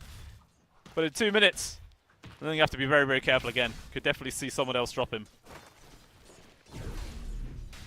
Again, I kind of feel like that wouldn't have happened if this was a Lion instead of a Nature's Prophet.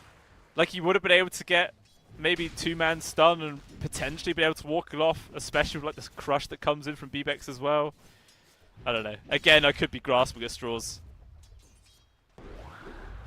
Just how my brain says the situation should go down.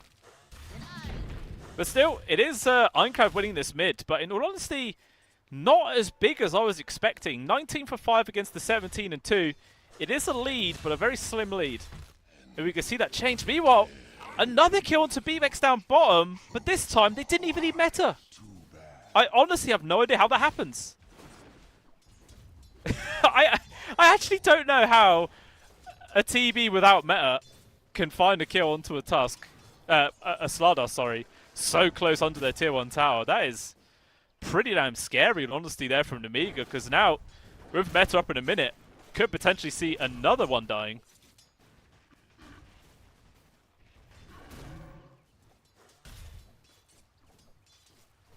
Who knows? Might be a lot of pressure now on Einkrad in this game. Because if this bottom lane keeps going pretty badly, we'll see Yuma just start getting bigger and bigger. It'll be hard to do with. Meanwhile, Nature's looks like he TP'd to try and contest that bottom water room, but Azantic was still able to get there in time. But he is just pursuing him to be a bit of a pest. Azantic just like turns around, like, hang about. You're a support, why am I so scaredy? Just force him to run away. Nice stun there from So Bad. Connects onto 2. Violent charging all forwards. 9 class very low. But Violent, why is he not going for that kill? 9 stick charges, a Fairy Fire, and the Lotus. That would have been a big burst heal there for 9 class and potentially a turnaround. So super good awareness there from Violent. That's antic. You see him just constantly using these rebounds to secure range creep denies. Obviously, it didn't work that last time, but he's trying his best. Violent, again, just constantly running at 9 class and down bottom. There is another death for the Slardar. I'm sure that one did require the Metamorphosis. But it's just another kill. Further slowing down the Slardar. 19-1 on the CS compared to the 30-8 of the TB. And also Violent, maybe trying to get a kill on towards 9 class. Evolving a Force Major as well. Focus onto MC. Metro Hero takes some beatings with the bear. It's going to chase away Violent. Oh, good Tsukuchi to cancel the salve. That's actually going to be pretty impactful, although Violent, if he gets caught, first hit root, and that is going to be a dead Weaver. Huge bit of RNG coming out there from the Dudley boys. I mean, maybe it would have made much difference as Zantic might have still been able to find that kill. And he's just chasing after Force Major as well. Does get the pullback. A few more right clicks and eventually will find the kill. 9 class is here, thinking about getting it to die, but nice right click there from 9 class, gets him low enough. And a bounty rune spawns him to get the free rune fall, though 9 class will die. So actually it ends up just being an even trade. And maybe actually it's Antic still in danger. The Lions made a rotation, they got control with the Chakram. That is enough damage, ends up being a double for Einkrad. Very nice pickup there from Namiga. Definitely are bouncing back, showing that this Timbersaw is gonna be a huge problem for Dudley boys this game. 46 and 12 on the CS chart, 2 kills as well to his name. Definitely a fantastic way to just start bouncing off in this game. And as a result, yeah, this Marcy CS has really dropped off as well. 25 and 2, basically half of the Timbersaws. Pretty crazy. Meanwhile, down bottom, a little bit of a dive underneath the tier 1 tower right now. The Muerta will be able to survive, but unfortunately there from Old Dakota. Try to get the steal into the Wisdom Rune, just not going to happen as he will die. But that is 4 heroes rotating on top of him to secure their Wisdom. So, you know, as they say in the business, space created.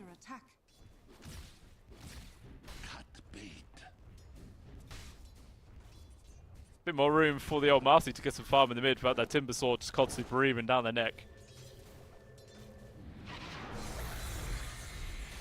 Although, Goda, TP in maybe with the help of 9 class. They are going to be able to get the push back inside the corner right now, but there's no silence. There might just be a timber chain right now for Ironclad to get himself out there. But even said, the control just comes through. Yuma also turning up to the engagement. They found the kill. Bebex as well also turning up. So Namiga trying to respond. Good control as well. This is way too much damage. And then Zantic will actually fall. So both teams losing their mid laners right now. Hakoda, though, with the help of 9 class, they're going to keep charging forwards, try and bring down this Slardar. He's a tanky boy, and the control coming out from the 2 supports, but it is a trade favouring Dudley boys at the end of the day. Call for a support there. And Yuma, yeah, he just like TP back to the bot just to carry on his farm. Because I ain't achieving anything in this mid anymore. So definitely, game number 2, a lot more even. Not just any one team outpacing the other. And nice denies actually there from 9 class to make sure no ward kills towards Namiga.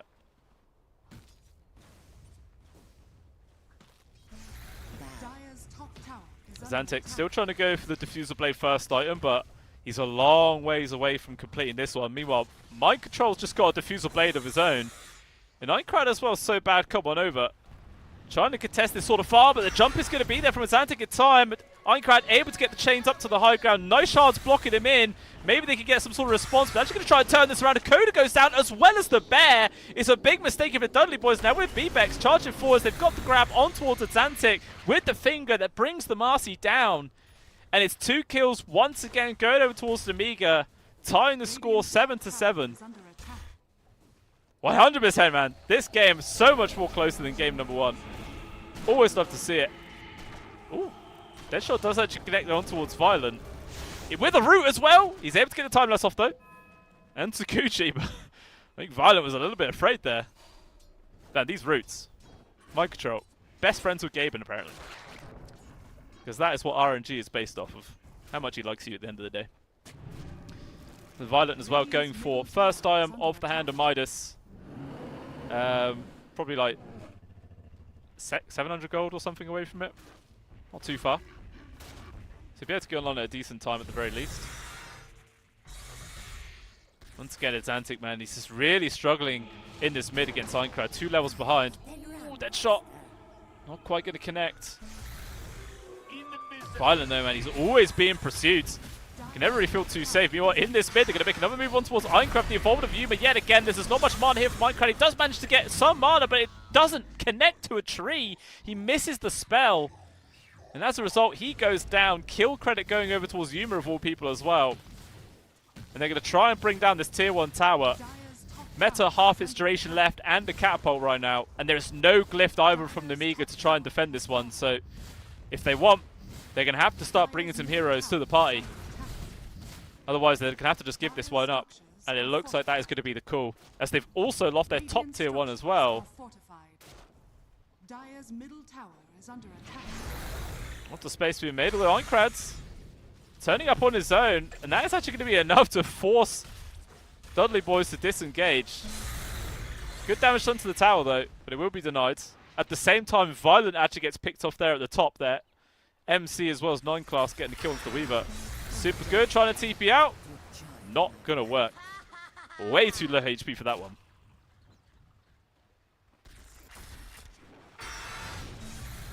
And Einkrad, he's really feeling full of himself here in this game.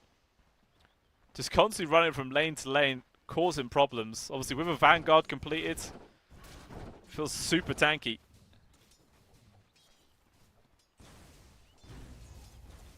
And Nakoda got the standard Tusk Blink Dagger cute.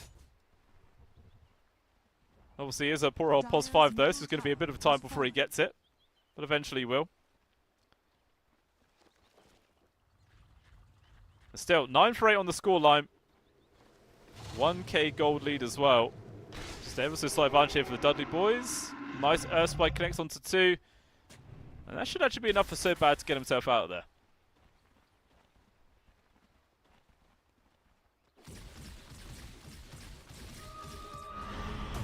Yumas is finding free farm. Oh, meanwhile, Zantic actually has been caught here right now. Gets chucked inside the call-in, so the silence just does not stop. He can't get away. And that is a huge kill there to find for the side of Dudley boys. Taking down that big mid laner. For sure it's going to be the highest net worth hero on the side of Amiga. If we pass on over to the net worth chart, we can have a look. Because I'm sure he would be up there for sure. Actually, they're going to dive underneath the tier 2. They are going to start things off. Cooling is going to be in. The Silence also actually getting the connection on towards Force Major. The two supports just dead behind their tier 2. Not quite as safe as it feels. MC's Bear very, very low, but will be able to stay alive. Or maybe not for long, though, as the actual hero himself is way too squishy. And they do find him and bring him down. That's a big chunk of gold going towards the Amiga. Does force the rest of Dudley Boys away. Trying to secure some sort of room for Violent to find farm. Meanwhile, Yuma do whatever the hell he wants in this bot lane. Tier 1 getting low. There's a TP from Force Major here. Just chucking out a casual sprout, as you do. Not too much, just saying hello. That's a Midas online for Violent. And an Echo Saber there for Bebex as well. So the Slardar definitely in a position where, you know, getting on top of people and finding those kills is going to be that much easier. I'm sure he's not too far going to be going for the Blink Dagger. Well, it's still actually 2,000 gold away. He's not going to have any time soon. We've got the TB Illusion. Was attempting to come over for that 14-minute Wisdom Rune deny. Not going to get it, though. Dire's middle tower is under attack. And the Diffusal Blade for Azantic has finally been completed as well. So there is double Diffusal here on the side of Dudley Boys. Which can be a big problem for the Timbersaw if he gets gone on. His mana would just vanish so damn quickly. Even though he does have Arcane Boots as well as the Soul Ring, it can still be very, very impactful in these teamfight situations. You can see, like, Azantic, he's not like falling back to farm. He is always roaming around the map looking for kills. Pretty much the exact same way that he played Ricky in game number 1. Like, they're not heroes that like to AFK farm. Always will look for action, look for kills, and progress their game that way. Unfortunately for themselves, is nobody's actually showing themselves in that top lane. Violent is just way too careful. Always staying on those side camps. With a tier 1 drop in bot, Bepex teaming up towards this top right now. There is going to be the cool lane, gets a silence on towards the two of them. Lion can't get any spells off. Bepex to get control. He's trying to turn around with the damage, gets a good crush off of, but it's not going to do anything really at the end of the day. Zantic might drop here, even with the DD rune, just can't survive long enough to make much value happen. And everyone's going to try and back on out. No root this time. And actually, Ironcrag coming in for the back. Chuckham's not going to hit onto any heroes, but the bear getting very low, will die. Does MC resummon it though? That is the question. Or does he think he's going to die? And actually Yuma's here, going to turn around with the bear. Good silence once more. Can they kill him before he gets the chain? They will. Ironcrad going down. So it ends up being a 3-for-1 exchange favouring Dudley Boys. And now we're starting to see this net worth lead build up here. 3,000 gold in the advantage of the Radiant squad. I believe that was also a Blink Dagger completed for the Tusk. So they got an extra form of initiation and save. So it makes it that much more difficult here for Namiga to get much work done. So bad on the Lion, I feel like it's going to be very important that he needs to blink. I was sort of speculating in the draft whether they could just try and rely more on the Slardar Blink Dagger, but even when Bebex gets this, I don't know if it's really going to be enough to make him feel comfortable.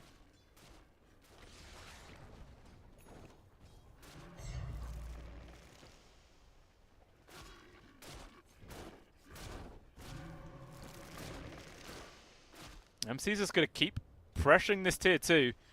I mean, Violent is always up here, but to be honest, this is your carry who is having to like passively defend the tower as well as trying to find farm at the same time. It's not as easy. Although, I'm crowded so bad, just fighting a free kill on the Zantic there is definitely going to help out. Also make a bit more space. And they're even going to try and retake their own jungle right now, pushing on in. It looks like Dudley Boys. Maybe they're kind of ready for this. They will take the fight. Actually, they're going to get the immediate jump on towards the Weaver. He's silenced, but he does still able to survive. Gets the time lapse off as well. Violet is A-OK. Even the Slardar now turning up. It looks like 9 class will be the sacrifice. And he goes down. Can they get anybody else, though? Hex lands onto Coda with the Earth Spike. Maybe that is going to be that extra cast range coming on into play there to find that kill. Excellent one to get. Also found the grapple to MC's bear. Look how quickly it dies with all this mine armor. He is gone. Einkrad trying to make some sort of action happen, but instead he just ends up throwing away another kill right now. And then he's going to keep pursuing for more right now for the Amiga. Yuma is actually here. He's going to be careful he doesn't also end up just feeding away another death. That is the big question. And it ends up being 4-0 there. Nemiga just popping off. Balance out this game once again. 15 for 15. Less than 1k gold advantage. Maybe though. They're going to try a counterplay. They have found this grab towards Einkrad. And you can see their single target damage, even against the tanky boy like the Timber. They can 100% bring people down. It all just comes down to how they can actually chain these, chain down all these lockdown spells together. And once again, it's found another grapple on towards Sobad. Another free kill handed over towards Yuma. This TB, the one guy who is just consistently finding all this space and getting all the kills.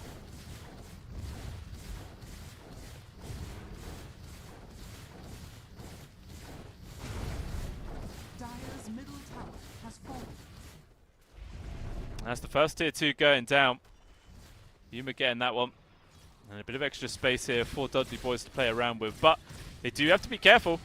We've seen many times before Namiki 100% bounce back and find kills. So this isn't like game number 1 at all. 100%.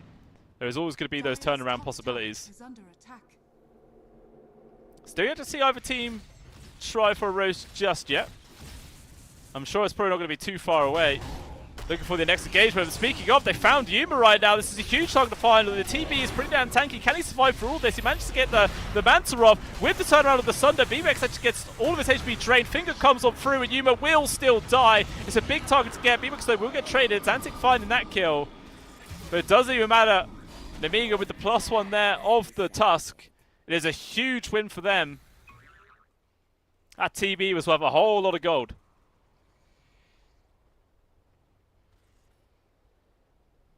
Exactly what I was saying. They've got to be careful about how they position themselves. There wasn't really much vision for Yuma in this area. They got the one ward, like sort of near the mid tier 2, but that is it. You said a complete dark area, no information to play with. It's just an absolute massive punish. Octarine also is now up there for Einkrad. Just helps increase the sustain. Mineclass though has actually found the Timber Saw. It just goes a straight TP out. He's like, right, okay, there's nothing else I can really do here. Einkrad also TPing just in case that there were some other people from Dudley Boys nearby. Not going to be caught out this time though. He is fine. Mjolnir though, now aligned for Violent. It's a nice increase to his farm and speed, as well as obviously having that extra bit of lightning damage coming through to deal with the illusions of the Terrorblade is always super impactful. I mean, it's not exactly a recent change, but as you guys will remember a few patches ago, the chain lightning does bonus damage now to illusions. It's always worth keeping that in mind. Although, 9 class has been found there from Force Major. TP response is coming in. So there should be a turnaround kill. Force Major just trying to waste as much time as they possibly can. Actually, we're quite tanky versus this barrel, honestly. Not quite as squishy as you would expect. Eventually does still die, but space created. And as a result, Nemiga can use this to their advantage, going straight into this Roche pit. Got all the minus armor from the Slardar as well as the old bug from the Weaver. This is going to be a free Aegis, which I'm assuming they're going to give over towards Violent.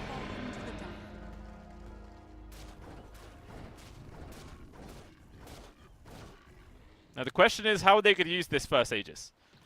Pretty sure it's just going to be to buy time and resume the farm here on the Weaver. Try and get another item or so on the line before trying to force any plays.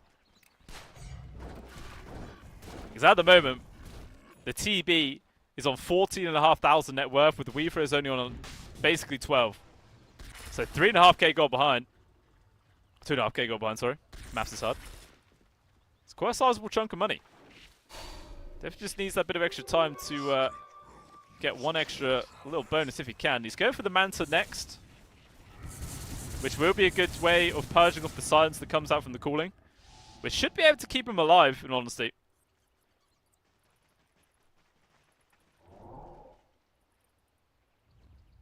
And BBX as well going for the Aghanim Scepter next as well. Will be a big, big help. We do have a pause. FPS problems, apparently.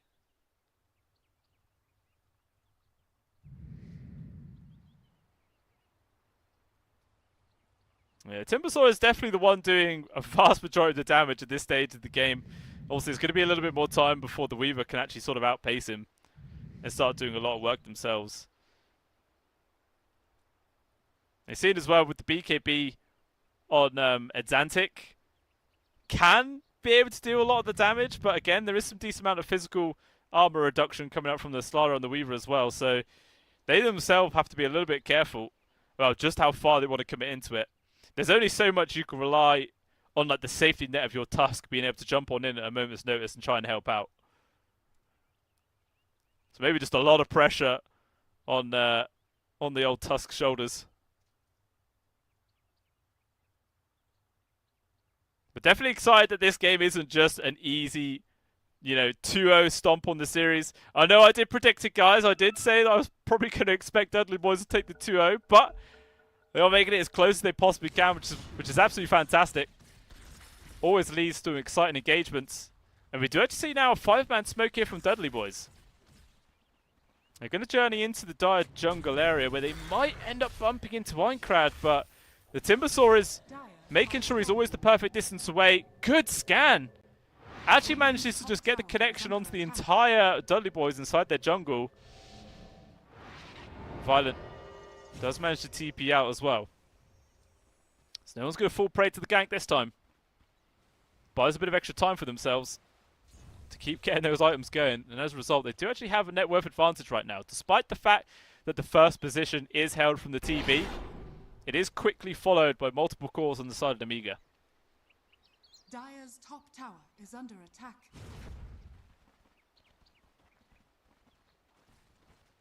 MC as well. Not seeing like a massive impact from him in this game, in all honesty. But again, we're sort of saying earlier on that this isn't exactly one of the like standout signature heroes from Mind Control. Dire's top tower is under attack. We'll see what else he's going to have in store for us going forwards. Interesting to see what he's going to queue up for his team. Whether he's just going to go pure utility, get things like the Assault Cuirass and whatnot. Just get those AoEs to make sure the TV's nice and buffed up. Well, DD Rune bottled there for Violent. And maybe they might try and push this tier 1. They still have the Aegis for 2.5 minutes. So plenty of time right now to try and get some action across the map. Although it looks like Dudley Boys, they're ready for this. Trying to get the jump. They still don't take too long. Everyone runs away from Namiga. Tier 1 goes down for free. Bit by bit, man. Namiga chipping away here. Do whatever they can to just hold on to their lead in this game. And immediately, Dudley Boys go for a smoke, and they want to try and get some sort of counterplay going. And they're going to journey into the triangle, where Namiga were just a few seconds ago, but they've left the area going for a smoke maneuver of their own. So both teams are literally just going in a big circle, just dodging each other entirely. Although we might see Dudley Boys start putting some vision inside that triangle, maybe set up for a future gank or not. Actually going to get some deep vision inside the base, but they spun up Bebex. There's going to be Atos to start things up. Immediate jump as well from the Tusk. It's a deep old dive, but they managed to get the kill successfully before any response can come up from the rest of the Amiga. And they're just going to go high grounds. They've got a creep wave here. There's no glyph as well either. Namiga, this could be a tier 3 going down. Mass TP's coming all back in, but this building is dropping so damn quickly that it's already gone. They're the team that has the Aegis as well, but they are that much on the defensive. Trying to do some chip damage onto the MC's bear right now. Pushing forwards Violet with this DD rune. It's doing some good work. It's Antic jumping on in. They've got the control towards Ironcrowd. They actually get the push away onto the Timber, but the finger there kills Hakoda. But they get the trade on towards Ironcrowd at the end of the day. There is a buyback available for the Timbersaw, but everyone's just making sure they back on out. Building super damn low, but the bear from MC I believe this is the second one, and it might just be going down. There's going to be the dead shot. And that might just be enough. No, the Sprout, just in range, does get the grab, and that is the bear gone for 2 minutes now, which will obviously hinder the farm and speed there of MC.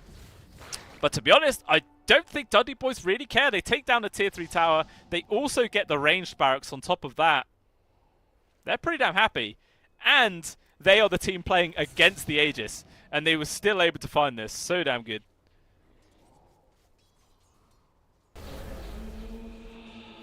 And class as well. In danger. Gets jumped on. Fortunately, Deadshot not going to connect onto anything. He shoots the hero rather than trying to get the bounce with the fear.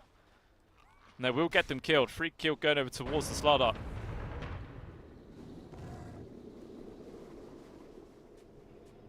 And as a result, you know, they're back to having that slight network advantage. Just slightly. But, that was not the biggest kill they would ever like. BKB now online for the Timber as well. Definitely going to be able to keep him alive for longer. But Yuma, he's ran into 2. He actually manages to dodge the crush right now. Plus gets the pushback with the Hurricane Proc. He's trying to already. He needs some help with the rest of his team. He's pretty damn tanky. But is he tanking up Hakoda? He's trying to get in range with the snowball, but he's not close enough. He still goes down. And now Hakoda going to be following his carry to the grave as he does drop. His Blink Dagger must have been like on blink just by a few seconds, which ends up costing the life of Yuma. I mean, even if they got that save, I don't really know if it would have made a difference considering just how much AoE control Nemiga has. Probably would be able to get the immediate second kill, or second control, I should say. But that alone just shifted this net worth advantage by like 3,000 gold. They're super happy about that one. And Crowd as well. Just zipping in and out, doing the same thing.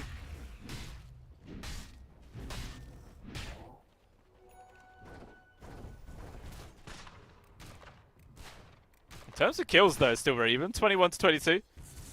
Very rarely does that ever make much of a difference. Orchid Malevolence picked up for the Nature's Prophet. I believe there was also a Blink Dagger picked up for Adzantic as well, so an extra form of initiation there. And Vladimir's Offering. Grabbed from Mind Control. So we'll see what he's going to turn that into. Is he going to go for a classic Wraith Pact? Is that even an item?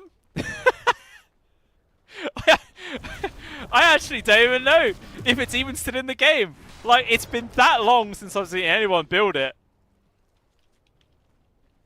That I actually don't even know if it's in the game anymore. I think it is. It's just really not worth it at all. So many people just... This item fell off. It had its like moment in the sun for a couple of months, and then it got nerfed to oblivion, and just no one wants to build it anymore. So, yeah, not gonna matter.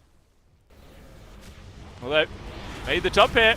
Dudley Boys have managed to find a couple. Good control. Violet is just dead. That's the carry down in seconds. They try to get the grab as well to Bebeck. Slardar attempting to retreat there with the puddle with the damage reduction, but it's not going to be enough. 2 big kills there for Dudley Boys. No buybacks either. But the creep waves all push quite heavily onto their own side of the base. So it's not like they can just run down the lane and really get anything out of this. Or will they? MC does actually TP mid. So you might try and charge down there, take down that melee barracks. Xanta just going to keep on shoving this bot lane as well. Maybe after that melee barracks they could take down the tier 2. And then should be able to go for Roshan afterwards as well. And it will be on the Radiant side, just up in 20 seconds. With this meta, Yuma just could bully this down with the help of the bear, and it is gone. Absolutely nothing iCrack could do to stop that. The question is, do they go for tier 2 and Roche, or do they just go straight Roche right now?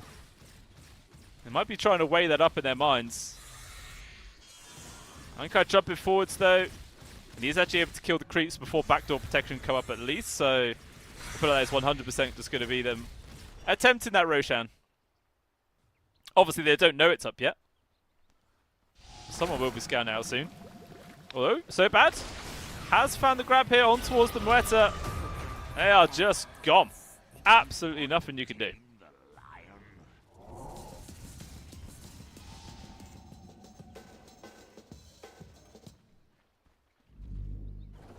Now just back down to, once again, a bang on even game. 23 to 23, less than 1k gold between either sides.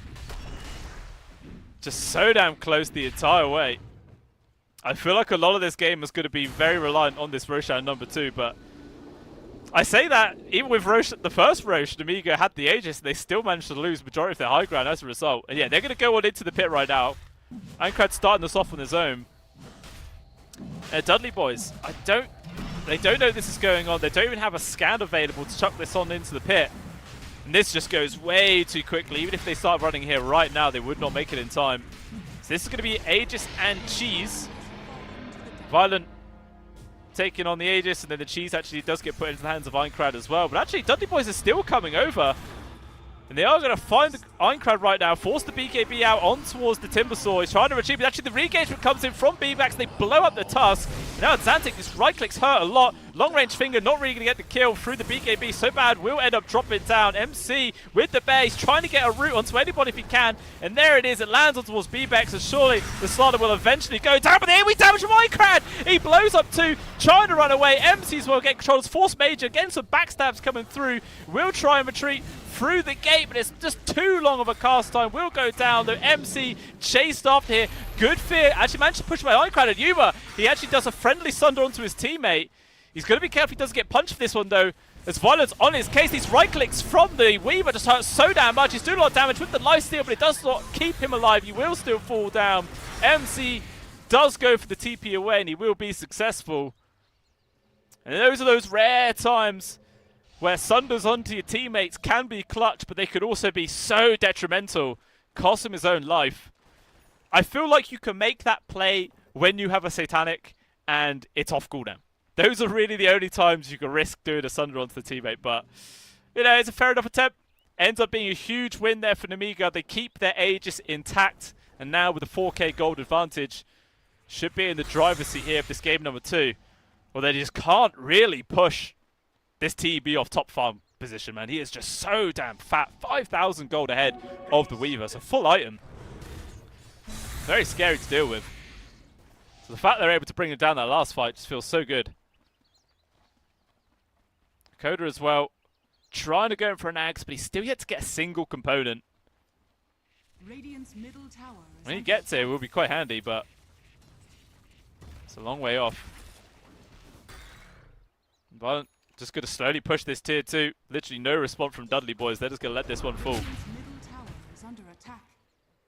Radiant structures are fortified. Well, there is the glyph. Obviously, there is a free one. Yuma just sending in the illusions. Okay, it looks like Namiga are just going to try and bully down that tier 2. They will just leave it alone for now. It's basically dead anyway, so it doesn't really matter. It's got a decent amount. So you can see, with this Aegis advantage, Namiga are just full aggressed on the Radiant side of the map right now, trying to squeeze out any sort of space they can. Where it looks like actually Violent, he's managed to find a free kill on towards Dakota. Yuma as well with the help of a Xantic, but he just also falls down. The damage from this bug is just way too strong. So scary. Yuma without his meta available just can't really stand up against him. They have to run away. And this Marcy definitely feels like she's just dropped off the face of the earth right now. Net worth in the dirt.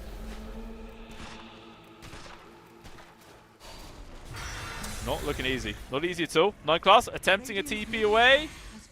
We'll be able to make it. No stuns from the 2 ganks that came towards them. Very fortunate there at the very least.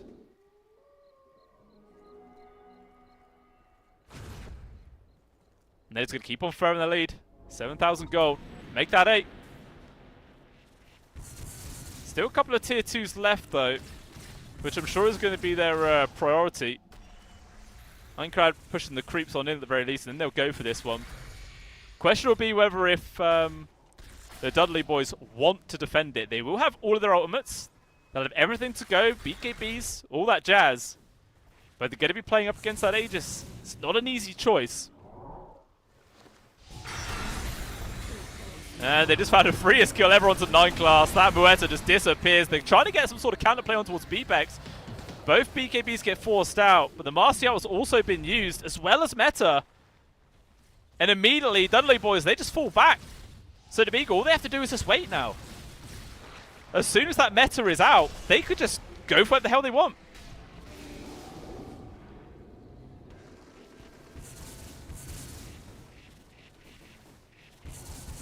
mean, Violent's still very low, but the Aegis is going to tick out in 30 seconds. And then he'd be back up to full HP. And then, yeah, they could just go again. There really is nothing for them to wait for. Also, with a Satanic now into the hands of Violence. He's feeling ready. He's feeling so damn ready.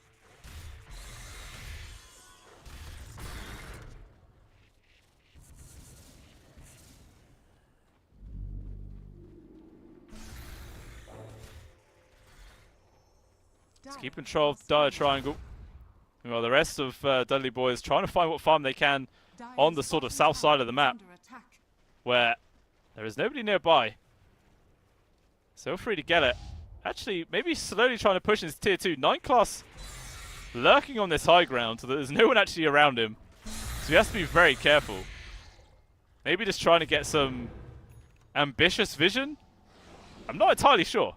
He's just casually running around on the Dire side of the map.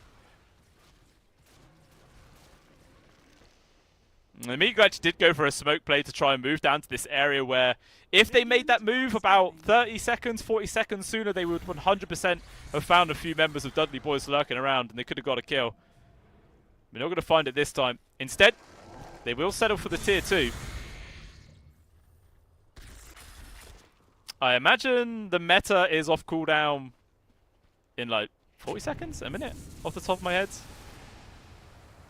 Something like that. Also a BKB there for Yuma, so he's definitely able to stand his ground a bit better now, but even still, we've seen so many times the burst damage that comes up from Amigo is really, really scary. So if he gets caught out of position and Takoda is not there to save them, the fight just could be over before it even starts, but this guy's ready. 6 slide right now, absolutely maxed to the heavens. And they're just going to start taking the fight into the hands of Namiga. Trying to use the vision of this high grab. They actually found 9card right now. The BKB forced out for the Timber Saw. And actually, High-Card's going to turn around. Actually, takes the chain down to a low grab. Bebex trying to do what he can, but now the physical damage just comes flooding. He has to retreat, but they've still got the kill on towards Atlantic. Bebex will drop down the final right clicks. Ironclad as well. They're just trying to avoid Yuma as much as possible. Hex delaying the damage from this TB. And Violent has to be careful. There are a few silences with the Manta. He's got to make sure he doesn't get called out with that. And it looks like everyone from Amiga will just back on out. Because again, Metamorphosis has been used. They just have to wait for that to run on out. And then they can start moving themselves out across the map again. Yeah, because of that buyback, was just a slight net worth advantage going into their favor yet again.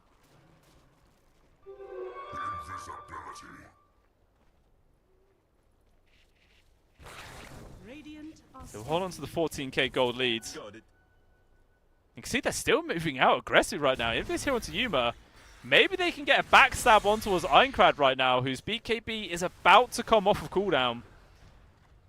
So I don't know if they've really got the capabilities to get this kill. It depends if Ironclad's going to show himself. Oh, they actually swap places with the blinks. Tossing him back, but Force Mage also turning up right now. But the immediate jump from Hakoda, they're going to try and lock down the Nature's Prophet. And they will get that kill.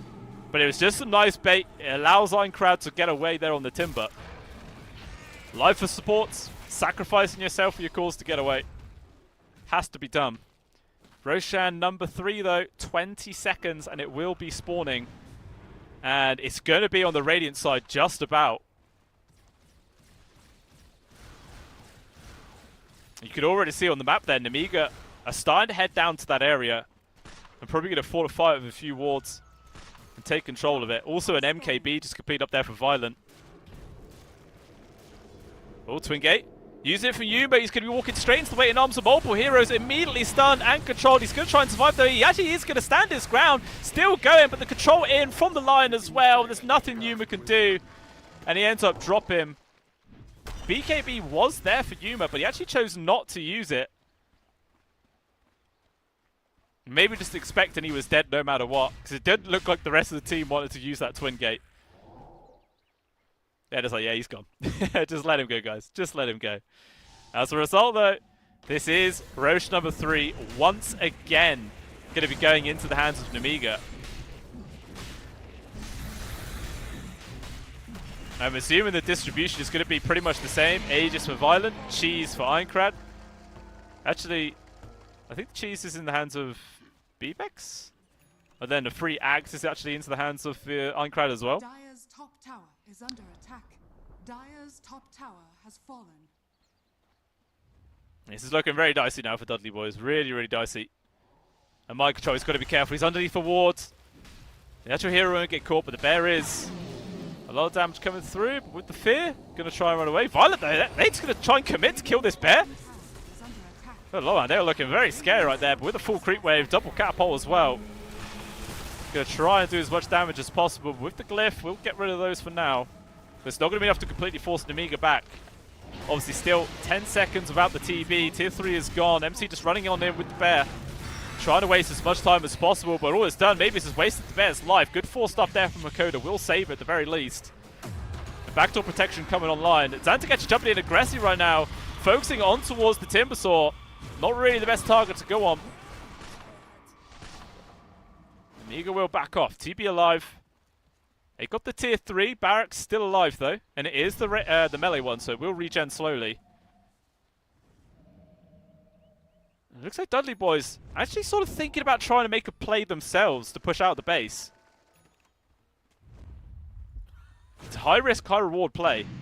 Let's see if it comes off though. Violent is there. I don't know if they get the vision onto him just yet. Gonna run into the creep wave.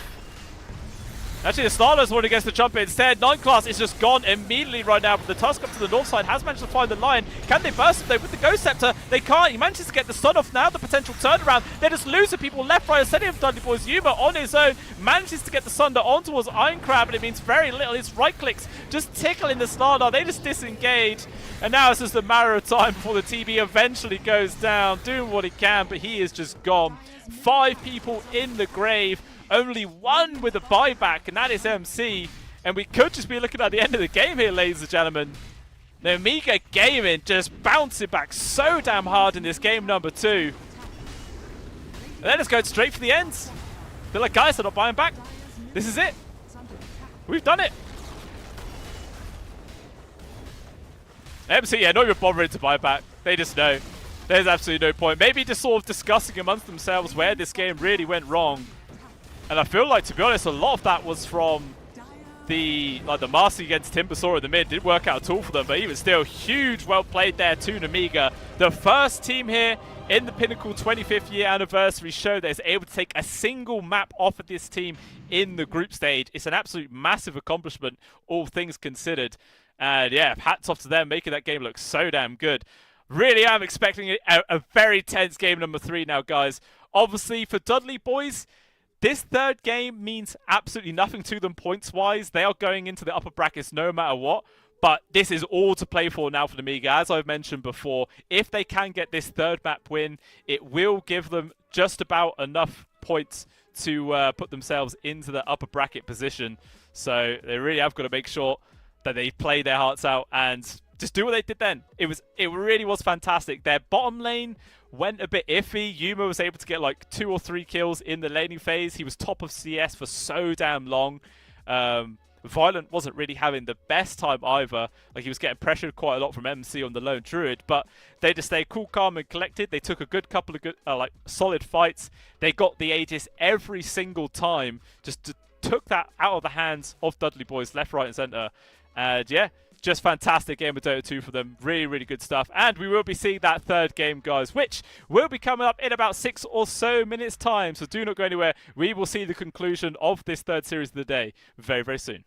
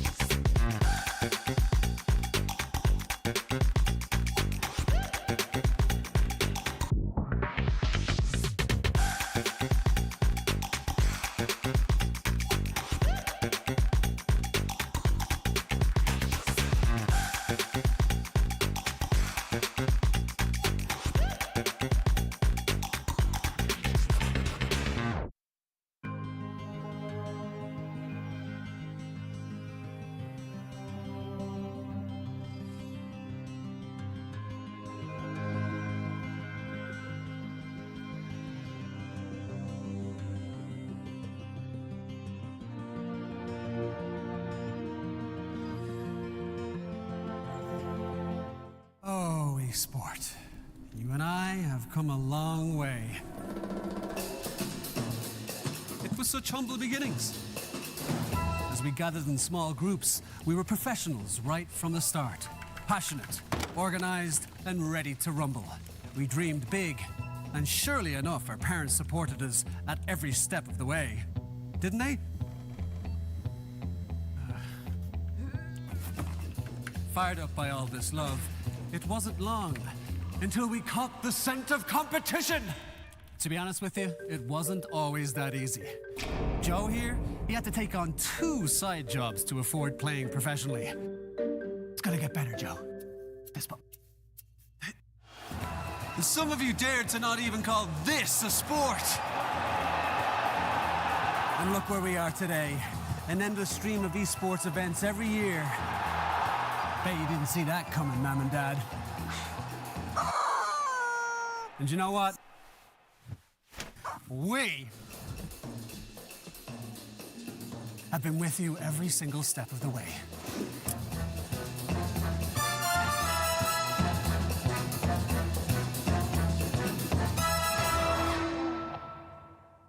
Dream of working with people you watch on screen. Exclusive esports opportunities handpicked just for you. Candidate profile to raise above competition. Let 10GG handle routines. Make a step towards your dream today.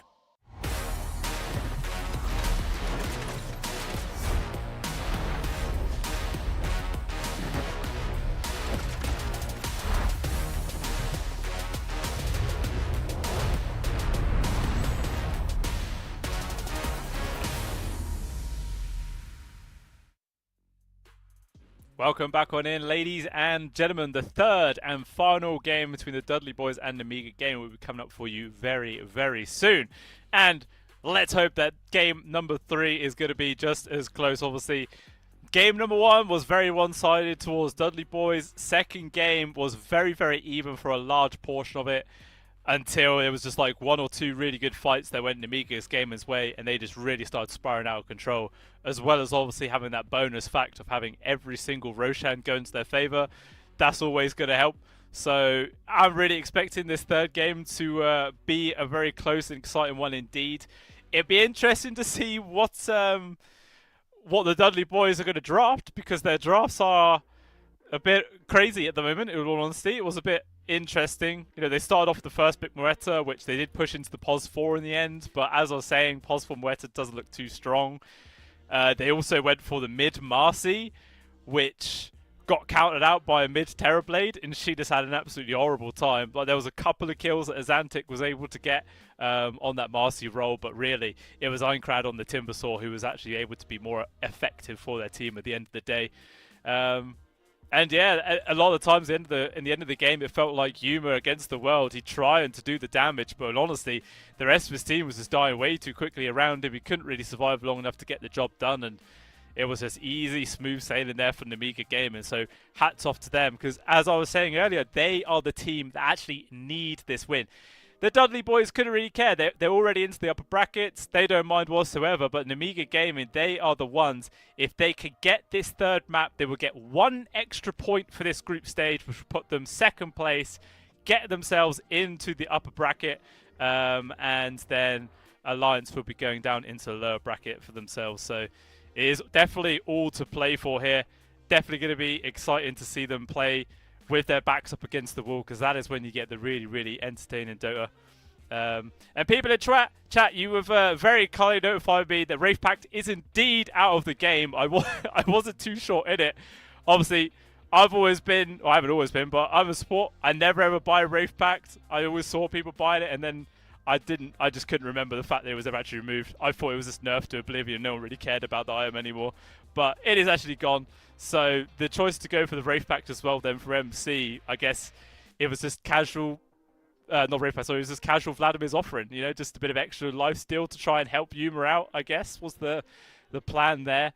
Obviously it didn't really pan out in the end. They did get taken down, which maybe is another thing to consider, because when you think Mind Control, Lone Druid isn't really the hero that immediately comes to mind with him. So obviously he is still going to know how to play the hero. He is a pro, he's been around for absolute years, but it's definitely not one of his specialties. You know, it's not something he plays day in, day out, and he just can play this hero with his eyes closed. So, you know, we'll see what he does get in this third game. I'm sure he got his Tide Hunter game number 1. That is his bread and butter. He's played that hero so many damn times.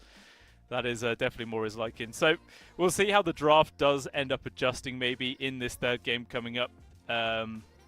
Whether if the Amiga feel like they have to adjust their bans at all, I don't really know. I feel like the bans they were doing in that last game was actually pretty on point, removing some of those key heroes. And yeah, the carry TB just didn't really pan out. I'm kind of wondering whether if putting the Muetta as the carry would have actually made that game any better for them. I mean, she definitely has the capabilities to be burst down, but if she was able to get the ultimate off, it feels like there wasn't really much then that Namiga would be able to do. Obviously, there's the Lion Finger and the damage from the Timbersaw, but they did have other means of trying to make us survive through that, and maybe they could have done damage, because obviously all then the minus armor from the Slardar and Weaver would have been absolutely pointless as well in that regard. So I don't know, it's a real game of like ifs and buts, you know, the power of hindsight. You can always look back and say, maybe if we did this one thing different, maybe if we did it then. But, you know, when the draft is happening, you've got a clear idea of how it's all going to pan out in their minds, and sometimes it works, sometimes it doesn't. You know, that's just the nature of the game. I mean, we nearly saw it work. Xantic was attempting to make some plays on the Marcy as well from the mid lane and trying to make some ganks, but unfortunately just didn't really work out too nicely. As soon as Eincrad's Timbersaw started getting involved, wasn't really much they could do. You know, honestly, that guy was just way too big and beefy. Unless every single hero jumped on top of him, that was how they were able to kill them in a lot of those fights. So, you know, it wasn't easy. It wasn't easy at all. But draft number 3 is now underway, guys. Let's jump on him and see if anything is going to be at all different, or whether if the bans and whatnot are going to be roughly the same. Obviously, once again, there is going to be the Meepo ban from Namiga. They've taken that away every single game so far. They just do not want to see that. And then followed up by the Spirit Breaker. Very standard, very safe. There goes the Grim, there goes the Treant again. Probably see Dudley Boys ban out the Pugner. That's what they prioritized in the second game over the Nature's Prophet. So we'll see actually maybe if they want to leave the Nature's Prophet in and ban out... Oh, no, sorry. Leave the Pugner in and then ban out Nature's Prophet. There is that potential. Once again, Namiga banning out this Kunkka, though. And 4th ban. Are they going to drop it towards the TA or anything like that? Or the Centaur? They did ban the Centaur in game number 2. And they are thinking about it. Which hero do they want to get rid of? Because obviously the TA was first picked in that game number 1 for the Dudley boys. So maybe they might just feel comfortable to go back into that one, put it in the hands of Yuma, because he was able to have a really good game. But the hero of choice to ban is going to be that Centaur. And then Pugner, once again for Dudley boys. So leaving the Nature's Prophet in, and they're actually going to grab it themselves this time round, rather than letting it slip through their fingers. So we'll see who actually ends up getting it in this game. Whether it's going to be from Hakoda as the position 4 or 9. No, Hakoda is the 5 or 9 is the 4. We'll have to wait and see. And Amiga, though, what are they going to pick up instead? The Muerta is still in the pool. Do they want to first pick it, though? I don't know. Like I've said before, guys, I just don't like Muerta as a 4 anymore. It doesn't feel as impactful as it once was because of the nerfs. Carry, I think, is still okay. But that's about it. That's as far as I go with the hero. So it's kind of hard to first pick a carry Muerta. They already eaten into their reserve time, so they themselves aren't too sure. They're actually going for the Lion first pick. Okay. I mean, it was pretty damn handy in that last game. Able to provide so much control, really enabled them to like kill the TP before he was able to get the Sunder off in many different situations. Control up the bear and everything. So I do like to see them go for it. Whether or not this time round it is going to be as the 5 again, or if they're going to actually decide to put it into that greedier role, considering how there isn't a Nature's Prophet now. We will just have to wait and see there.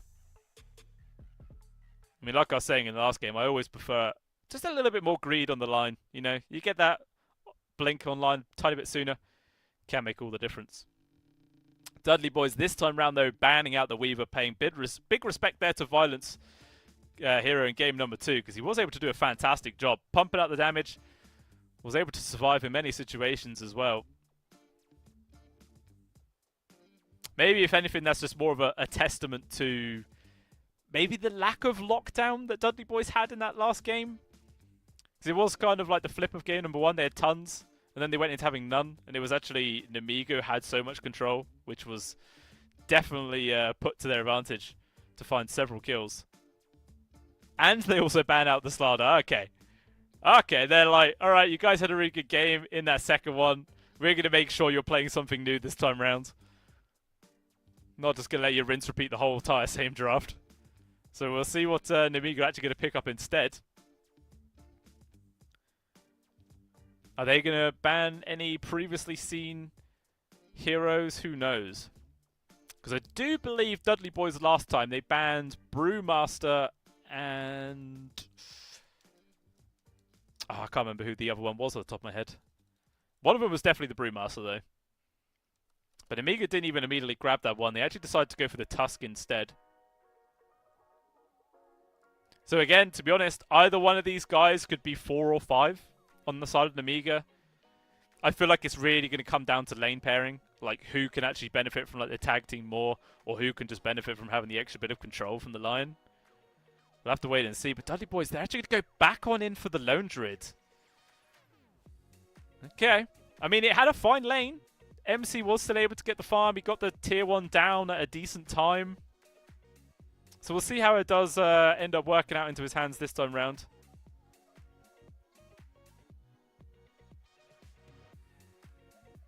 Let's see what they're going to pick up as their third hero, though.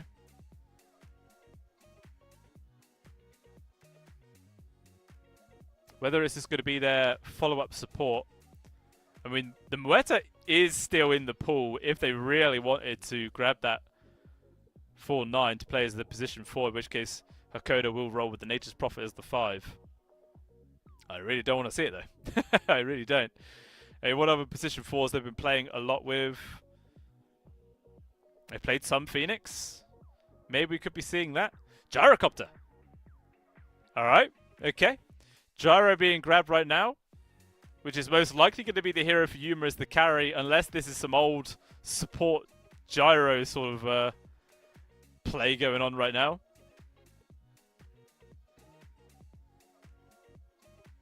Very interesting to see that. We'll just have to play the waiting game to see where it actually ends up going, or whether if Dudley are going to try and leave it as a little bit of flex, perhaps, either to be carry or a support. Only time will tell. And still, what an Amiga going to pick up in response to this?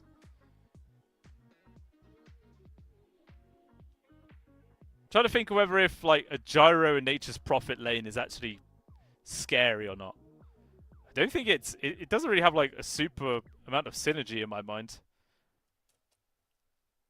Sprout locks people in, gets a good duration of the barrage off, I guess. But obviously everyone's packing Quellen Blades nowadays when up against Nature's Prophets, even if you're a support. So it's not like it's like guaranteed lockdown. Very interesting. Maybe in that case, they're going to try and put this Nature's Prophet as their position 4 into the off lane, and then just continuously look for ganks into the safe lane with whatever position 5 they're going to end up picking up here.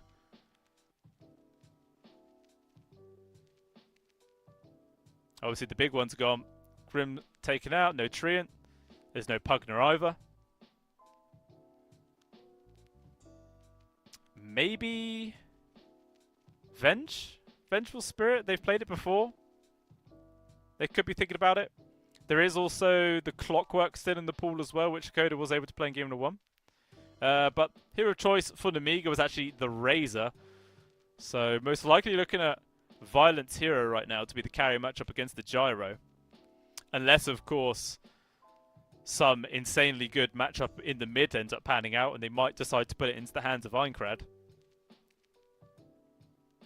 All depends on what the Dudley boys are going to pick up for themselves. And they actually go for the Luna. Okay. So, obviously, Luna just going to be the carry for Violent, in which case, Razor looking like it's going to be Bebex Hero into the off lane. And good pairing with the Tusk. Really, really good pairing with the Tusk. Benefits from like the extra bit of Shard lockdown. Just make sure that the static link goes on for an extra second or two.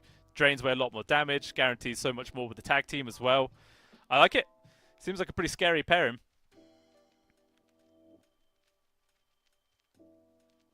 In which case now, do Dudley boys still want to try and maybe put the position 4 Nature's Prophet and grab an aggressive 5 and still look for kills into this lane? Which to be fair, they definitely could. Like, Razor and Tusk aren't super tanky at the start of the game, so they might be able to find those kills there. It just feels like if they don't make that move fast enough, maybe could see Namiga just get a kill before that and then start, you know, really building in power before Dudley boys can deal with it or not.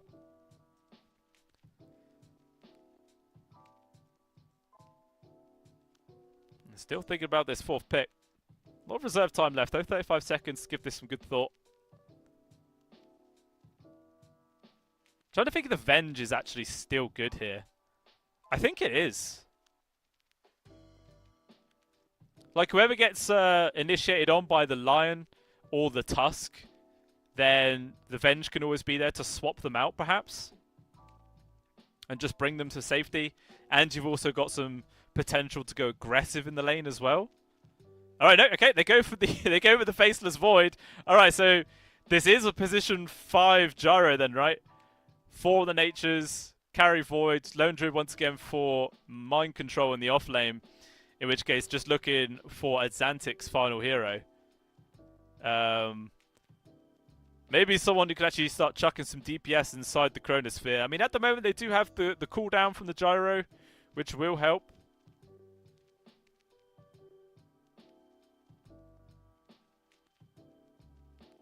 Maybe they just need an extra source. You know, sometimes when you think of a Faceless Void, you immediately assume like a Snapfire pairing or something like that, but a mid-snap in this game, don't know if it really looks any good. Don't think I'd like to see that at all.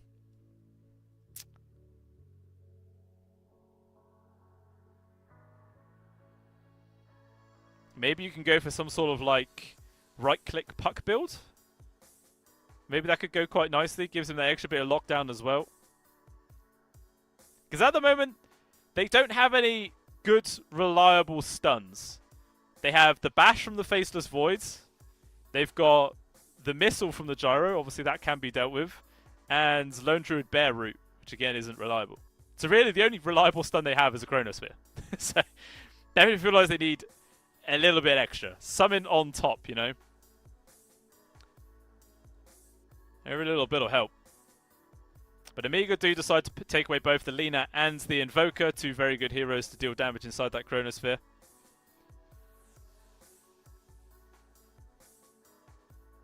So one final ban here from the Dudley boys, and they themselves are actually going to take away that puck pick. So what are they thinking then? It's going to be the Queen of Pain. Okay. That definitely can get the job done. Get a Aghanims online at a relatively decent timing. In which case, the damage will definitely start flying out in these team fights. Now, what the Nemiga want to actually grab to go up against this Queen of Pain in the mid lane? That is the question. I think it may be an... I don't know, an OD might not be terrible. I'm not sure. It's not terrible in the lane against the Queen of Pain. You've got a save mechanic as well for whoever gets caught in the Chronosphere. You could just astral them up. It's not the worst pick in the world. I don't know if it's an Einkrad hero. Okay, they actually decided to go for the Pangolier. So that gives them themselves a bit of team fight control, which, to be fair, they were kind of missing.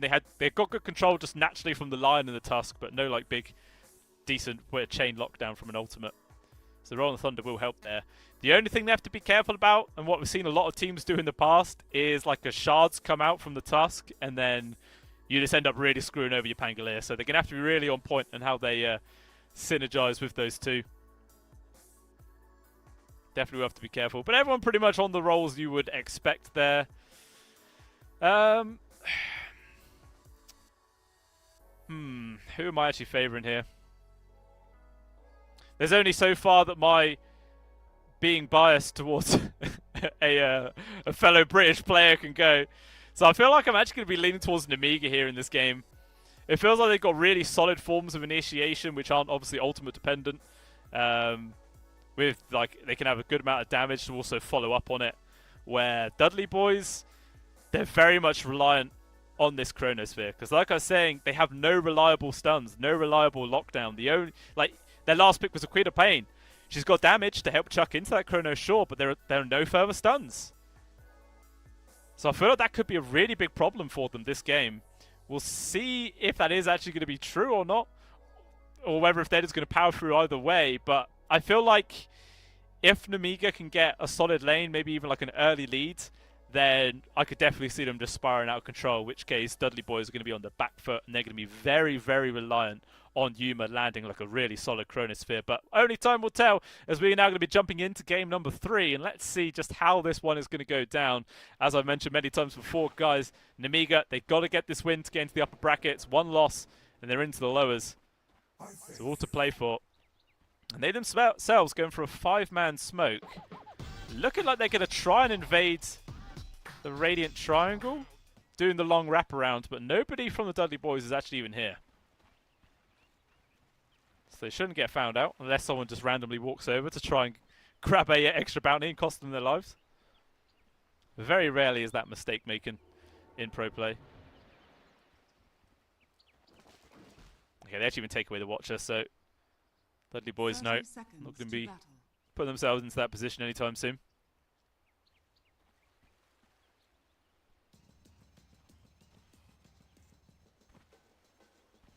I feel like this mid lane, though, is going to be a little bit difficult for Einkrad. You know, just the constant spam coming out from the old daggers is going to slowly chip away at this Pango, make this lane very awkward for him indeed. So it's not going to be easy at all. Could definitely see Adzantic building an early lead and potentially trying to use that to good benefit. Meanwhile, it is just for 2 for 2. Standard on the splits there. And the Gyro chilling inside the dire triangle area, maybe seeing if anybody comes walking into him. Is it 9 class? Actually, Force Major, you know. Saw that TP in the fog, he does back on out, runs the opposite direction. Yeah, now finally 9 class gives up a TP to the lane. It would have been nice. It's not like he would have found a kill by any means, but it most likely would have done a lot of chip damage and just made like the start of the lane very, very difficult for the Tusk. So nice that he's able to avoid that one. Actually, they're taking some good damage. Obviously, the downside of having a support gyro is the fact that to do your damage, you have to get close with the rocket barrage, but at the same time, you just get stunned in the face from the Lion and a lucid beam from the Luna as well. It's quite painful to do that. So it's not really going to be the most efficient of trades. And actually, already, 9 class in danger. Good Earth Spike through the fog. One final right click, and there it is. First blood found for Violent. And that is 100% awkward for 9 class. He's got to be so careful about how he tries to actually play this hero in the lane. Good to see him chain feed a heck of a lot. Which is why I kind of feel like it would have been better to have the Nature's Prophet 4 and the Gyro 5. Like, the Gyro could have been just chipping away at the Tusk, and then if they were low enough, the Natures could TP'd in to try and get the extra kill. Especially if you get like a lucky bash from the Gyro as well. But as a result, obviously already losing his life, having to do the walk of shame to lane as well because he used his TP earlier on. So this poor old Gyro man has absolutely nothing in this game. Brutal start.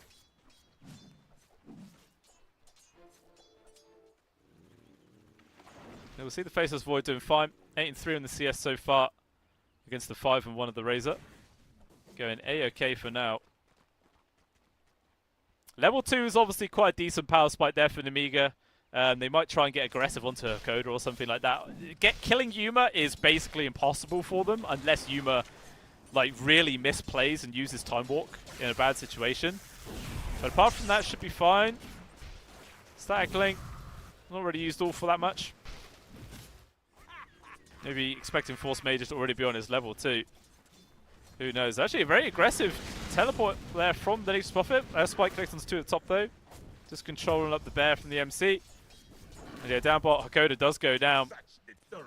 Looked like he went for a very aggressive teleport into the face of Bebex and Force Major, even though Yuma probably wasn't ready for it because it is level 1 Time Walk. It would have been on cooldown. And he didn't even have Bash leveled yet.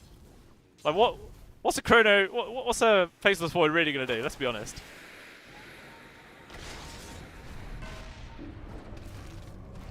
Rocket will actually land on towards so bad. Let's see if MC can get another route, or if they even need it. It doesn't look like it actually. With the help of the rocket barrage, you do get the kill. 9 class finding the opportunity to go for a counter tip. Trying to balance out the one he got earlier on.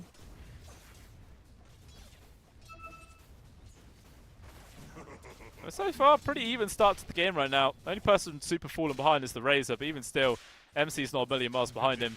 This mid lane, though, it's just ever so slight advancing as Xantic, which, to be honest, I thought would be a bit worse. Like, I thought this would be quite a lot into the advantage of the Queen of Pain right now. But clearly, doing a good job at keeping himself alive there, Ironcrad. Oh, his Bounty Rune actually does get stolen there from 9 class, so not going to be a bottle refill there. As long as he can also steal the 4-minute Water Rune, which it looks like he will. So maybe that'll be the chance now where Xantic starts trying to bully out a bit more in this mid. MC now got the creeps in front of his tier 1 tower, so he feels very safe.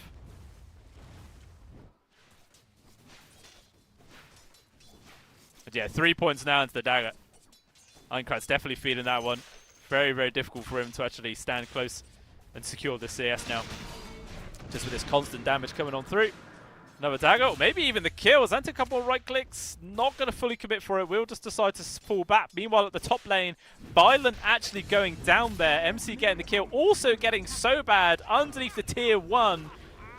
First life of the bear looks like it was used, but it doesn't even matter. Bringing them 2 down is absolutely massive. Going to help bump up their net worth a little bit more in this lane. I'm happy about that one.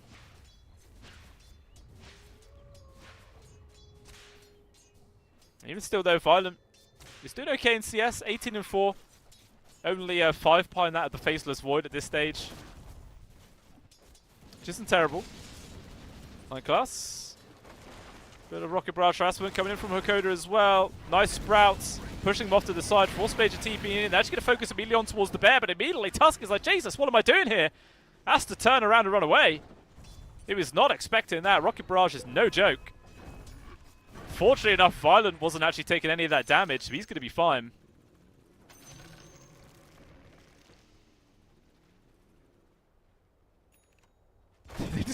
trading these tips, man.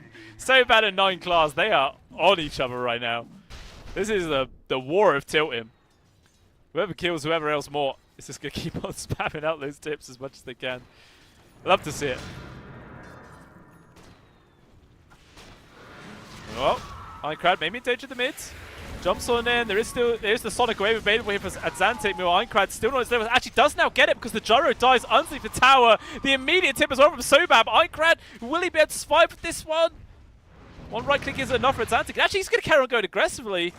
Rolls on in. Doesn't get called out though. He will not. He actually gets the kill to Adzantic instead. So Coda can't really do anything but sit and watch. And now, maybe the turnaround yet again. Incoming Force Major. One more right click is all Hakoda needs, but he can't even get so bad. It ends up being 3-for-0 exchange, favouring Amiga into this mid. Looks like Dudley boys are going to attempt some revenge at this bot lane and bring down B-Bex. But it doesn't really matter all too much. The damage is done. Einkrad super happy with how that went. Like, against the Queen of Pain, he should have been having a really rough time, but he's been equal in CS pretty much the entire way through. And he gets double kills while being dived under his own tier 1 tower. He feels super happy about that one. You know, Wisdom Rune spawn will be 1-for-1 apiece. Top tower is under attack. One class attempting a steal, not going to be so lucky though. Mind Control now has free lane. Violent just not interested in sticking around right now. Knows there's nothing he can really do to contest the lone Druid. And as a result, tier 1 tower going down 7.5 minutes in. Let's see if he can keep pushing that for more or not. In the first game, he already had he was on his Tide Hunter. He went for a very early Meteor Hammer and was able to keep on pushing all the way up to the tier 2. Did a lot of damage up to even like by the 15-minute mark. Obviously, I feel like it's very memey to go for a lone Druid hammer build. Could be cool though. I'd be happy to see it. I don't know if it actually pan out or not, but who knows. Meanwhile, dive underneath the bottom tier 1. There is going to be the Chrono on towards the Tusk right now. Even Hakoda getting involved. Force Major very low. With the Snowball, they're going to try and turn this one around. Chasing after Yuma.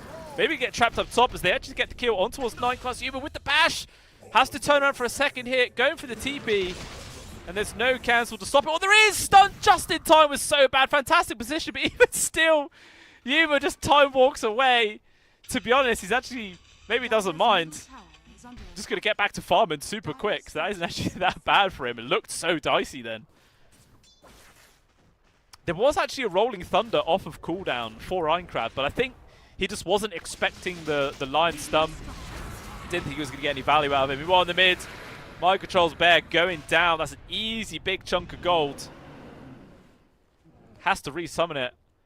I think that's the 3rd bear kill already in this game.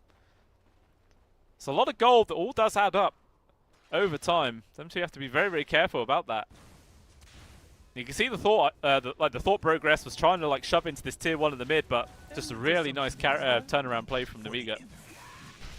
And you see that it's hunt for more. Maybe we're going to find the gyro. Shards, nicely placed, 9 class. Maybe you could go down right now. MC actually going to use the bed form. Can he actually do anything with this though? Force Major getting low, but the Hex on towards MC's bear is just going to hold him back. It's not really any threat, and they will just walk it all away. Meanwhile, at the same time, B-Bex going down at the bot lane is definitely a trade favouring Dudley boys there, taking down that offlaner. And as a result, we can see the Razor is now bottom farmed of all the cores. That's been punished quite a few times in a row. Dire's bottom tower is under attack. And Yuma finding good space as well. 600 gold ahead of that of Violent. A sub 10 minutes into the game. We'll see if he's going to go for a Hand of Midas route. To be honest, could see either carry go for it. Both of them do benefit quite nicely from attack speed. So it wouldn't be the worst pickup in the world. Einkrad now with the Arcane Rune. Probably going to see him make a move of that in about 30 seconds time once his ultimate is back off cooldown. Just continuously look for another kill. Counterpart wave is here, but it doesn't look like either squad want to push the mid with it. Just going to keep chilling and resuming their farm. As Adzantic, I'm not entirely sure how he's fallen behind this much. He's 1,000 gold behind Einkrad already, when he, in theory, should have had the favourable matchup. Dire's middle tower is under attack. This comes down to a bit about playing, I guess. That's what we love about Dota 2. Just because you have the advantage doesn't mean you're guaranteed to win by any means. And it looks like this tier 1 tower will just actually be going down. No one from Amiga comes on in to de-push this wave, and they're just completely giving this one up for free. Dire's middle tower is under attack. Even with Rolling Thunder available, Dire's all middle that good tower stuff, has fallen. they were just quite grouped up towards the top lane there, maybe expecting Mind Control to step forward a little bit too much. They could have got a free kill onto the lone druid, but doesn't end up panning out that way. So maybe a little bit of luck there for the Dudley boys. But just like game number 2, such an even game. 7 for 7 on the scoreline. Only a less than 1k gold lead. Radiant's And Amiga bottom making this tower move is down under bot, but attack. good scan placement. Spots this one out. So Yuma will be A-OK. Does actually have Chrono available. He's going to jump straight on in there. Going to try and look for this kill. TP's coming in for the rest of the squad, but nice stun there from the line to try and delay this damage. Now to Yuma. He just gets fingered down. He is gone. Was not expecting that huge amount of damage output to come flooding on through. Atlantic as well. Getting control from Force Major. And one good swashbuckler from Icecrack gets the kill. This is a real disaster fight from Dudley boys as now 9 class trying to run inside the Roche pit. Who gets the last hit? He's going to try and get himself denied here, but it's not enough. Ironclad still getting the credit.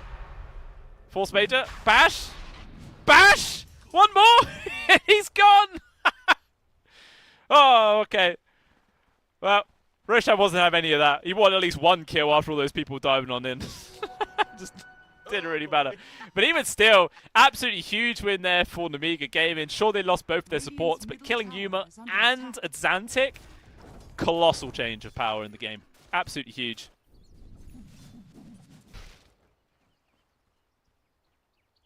And you've got to note, that was Dudley boys' attempt to get aggressive. That was them saying we could definitely take a fight here, but I just don't think they saw the lion, because that really was the big changer there. So bad with the fantastic stun into the finger. Just really did ruin Yuma's day. And that feels like it's in full farm mode right now for Dudley boys. Or at least it's what Xantic wanted to do, but with this smoke, they're going to head up towards the top side of the map. And So Bad as well as Ironcrad have now TP'd down to the bottom where Yuma is, so maybe they can find Violent. Literally every single member of Dudley Boys is up there. Nature's Prophet, looks like they'll find him. Is there only going to be any response to the rest of Amiga to try and help out the Luna? Violent. There's going to be the home missile, does land, and Yuma... Oh, not Yuma, sorry, Violent does end up going down. So nice kill there from Dudley Boys to at least take down the enemy carry. Does help slow down the game a little bit as they were the top farm core. Maybe still at the same time, they will lose their tier 1 tower as a result. MC doing some decent pressure to the tier 2. Even forcing out the glyph. Once again, Amiga just constantly using these twin gates, man. Jumping all over the place. It's really great to see people use the gate as much as they can to their effect to get some good map advantage. Meanwhile, Hakoda did actually steal the Wisdom Rune there. Really nice play to make sure they got that one picked up. Now MC in danger. Is able to get the true form off, but unfortunately he's going to get chain stunned in a really awkward spot right now. And eventually he will just go down. Finger from So Bad does help out, gets him that extra charge. There's nothing that Xantic could do but watch. And that is Mind Control gone again. 2k gold advantage now for Namiga, and they are really doing a solid game now in this series. Had a pretty rough game number 1, looked so one-sided. But they are just on it right now. Also, this is still early days, only 15 minutes in, but with the 2k gold lead, and just how they've been able to play around with each other, it's beautiful stuff. Although BBEX, poor old Razor once again being aggressive underneath his own tower. TP's coming in for the rest of the squad, but it's not going to be soon enough to save his life. Let's see if they can get some sort of counter kill. Chrono used just to get the lockdown on towards So Bad. Not exactly the high priority kill you want for this big ultimate, but you know, a kill is a kill at the end of the day. Especially if it is able to secure them this tier 1.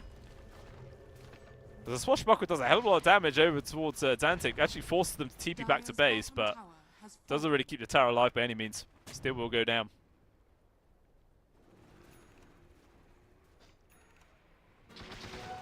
There is the Maelstrom now online for Yuma, so a bit of extra damage output in the Chrono, as well as farm and speed, obviously. I think that was Hakoda as well, who just picked up an Atos. So a bit more control. More violent. Lance, Mask of Madness with a Yasha. And I'm assuming it's going to be the Manta style coming out soon as well for himself. Although they found Force Major. Actually trapped a little bit on this high ground, pushed himself up onto the high ground actually area, going to try and kill the Nature's Prophet. Who dies first? Dakota does drop, but the vision lingers just slightly long enough for them to get the kill. Just ends up being a trade of supports where both mid laners get that one. Can't really say who came out on top there. Although Eincrad, he's out of mana, just able to get enough. No, the fear cancels the cast time, and now he will get ran down. One more right click follows him through. The dot damage, no deny. That's actually a really nice pickup there for Dudley boys. Oh, Unclass has actually managed to find Violet underneath this tier 2. Look at the damage just come flooding on through right now. Even without the Chrono, Violet still survived. They're going to turn around. Yuma actually ends up dying first. BBX going to make sure they secure 9 class as well. So it's a 2-for-1 exchange. They cancelled the TP as well there from Makoda, so make it 3-for-1. That's a huge turnaround for themselves and a triple for the Razor. He's going to love that, considering how he was having a really, really rough game. But the action doesn't stop MC. Trying to go Force Major, can't get it. But the fact that the Yuma died just slightly before Violent is actually huge, because Yuma gets absolutely nothing from that whole engagement, where at least Violent does get the experience. Helps just bump up his game. And as a result, he is still holding on to that 1,000 gold lead ahead of the the enemy carry.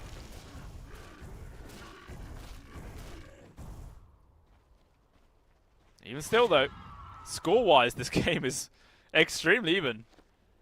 Only 2 separating it. Less than 1,000 gold as well. And MC still trying to build into that Harpoon. Not a million miles away from it, mind you. And will definitely help trying to secure these kills. Especially getting the grab onto the Pango before he can use the Rolling Thunder. Meanwhile, down in the bot lane, there's going to be the Chrono. But instead, it just locks down Hakoda for an easy finger there. Unfortunately, achieves absolutely nothing. That's on cooldown now for 2.5 minutes. This is a big opportunity now for Nemiga to try and make an aggressive play and feel pretty comfortable about it.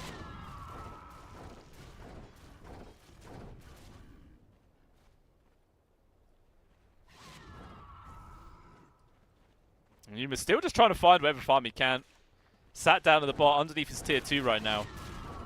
He definitely has to be careful. Azantic is just... No, Azantic, sorry. Eincrad is just lurking behind him the entire time. Waiting for him to slip up and maybe jump in and get a kill. Manta, though, very close as well for B-Bex. We'll definitely allow him to just keep chasing after people. No longer a route is going to be a problem for anything like that. Can even dodge out the homing missiles.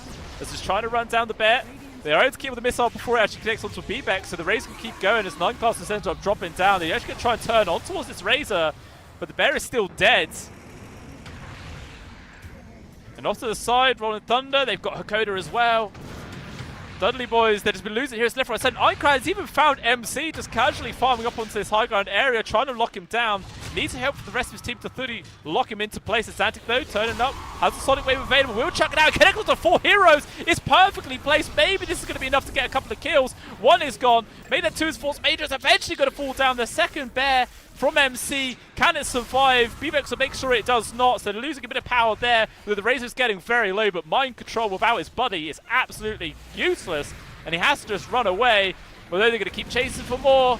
Yuma would absolutely love to have his armor right now, but it's not going to be the case. Even if it does, it doesn't matter, as they're still going to be able to find all the kills. 4 people dropping down. It was a very awkward, prolonged fight, but somehow the Dudley boys actually do come out on top. And to be honest, it's all coming out from that Sonic Wave there from Azantic. It was perfectly placed to hit all 4 heroes, and that extra damage did make all the difference there. And just bought that extra bit of time as well for the rest of the team to come in and actually start pumping out some damage.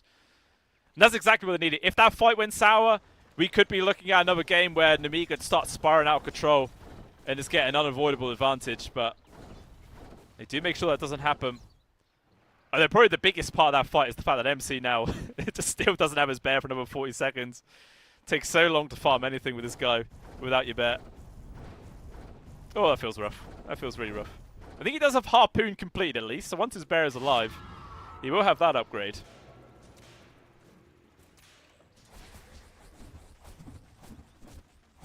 Still yet to see a team go for the first Roche as well.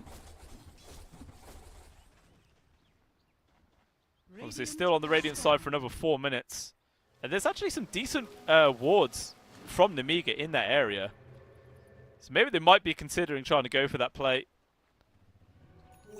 As they are all gathered up around it. Octarine also now just completed for Einkrad. I mean, they do see Mind Control farming the wave. And it looks like that's going to be a juicy enough target. They're heading on him. He's trying to stay safe inside the trees, but unfortunately it's just not going to be safe enough. It's actually Force Major jumps in, kills his courier. And now the rest of Control comes on through. They're not going to be able to fully lock him down. And now it looks like actually Nemiga has to be the ones to disengage. Poor old Force Major, though, completely abandoned from his squad and will get brought down. Einkrad, though, looks like his TP was cancelled from the Chronosphere that did get committed for it. Definitely worthwhile. Now it's going to be a takedown onto the Pangolier. Now we're looking at the opportunity for the Dudley boys to be able to take down this Roshan instead. 9 class. He knows there's no getting that kill. He's just trying to force him back. Buy time for Yuma and MC to take down this Roche. They should be able to get it. Gonna bump up their lead even more. Probably close to about 4,000 golds. Also bad. He's in danger. Stun. Unfortunately, not going to be able to hold back a Coda for long enough. And they will still bring it down. Godlike as well for Azantic, man. This Queen of Pain had kind of a rough start to the game, but has bounced back fantastically and is really doing the work for the team. Obviously, once they got that power out spike of the Ags, it really does change this hero a lot. But now, Aegis into the hands of Yuma. Feels a lot safer now to make a little bit more aggressive plays across the map. To just jump in wherever he can. Because really, he is the main form of initiation for his team. The second best you've got really is like the harpoon from the bear. And then after that, I guess, Azantic jumping in. But you don't really want your Queen of Pain to be starting off the fight. It's definitely susceptible to just getting controlled up if there's like a Tusk ready to punch him and then follows up control from the line or something like that. So a lot of times it will be up to him. MC with a couple of extra Wraith Bands just sat in his stash, chilling. You know? I think I'd much rather have two Iron Branches than 2 Wraith Bands. Oh, actually, his courier's dead. Never mind, guys. I did see that. I really was wondering why he was just not bringing those items in, but all right. Too much to look at, guys. This is way too much to look at. 9 class, though, going in for the Lotus Orb next. Really fantastic tool versus Lion. Meanwhile, looks like Coda has found So Bad, but Einkrad in position maybe to try and turn this around. They do actually drop the finger on towards the Nature's Prophet with the Swashbuckler to get the kill. So Bad will still die. I don't know if that finger duration was long enough for him to still get a charge off of that. I'm not sure. Einkrad going for the TP. Is there a cancel? Fear just in range there from MC. With the immediate route, Einkrad is just gone. Nice attempt there with the TP, but easily countered out. They might even try and start shoving down tier 2, actually. They don't have a creep anywhere nearby. Force Major, any bashes? 2 hits, no success. Nice bit of luck there for the old Tusky boy.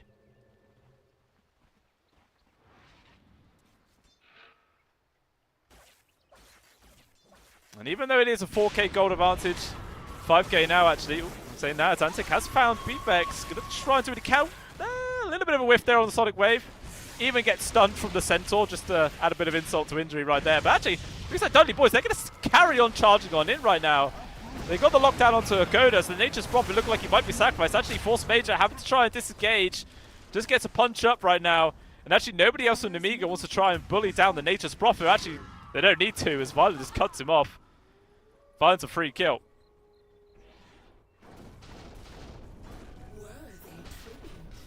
And there's MC with all of his Wraith Bands now. Curry respawn. Big upgrade from those 5 Iron Branches. And free shard as well for Force Major. Which again, I actually don't know if they really want, to be honest with you, in this game. Because like I mentioned, sometimes the Ice Shards can make it pretty awkward for the Pangolier to do what he wants to do. So now that there's an even longer Ice Shard, it's potentially just another like speed bump for Einkrad to deal with. And that may actually come to bite him in the ass, but you know, if the Tormentor gives you a shard, there's nothing you can do about it. It's not like you can sell it. But tier 2 goes down to the top lane. MC takes that one down for free. Yuma has the chrono available. If Einkrad shows himself, they might jump. Actually, a little bit too close to the tier 3. They're not going to go for it. Instead, they might actually set up for a kill onto Bebex. Shows himself in the mid. People on top of the Razor. Has to pop the BKB. Retreating away. Going for the TP out. No cancel through that. So Bebex will successfully be able to disengage, but it costs them the BKB charge, of course. Those small things can add up. Oh, Yuma, though, TPing up top with this smoke. Minecraft's going to show himself with the wave. Immediate drop of the chrono. Rest of the team coming on through as well. Should be enough to bring him down. Snowball just in time there for Force Major. Does actually to avoid some of that damage, but unfortunately it means jack all in the grand scheme of things. If anything, just another body on the pile there. So 2 kills, no buybacks as well. And MindControl trying to slow down Bebex if he can get a route. Even just the slows actually from the diffusal blade is being annoying. Good man to dodge, trying to dodge out the dagger right now, but another one just comes on through. It's such low cooldown because there's an arcane rune there for a Xantic, and as a result, it's another person gone. 50 seconds as well in the dirt. Going to be a high ground push coming in right now. There is a glyph, but Dudley boys are going to use one aggressively to keep this push going. There's nothing Namiga can do to stop this one. TP coming back here from Violent. Still 8 seconds though, without Einkrad. It's a hard hold. And it actually looks like Dudley Boy's just going to pay respects to that easy finger to get the kill onto the old bet. Plus 300 gold feels so damn good.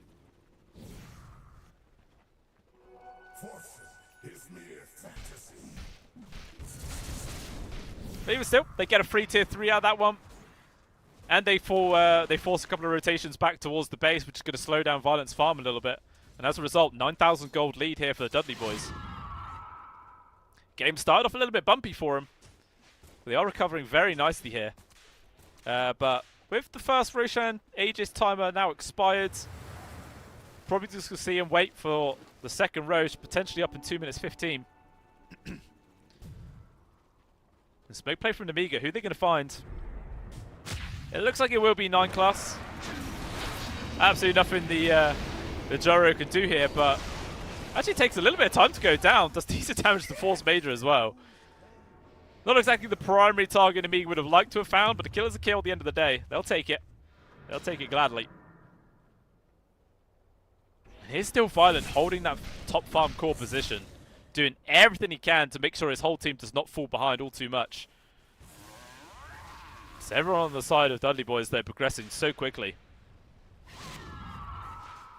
And Xantic as well, going for a Shiva soon. In the mid, Einkrad actually having to use Rolling Thunder to escape the bear. Radiant's top tower is under attack. Not ideal, but sometimes you got to do what you got to do. Better to use your ulti than give away a free kill every time. I say that. Depends on the ulti. It depends if you're a pos 5. Sometimes it's better than just to die rather than use it. Pos 5 life. Radiant's top tower is under attack. And it looks like Dudley Boys going to take down this final tier 2. There is a glyph here from Namiga, but I highly doubt they're going to decide to expend it for this objective. Meanwhile, pretty much the entirety of Namiga just chilling down to this bottom Roshan area, seeing if maybe they can get a free kill. But Roshan's still a minute, at least 45 seconds away. It will definitely be on Radiant side at the very least. We're not going to be able to get a free kill here. Watching themselves kind of ends up wasting some time. And they will just go through the gate and start farming up this top wave.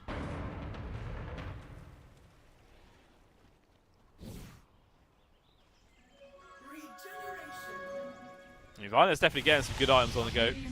Can definitely pump out the damage. Meanwhile, Force Major pumping out the deaths. Ends up going down. Yubi gets another free kill. And Silver Edge is now there for Violent. Good sort of extra source of damage. Also been able to break away the bash from Yuma. Can actually make all the difference in some situations. Scythe also complete from Akoda, man. This is the power of a support Nature's Prophet, for crying out loud. He is absolutely fat. Got so many items to his name. Radiant's top tower This is a under pos 5 attack. as well, guys. Radiant's Like, top tower this is why I would have loved to have seen it in the other game when there was a natures to have it as the 5 instead of the 4. They still won, don't get me wrong, but I don't know. It just feels like it's a little bit more impactful in that role. Second Roshan as well was like 2 minutes away. Long old time to wait. It looks like Dudley boys, even though they know it could be up, are scanning. doesn't look like they're interested. Dire's bottom tower As they're just constantly huddling up together, maybe aware that a fight could be coming their way at any moment. Obviously, they have all their ultimates available. They're ready to take a fight if one comes towards them. Let's wait, it's Antic. Still smoked up right now, the bear. Scouring out as much as it can. Chucking out the missiles. Okay, I was thinking about the role in Thunder, but again, not enough information to play off of. We'll just have to wait. And Dudley boys deciding to fall back right now. And they know. Roshan is 100% the next big priority. As Yuma's is going to chill down here, obviously with the help of Azantic as well, who I believe has a gem. Someone on Dudley boys has a gem. Because there is actually awards by that Roche pit, which does actually see both Yuma as well as Azantic. So that's good information there for Namika to play with.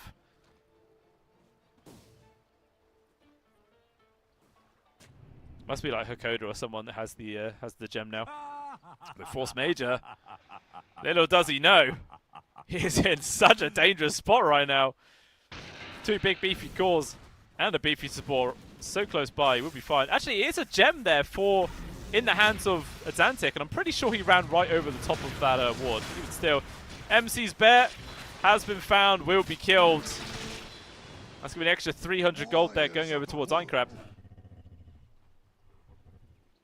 Yeah, finally they get that ward now, so a bit of key information taken away from Namiga. Maybe they have to be careful, because Roshan could be spawning any second right now, and Violent is still farming in the mid, so it looks like Namiga are kind of just not going to be going for this Roshan fight no matter what. Illusion will just barely scout that, I think. He got there in time to see the Rosh is up. But again, Namiga just not really in a spot to try and farm this one. Or contest it, I should say. are scanning. As this will be Aegis and Cheese. Aegis for Yuma. Cheese, I guess they'll give that over towards Azantic as well. Just make sure that this Queen of Pain can keep doing whatever the hell she wants to do.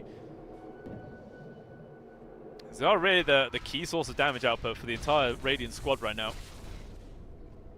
Also now has Shiva's Guard completed, I believe. Extra big power spike for themselves. And a Skadi as well for Yuma. Alright, they're hitting some big power spikes right now. Lots of items coming on through. With the Aegis and Cheese, this is 100% the time to potentially just run down the lane. Try and force some action. As Namiga looks like attempting to invade the Radiant jungle. Just to try and get a bit of extra map presence. But in comes Dudley boys with the smoke. Who are they going to find? Vivex is there. Does actually have a shield rune though, so he's a tanky target. Not easy to bring down at all right now. With the Ogre Seal, just constant charging forward. He's got good damage straight on towards the Gyrocopter. Pretty much a maximum duration. Finally, a bash comes out of Yuma to slow him down. Gonna keep chasing after him. Azantic dropping his ult. Wants to try and get this kill on towards so bad. Violent getting the kill onto one. Finally, there is the trade of these supports. But they got the lockdown to BX. Actually, the Razor on his own is able to take down the Aegis. That's actually pretty impactful in all honesty. Although he does come back on up, and there is still no Razor now for 70 seconds. No buyback. Uncrowd using the Rolling Thunder. Going to try and go for this kill to Hakoda, but he is such a tanky Nature's Prophet. Unfortunately, he's lingered way too long. Controlled from Yuma. And there is nothing that Tusk can do but sit on in horror and watch his cause die. And now, here comes the high ground play. No buybacks whatsoever. There is going to be a glyph to slow this down, but slow it down is all it's going to do. There was actually a Scythe complete up there for Violent. So, the carry Luna going for a little bit more of a utility build to help just get some lockdown on the go, because I guess that is the reason they feel that they're losing these fights. And these build-ins, man, just look how quickly they drop. It's disgustingly fast. 2 full sets gone already. Still 35 seconds without the Pango. This is 100% looking at Megas unless Namiga could pull off an absolutely insane 3 versus 5 hole, but the immediate jumps forward so bad has been found. Line is gone. No buyback there. Yuma positioned himself quite threatening, but without that Chronosphere, maybe Violet isn't too afraid. Chucks out a Scythe, gets counter-Scythe though from the enemy position 5. Not really achieving all too much. The buildings are still just gone. BBEX finally gets in deep, but the Megas have now been secured. Violet taking a lot of damage to the backwards, but the Sonic Wave coming on through. They kill the bear just in time to make sure the Luna survives. BBEX chasing after him. It feels like they need some kill at the very least to make this whole situation worthwhile. But the Do Night Class trying to waste as much time as possible. Eventually, though, he does still get caught, but the damage is done. Mega secured. 36 minutes into this game. And now, Dudley boys, they can just chill. They can actually just wait for Roshan number 3, get the Aegis, get the cheese, Axe Refresher, wherever the hell it is, and then they could potentially just go and end.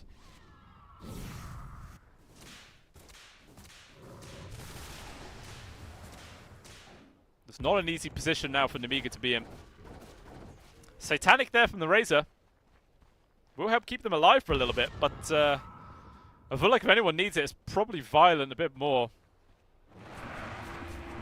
Speaking of, has found a Coda with the Scythe, trying to lock it down for as long as possible. And the Manta making sure he does not get the right target. That's a free kill. Trying to go as well on towards Yuma. It's a good lockdown right now. But he just pops the BKB. And now, though, he has to try and run away. Finger comes on out, but it does all the damage. It just stuns onto everybody. Every single person on the Amiga is trapped by this one. They do get the kill onto Luna, but it is a trade onto Yuma at the same time. And Tantic comes on through. The real source of damage for this squad, just annihilating everybody. Force Major eventually going to get ran down as well as So Bad. And that, ladies and gentlemen, could very well be the game over. Only 2 buybacks left. And 3 heroes alive here for the Dudley boys. Just going to run down mid with the help of the Megas. There's 1 buyback. Going to be forced to use the second for sure. But it does not look like Dudley boys give 2 craps. There's going to charge on him. MC alone doing a hell of a damage to these buildings. They got the controls well towards Violet. Finally the Tusk respawns.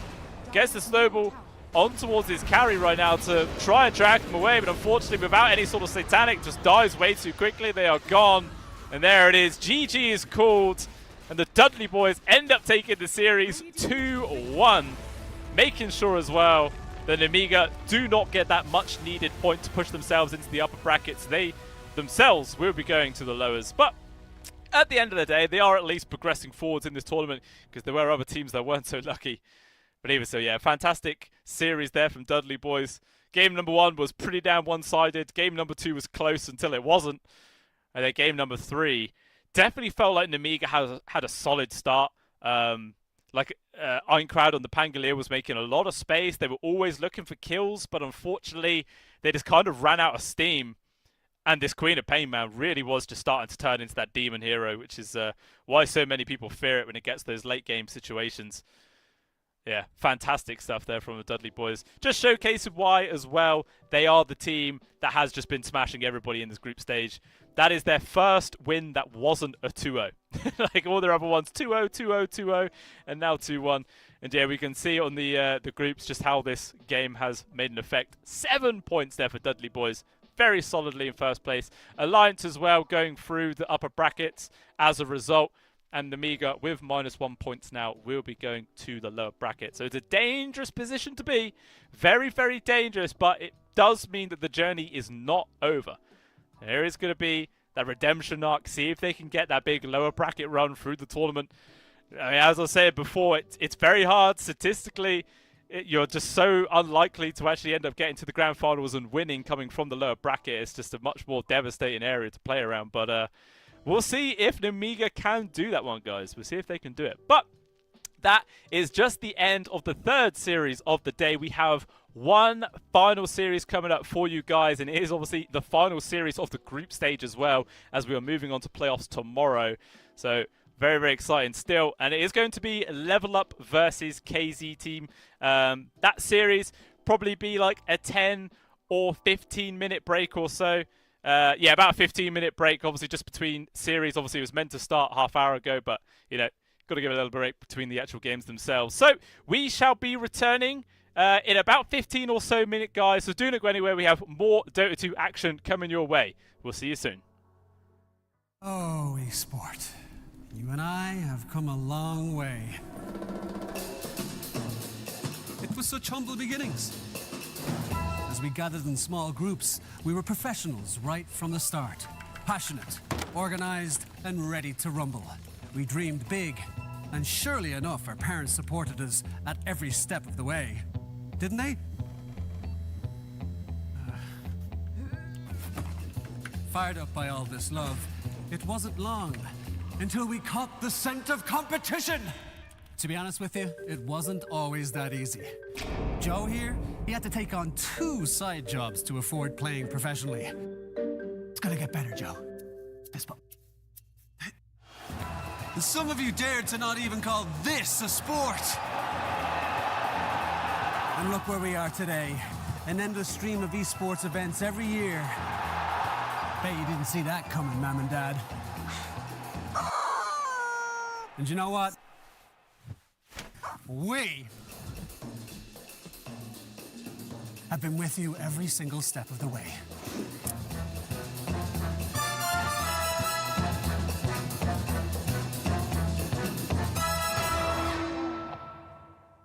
Dream of working with people you watch on screen.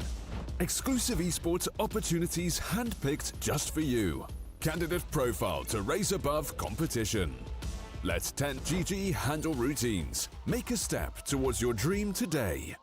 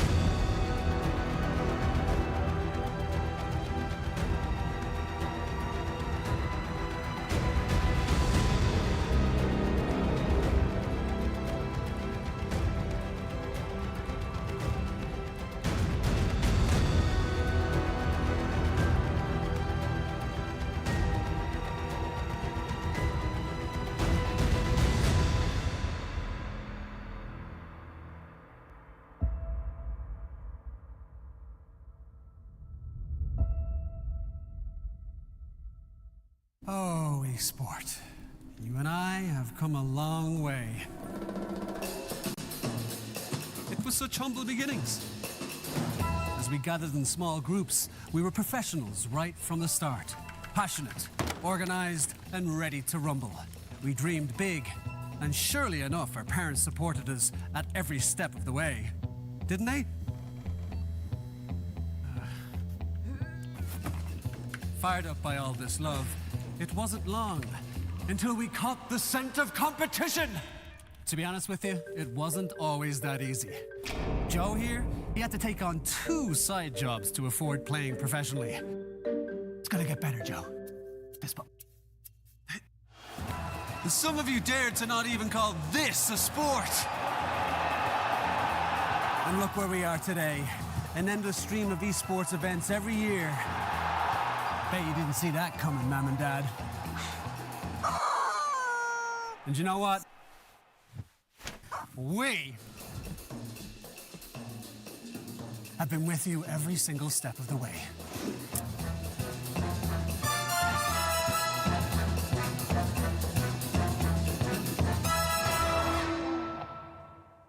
Dream of working with people you watch on screen.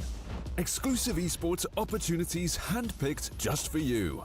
Candidate profile to raise above competition. Let 10GG handle routines. Make a step towards your dream today.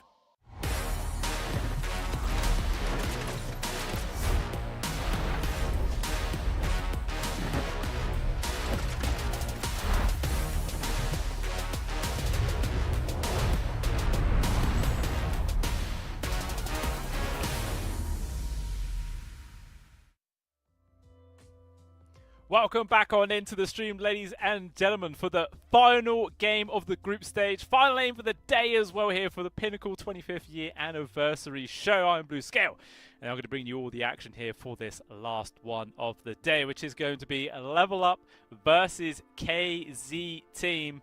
Now, sometimes when you get to the final game of group stages, it doesn't really matter in points. Things are already set in stone, but not in this tournament, ladies and gentlemen. This one game will determine quite a lot here for the group stages between these guys. Like, there is a whole lot that can happen. Several different scenarios on points tying up, which could potentially mean the difference on which team gets to go through to the upper bracket and lower bracket, all depending on total of maps won, or if that fails, then it also has to go down to who beat who earlier on in the group stage. So it's going to be very, very exciting to see.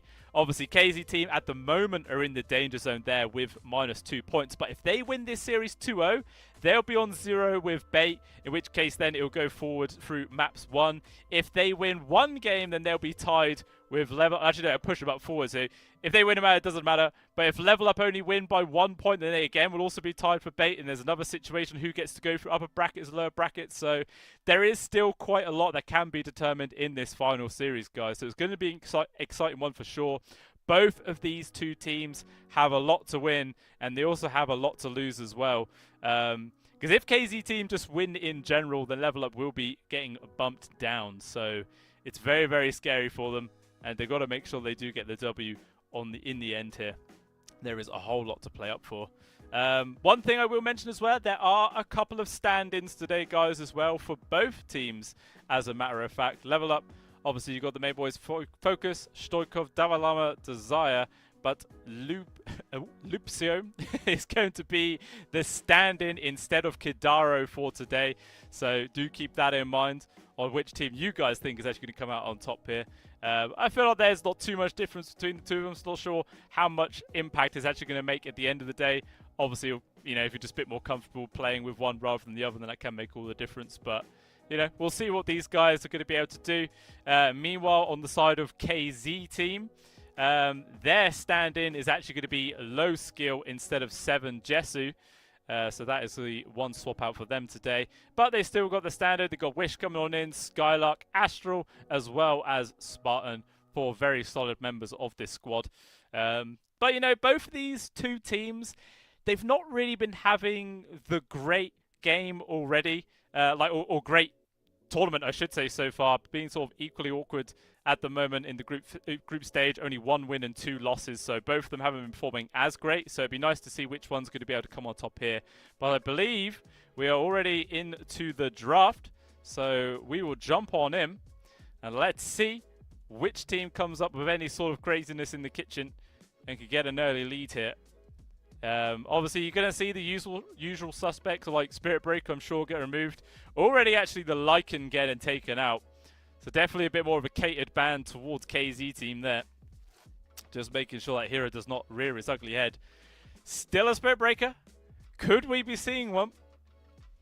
It's always fun seeing this guy. I mean, we did actually see a Spirit Breaker in the previous series, actually, in the hands of not Dudley Boys, an Amiga team. But it didn't really pan out too well. It did flop. It did get the loss in the end. But I don't think that's a real showing of how powerful this hero actually is. So we'll see if it actually slips through. Only one final ban here from KZ team. Do they decide to remove it or not? That is the big question. And they actually decide to remove the TA instead. And they go for the Pugler. So they don't even bother first picking the Spirit Breaker. Do level up? Or do they even care? That's the big question here. You know, actually scanning through level up's past games, they've not played Spirit Breaker at all. Like, in the last month, they've had 0 Spirit Breaker games. Whether or not it's just always been banned and never had a chance to play it, or if they just don't like this hero at all. You know, it could really be either one.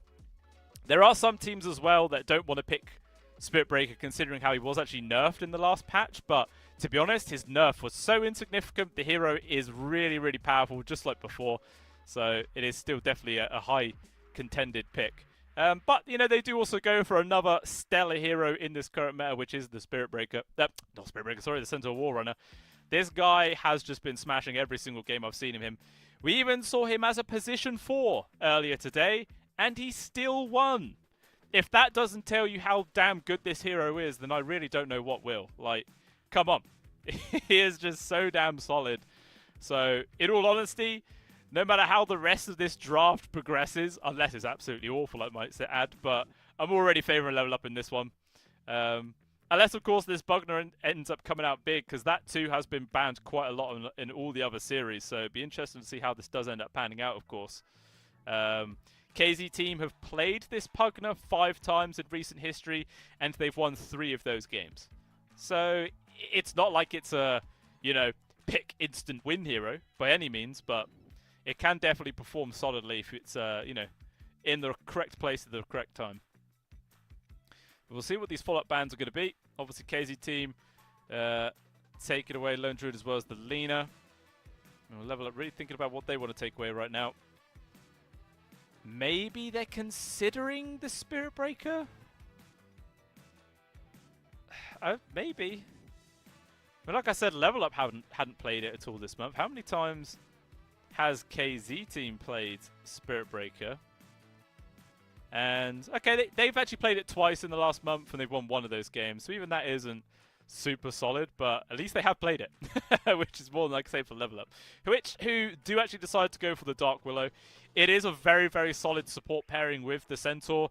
You know, he lands the Stomp, perfectly enables an opportunity for the Dark Willow to set up for those Bramble Maids in a really scary spot, and can make it just extremely awkward to play around. Guarantees a lot of damage coming on through as well. And to be honest, a fair amount of that is magic damage, so even if this is like a POS 5 Pugner, and you go for an early point into Decrep, still not really going to save you too much of the time. Will help out a bit, but there's still some sources of damage coming through there. See what KZ team though are going to pick second. It's going to be the Tiny. Alright. I thought I would not be seeing this hero for a long time until he actually got touched in another patch or something like that. But KZ team, they are dusting this hero off. They're going to roll him on out. I mean, I say dusting it off. They themselves have actually been playing it. In recent history, 6 games with 4 wins. So clearly it's a hero they are more than willing to pick up. Not exactly super successful, but a positive win rate is a positive win rate. So, you know, you can't really say too much there. But it is cool. It is very, very cool.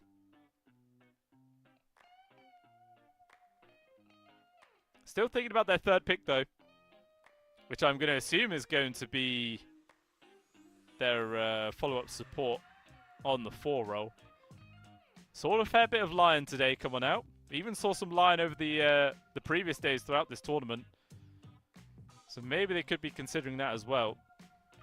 Or maybe considering how you've got the Tiny, which is going to be doing a lot of your initiations. Maybe they want that to be the 4 rather than be the mid. We'll just have to wait and see. But they are going to decide to pick up the Weaver. So whether or not this is carry Weaver or position 4 still remains to be seen.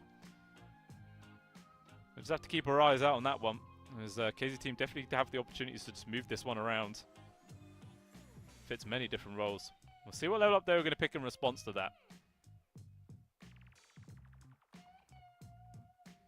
And generally when you're up against the Weaver, you want as much burst damage as possible.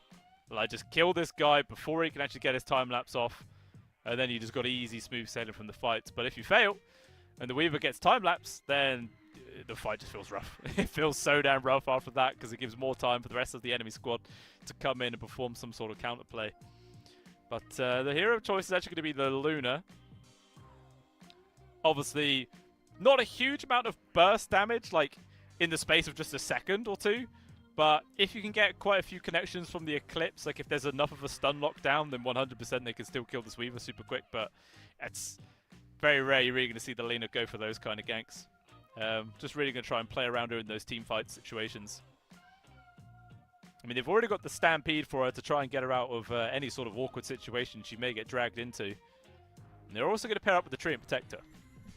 So another way of chucking in that living armor, bit of extra protection if the Luna does get separated from like a toss. And it also does counter out the minus armor that comes in from the Weaver. So I definitely like it. A lot of teams as well have been phase 1 banning Treant Protectors. So it's kind of interesting to see the fact that it has survived through 2 banning phases and a pick phase. Very, very interesting. Well, we'll see how this does perform. Obviously, level up. Okay, now getting like a bit of a Scouse accent going on. Level up, looking for their mid laner still. KZ team though, probably gonna have to decide now whether this is going to be a pos 4 Weaver or a carry, unless they could pick something else and still leave that as a flex. Okay, they actually decided to go for the Darkseer. So this is a pos 4 Tiny or Weaver. Or still, mid-Tiny, carry Weaver, and they're actually leaving their pos 4 as the final pick. That could very well be an option as well. But to be honest, Darkseer Weaver lane isn't too bad at all. You chuck Iron Shell on the bulk, he runs on in with the Sakuchi. It's an extra huge source of damage. Does make it quite difficult. You're pretty good at scouting out the Treant Protector in the trees as well. So I'd like it as a pos 4. Wouldn't mind seeing them go for a different carry. Maybe a Faceless Void might not be too bad for the side of KZ team. Like if this is going to be a mid-Tiny, then potentially you could go for like an Axe play or something like that as an extra source of damage to chuck into the Chronos. Plus you could benefit a bit from the minus armor from the Weaver as well. Not saying it's super likely, but it's a potential pickup. And KZ team removed the Dazzle. Obviously, is a mid laner for level up. And level up themselves actually take away the Kotl. So they are thinking that this is carry Weaver, offlane Darkseer, and position 4 Tiny. In which case, also that KZ team are looking for their mid. Whether that is correct or not remains to be seen.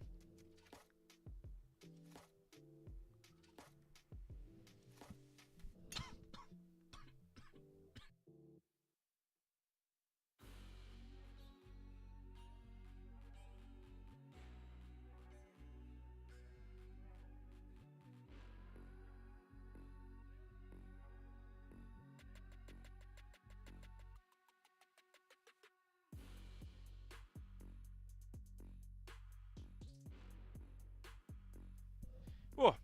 Sorry for the silence there. I thought I was a fish for a second, and I breathed in my drink. And I can confirm to you guys, I am not a fish. Good lord, it's still in my throat. I nearly drowned, but it's alright. I'm still alive. We are pushing forwards. Thank you, production. But yeah, I'm alive, and we shall continue the draft right now. So, what is going to be the final pick here for KZ team? Level Up are pretty damn sure it is going to be the mid laner, considering how they also removed the Invoker. I think it does work as well. Carry Weaver in this situation is still fine. It doesn't need to be a pos 4, but I can definitely see merit for it being that pos 4. And they actually go for the Lifestealer. Alright, so it is position 4 Weaver, tiny mid, Dark Seer in the off, Pugna 5 obviously, with that Lifestealer carry. So they do decide to, you know, throw the old switcheroo there, definitely catching Level Up off guard perhaps. And now we'll see what they're going to pick up in response. Maybe that you could go for quite a greedy hero to actually battle against this tiny mid.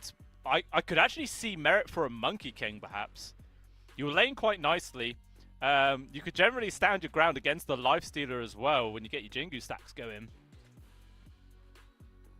Yeah, I think it could be alright. Definitely not the worst pick in the world. So we'll see. Only 15 seconds of reserve time here for Level Up. Wherever they maybe have the same sort of idea.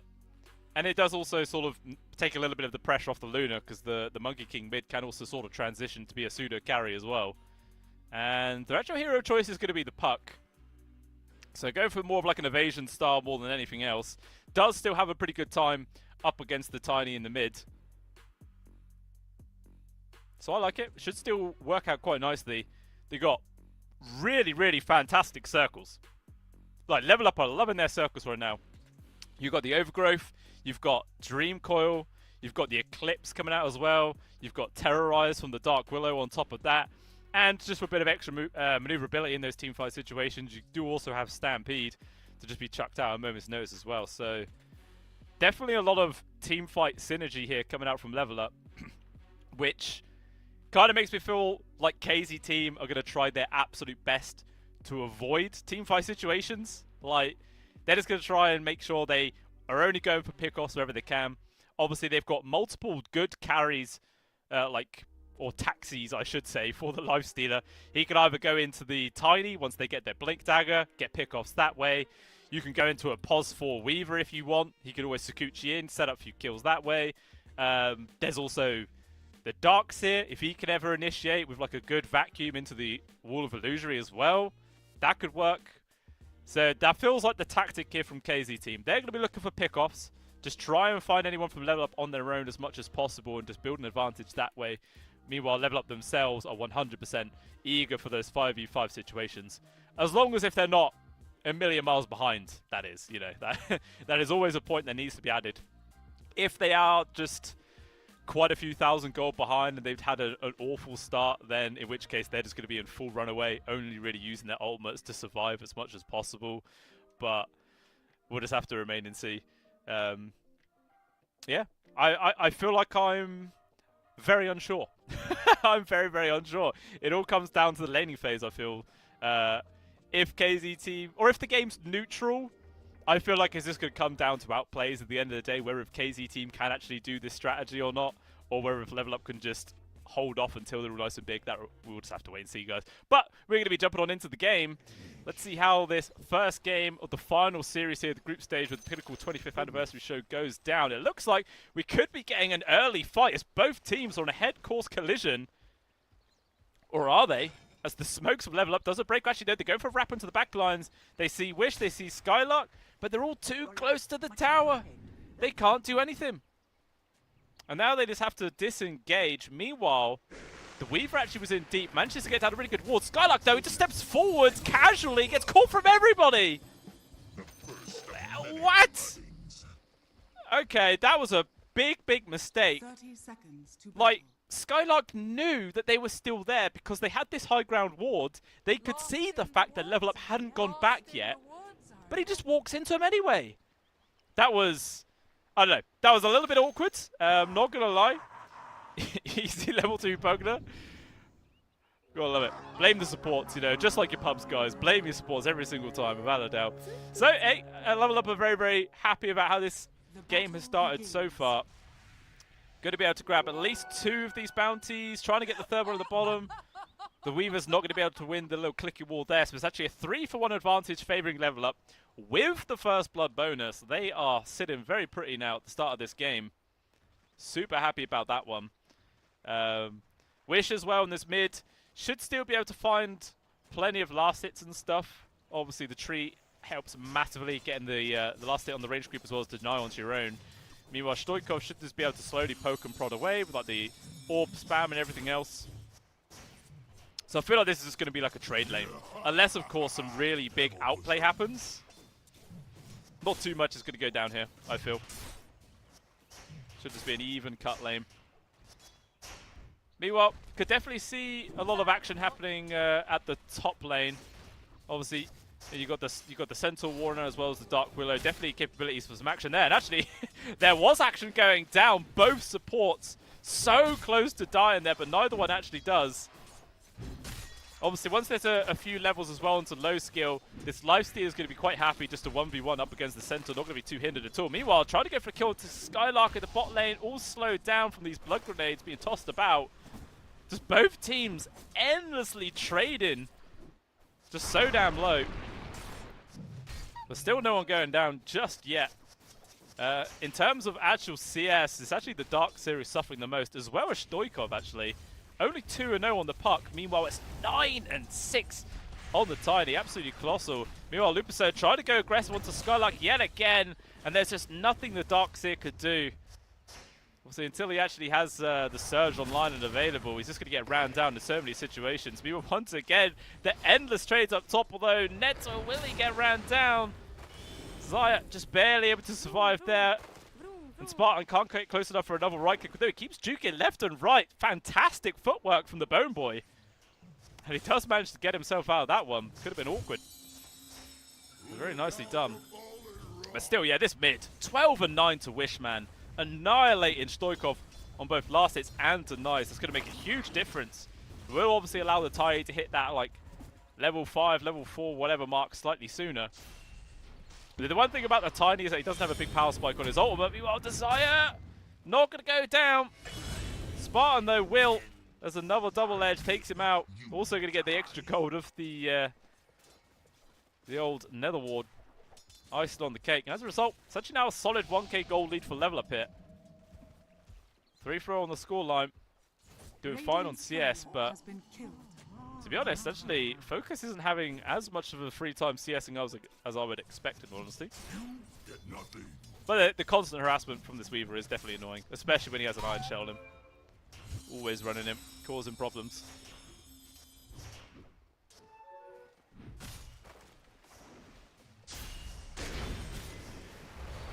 Again, the trades continue up top. Low skill though is now level 3, so he should have 2 points into Feast. In which case, yeah, he should be able to sustain quite easily versus the Centaur. Not too much they can do against him. Meanwhile, Astral though will actually get caught out. Bringing down the Weaver whilst the Sakuchi's still on cooldown. Well, the Lupus Zone trying to run away. The beam not going to slow down Skylark enough. And he does at least get the trade there, so support for support. The Skylark obviously getting solo experience for that. Just bumping forwards a little bit more. Ooh. Stomp, not landing onto Spartan. That probably be the death of the Pugner if it did land. How much is the purse you got for Everyone's so damn low up here. Imagine Dalai Lama probably has his Ring of Health online by now, so he's going to be able to sustain quite easily. Just depends how much of the harassment value keeps coming on out. Stoikov. Oh, he didn't actually jump to his orb soon enough to get the double bottle fill. Was very close though. But obviously allow Wish to get his own bottle.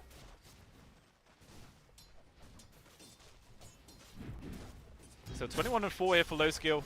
23-1 for Dalai Lama, doing very, very similarly between those two. It is still Focus who is trailing behind all the other cores. 16 right now. Not a million miles, but bit by bit. If this pace continues, it will all add up. The Astral just really wants his level 3 right now. 2 points into Sakuchi is hugely beneficial. See if we can actually get it online at a decent time, though. That is the question. And still we see in the mid, it is favouring the Tiny there. Wish doing a good job, but 100% Stoikov is recovering. 20-2 now, only 6 CS behind rather than the 12 or 13, wherever it was, just a few minutes ago. Radiant's courier has been killed. Lol. The Centaur got stomped before he could stomp himself. Easy peasy. Dire's courier has been killed. It's the casual courier, just dying. Trading couriers, actually. Meanwhile, Spartan, though, has been found in the trees. Good stun lockdown to bring down the Pugner. And low skill. He does some decent damage to Dawai Lama, trying to push him back, but again, you can see there's nothing he can really do. If the Pugner gets caught, he is most likely dead. Not really a whole lot of turnaround potential that Lifestealers could bring these early levels. And it is just very, very close between top CS and bottom CS. Meanwhile, actually down bot lane, Astral gets caught out. It's a second death on the board there for this Weaver. It looked like they attempted to dive the tower. Very ambitious. Big, big punish there, though. Meanwhile, Zaya was coming over to try and secure the room, and unfortunately he's just going to get ran down. Attempts to go for a deny. Not going to be in time, though. At the very least, he does force Spartan to get the kill rather than handing it over towards Wish. But even still, definitely a good punish there from KZ team to make sure that they get something after losing the room.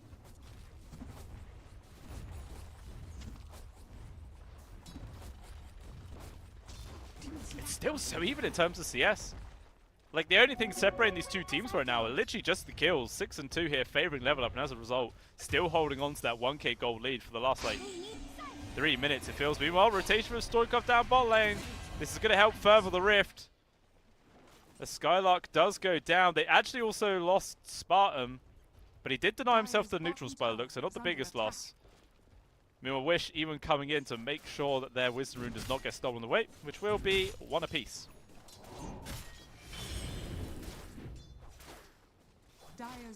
Yeah, low skill is so happy to be on his own right now. There is nothing Dawai Lama can really do about it. Just going to keep on whacking into him every single time he steps up to the wave. Just whack, whack, trading blows. Both of these guys are just going to stay pretty much as healthy as each other, I feel.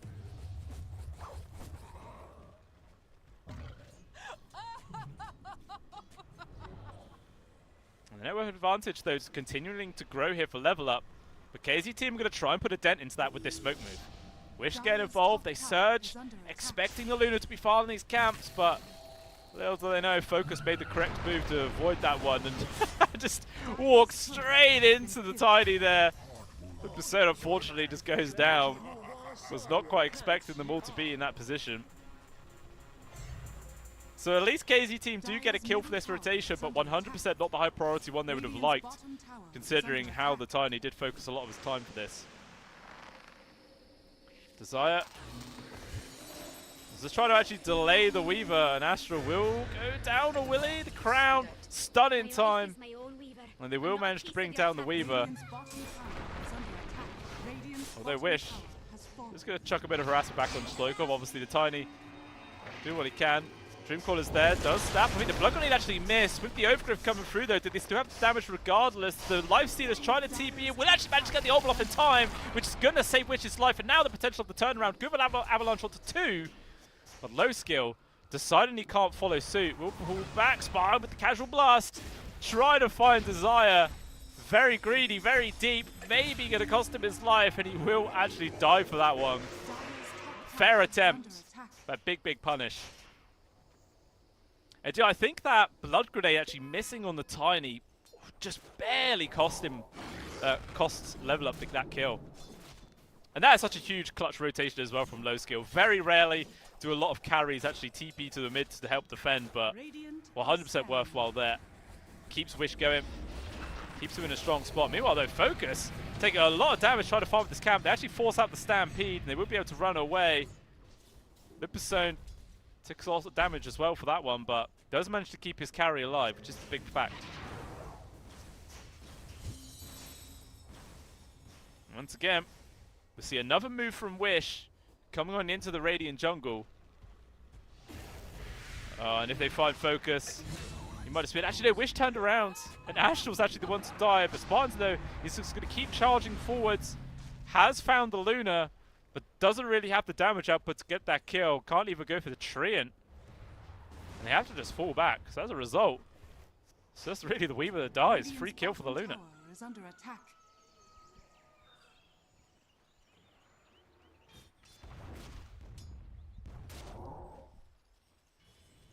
Meanwhile, top. Can sort of see Davai Lama now. Not really too eager at just staying in the lane against the Lifestealer. Like, just does a bit too much damage, a bit too much sustain against him. So trying to be as efficient as possible. Dragging creeps inside the jungle area to farm it up. Does help accelerate his farm, and as a result, we can see all 3 cores on level up side, top of net worth for now. Doing a fantastic job in this game. Davai Lama as well, on top of having Face Boots and Vanguard, now has a Blink Dagger coming out on top of that. So good amount of tank, good amount of initiation as well. The Persone actually scouting out Astral there with that ward, and he will back out without giving away the information, although looks like Davai Lama's in danger, going for the TP. No cancel whatsoever, which is quite a big problem here with this draft of KZ team. The only people who have any sort of disables are the Tiny and the Darkseer, like a vacuum. That is it. They have no other stuns, which could be super impactful. Meanwhile, on the side of level up, Beam has like a little mini stun. They got the Brambles as well. They got Dreamcore. They got Stomp. They got Overgrowth. Every single hero is at least bringing some sort of control to the table. Speaking of control, they managed to find the Tiny. Going to dive into the tower for this one. Good stuff from Davai Lama, trying to cut off the retreat. But the heals coming in from Spartan, trying to keep their core alive, and it's working fantastically because once again, Low Skill turns up with the big insurge of HP and saves Wish's life 2 times in a row. There's a huge play there from KZ team. They have to bring the entire party into the mid to make sure they don't lose their actual mid laner. But it's worthwhile at the end of the day. The only downside to that, though, is it was just meaning more free time for Focus to keep hitting the buildings, keep doing Luna things and farming up. And the net worth is just so much into the favor of level up right now. 4,000 gold at 12 minutes in. It doesn't feel like it should be that high, in all honesty, but apparently it is. Everything they're doing is just working out nice. There was a Pipe of Insight now completed there for the Darkseer at the very least. They got a bit of extra protection versus all of this very much overwhelming magic damage at the early parts of the game. It's a long old time before the physical starts to show itself. Obviously from the Luna, as well as if the puck potentially goes for a physical damage build as well. There's a lot of variance there, so we won't really know until we see a couple of items come on out. Davai Lama charges in for a stun, but instead there's going to be the re-engage from which just goes with the TP out. He knows. He just knows. It's like, unless there is a Darkseer, I am fine. And it really, he's just okay. Such a heads-up play there from Davai Lama. So good. Look at that. Low Skill has to just run away from Focus. Well, has to abandon his farm just from a Luna running at him. Not really an ideal situation, but in honesty, it makes sense because you just don't know who sat behind this Luna right now. A surprise gank could just really slow down KZ team's game even more than it already has. Both teams actually attempting some sort of smoke play right now. 3 people from level up, heading up towards the top lane. But the Lifestealer is miles away by now. Meanwhile, it was actually Wish as well as Spartan trying to make a move down to the south side. But again, there is nobody here. Just on a little sightseeing tour. Don't achieve all too much. Top tier 1 does also go down. So exactly the same map presence from both of these 2 teams right now. And it just continues to grow this league now up to 5,000 gold. You can see obviously because Wish has this Blink Dagger, he wants to be looking for kills. You know, as a mid-tiny, once you have this item completed, you don't want to just go back and start hitting creeps. It feels very detrimental. But a lot of the time they're playing very defensively. Maybe they can get a free kill now on towards Lupus Zone. They will find him, although he's pretty tanky. He's actually going to turn around with the Overgrowth, and now Focus is here. They're going to actually take this fight, and Wish is actually the one to go down. Low Skill, he wants to infest inside Astral, will be able to get it, and runs away safely inside the Weaver. Actually, maybe thinking about going for a turnaround play right now. There's going to be a Dream Call, connects onto 2. It snaps, 2-man stun as well for Davai Lama. They're going to focus immediately on towards Skylark because they didn't actually realize they caught the Weaver, and Low Skill has to go for the TP out. With the Rage, he will be able to make it. There's no cancels. Skylark actually still dies to the illusions, but it doesn't matter. It's a 4-for-1 exchange favoring level up. Dire's top And now, tower is under growing attack. to a 7k gold lead. Just feels like it's all them here in this game number 1. It's so difficult here for KZ team to try and make any plays happen. As I mentioned, they're very reliant on Wish making these jumps. Speaking of Wish, getting jumped himself, he's just dead. Dire's middle He just tower can't is under achieve attack. anything this game. His net worth is slowing down so much. He really feels like just an extra support at this stage. Dire's middle tower has fallen. And every Blink Dagger play he's made, I think I've only seen 2 Blink Dagger plays. One was on the Centaur, where he just TPs out. And the second one was just then on the Treant, where he just overgrowths, and it turns into a disastrous team fight. Apart from that, he can't seem to find any of these squishy heroes. Like the Puck would be huge, the Dark Willow as well. Even Focus, I believe, they should be able to burst him down. Just appears to be there in the wrong place at the wrong time every single time. Meanwhile, Manta Style completed now for Focus, as well as a Blink Dagger has just been picked up as well for Stoikov. Speaking of, he gets a kill into low skill of all people. The Lifestealer going down. That is 100% the person that KZ team wants to die the least on their squad. That's 10,000 gold lead, man. It just keeps growing minute by minute. This is absolutely insane. KZ team need a dream gank, or a dream 5 ganks it feels, to try and balance this game out. And unfortunately, a double damage Pugner is going to make much difference here.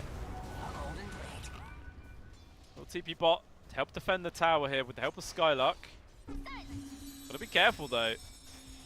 Level Up might try and take this fight. Obviously, this is a catapult wave as well, so they could be able to bring down this tier 1 tower. FJ just making sure that the Dogs is as healthy as possible. So now Level Up will give up there. As you can see though on the minimap, KZ team are very willing to take this fight. They've got multiple heroes in the area. It all comes down to who gets the jump first. David Llama charged them forwards. Astral not going to get caught there from the start. Will successfully retreat. Can't say the same though for Spartan. Dire's Boy is bottom dead. tower is under attack. Zone as well going in. They've actually found the grab onto Ducks here between the 2 towers. Call it Lord of the Rings if you want. They've got the root as well. Locking him in place. Good dream call onto the 2 of them with the Eclipse also coming through. One is gone. The Weaver are desperately trying to survive. We'll get the time lapse off at the very least. Low skill though, trying to retreat, but with the Stampede, they run him down, they get the kill. Astro as well on Death's Door, and he walks on through as he will fall as well. Wish, wondering why the hell he is here, and he is just gone. 4 heroes dead yet again here for KZ team, not finding a single kill. They lose their tower to boot, and now 15,000 gold behind. This is brutal, absolutely brutal. Wouldn't be too surprised if Level Up just decide to run on into a Roche. Get an Aegis on top of everything else. Why the hell not? Make it not impossible for KZ team to make this game into a win. Super hard. Blessings upon a loyal warrior.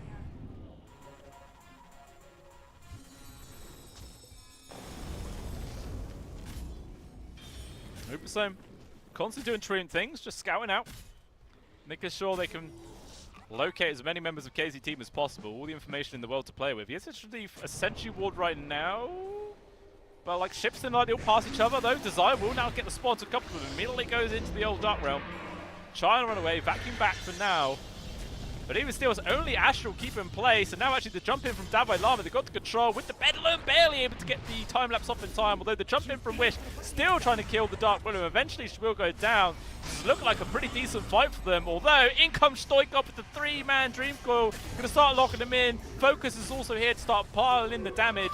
Does the trader support to get a 2-man stomp for Davai Lama, been so on point, but a fantastic avalanche for Wish. Buying some time for his team to get out. Astral though will still die. And it looks like they got the grab as well on towards Skylark. It's another 3 kills left with Level Up, but at the very least, KZ team this time got the 2 supports for their efforts. So it's not a complete loss. It is a loss at the end of the day. But the scary thing is that Focus on this Luna has the net worth of the Lifestealer and the Tiny combined. Like, that is terrifying. Absolutely terrifying. Now, you really do need a miracle to try and turn this one around. Also now, a Heart of Tarask in the hands of the Centaur. So even a B for your boy. Wish he still just has a blink dagger. That is literally all he has. Just can't find the space to get anything else going. Meanwhile, Spartan will survive with the decrep. Stoikov though, he just knows all he has to do is wait. Meanwhile, down at the bot lane, they've also got a kill on towards Skylark. They found low skill as well. Trying to get the kill on towards this live seeder. Wish is here. Going to get the toss back. They will actually have to infest into the Tiny. It's going to be enough to allow him to disengage, but they're just spending all their time running away. Meanwhile, though, Astral trying to kill Desire. Glimmered up. Does manage to get the dust off. He's just going to keep chasing after more with the time lapse, but unfortunately, Stoikov in the perfect spot there with the silence. He is dead as well. Dead as a dodo.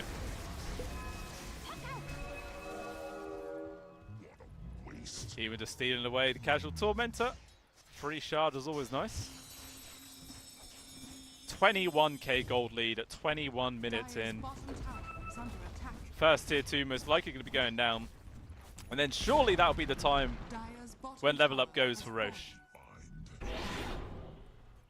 As they are able to snatch away the Wisdom Rune as well. Dire's top tower is under attack. So I always love when you know, like the team that's ahead is able to steal the Wisdom Rune. Because when Wisdom Runes were induced, the paragraph read, there is now, you know, there is always that tool for a team that is behind to be able to recover in a game and balance it out. Or if the team that's ahead just takes it, then they're just even further behind. So it doesn't always work out that way. It's a cool premise, mind you. I do definitely like the introduction of the Wisdom Runes. They are nice. I say introduction of them like they're brand new. It's been out for quite a while now, but in the grand scheme of Dota history, they're relatively new. But there is going to be level up going into the Roshan pit right now. Going to be able to get the Aegis into the hands of the Lina, who also did just complete a Silver Edge.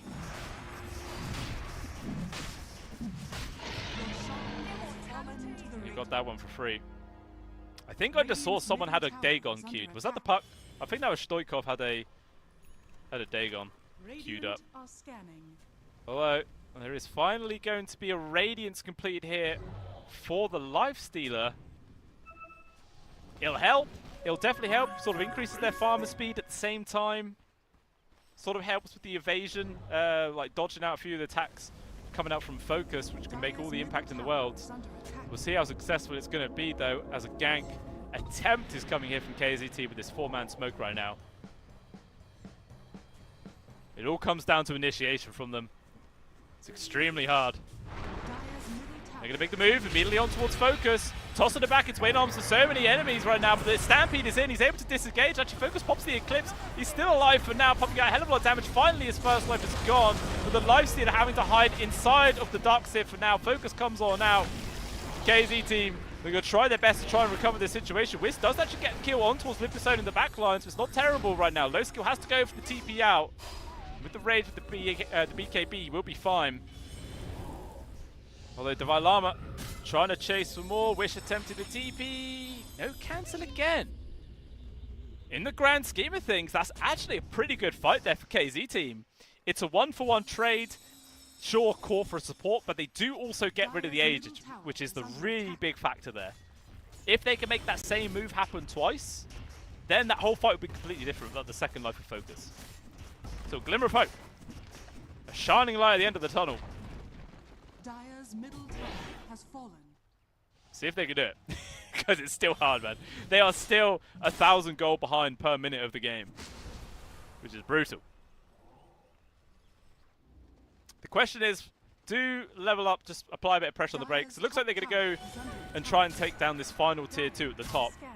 And then I'm sure the probably game plan is just going to be wait for the next Roche and then make a move then. But KZ team, they are not waiting at all. Once again, going for a 4-man smoke. They've got all of their elements available, minus the Wall of Illusory.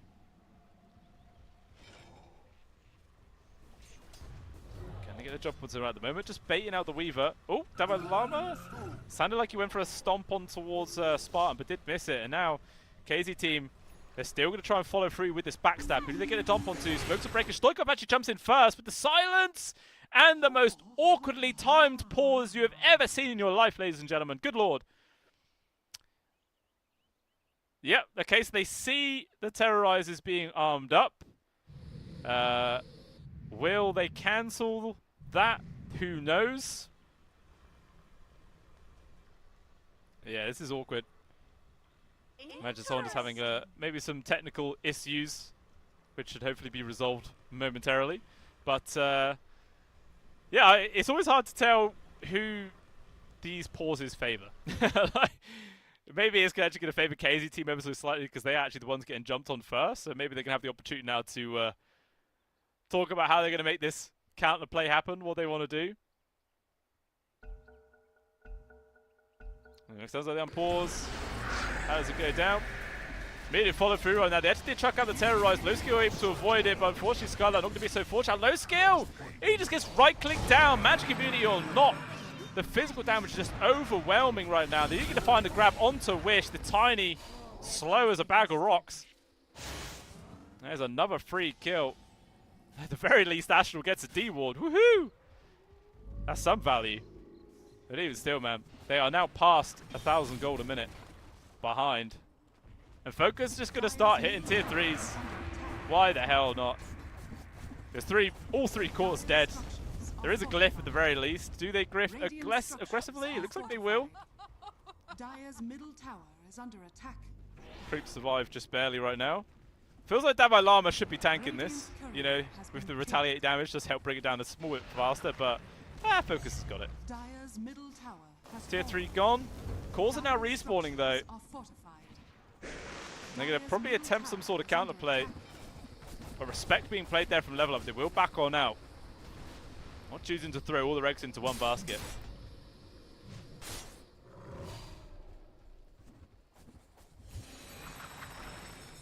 And still, another 4 minutes at least for the second Aegis in this game, which KZ team have to contest.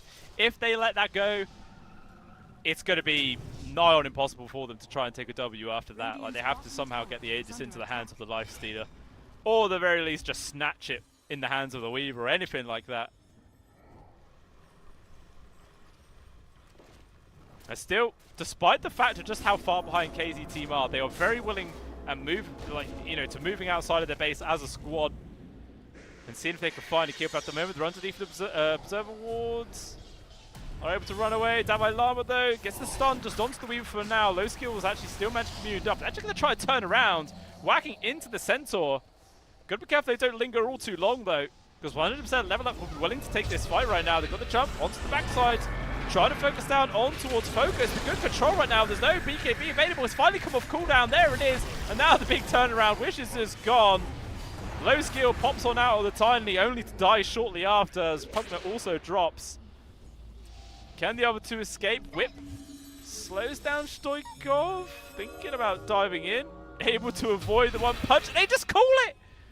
KZ team are done! In all honesty, I can't even really argue with him there. Like, this game just feels so unwinnable at this stage. 27-minute GG, 32,000 gold advantage there for level up to end the game. Felt very, very one-sided. It was all just sort of spiraling off of the laning phase as well. Like, all three cores were at the top of the net graph for such a long time. Obviously, they got that first blood as well, which helped. They got 3 bounties, which helped. And with that early bit of momentum, they really did just overpower everybody on the side of KZ team. There's nothing they could do. You could see their sort of game plan of KZ team. Like, they did try the whole infest bomb play, tossing them back, which they were able to kill Focus in that one fight by their tier 2, but unfortunately because of the Aegis, it didn't really mean all too much. They still just lost that one, and really that kind of felt like their final hurrah in that game. There's no further opportunity to come on back in. I mean, there is also some credence where you can say, because they were always playing so aggressively, even though KZ team were behind by 27,000 gold, and they were still just running at level up, maybe they could have put a little bit of pressure on the brakes, you know, and been like, alright guys, let's just fall back, let's just farm, get another item online onto low skill, something like that. But they really were just pedal to the metal, drive off a cliff, go down swinging kind of like play style. And to be honest, I don't even care if a team lose that way, because it is damn well entertaining to watch. So hats off to them for that. But that is just game number 1, ladies and gentlemen. The second game will be coming up in about 6 minutes time, so do not go anywhere. We will see the continuation very soon.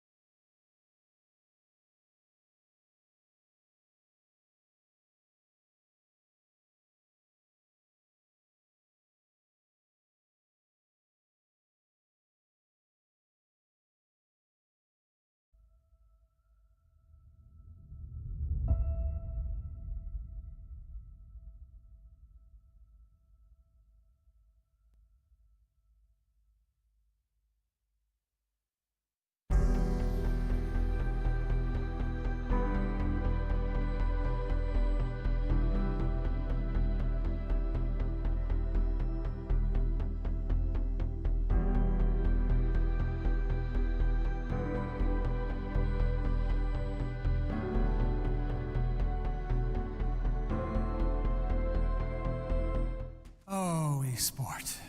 You and I have come a long way. It was such humble beginnings.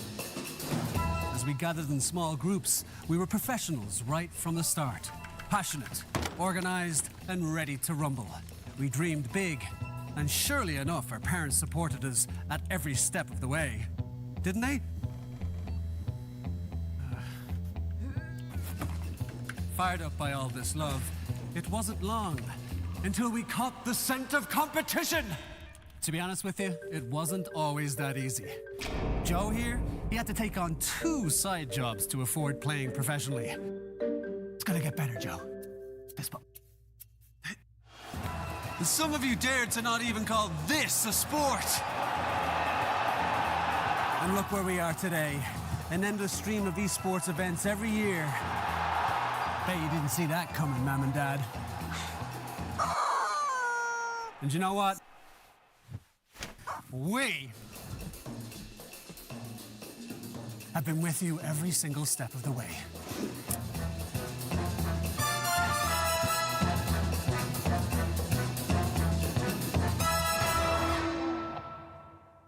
Dream of working with people you watch on screen. Exclusive esports opportunities handpicked just for you. Candidate profile to raise above competition. Let 10GG handle routines. Make a step towards your dream today.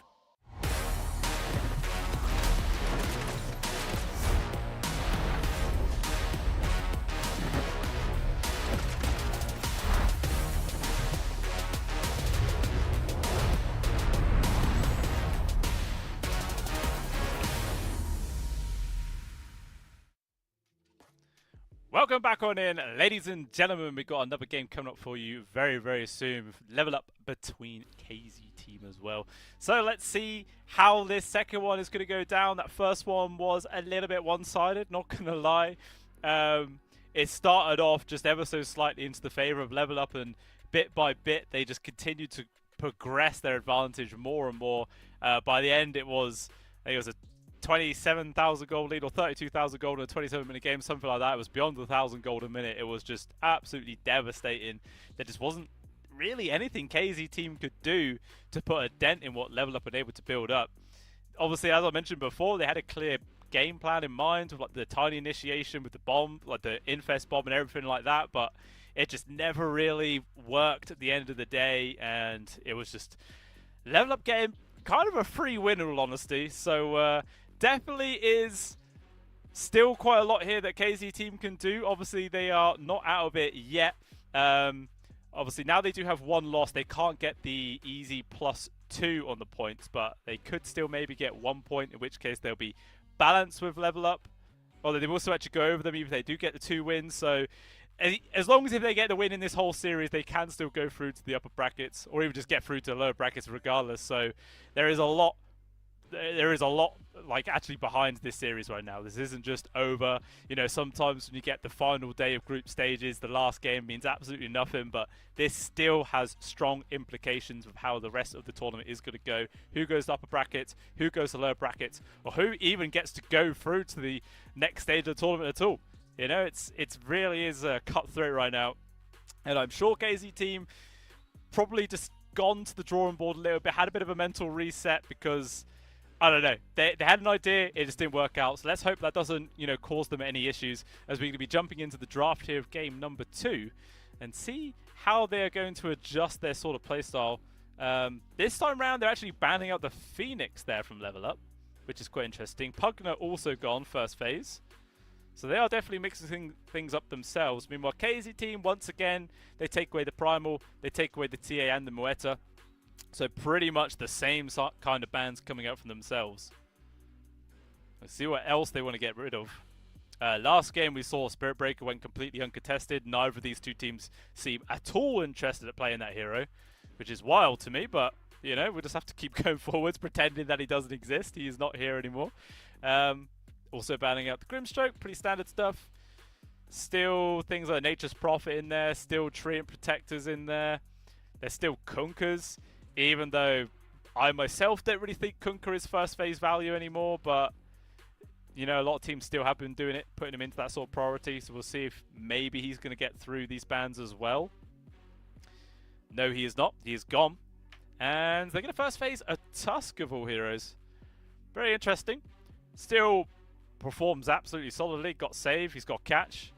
Extra source of damage output in the laning phase. A very well-rounded hero, so it's still strong to start off with this guy. We'll see what they want to pair with him. Tons of heroes just excel fantastically at benefiting from the tag team and looking for those early aggressions and early kills. So we'll see what eventually they do find.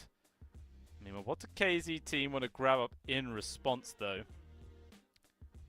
Again, there is still the Nature's Prophet. There is still the Treant Protector. And there is still the Centaur Warrunner. How the hell could I forget about the Horse Boy? Still, this guy has a ridiculously high win rate in this tournament. Like, ridiculously high. He is so damn strong. It is insane. I don't think he's, like, the most contested, but he's been... I feel like he has nearly a 100% success rate on this hero. I don't even know. I could be wrong. There's probably some team that has definitely lost with this guy. I can't think of one in mind. At least in all the games that I have cast, I have not seen this hero flop whatsoever. Actually, I'll try and find the stats. Actually, the stats aren't that great in all honesty. For the Pinnacle 25th show, he's been picked 32 times, and he has a 53% win rate. So, what's that? Like, 17 wins out of 32? It's actually, honestly, not that great. Maybe I just have, like, some weird Centaur Warrunner luck curse thing where whoever picks it just wins the game. So we'll see if KZ team just handedly win this game, then we know how strong Centaur Warrunner is, guys. If I'm casting, that is. Yeah, that makes all the difference. But the second round of bans from Level Up, they go away the Natures as well as the Dark Willow. KZ team taking away the Timbersaw, and then they go for the Treant Protector themselves. So kind of at the moment stealing the lineup of Level Up from game number 1.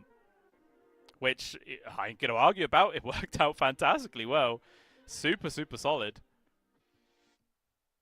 We'll see if Level Up also want to continue that trend and maybe start picking up KZ team's heroes from game number 1 or not. If that is going to be the case, then this should be a tiny, because that was what their second pick was. I'm not saying that's going to happen, guys. It really, really shouldn't. That's not how Dota 2 works. Not at all. But there is actually still a Spectre in the pool that wasn't actually banned, as it was in the second phase last game. But there's going to rinse, repeat, put focus back into the hands of the Luna. Or other way around. And yeah, I mean, he had an absolute solid showing. The start of his laning phase wasn't super great. Like, he was actually trailing behind in terms of CS. But he was able to actually dodge a couple of ganks that came his way in the safe lane. And as a result, he just really was able to, like, start excelling super quick. And yeah, just became an absolute demon. There was nothing really KZ team could do against him. So they're going to try and rinse, repeat, and do exactly the same thing here. Also going for a Shadow Shaman. Damn, that's some old-ass, stale meta right there. That is fantastic. Absolutely fantastic. Can't actually remember the last time that I cast a game with a Shadow Shaman in it. But, you know, according to stats, this is going to be the 6th time it's been picked. It currently has a 40% win rate, so not too great. But, you know, we'll see how it pans out. I love to see it regardless, you know. This used to be one of my favorite heroes back in the day. Spam it out all the time. Always fun. KZ team, though, do respond with the Shadow Demon. So they do have some good save mechanics right now.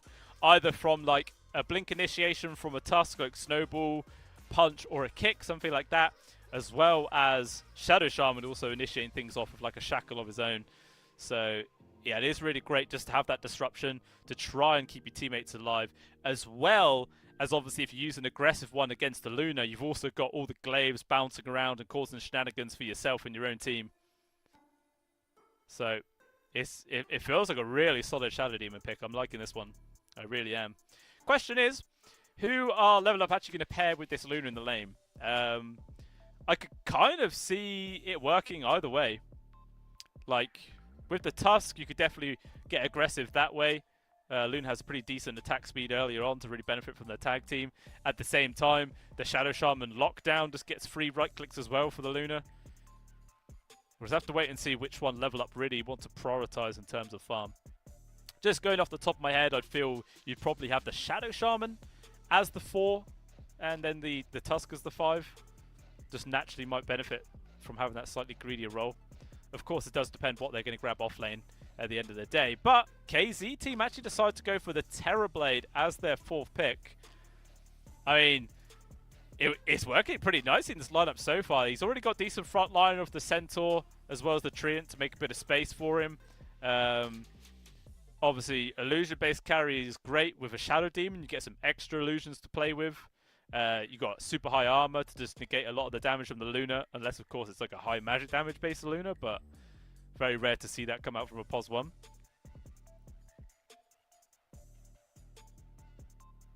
Unless there might be some argument for like for Focus going for like a, I don't know, Yasha Kaya or something absolutely crazy like that. DPS in both styles just to help deal with the TB. That's probably not going to happen, but it's a possibility. It's a possibility. But what a level up now want to grab as their own 4th hero. I would assume it's going to be their offlaner right now to pair up with either the Shadow Diamond or the Tusk. Or they could actually go for their mid, considering how it is actually KZ team who have the final pick overall in this draft. So either way, your mid's not going to get a super solid matchup, so maybe they just want to grab it now before any more bans come their way. They're going to leave their mid last. They have to decide to go for the Brewmaster there, which is pretty solid. You know, if you can find the real TB, just toss him up into the air, make him spin around in circles, waste all of his time, sort of try and deal with the rest of the team. Obviously, the support Centaur Warrunner as well could just be, you know, an argument for the Tornado target. Just throw him up as well, because he too can be a bit of a pest. You don't really want to focus down the Centaur at the start of most fights. Just end up wasting a lot of time. A whole lot of time. But it's looking like both teams are after their mid laners right now. I wonder if they need some extra AoE control. Probably see a puck ban come out, I would assume. I mean, level up got good to like base control from like the Tusk, from the Shaman, even the Brew split, but they don't really have any like solid AoE control, which is you know, sometimes quite key to getting successful fights. As a result, though, KZ team will decide to take away the puck, so that is no longer an option. Not really many other heroes that tick that box that you can play into the mid. Maybe if you have last pick, you can try and pick some really cheesy ass mid hero, but much harder when you don't have that final pick of the game. Meanwhile, KZ team, they're not quite so limited by having to bring some sort of AoE control. You know, they've got the Stomp from the Centaur, they've got Overgrowth as well from the Treant. So already a decent amount of AoE control there. As a result, they will ban out the Invoker, and a Keeper of the Light is the hero of choice. Obviously, huge amount of magic damage, just deals with the TB pretty damn easily. Just go for pure burst, which is great. Also, when you get the old Ignis Fatus, or the Disco Ball, as I like to call it, because that's a lot easier. And then, you know, you've got that as an extra tool to control up the TB and the illusions, just sort of saves a lot of time, allows your Luna to keep hitting away freely. So yeah, I like it. It's a really solid Kotl pick. What do KZ team want to pick up in response to this, though? That is the question. Because the Invoker is already gone.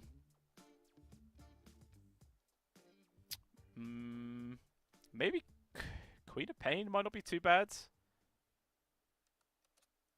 Obviously, you'd have to get a Lincoln's, I feel. Actually, you probably need a Lincoln's and a BKB, because there's still quite a lot of targetable abilities that can pop the Lincoln's, and then a lot of other control that can still come through. So that requires a lot of itemization. Maybe just the BK. Maybe you won't need a Lincoln's as well. Depends how like early the Shadow Shaman gets a Blink Dagger of their own, I feel. Still, 26 seconds of reserve time. Maybe Zeus might not be terrible here for KZ. Like, you can generally keep your distance to avoid the constant blast in the mid lane from the Kotl. Oh, there it is, guys. See, sometimes I know what I'm talking about. I could have been just completely lucky because, you know, I can say any hero and there's like a 1 in 100 chance I'm going to get it right. But hey, I got this one right. I'll take that one. Because yeah, like, you can avoid the blast in the mid lane. You've got some decent long range as well to like cancel any shackles coming out from Lupusone as well. Obviously, ridiculous amount of magic damage just burst down these pretty squishy heroes, to be honest, on the side of level up. So it does make a lot of sense. Could maybe see some early rotations going on into this mid lane, like from level up, to try and kill this Zeus as much as possible in the early game. Obviously, Desire is playing the Tusk Pos 4, so this is a 5 Shadow Shaman instead this game. And, you know, you've got a Brewmaster as well in your lane, so it's not essential that you have to sit there and hold his hand. You know, that you can potentially just leave him to it and go for those mid lane ganks to try and make space for your Kotl. Obviously, though, he will be up against a Treant and a TB, though. Which that is no joke. That is a lot of damage and a lot of slow. So maybe it would be a bit too risky to leave him on his own. It's a hard choice to make. Maybe it just depends which hero you want to have a slightly better game. You know, if you want your Brewmaster to just be popping off really early on and making the space, then try and linger around there. Or if you want your Kotl to guarantee have a solid start and find farm, maybe it might be worth going for some early rotations. It's hard to tell. It's hard to tell. But I mean, despite the fact that, you know, the Kotl is up against the Zeus, the Kotl should still find farm. You know, all you have to do is chuck out the blast onto the creeps. You don't really give a crap about the hero. Let them do their own thing. You're not going to stop the farm at all from the Zeus, but it's very hard to do that anyway. So I imagine it will just be an even trade between those two actually in the mids, and they'll both just be making some not super early rotations, maybe like level 7 I would assume, and then we might see them move into the side lanes and set up for some kills that way. We'll just have to wait and see. Not too sure whose lineup I'm actually favouring though, mind you. I'm actually tempted just to say KZ team because they have the Centaur Warrunner, and for some reason whenever I watch a Centaur Warrunner they just win, so that seems like an easy way of deciding. Not as professional, I might add, though, but who cares about professional when things are easy? It's hard. It's really, really hard. I feel like the Shadow Shaman pick is actually... Shadow Demon pick, sorry, is actually pretty damn solid, all things considered. As I was mentioning, plots like a good save mechanic against the initiation from level up. Also, you can get lunar illusions, you can get extra TB illusions. Like it's a double whammy effect there, so it can kind of work. But if we also just factor in how well level up was actually able to play that game number 1, maybe not so much. You know, I'm not really too sure how successful TBs have been recently, but we'll have a quick check. But even still, we're going to be jumping on into this second game, ladies and gentlemen. Let's see whether if this will be the final one or not, or whether if KZ team can actually bounce back, push this to a third game, and try and get themselves through to the next stage of the tournament. Because it is there is a lot to play for, of course, a whole lot to play for. Let's check it. Yeah, Terrorblade in this tournament does actually have a negative win rate. 12 games played, only a 41% win rate, so not super great. And Low Skill already saying that he's muted tippers. That ain't a good sign, ladies and gentlemen. Maybe he's succumbed to a little bit of tilt there, I'm not sure. I feel like you wouldn't say that. Even if you had muted him, I feel like you wouldn't actually all chat that you had muted him. I feel like, you know, you're just letting them know they're in your head a bit. 30 seconds. So hopefully not. Hopefully Low Skill was going to be able to stay cool, calm, and collected, and just play his game as normal. Lost in the woods. Lost in the woods. We'll have to wait and see. There was level up actually trying to make some sort of play there with the smoke, but unable to actually run into anybody. Maybe they might try and do like a multi-hero contest one of these runes. It looks like 3 of them heading down to this bottom one, but they're actually going to run into Low Skill. Imagine if they kill him and they all tip him. Oh no, they're actually going to change their mind, head over towards Zeus and Wish. Unfortunately, just going to get completely backstabbed right now. Oh, he actually gets to jump up to the high ground. He's still going to die. But at least he sort of makes sure that the Stoikov doesn't get the kill credit there, or any experience for that one. Well, actually, no, he's still got a little bit of experience. Even still, first blood there for level up. Pretty nice way to start the game. I think that was 3 bounties going over towards KZ team at the same time. So they got something out of that at the very least. We'll see how this mid lane goes. I'm pretty damn sure that it's just going to be a trading farm fest. Like both of these guys just throwing out spells, killing creeps. We'll probably see a whole lot of last hits, not many denies in this lane. Be very, very unlikely. And then it feels, whoever makes the first solid rotation is going to be the one pulling ahead in the lead. This top lane though, you got Astral and Skylark, Shadow Demon and Centaur. Not like a super strong combo, but it can definitely be impactful. Like Disruption to set up for an easy stomp, then you get like illusion blocks and everything else in to really help rack up the damage. So it can work out quite nicely. But at the same time, I feel like the aggressive power of a Luna and a Tusk is just going to be that much more impactful. Meanwhile, down at the bot, so the old Trent taking a bit of a whack. Has to fall back, of course.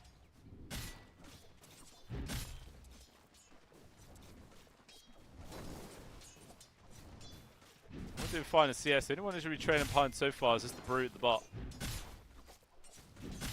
Just struggling a small amount. They're definitely winning in terms of general harassment, which, you know, does help us build up that earlier lead.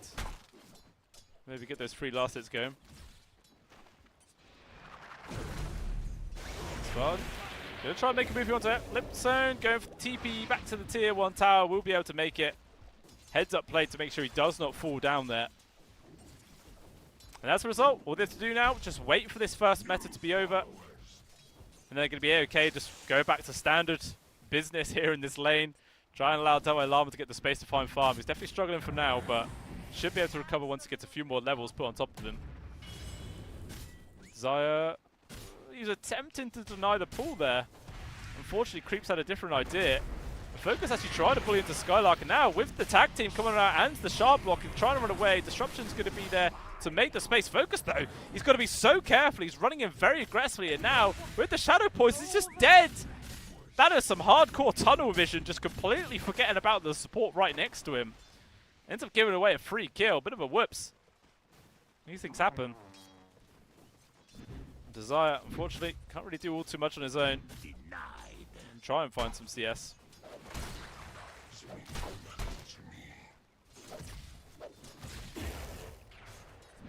Everyone just trading farm. Oh, trying to make another play up top. A good stomp there from Skylark. Makes the space. Shadow Demon will be able to walk it off. Meanwhile, look at that CS going on in the mid lane. 20-3 right now to the Zeus, to the 18-1 there of the Cottle. So pretty much as predicted, just trading a whole lot of CS between the two of them. Not many denies at all here. I say that, I think Wish actually got that one onto the flag bearer. I don't know how the hell he got that. Giga long arms on this Zeus.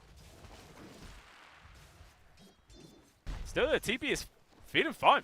No skill, getting all the CS he wants right now. 20-6, not really feeling all too contested at all at this stage. Obviously, level 3 onto Davai Lama. Maybe once they have 3 on towards the Shadow Demon, they might try and make another play. Meanwhile, up top, talking about making plays once again.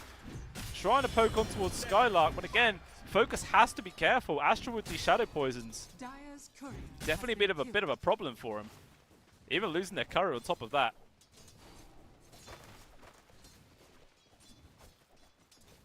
It just shows, man. Centaur's not the easiest target to find. With this Ring of Health, it's pretty much negating all of this sort of harassment damage coming through. Really slowing down their progress.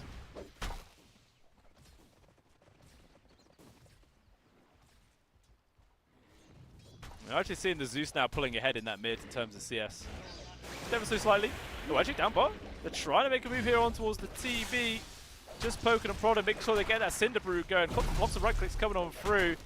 The Nature's Grasp does slow him down, which is able to keep the TB alive, but a lot of damage still at the same time. We have to have the old support salve passed on over.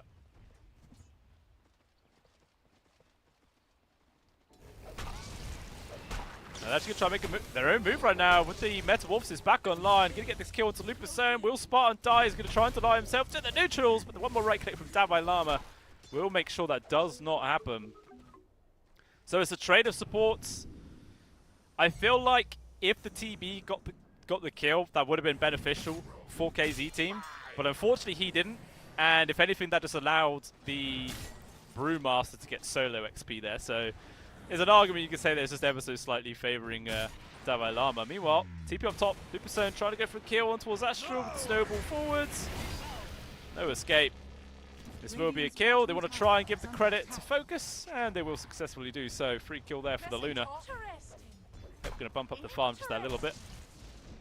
Meanwhile, there is Vanguard completed now for the Centaur, so all the sort of aggressive plays they were trying to make against him is now completely pointless. Nothing they could do. And you can kind of see that now on how they're all moving across the map. Obviously, coming over to secure the 6-minute runes. Stoikov will get that one. Actually, rather than lingering around, Tusk will just head back up towards the top.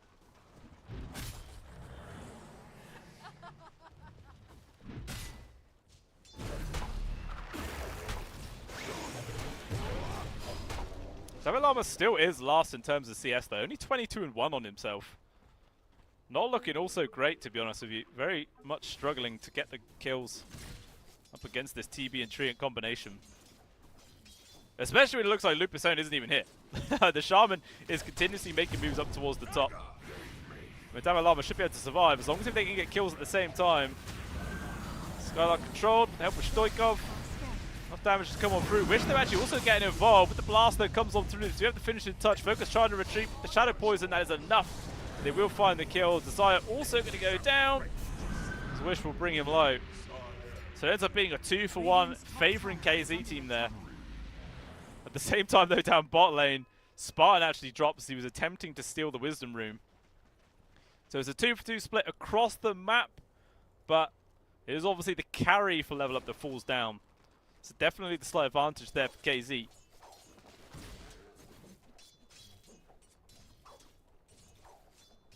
I want to say as well, low skill on his camera. It looks like he needs an eye mask or something. Either that or he should like start starring in Tim Burton films. His eyes are not good. He needs some sleep. Hopefully that's not playing effect, or you know, some people do just have naturally darker eyes, so let's hope that is it. So at the moment he looks absolutely exhausted. So they're a pretty even game here, 4-for-5 on the scoreline, less than 1k gold lead for KZ team. Definitely feels like the TB's having a fine time at the bot. At the same time though, in the mid, Wish may be in danger, but does manage to get the jump up towards the high ground. Stoikov's going to keep on chasing forwards. The blast will connect, and that will be a dead Zeus. Maybe trying to go for an extra +1 onto Spartan right now, as the old tree running as fast as he can, but another Shackles will guarantee this kill as the blast lands. And the final chop of the blade there from Desire takes him down, so 2-for-0. I still pick off there for level up. And you can see in terms of CS and actual net worth, the Kotl now actually pulling ahead. Just flash farming that tiny bit sooner.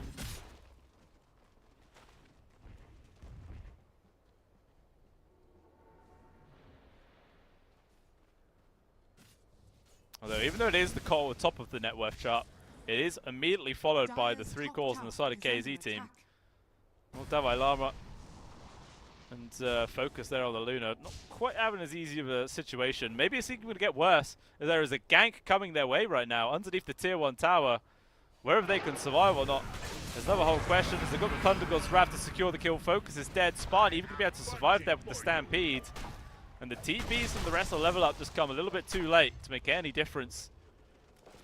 They just have to run off. Might even have to even abandon this tower.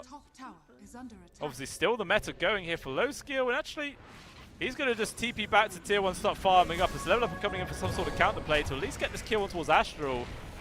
Long range shards, not going to get the block on towards the old Zeus, but actually Skylark steps forwards to hit some neutral creeps. Going for the TP! It's not enough. Double kill gets found there for Dave Lama. They do respond in kind. They lose their carry, but at least able to find 2 kills in response. Radiant's middle tower is under attack. Still though, the TB have a complete free farm. 1,000 gold ahead of that Focus. Obviously trailing behind both Wish as well as the Kotl, but it's kind of hard to keep pace with those two. They are just natural flash farming heroes. Kill creeps so damn quickly. Eventually he'll be able to get to this point where he can just outpace them, but still a long ways away to get there.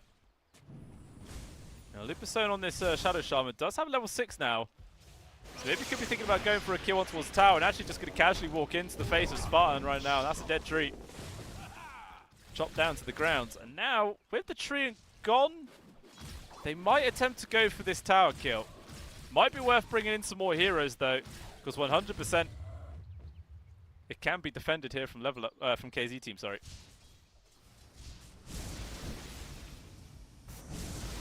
They're going to carry on resuming the farm. Kaya and Yasha queued up with the old shards. There's going to be the snakes dropped. Spartan is here. Just trying to drag the creeps away. Nothing else though. Davalama coming in for the backstab. They got the Hex. Did they have any high ground vision though to actually fully lock him down? As low skill also coming in from behind right now. They're sort of grouped up in an awkward spot, but Spartan doesn't have his ult, but maybe they can still take this fight. There is going to be the Bruise split chasing after the tree, and Lupusone just drops as the involvement of Wish. Overwhelming amount of damage brings him down, and these Brewlings eventually he'll kill Spartan. Can he get himself away though? That's the question. Meanwhile up top, Skylark actually getting down there from rotation from Stoikov. So it's not a bad little trade there from Level Up. They lose support, sure, but they kill 2 and take down a tower. Maybe they can find more. Actually going to run straight into the way in arms of low skill. Stoikov though, so damn quick. Try to do a drive-by, actually connects him with the blast. There is going to be the slowdown though with the destruction, but the roll forwards there from Desire. Trying to make space for the Cole. A low skill. He doesn't even have a chance to use his Sunder. Way too much damage, way too quickly. And he's just gone, and now we could be looking at a similar situation here to game number 1. The start was pretty even, but then all of a sudden, as soon as Level Up gets an advantage, they just snowball out of control. Now sort of jumping between 2 to 3k gold lead in their favor right now. It's looking dicey. The Centaur, Skylark going for the Blade Mail this time round. Wants to just go for pure don't hit me or you're screwed over. But they just wait out. He used that way too soon. They just completely wait it. Ends up being dead net worth in that situation. I mean, even if they went for like an early blink tag, it's kind of hard. Not many people to play around with, although Damalama has been called out here. Has a Radiance, but unfortunately it's not going to keep him alive as his Bruce Split still on cooldown for another 40 seconds. So at the very least, KZ team are able to take down the enemy offlaner at the same time. Balancing out a small amount. Desire, though, on this Tusk, only 400 gold away from having a blink, which is going to be super damn useful at both saving and getting some extra pickoffs along the board. Which as well, going for the super strong ability of the old phylactery, or ability item, I should say. Always strong.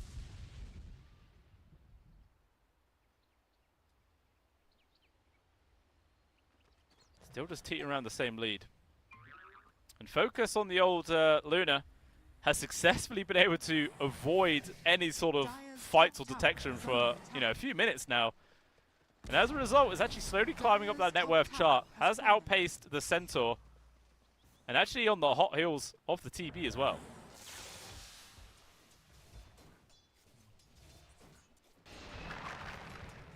So once they get their own mantle on the board as well, we'll just help accelerate that farmer speed even more.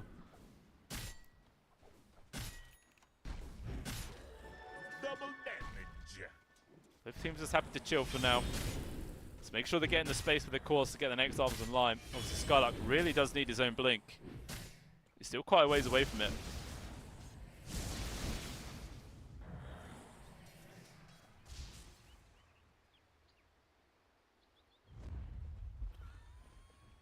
Level up though. Feeling like they got the timing. It did actually have the smoke onto Focus, but he's like, I don't actually want to get involved. I just want to keep hitting creeps, which 100% makes sense. He's not really going to bring all too much to this gank. It looks like the direction from Level Up is actually going to head up towards their own tier 1 area, where there is actually a couple of heroes from KZ team, but just in time they're actually taking that twin gate and they will successfully able to retreat. And actually maybe a backstab is coming after Davai Lama there. If they start taking the gate, they'll be able to get down there in time to reinforce him, because every single member from KZ team is hunting down Davai Lama. If he can avoid getting disruptive, he can't. He will still get caught. There is the Tusk coming on in. Can he get there in time to save his offlaner though? Davai Lama, he's able to get the split off even once all the spells are committed, and now immediately the Stampede to try and disengage to actually kill Desire on the backlines there. Skylark now controlled and dead with the blast that comes through. They've thrown the TB up into the air. They want to try and deal with everyone else. Actually, Snake drops immediately down, shackled in place. There's not a large amount of damage. And actually, as a result, the Shaman is just dead. Davai Lama as well. As soon as his split is over, He himself is getting pretty damn aggressive, though with Focus getting involved, he wants to bring down Wish at the very least. Low skill having to sunder his own teammate, and with the pick pole, is he fast enough to run away? The bonus movement speed is too good. He's able to get himself up to the high ground. Now Spartan getting backstabbed from Stoikov gets taken away. A very clunky fight there. I think it was a 3-for-3 exchange. Yeah, 3-for-3. Basically same net worth. The only difference is 500 more experience for level up. That is about it. Apart from that, a fight may as well not have happened at all. So this Coddle is getting nice and big. Nearly at that 10k gold mark. And I wonder what sort of build they're planning on going. Whether it's going to be like a Mimi Dagon build or an E-Blade, something like that perhaps. Low skill. Yeah, it just goes for the wires TP up. No cancel just yet.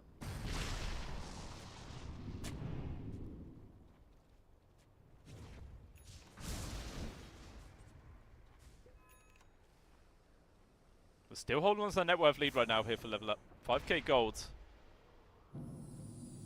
Maybe they wait for like Bruce Split, Snakes to be back up online, and they'll probably go for another smoke play. Radiant's middle tower is under attack. As a KZ team, they just want to keep trying to make as much space for this TB as possible.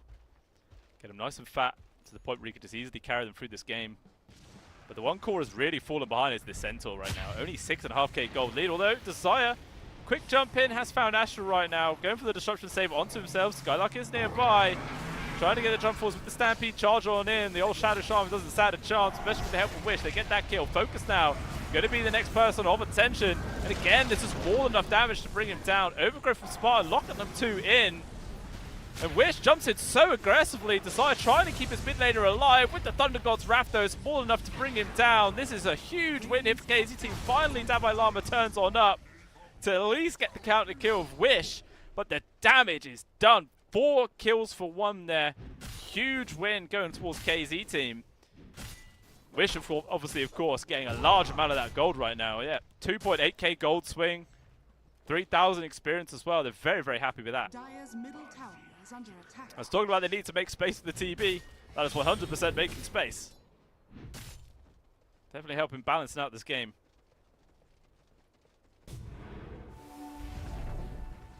Maybe not even done. 2%. Got to be careful in the mid. TB is nearby. The focus actually coming on in. They want to try and defend this tier 1 tower. Not going to let it go down for free. Or they will, as it is already gone. There's nothing they can really do there. They'll have to watch it fall. Still a few more TPing in. There's actually KZ team lingering nearby inside these trees. Maybe seeing if anyone from level up just blindly walks into the high ground area and gives away a free kill. Everyone loves getting free kills. The life of playing a tree protector. Sometimes you literally go AFK and become a tree. You know, you just become a ward. Literal tree. He still stood there. He's disconnected. He's gone. Hands are off the keyboard. Oh, actually, he's underneath a ward. He was not expecting that. And he's now dead. He's gone. Alright, guys. Sometimes being a tree and actually playing as a tree is not a good idea. Dire's bottom tower is under attack. He still ends up just being a free kill for level up. Small little bit of space to work with. Meanwhile, looks like up top, Wish is in danger. I think he actually got the TP out though, and he is fine. Look a little bit close though. Radiant's top tower is under attack. Wouldn't be too surprised if the Kotl has a Cypher Vice coming out. Not super soon, but 100% going to be on the build list. Just an ever so slight little win probability advantage there. Obviously the dip coming back after that fight by the bottom tier 1.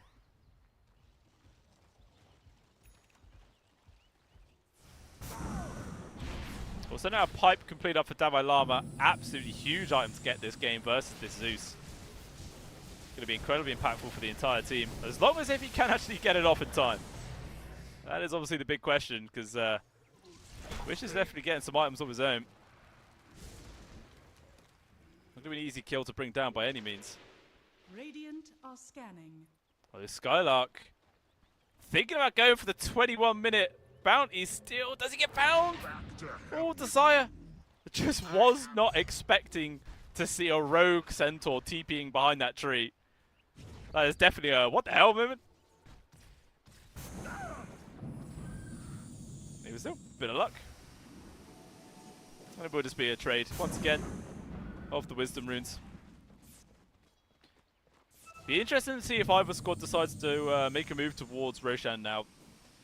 Obviously, past the 20-minute mark where it is on the Radiant side at the bottom. Just going to be ever so slightly favouring KZ team. But at the same time, Level Up still has their tier 1 tower intact. So it's a very strong, obviously, TP location to try and take that fight if it comes their way. Radiant are scanning. But look at that. There is hardly any gold separating top farm core and 5th. There is 400 gold separating 5 heroes. That is absolutely insane. The only one who was trailing behind is poor old Skylark on the Centaur, who's over 3k gold behind, second last on the cause.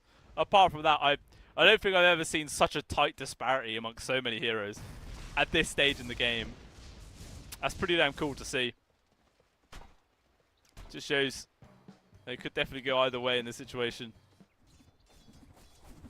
And that really is where this 3k gold advantage is coming from. It is literally just from the Centaur Warrunner being behind. That is it. But to be honest, as long as if he gets his blink and stun off, it doesn't really matter, to be honest with you. It's really just the old Reaver. That's the difference there. As you can see, Level Up moving down towards this Roche area. They want to try and secure this one if they can. Maybe the KZ team realised this. They had a couple of good high ground wards which spotted these movements. BKB completed. Manta as well for the Wish. And a Blink Dagger for the Shadow Demon. That is a huge power spike here for KZ team. 3 brand new items getting completed. Although if they don't make a move quickly, this Roche is already going down. It's on half HP. Out comes the Thunder God's Wrath. The Tree Protector is nearby. Spartan might just have to YOLO run on in there to try and delay this for this team. He's not getting the opportunity though, as everyone from Level Up just making the space. Roshan will be going down. Aegis into the hands of Focus, and now decision here from KZ team. Do they run or do they attempt to make something happen? It looks like the choice is to run away. I 100% agree with them there. Level Up though, they are on the hunt. Really are trying to find anybody that they can. It looks like they managed to find Skylark. Will this force the rest of KZ team to come on in and try and take the fight though? There is going to be the disruption save, but unfortunately it just puts the Shadow Demon out in awkward spots. Astral's going to get caught. He will die. The Bruise Split ends. Unfortunately for Skylark though, with the sacrifice of his support, he is able to step. Is under attack. He is able to die. Oh, that's so unfortunate. Makes it feel like you died for nothing, eh? Oh, brutal. Even still, big win there for Level Up. 3 kills, along with an Aegis into the hands of Focus. Bumping their lead up now to 6,000 gold here in this game. Yeah, literally the only reason you'd ever get Manta on Zeus now. This new, well, I say new, but the Axe is pretty damn cool. Really does allow you just to flash farm multiple parts of the map, as long as if your illusions can actually hit things. Although it looks like in comes KZ team. They want to try and make a counterplay. They've got the control here on towards Focus. He's actually going to turn around with the Eclipse. They've got control as well on towards the TB, but there is going to be the disruption save. Astral keeping his core alive. Focus immediately going for the BKB and the TP out there. Tap by Lava. He's turned up maybe a little bit too late, and instead he's going to be the one who gets ran down. He's pretty damn fast, but unfortunately he's just not fast enough. He will still die. There is actually a few more members of Level Up still lingering right now. Lupusum's going to be able to get the kill on towards Spartan. But at the same time, he trades kill and feeds away the wards. Not super worth it. Ends up being a very nice play there from KZ team. They take down 2 and they get rid of the Aegis. Big victory there.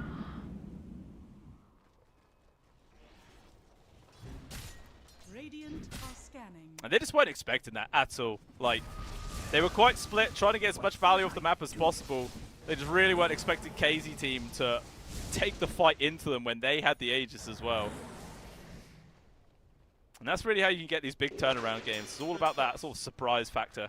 Just catching people unawares with their pants down in the dunny. squatting over a hole, and that's the best time to attack somebody. Nothing they can do then at all. Is under attack.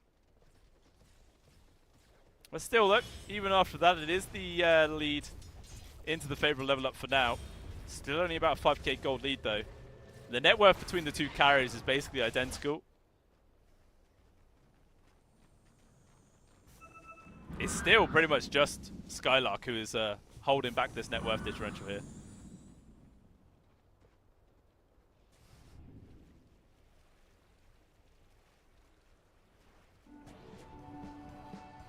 And Wish definitely has to be a high priority target for level up as well, because he is pumping out a serious amount of damage in these fights. Sure, the TB is going to be a primary target as well, but it's like, what do you focus on more? The source of physical damage or the source of magical damage? That seems to be the difference maker. Yo, Astra will get called out. Over everyone's 2 here from Spartan. They're going to try and come on in. Lucasum getting chased after illusions right now, but with the Stampede, KZT were trying to disengage. Damai Lama can't get the connection onto anybody. Oh, he does actually spot Skylark. He has Bruce Split available, but he doesn't use it. Shard. Oh, it's a little bit off the mark. And that actually is going to allow Skylark to disengage, or is it? The snowball continues to chase forward as they pick up Damai Lama. But now they will actually decide to fall back. They've missed their window of opportunity. And Lucasum actually just casually dying there to Wish. But they focus. Going to attempt to steal this ancient stat. They're actually getting quite a lot of this. And they were back on out. Skylark jumps in. The stun doesn't land onto anybody though. Desire in with the immediate stun afterwards. Will just allow his team to back out. No one's going to fall down today. So they lose the Shadow Shaman, but at the same time they do steal an entire triple stack. I feel. I don't think it was a quad. Which all, to be honest, might have just balanced out that gold. Might have been literally an even trade once again.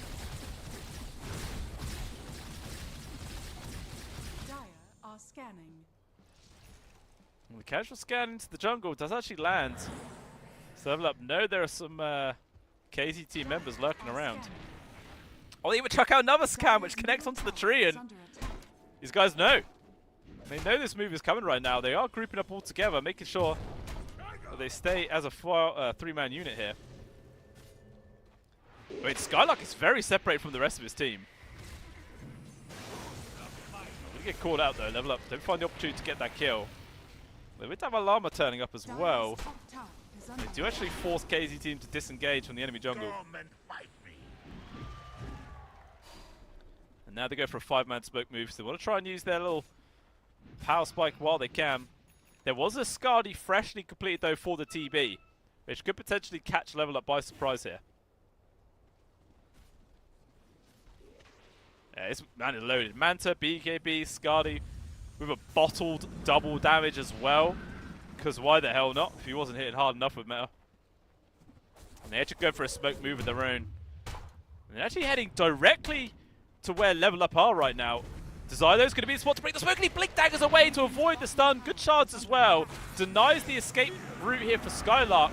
Are they going to try and force this fight though? Low skill though is ready to take it. He's popped the meta. Also has the BKB available. He's getting control up from the punch. Push up into the air right now. Still has the meta available to chuck onto some sort of target. Will get it on towards his own support. And now Focus runs out of steam. Runs out of life. He is dead. Damai Lama's poor old little pandas aren't really achieving all too much. Eventually will kill low skill.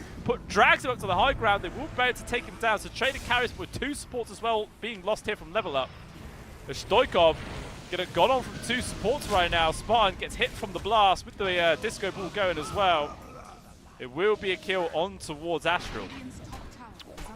Damai Lama can't get any lockdown onto Wish. So at the end of the day, it's a 3-for-3 exchange. 2 supports and 1 carry. But at the same time, level up did use a buyback for that one. So slight economical advantage there for the side of KZ team.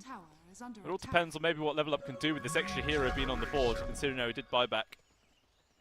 He took down the tier 1, of course. Can't really achieve all too much else with the Luna in the ground.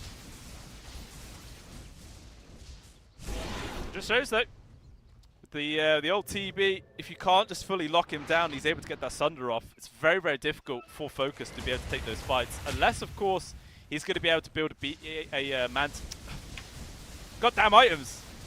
Satanic, that's the one. There we go. Oh, yeah, I thought of it in the end, guys. That's the one I was going for.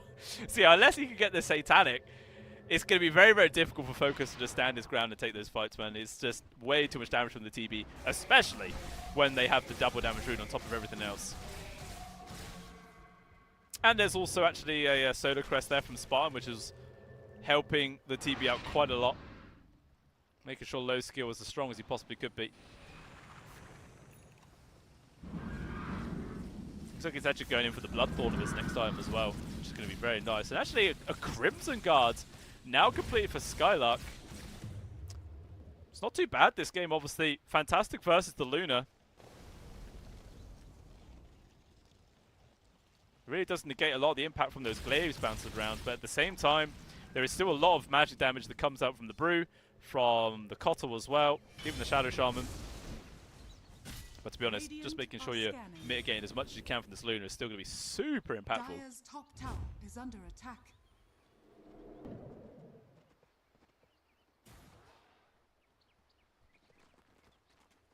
Now next Roshan, still a minute and 20 away.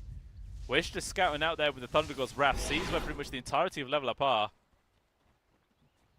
But they also scout out the fact that Roshan has not started yet, so they can take their time. They're not immediately rushed into any sort of decision right now. Spartan just casually soft pushing this top tier 2 as well.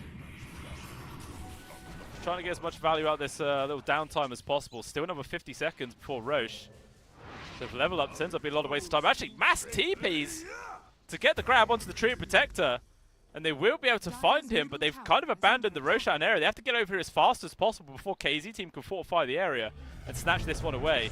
They're immediately diving for the Twin Gate.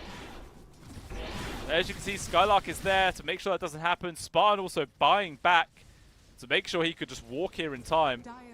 Oh, Twin Gate? Are they actually coming through? They're actually coming through the gate. TB completes right now. There is going to be the stun immediately, so Dalai Lama, can he survive? There's going to be the snowball. Allows Desire to actually blink dagger away. He's going to be A-OK.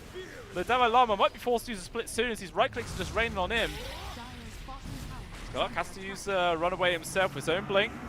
Lots of long-range poking, but the Metamorphosis has already been committed here. If Level Up can just disengage and wait for this fight just to naturally fizzle out, they'll have a huge advantage going forwards. But Roshan has now respawned, so they might not actually have that much time, but the jump falls from Skylark. He gets the stun on towards Focus, forces the BKB, and actually do a force up away from the area as well. So the Magic community time has been kind of wasted. Low skill trapped inside the shards as well as the wards. With an overkill term, he does manage to disengage. Darren Long with the split here is just trying to hold back the TV as much as possible. Probably not much duration left here on the actual Metamorphosis. The Lupin Zone doesn't have much resources. BKB is now on cooldown for Focus. And it looks like the call from Level Up is actually just to fully disengage right now. But they're actually just going to slowly trickle their way back on him. I'll scout the fact that no Roche is happening just yet. So both teams are going to be at a slight disadvantage going into this fight. Lacking quite a lot of different spells and abilities. Probably the biggest thing is the fact that the Eclipse for the Luna is still up. And KZ team, they go for the Twin Gate up towards the high ground, to the Dire side, because obviously it will be moving up there in about 35 seconds. And that's probably not going to be enough time for Level Up to actually kill it. Actually, low skill didn't go through, decided to change his mind. Now they will actually start heading on through there. But the jump up for the high ground for the Shadow Shaman does manage to get the cancel right now. Control to Wish, but even so he's able to jump away. This good ball go in. He's getting control on towards the Terrorblade right now with the shackles as well. He's locked in place. They actually, the damage with the illusions coming on out, it's enough to kill the Shadow Shaman before he can help out all too much. No skill attempted to run away. He's able to get the Sun off. Now turns over the Thunder God's Wrath. Desire is dead. And immediately Focus is trying to run away, but his BKB from low skill was being a real damn problem. Roshan's coming through! He gets the one bash on towards Focus, but again, another disco ball's coming out. Low skill is trying to run away, left, right, any direction possible, but he still will die. Wish trying to go for BKB TP out. He will be successful. It does mean that both Astral and Skylark have now been abandoned. Daralama is going to attempt to bring that one down solo while Focus and Stoikov take out Skylark. Oh. Lucasile once again being super strong, but the blast still finds him. It looks like Astral was able to survive, but at the same time, it's still a win there for Level Up. They take down the TB, huge target, and this is the opportunity now for them to go and take out Roche. I think there was a buyback onto Lupusone.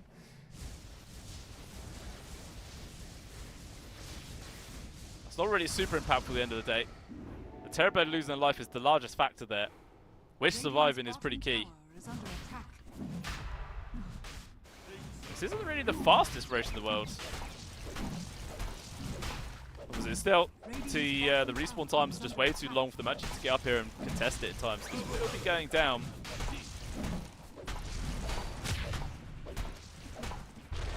Now, this Aegis into hands of focus. Cheese on the deck. Do they also hold on to the cheese? They're going to pass that off. Feels like Dalai Lama could really benefit from that. And yeah, they will pass it over just as he also completes an AC. There was also that Satanic completed for focus at the very end of that fight. So that will also be coming on through.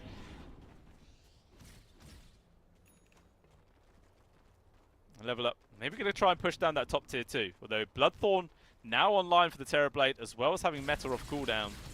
So they're definitely ready to try and take the fight. And it looks like, yeah, TPing to their tier 3 right now. They might actually try and take the fight outside the base. Contest this tier 2. I mean, it's a good idea. There's no Kotl nearby. Shadow Shaman is coming on him, but still a little ways away. Fortunate enough for Level Up, though. They don't just double down and commit for that one. It could have ended very, very badly for him.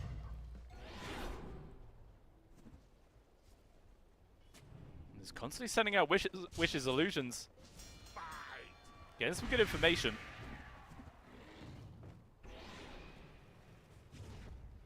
So Level Up can't really find the opportunity to force any sort of play. Just playing super, super careful.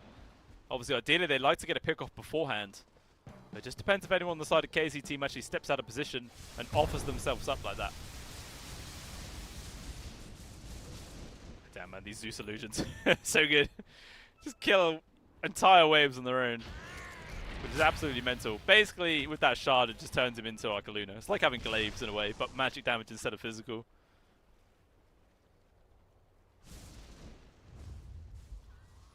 Imagine doing ability draft and you get glaives. And you also get that on the shard, and you just go for like mad right-click speed. It's like so much AoE damage. That'd be great fun. Even though nobody actually cares about ability draft, but that'd be kind of cool. Well, here we go. Level Up trying to make a play right now.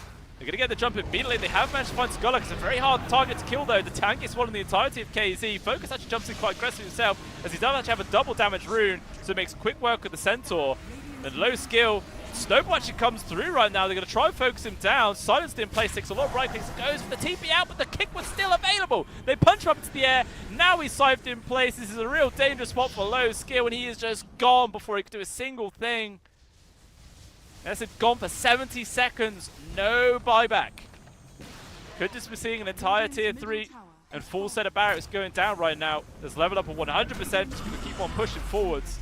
Absolutely nothing to slow them down. Actually, they're going to dive into the base. They found the grab on towards Level Up.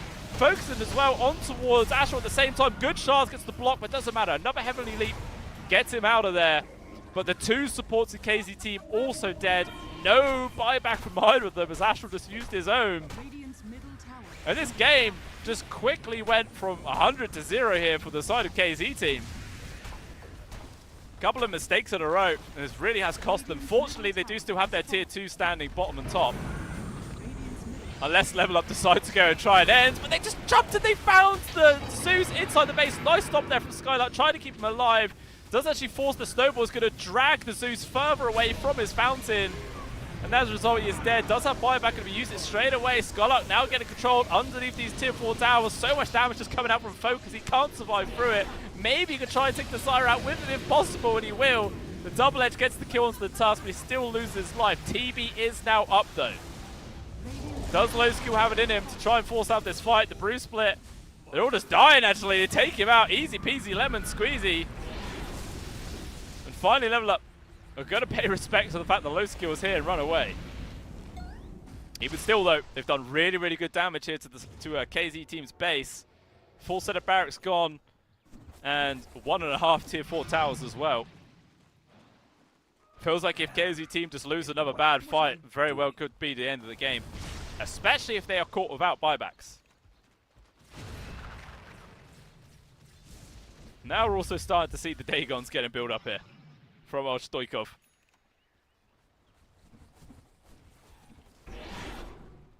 Always love to see it. Hate to see it, but I love to see it at the same time. Aegis though timing out in about 20 seconds. Not going to get a huge amount of value out of that anymore.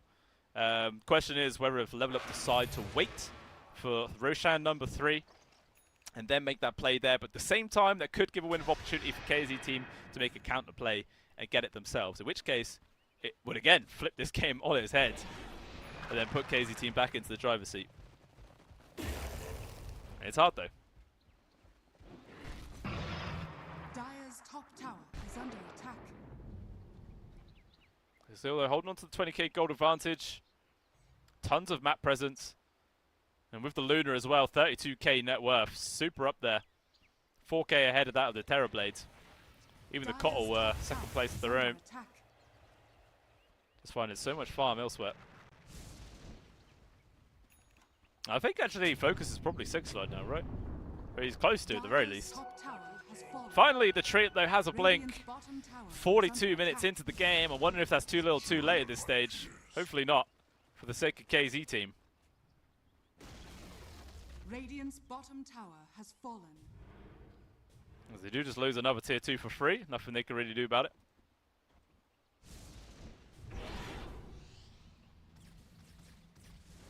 It's all thinking about trying to make some sort of dive, some sort of play. This is way too risky.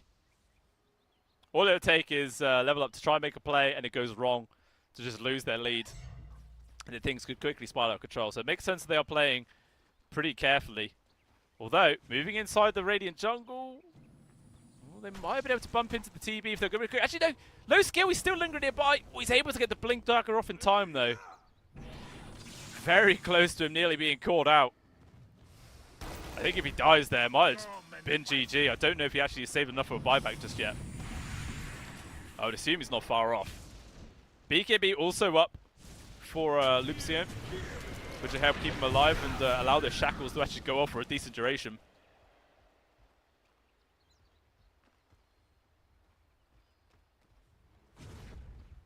He's going to keep holding on to this high ground. Still another minute before next Roche. And it looks like a lot of TP, some Level Up heading up towards the top side of the map, but they find Skylark. But the old Ignis Fatis not in range to get the lockdown. You can see that's pretty much all from that bottom Roshan fight where the big drop-off began.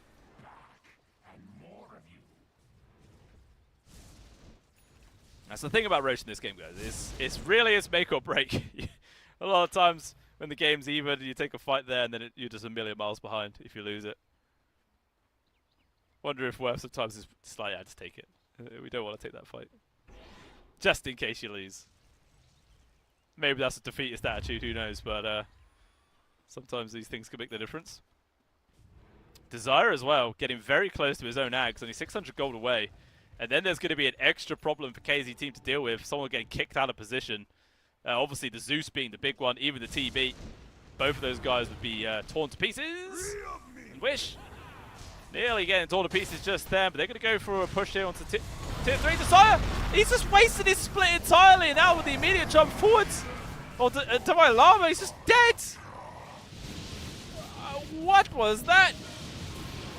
I think he misclicked to cancel it, and now look at that. Level Up just crumbling right now. Everyone trying to run away. Looks like the Kotl's fast enough to escape. Stoikov obviously speedy boy on his horse. But that is huge there. Big, big problem. Little screen drop there, we apologize. But yeah, that is that must have been a misclick. 100% Dalai Lama misclicked and cancelled it. And that was like immediate jump on from KZ team. It's like that sometimes it is the real hallmark on how you could turn games around. It's not only waiting for an enemy team to make a mistake, but it's also capitalize on them making that mistake at the same time. And immediately low skill did actually achieve that one. Although Trian has been found. Quick blast in the face. He is gone. And Roshan is up in 25 seconds as well. It's going to be on the dire side. You can see immediately KZ team are coming on over here to try and fortify this one. Still 30 seconds without the Brewmaster. So there's going to be like a 13-second window between Roche respawning and there being no Brew. Don't know if that's really enough time though for KZ team to try and sneak this one away. Oh, Lucasone is going to get caught out there. Skylark with the jump forwards. That's a dead Shaman down for 73 seconds. Maybe now KZ team can try and double down for this Roche. And you can see actually TPing out. Focus is not interested. He knows if they take this fight and it goes bad, the game will all of a sudden be extremely difficult for them. So they might just be deciding to let this Roshan go for free. Although actually the rest of Level Up is still coming on over, but this is without their Luna. Maybe a bit of miscommunication here for the side of Level Up. I mean, she's now actually completed the Ags. Unfortunately enough, KZ team have not actually decided to go into the Roshan pit. They're playing so carefully because they don't know the whereabouts of Level Up. This maybe is actually going to be quite costly, although they found the jump onto David Llama. There is going to be the snowball save. It's going to allow him to get off the split. Maybe start trying to turn this fight around. The Luna's now finally managed to turn back up with the rest of the team. Lots of damage coming out on towards Low Skill, but so are the Brewlings. Actually, David Llama has to end the split. Low Skill able to run away there with the BKB activated to avoid all of that magic damage. Skylark, though, not going to be so fortunate. He gets punched in the face and he is dead. And all of a sudden, KZ team have to run away. Which means it's going to be a free Aegis, free G's, and a Refresher Shard or an Ags going into the hands of Level Up.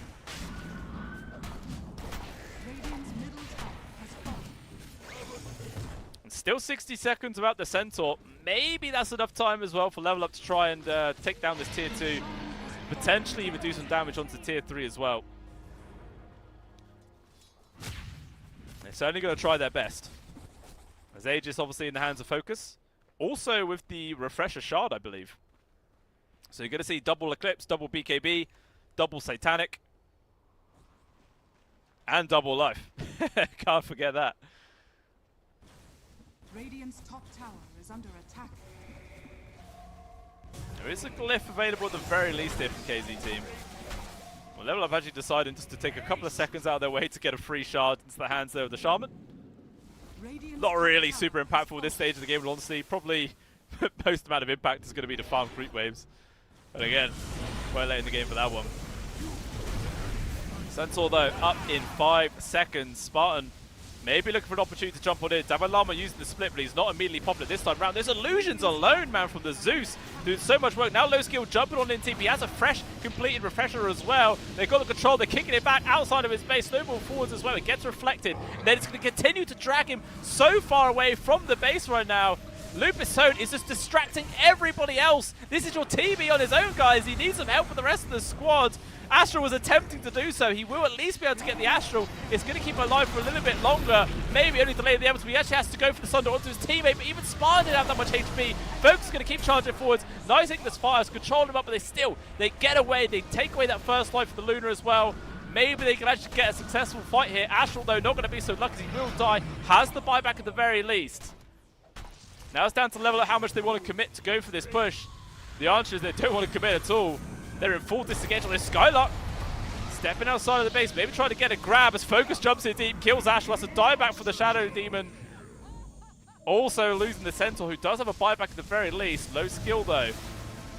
He's used the Refresher. His meta's about to end, but he has a second one available. David Llama just gets torn to pieces from Wishman. The damage coming out from the Zeus is insane, but so is the Eclipse. There is going to be the friendly Sunder though, keeping the Zeus alive for as long as possible with the buyback here. On towards the Central. Focus is going to bring down the Zeus. Has to use his buyback as well. So much resources expended here from the KZ team. They need a big victory, and they should at the very least bring down Focus. Oh, the split of David Llama. They've got the shackles onto the TB. They're going to try and do this with just the two of them. They do have the help of Stoikov, but they need Focus. He's the real source of damage in this team. They've got to make sure they don't all die here. Otherwise, we could maybe see KZ teams go for a solid push. Looks like they found the grab on towards Stoikov. David Llama's trying to make what space he can. It's not enough, though. They still lose their Kotl. Everyone else will be able to disengage. It's all going to come down to this. How much work can KZ team do in the time that this Luna is dead? Or if they can even force out the buyback. Still a 4-minute overgrowth. Not going to connect onto Damo Llama. Just slightly too short. Is under attack. I can't remember if Low Skill used his second meta or not. I think he did. So he has to just go for the melee form push here onto the tower. His first glyph to slow this down. Are scanning. Tower will go down. Dire's middle tower has fallen. Now, Stoikov will actually buy back, and that's going to be enough to force them to disengage on the side of KZ team. Or is it? Low Skill is actually still lingering nearby. He's going to jump back on in. He's like, okay, if Luna's not buying back, I'm still going to continue this on. But there's going to be the kick back inside the base. He's going to try and burst it down as much as possible. They have it. He's gone. Low Skill is dead for 100 seconds. The rest of the team, at the very least, is able to bring down some buildings. But that's a very minor consolation prize. 90 seconds without the Terrorblade. This is a huge opportunity right now for Level Up to just run down mid and end this game. There is no tier 4 standing. The Ancient is completely exposed. And the Luna up in just a second's time. And it's actually going to go bottom and start hitting creeps instead. Obviously, the actual buyback has now come up here for the TB. But doesn't look like they're going to try and just force this down. They're going to pay a bit of respects to it. Maybe wait for the second or fourth rose, actually, I should say. But at the same time, that might give an opportunity for a lot of these buybacks to come off cooldown if it's a long respawn time. If it's anything more than like a minute and a half, 2 minutes, maybe it's not going to be so impactful. So BKB now for Skylark will definitely help keep him alive versus this Luna, sorry. Seems like Level Up though. Still going to try and just play this game Radiant's bottom tower as is carefully under as attack. possible. I'm going to go for the full set of barracks down at the bot lane. Obviously, there is still one standing at the top. So even if they get this, it is not Megas. Oh yeah, anyhow. With the Snake's drop, hitting onto the buildings. They know that 15 seconds without the TB, he's not going to spend his buyback now. So this will be sacrificed. There's just no way for KZ team to try and delay this one. They will get some lunar illusions at the very least. They will deal with them pretty damn fast. They're just going to fall back, although Spartan, he's jumped on it, tries to get the open, gets immediately silenced. He has to disengage right now, shackled up from the low ground. He is just gone, does have buyback. Low Skill, man, just getting poked so much from so far.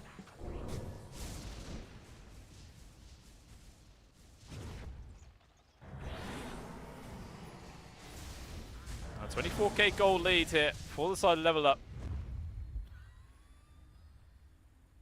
They might be trying to think about just diving on to take down that final building, perhaps. Obviously, they don't have a creep wave here at the top lane. Their creeps all the way up at their own base.